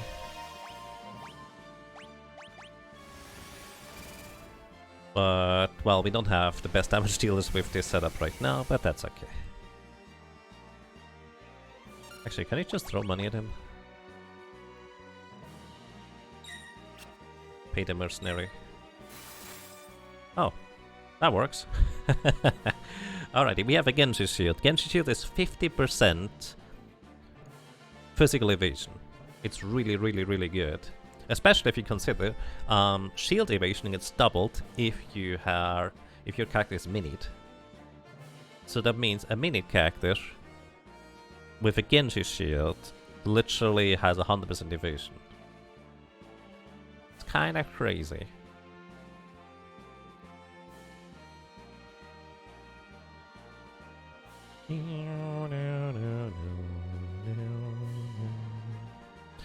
The main reason why I picked up the mini spell, just in case I want to use that mini strategy. I could keep Moth as a thief right now, because I don't think I'm going to nuke many enemies. Actually, I would have to the Crystal Dragon. If we encounter Crystal Dragon, I kinda have to nuke it.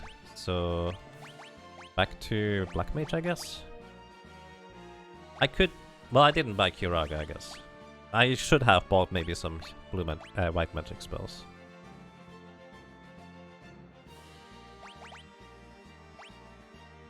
We have cover.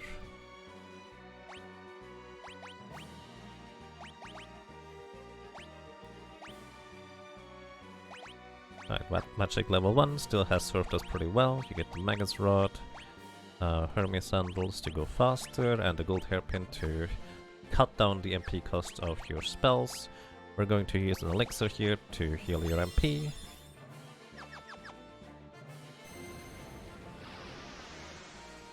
Alright, and Gilgamesh is leaving the void. Now, if you fight the upcoming boss, which is actually sitting right on top of the last save point, he would, in fact... Does that do damage? It's okay. I'm pretty sure they can be synthetic. Either way, Gilgamesh will actually try to help you in the battle against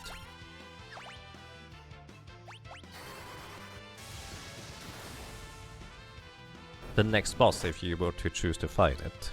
So we can actually skip that boss for once. I never skip that boss, but I'm gonna skipping it now. Just in favor of trying to save Gilgamesh so he doesn't have to explode, literally, because he would cast Exploder on the boss in order to defeat him.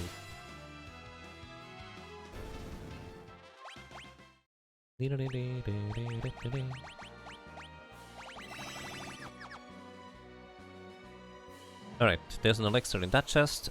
I do not need it. I'm going away. Right, it's gonna be a bit awkward here. Phoenix Stone plus Dark Matter gets rid of the Gore Chimera. It's not a particularly dangerous enemy, but I know you can just get rid of him that way. If I Raga this guy... and Breakblade. I don't know whether you can Breakblade this one, so I'm gonna try Breakblading him before I... Oh, you can! Okay, so it was not really necessary. I thought you couldn't. Which is why I was going to just nuke him instead. So many things I never remember. So many things to remember. But if you don't do that, then Gilgamesh can't travel across dimensions to other Final Fantasy games. I feel like he would have an easier time doing that if he didn't explode, to be honest.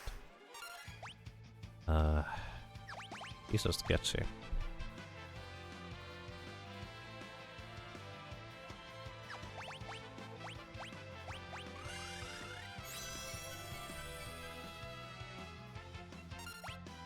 Right, can you break these guys?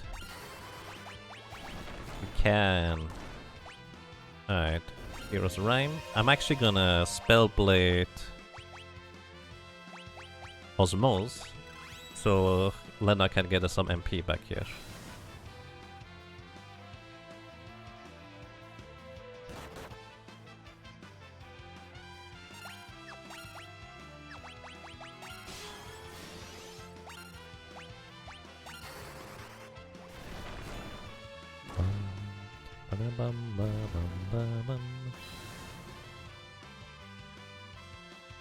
So Mind Blast would also paralyze a character if they were to, well, not be immune to it. And, well, my characters are immune to paralyzation, which is pretty handy. Oh, we missed break. Gonna switch over to Break Blade now.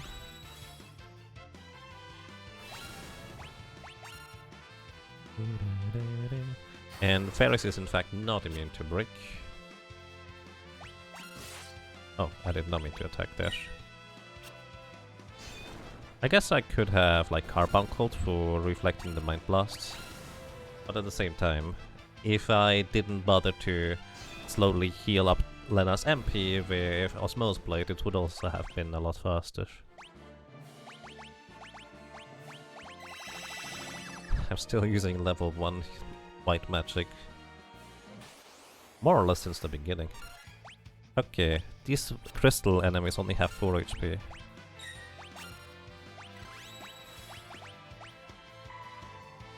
Oh, and I think they absorb all elements.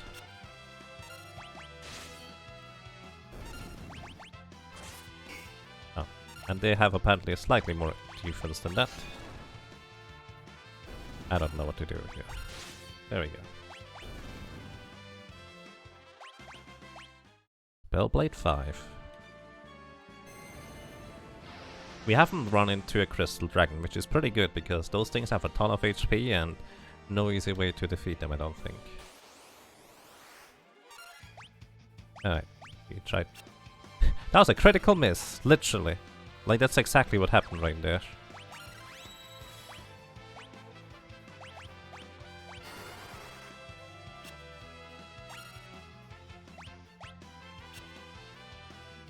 Because it flashed like a critical attack, but it missed. Like this one. That's kind of funny, that this can't even happen. Unpleasant for the eyes, to say the least, though.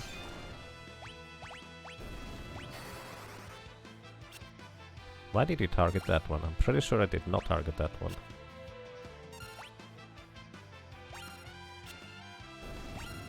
Wait. Oh yeah, right. Even if you miss in this version, you still hit with the status effect you're trying to inflict. It's ridiculous. Alright.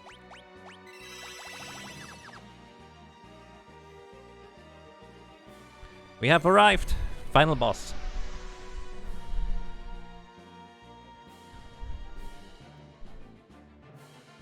You like to use the MP recover mix, Balm of Gilead? I actually don't even know that one. I assume it uses an ether. Alright, gonna recover your MP. Yeah, this is fine. Okay, setting up for the final boss here. What do I want to do? Lamp 3 times, power up all the way on Moth, I guess? Yeah. Lamp 3 times, power up all the way on Moth. Remove MP. Support. Should be easy, actually. Because I can't set up for a while.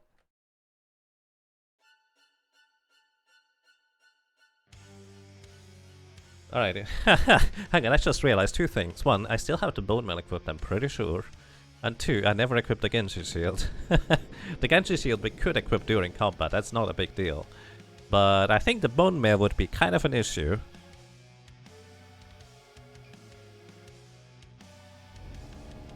Ether and High Potion? Interesting.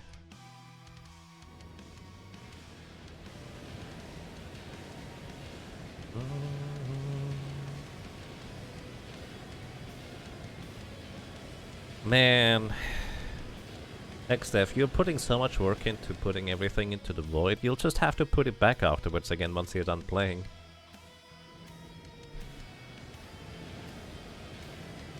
Silly X there.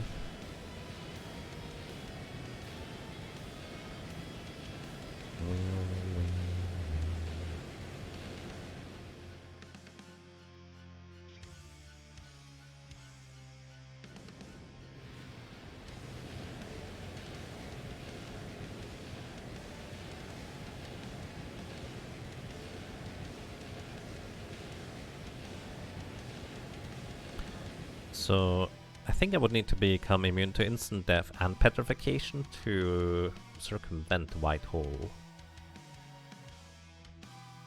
There is a life shield somewhere in the mixes. I forget what it is. It's like Phoenix Stone and Antidote or something? No, that's the ice absorption, isn't it?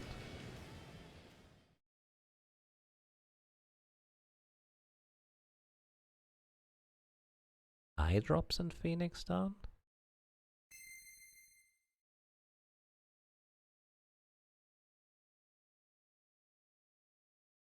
Because I have against what's the word?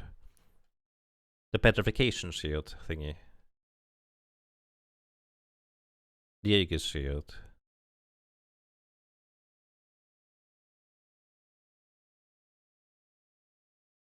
That one is useful. I know Turtle Shell plus Turtle Shell gives like shell and armor to a character.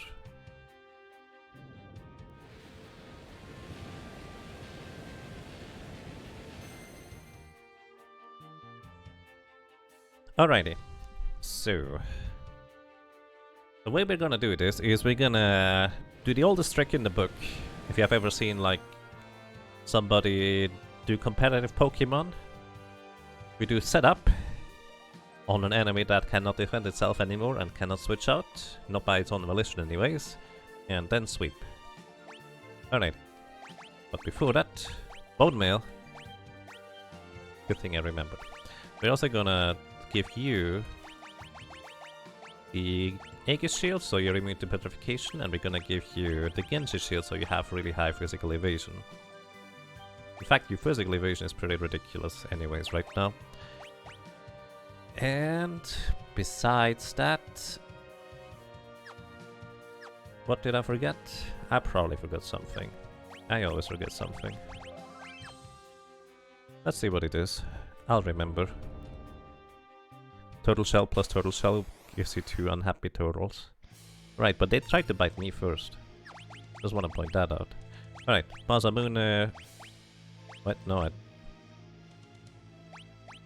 No, not remove.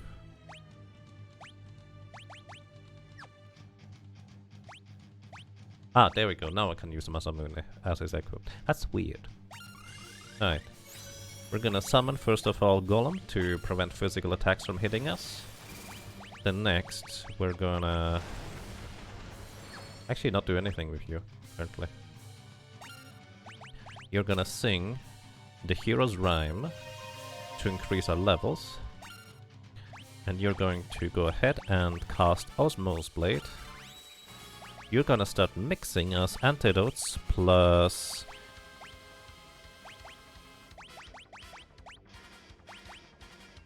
Where's my holy water? There it is. Plus 10 levels each time I cast Samson Might here. And there's the first white hole, very inconvenient, because we have to both revive the character with a Phoenix Down and use a Gold Needle to undo the petrification. White hole is one of the meanest spells around. And this is why I'm gonna get rid of all of his MP. Every time I attack with Osmose Blade, 1/8 of his MP is gone. Straight up, just doesn't exist anymore.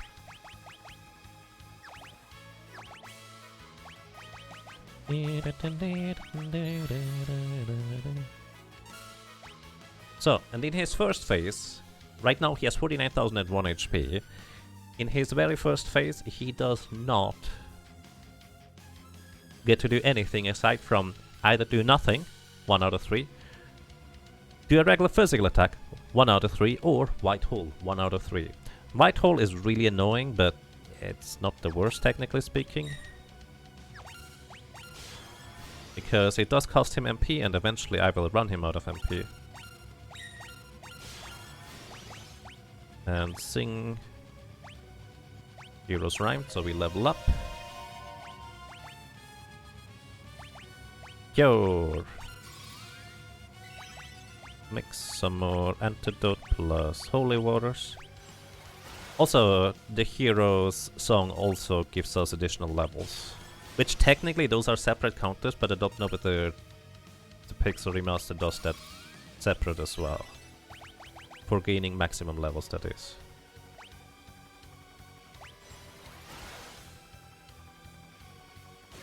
White hole again.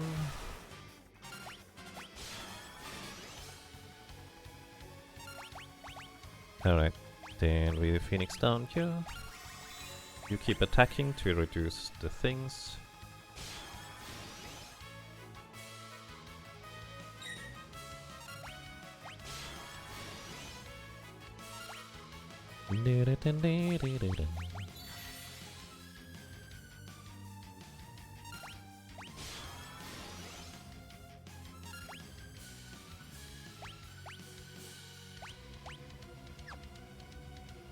By the way, he starts with 50,000 MP?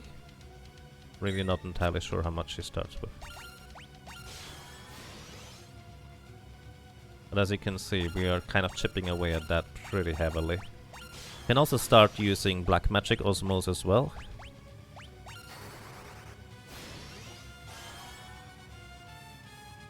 Because that is starting to stack up now as well. And there's White Hole. But thanks to her having the appropriate shield, she only gets knocked down rather than petrified as well. 140 times 8 remaining. Antidote plus Holy Water.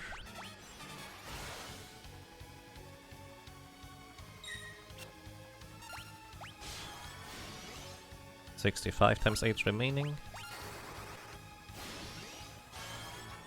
Minus 65 technically, but who's counting?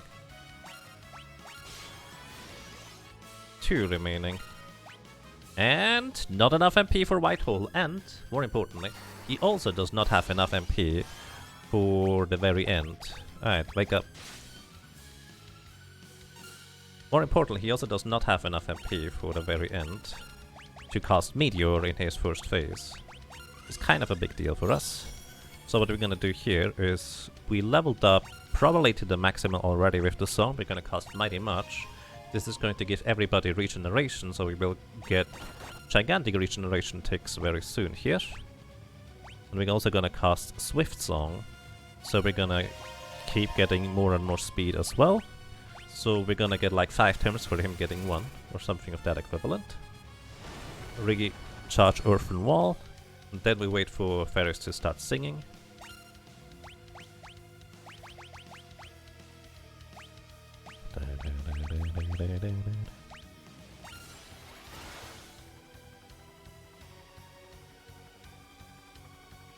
I wanna see a regeneration tick sometime, please. 99, that's not as much as I hoped it would be. But it does tell me that boosting through the stuff here actually does work.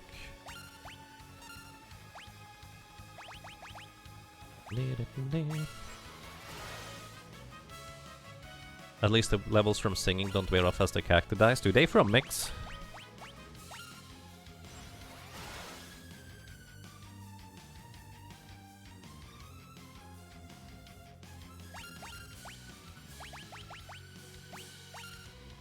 Basically, we're just gonna max out the moth up there. And then we're gonna start pumping levels into you as well.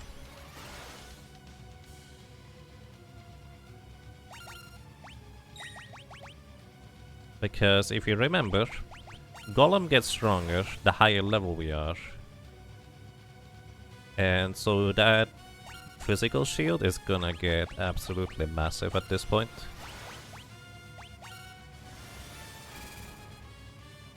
Was that Krile?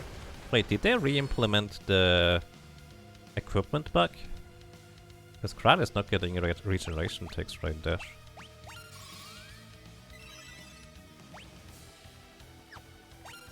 She does not have the bone mail equipped right now. Then again, you're also not getting regeneration ticks. But you do have regeneration status, so it does work. I don't know how the ticks work. Probably based on the character speed for some reason, rather than global. Alright. Time to heal up everybody. And then I think we're probably gonna go. We're actually not as fast as I expected to be. I'm just gonna wait for like a minute here. Give Faris the time to sing. Oh, she stopped singing.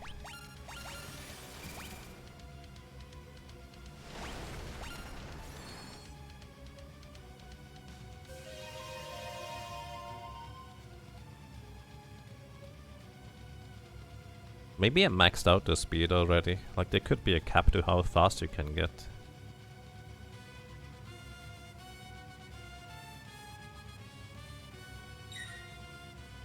Dude can't do anything about it.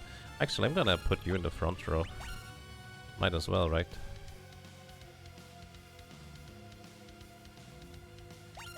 Alright, and...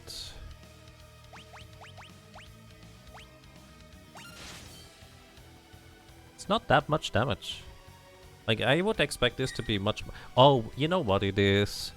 It's the same concept as to why the old status effect does not reduce our levels by as much as quickly. It's because the hero song did actually not give us many levels at all across the board. So actually, you probably just want to bolster these a bit more with mix, huh?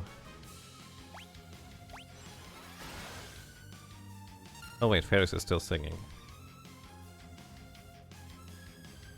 You know, that's probably fine. Okay, what we're gonna do here is we're gonna go Break Blade. This is in wait, which weapon do you have? Mangosh is good. Alright, we're gonna go Break Blade in preparation for the second phase. We're gonna start Firaga. And you are going to begin with the magic lamp. We need to use the magic lamp twice. Actually, you can use the magic lamp once as well.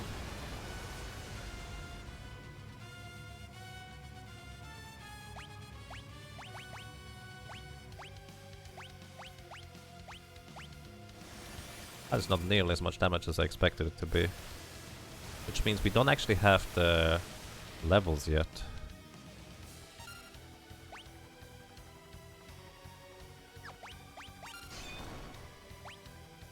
We do definitely not have the levels yet.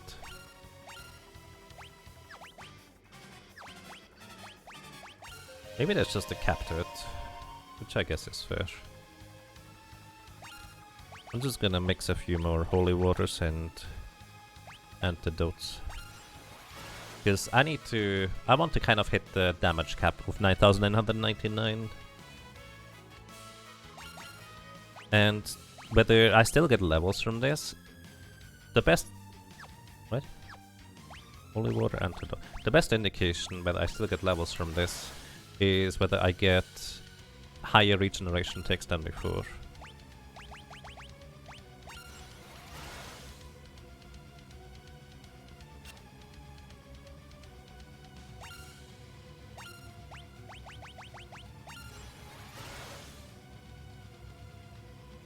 $154.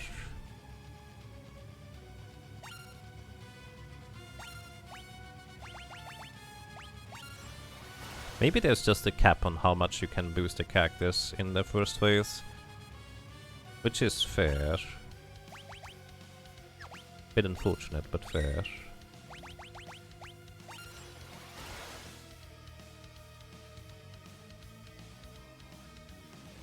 $154 still. Okay, I think we're maxed out in that case. Alright. Fair enough. Let's go, Golem.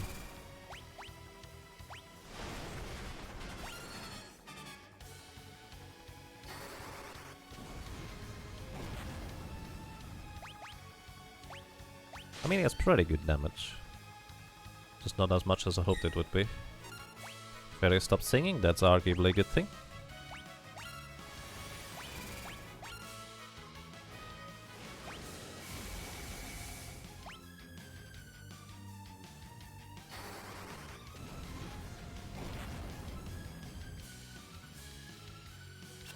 Oh, why are you attacking fairies? What the heck? It doesn't make any sense, dude. Good thing fairies dodged that. Did I do that?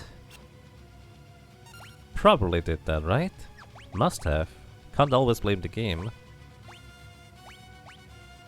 I know this targeting is sometimes really getting messed up. So that is a thing. But this one could be me. That was probably me.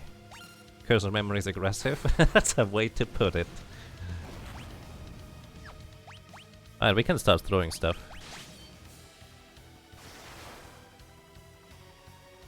Meteor! He's under 10,000 HP when he starts casting Meteor. It's a 1 in 3 chance for him to try. You know what I'm gonna do? I'm gonna give you an elixir to recover your MP. Is this the Pixel Mass? It is. X-Dev was engulfed by the void. No, why? The void was mine to command. How could it? Whoop whoop whoop whoop whoop. It's time. Alrighty, welcome to Phase 2. Phase 2 consists of 4 parts. The far left part has 60,000 HP, but is not considered heavy. This is why we want to have the third charge of the Magic Lamp ready to instantly kill it through Magic Lamp Odin. Because, as mentioned before, regular Odin summon would not work here because it will always go for the physical attack because the other 3 parts are flagged as heavy. So, the far right part, top right, is the physical attacking part with 50,000 HP. And it does what it says, it's mostly physically attacking. It does also have Dispel, so there's that. The bottom right part is the part that is kind of really sketchy and scary, Almagest. Almagest would cast Almagest, which deals 1,600-ish damage to us, everybody so to speak. Also here Magic Lamp, and Tetsuken, 3,500. There we go. Magic Lamp part down. Bottom right, basically all it does is every like 5 turns or so it casts Almagest. But because I have Breakblade and is vulnerable to petrification, I apparently don't have Breakblade anymore. That is good to know. I wanted to recast Golem, but this is getting real sketchy.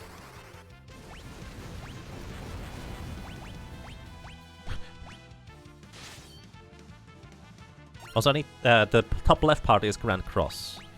Grand Cross, what it does is it casts Grand Cross every so often. Basically, initially, the higher its HP, the slower it casts Grand Cross. That's the short version. There's more intricacy to it, but close enough. Effectively, Grand Cross can inflict one of 18 different status effects to you at random.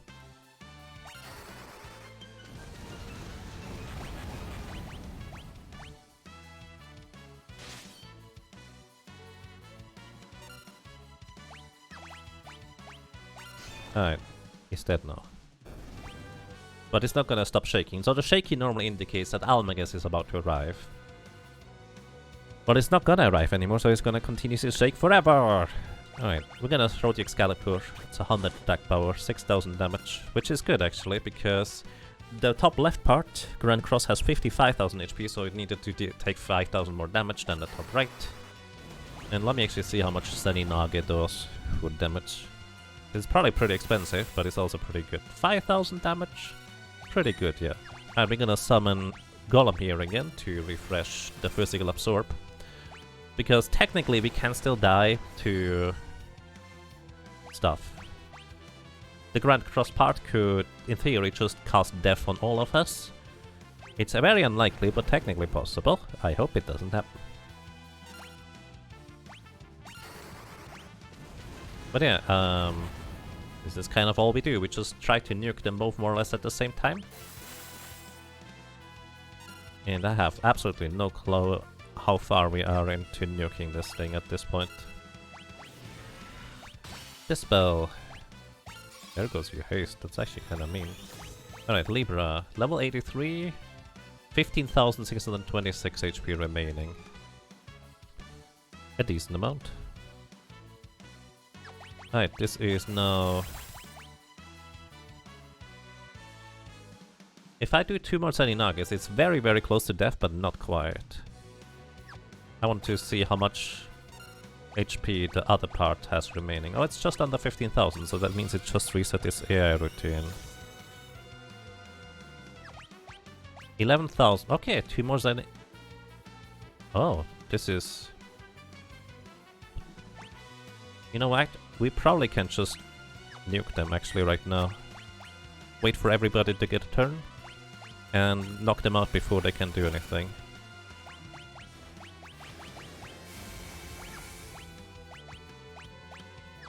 Gonna actually have you also use the magic lamp, which will cast Sildra. Could have equipped the... Oh, one is dead.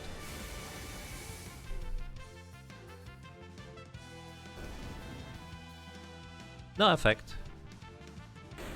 Goodbye. So the reason why you want to kill the last 2 parts at the same time is because otherwise they go into a frenzy. Meaning they will instant cast Almagus, Grand Cross, Meteor, and Vacuum Waves at high speeds at you. It is very, very unhealthy if you only leave one part alive. Unless you have perfect physical defense and drain that last part of all of its MP, then it basically can't do anything, because both Almagus, Meteor, and... Actually, I guess Grand Cross doesn't cost MP, so that technically can still kill you. It seemed like Hero's Rhyme didn't really do anything. Yeah, it felt like it too. I have no idea what's up with that. But I do think it is entirely possible that Hero's Rhyme could just like cap out as soon as the levels are at 99 and not go any higher. Alright, and with this, the Final Fantasy Fiesta companion run has concluded for this year. If you would like 7 Sins as well as BGG02, see them race alongside each other, against each other, with each other through the entire Final Fantasy series, 1 through 15, no running from combat, no skipping cutscenes, and a variety of other challenges on top of it. They will be continuing this, I think, Monday? I don't know whether both of them take the weekend off. Either way, it's basically an asynchronous race, and background BGG02 did manage to gain a lot of time back onto 7 Sins. He fell quite far behind previously, but on Final Fantasy Final Fantasy V, turns out he's really good. Now they're currently on Final Fantasy VI, and I do not remember what the challenge condition was. They just have Saturdays off. Okay, so they will continue tomorrow. So ended up being about 3 hours ahead of our Final Fantasy Fiesta runners. Right, which means the Final Fantasy Fiesta runners are pretty dang competent, because I pretty much play Final Fantasy V and that's about it. They play all the Final Fantasies. Plus, as mentioned before, they're not looking up stuff. They're just trying to do their own thing.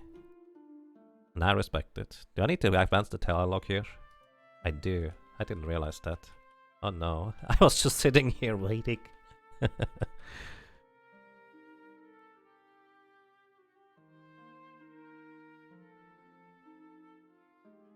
Oh, their condition is getting all espers, not using espers. Oh, but that's a shame. Espers are the fun part. I guess you get to use, like, items teaching you spells then. Like, I believe the Fire Shield teaches you, like, Fire 3 or something. I don't actually know most of the Final Fantasy VI interactions. I'm mostly interested in that game's story. Good night, thank you for dropping by.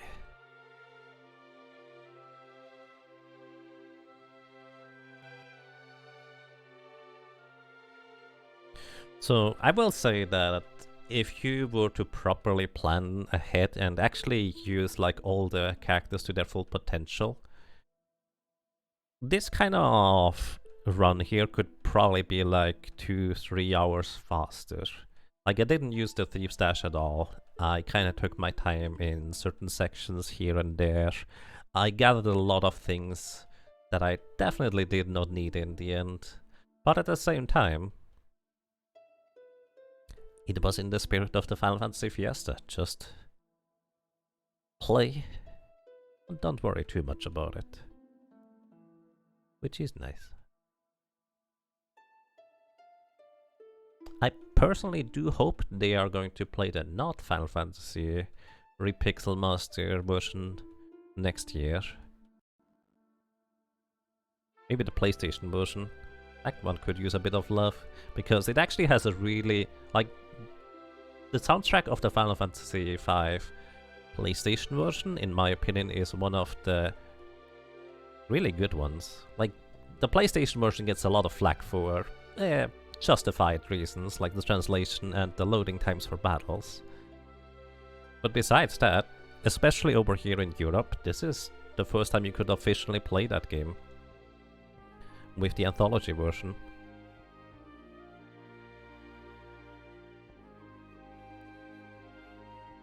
The PS1 version of the ending main Final Fantasy theme is so good. Yeah. Oddly enough, like, when I played the PlayStation version at some while ago, what kind of stuck out to me that is, for the most part, I actually like the PlayStation version soundtrack better for Final Fantasy V. With one exception, the battle on the big bridge, that one was a bit of a... yeah, not quite as glorious. It was still fine. So yeah. Oh, DJ Bertman, thank you. Thank you so much for the 500 bits of food. I really appreciate those.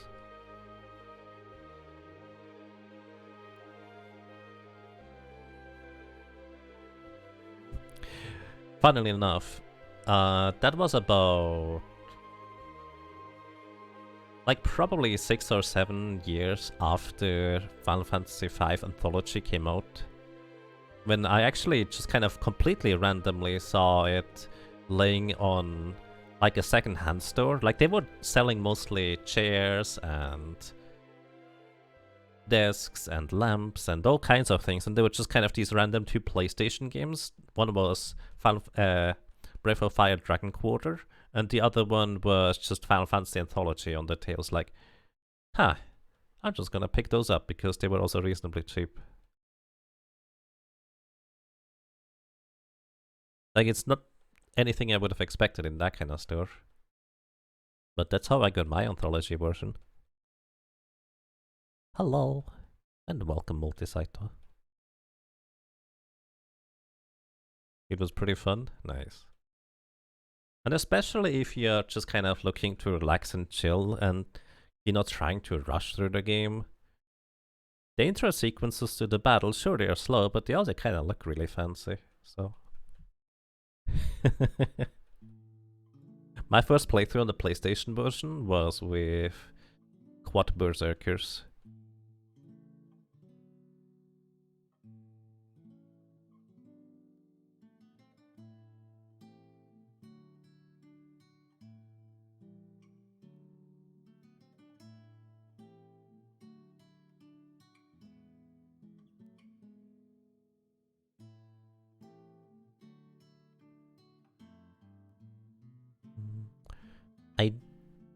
So here's a weird thing.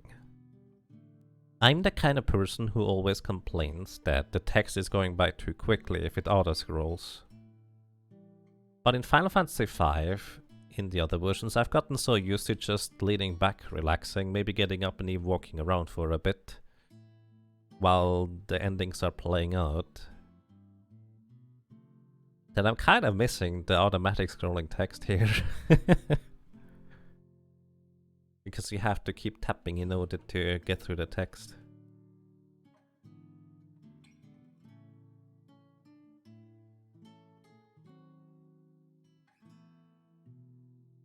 Oop. Faris is definitely a cat. Fit through these, like, window bars. That definitely did not look like they would fit her, or she would fit through there.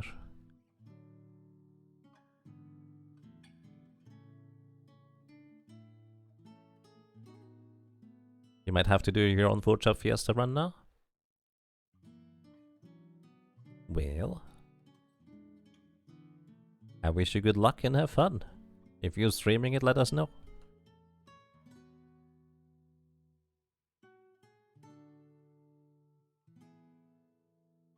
Little Pecco Peccos.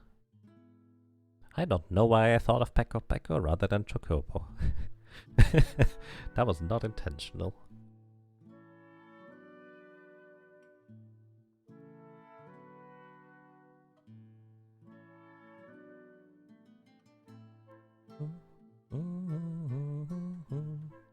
So, and I have a quick question.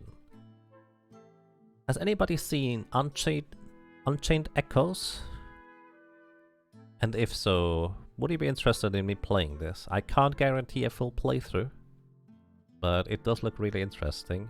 Alternatively, Dwarf Fortress, the visual version, came out, so I could be learning that. I only ever watched a little bit of Dwarf Fortress, but it's really difficult to watch when you have not memorized the things yet.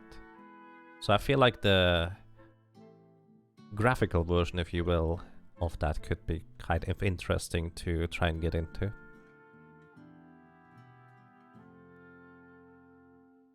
Because Ragnarok Online is awesome, why not think of it? Maybe.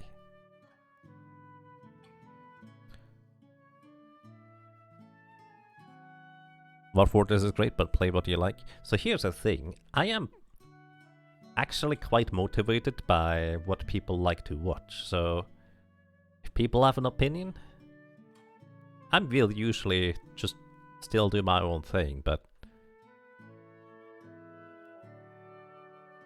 the more people are interested in one thing, the more interested I tend to be too.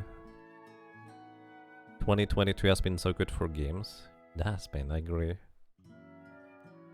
Even some of the like big AAA titles, well, I guess I'm just thinking of one in particular, has been really good.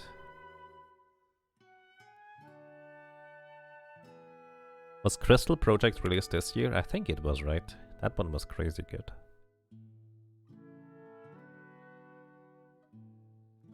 Dwarf Fortress got a new re-release. We still have Final Fantasy V, but more could you need? I feel like Dwarf Fortress could occupy one for a few years. Back in March, right? I think Crystal Project is probably my game of the year.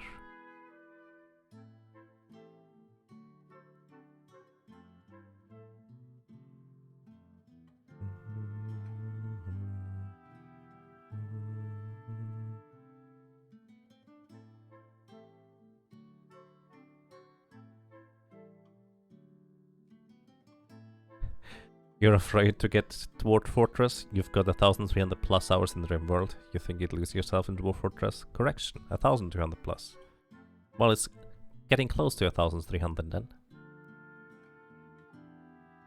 I didn't actually look into RimWorld ever since it's like, oh, an update. Oh, it's paid DLC.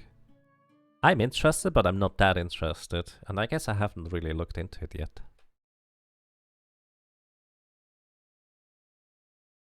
You're building a dwarven glacier ice base right now. It's fun, but you think your livestock aren't gonna make it. Oh no. Need to build a heater array or something.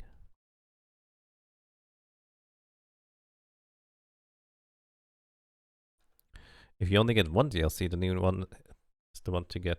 I do have the... How many are there? I have the one with the... royalty, I think. I know there's like the tribes and other stuff. Biotech is the new one. I see. Ideology looked also pretty interesting though. I actually have no idea about biotech.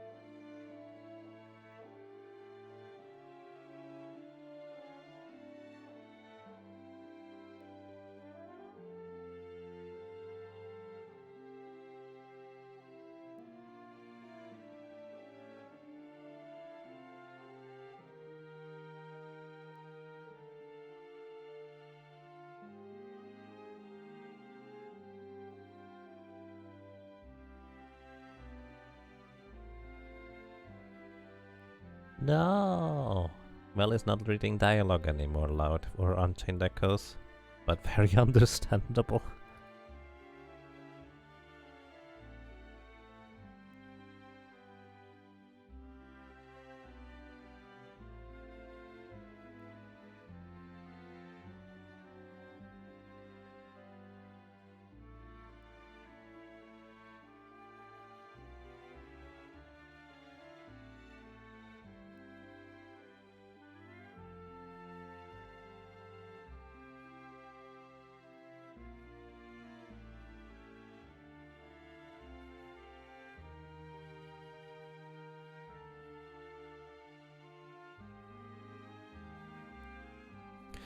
Final Fantasy, the song in Final Fantasy, the game in the Final Fantasy universe.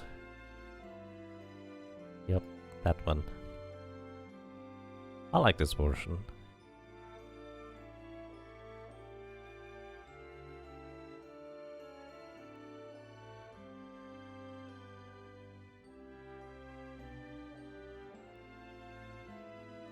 What was BGGO2's emote where it was like Final Fantasy 7 Cloud Hero of Final Fantasy 7 or something?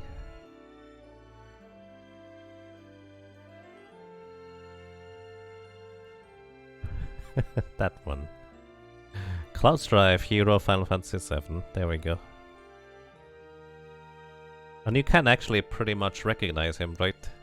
With just these 4 colors. It's kind of funny.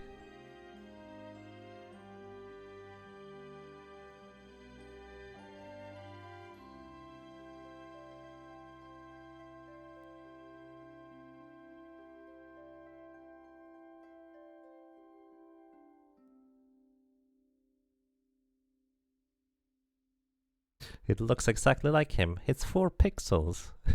How can it be that close?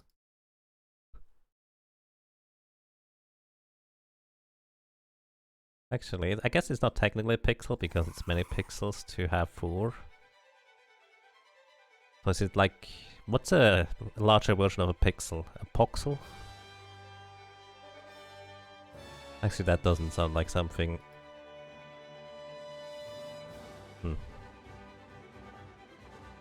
A voxel is 3-dimensional, right?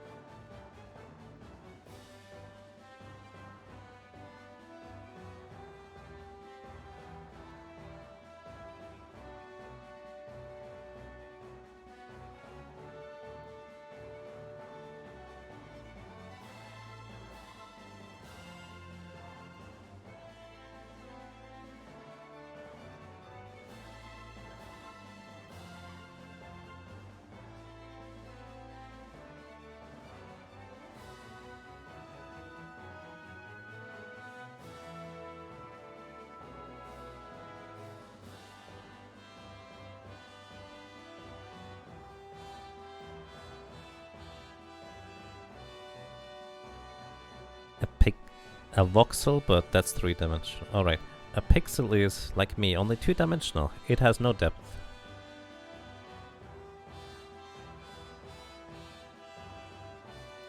Like you? I disagree. You're many, many pixels together. At least, I would say 40 different colors. And they make a nice picture. Sometimes they look like lizards. It's weird.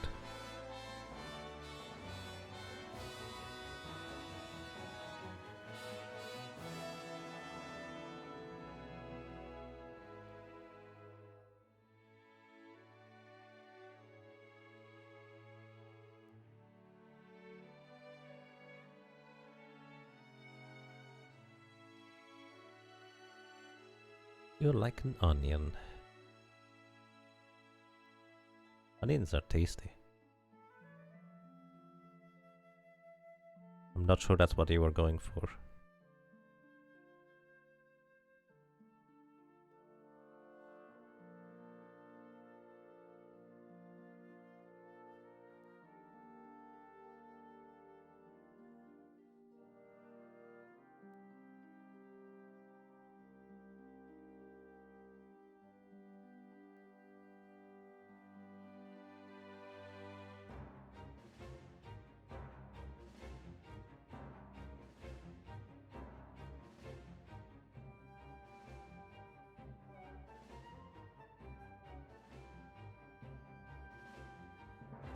If a picture is worth 1,000 words, is a picture of a picture worth 10,000? Actually, I would say a picture of an object is worth a tremendous amount of words if Sunib Bazin Pip is to be believed. I forget what the thing was called again. We've actually already talked about that one. But you know, the picture that says that this is not a pipe, even though it clearly depicts a pipe. Because it's a picture of a pipe, not a pipe itself.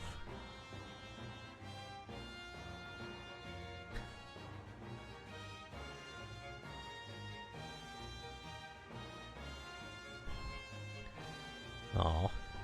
Actually, do onions give you... maybe. René Magritte's The Treachery of Images. There we go. That's an interesting one.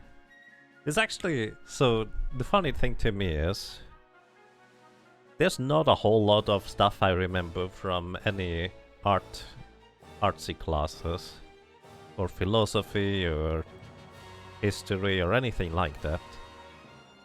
But every once in a while, there's just that one thing that kind of sticks out to you. And that one is for me.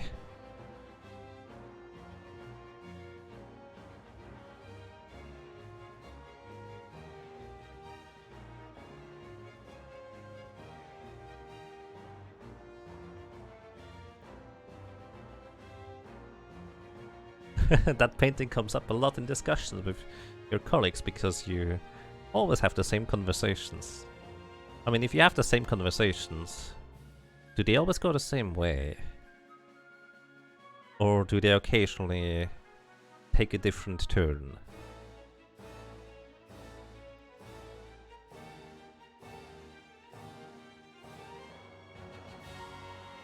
It's strange, but sometimes one of those things will pop back into your head years later.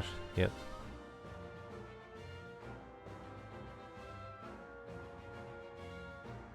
It just means academics are boring and predictable. Iteration is not inherently boring. Neither is predictability. So we can... Well, I can't take away the predictable probably. But I can take away the boring. Hehe.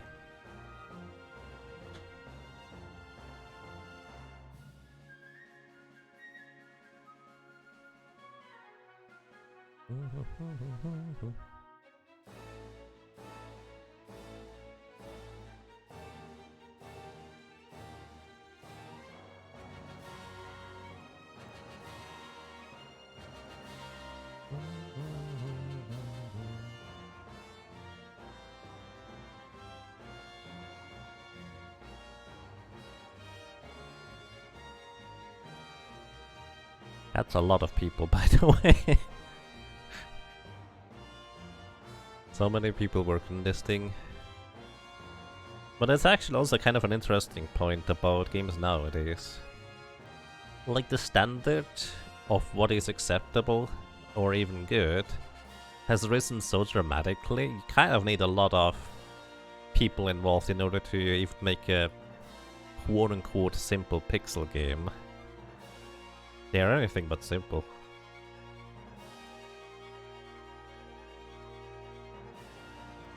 You can only imagine it's a rather huge undertaking to redo 6 games. Oh, definitely.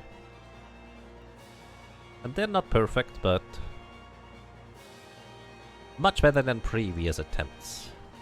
Much better than previous attempts, which, to be fair, feels like it's not a particularly high bar. But at the same time, I think all of the developers of the previous attempts for the remakes and remasters, they were probably not given enough resources to do what they truly wanted, so they had to go with the route that just worked. That's just kind of my general impression / stance on... Music is gone. Huh. On how things probably worked out.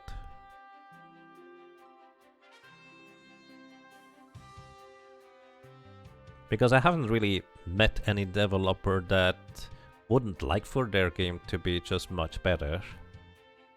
I suppose there are definitely ones that are like, I would really like to be done with this thing, because if you work on long enough on something like that, then yeah.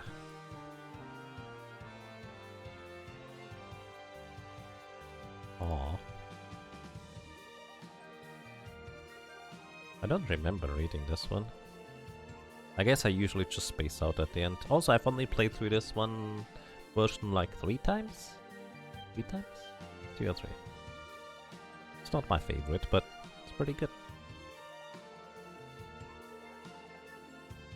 Wait, we never ended up learning the last ability of the samurai, did we? Even though I basically had Galuf be more or less a samurai, with one short exception of being a chemist, just for the mix.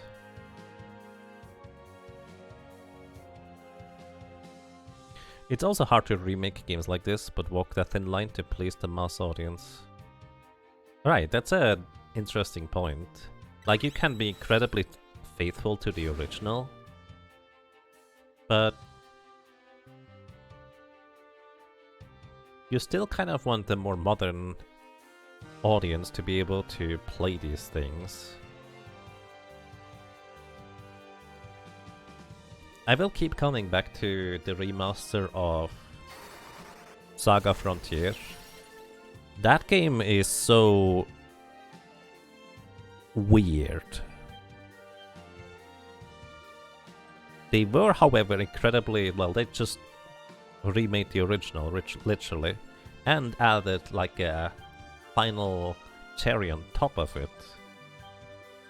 It's such a strange game that I think in order to really get it, you probably have to play through it multiple times, and I only played through it once. But they did a really good job with that one.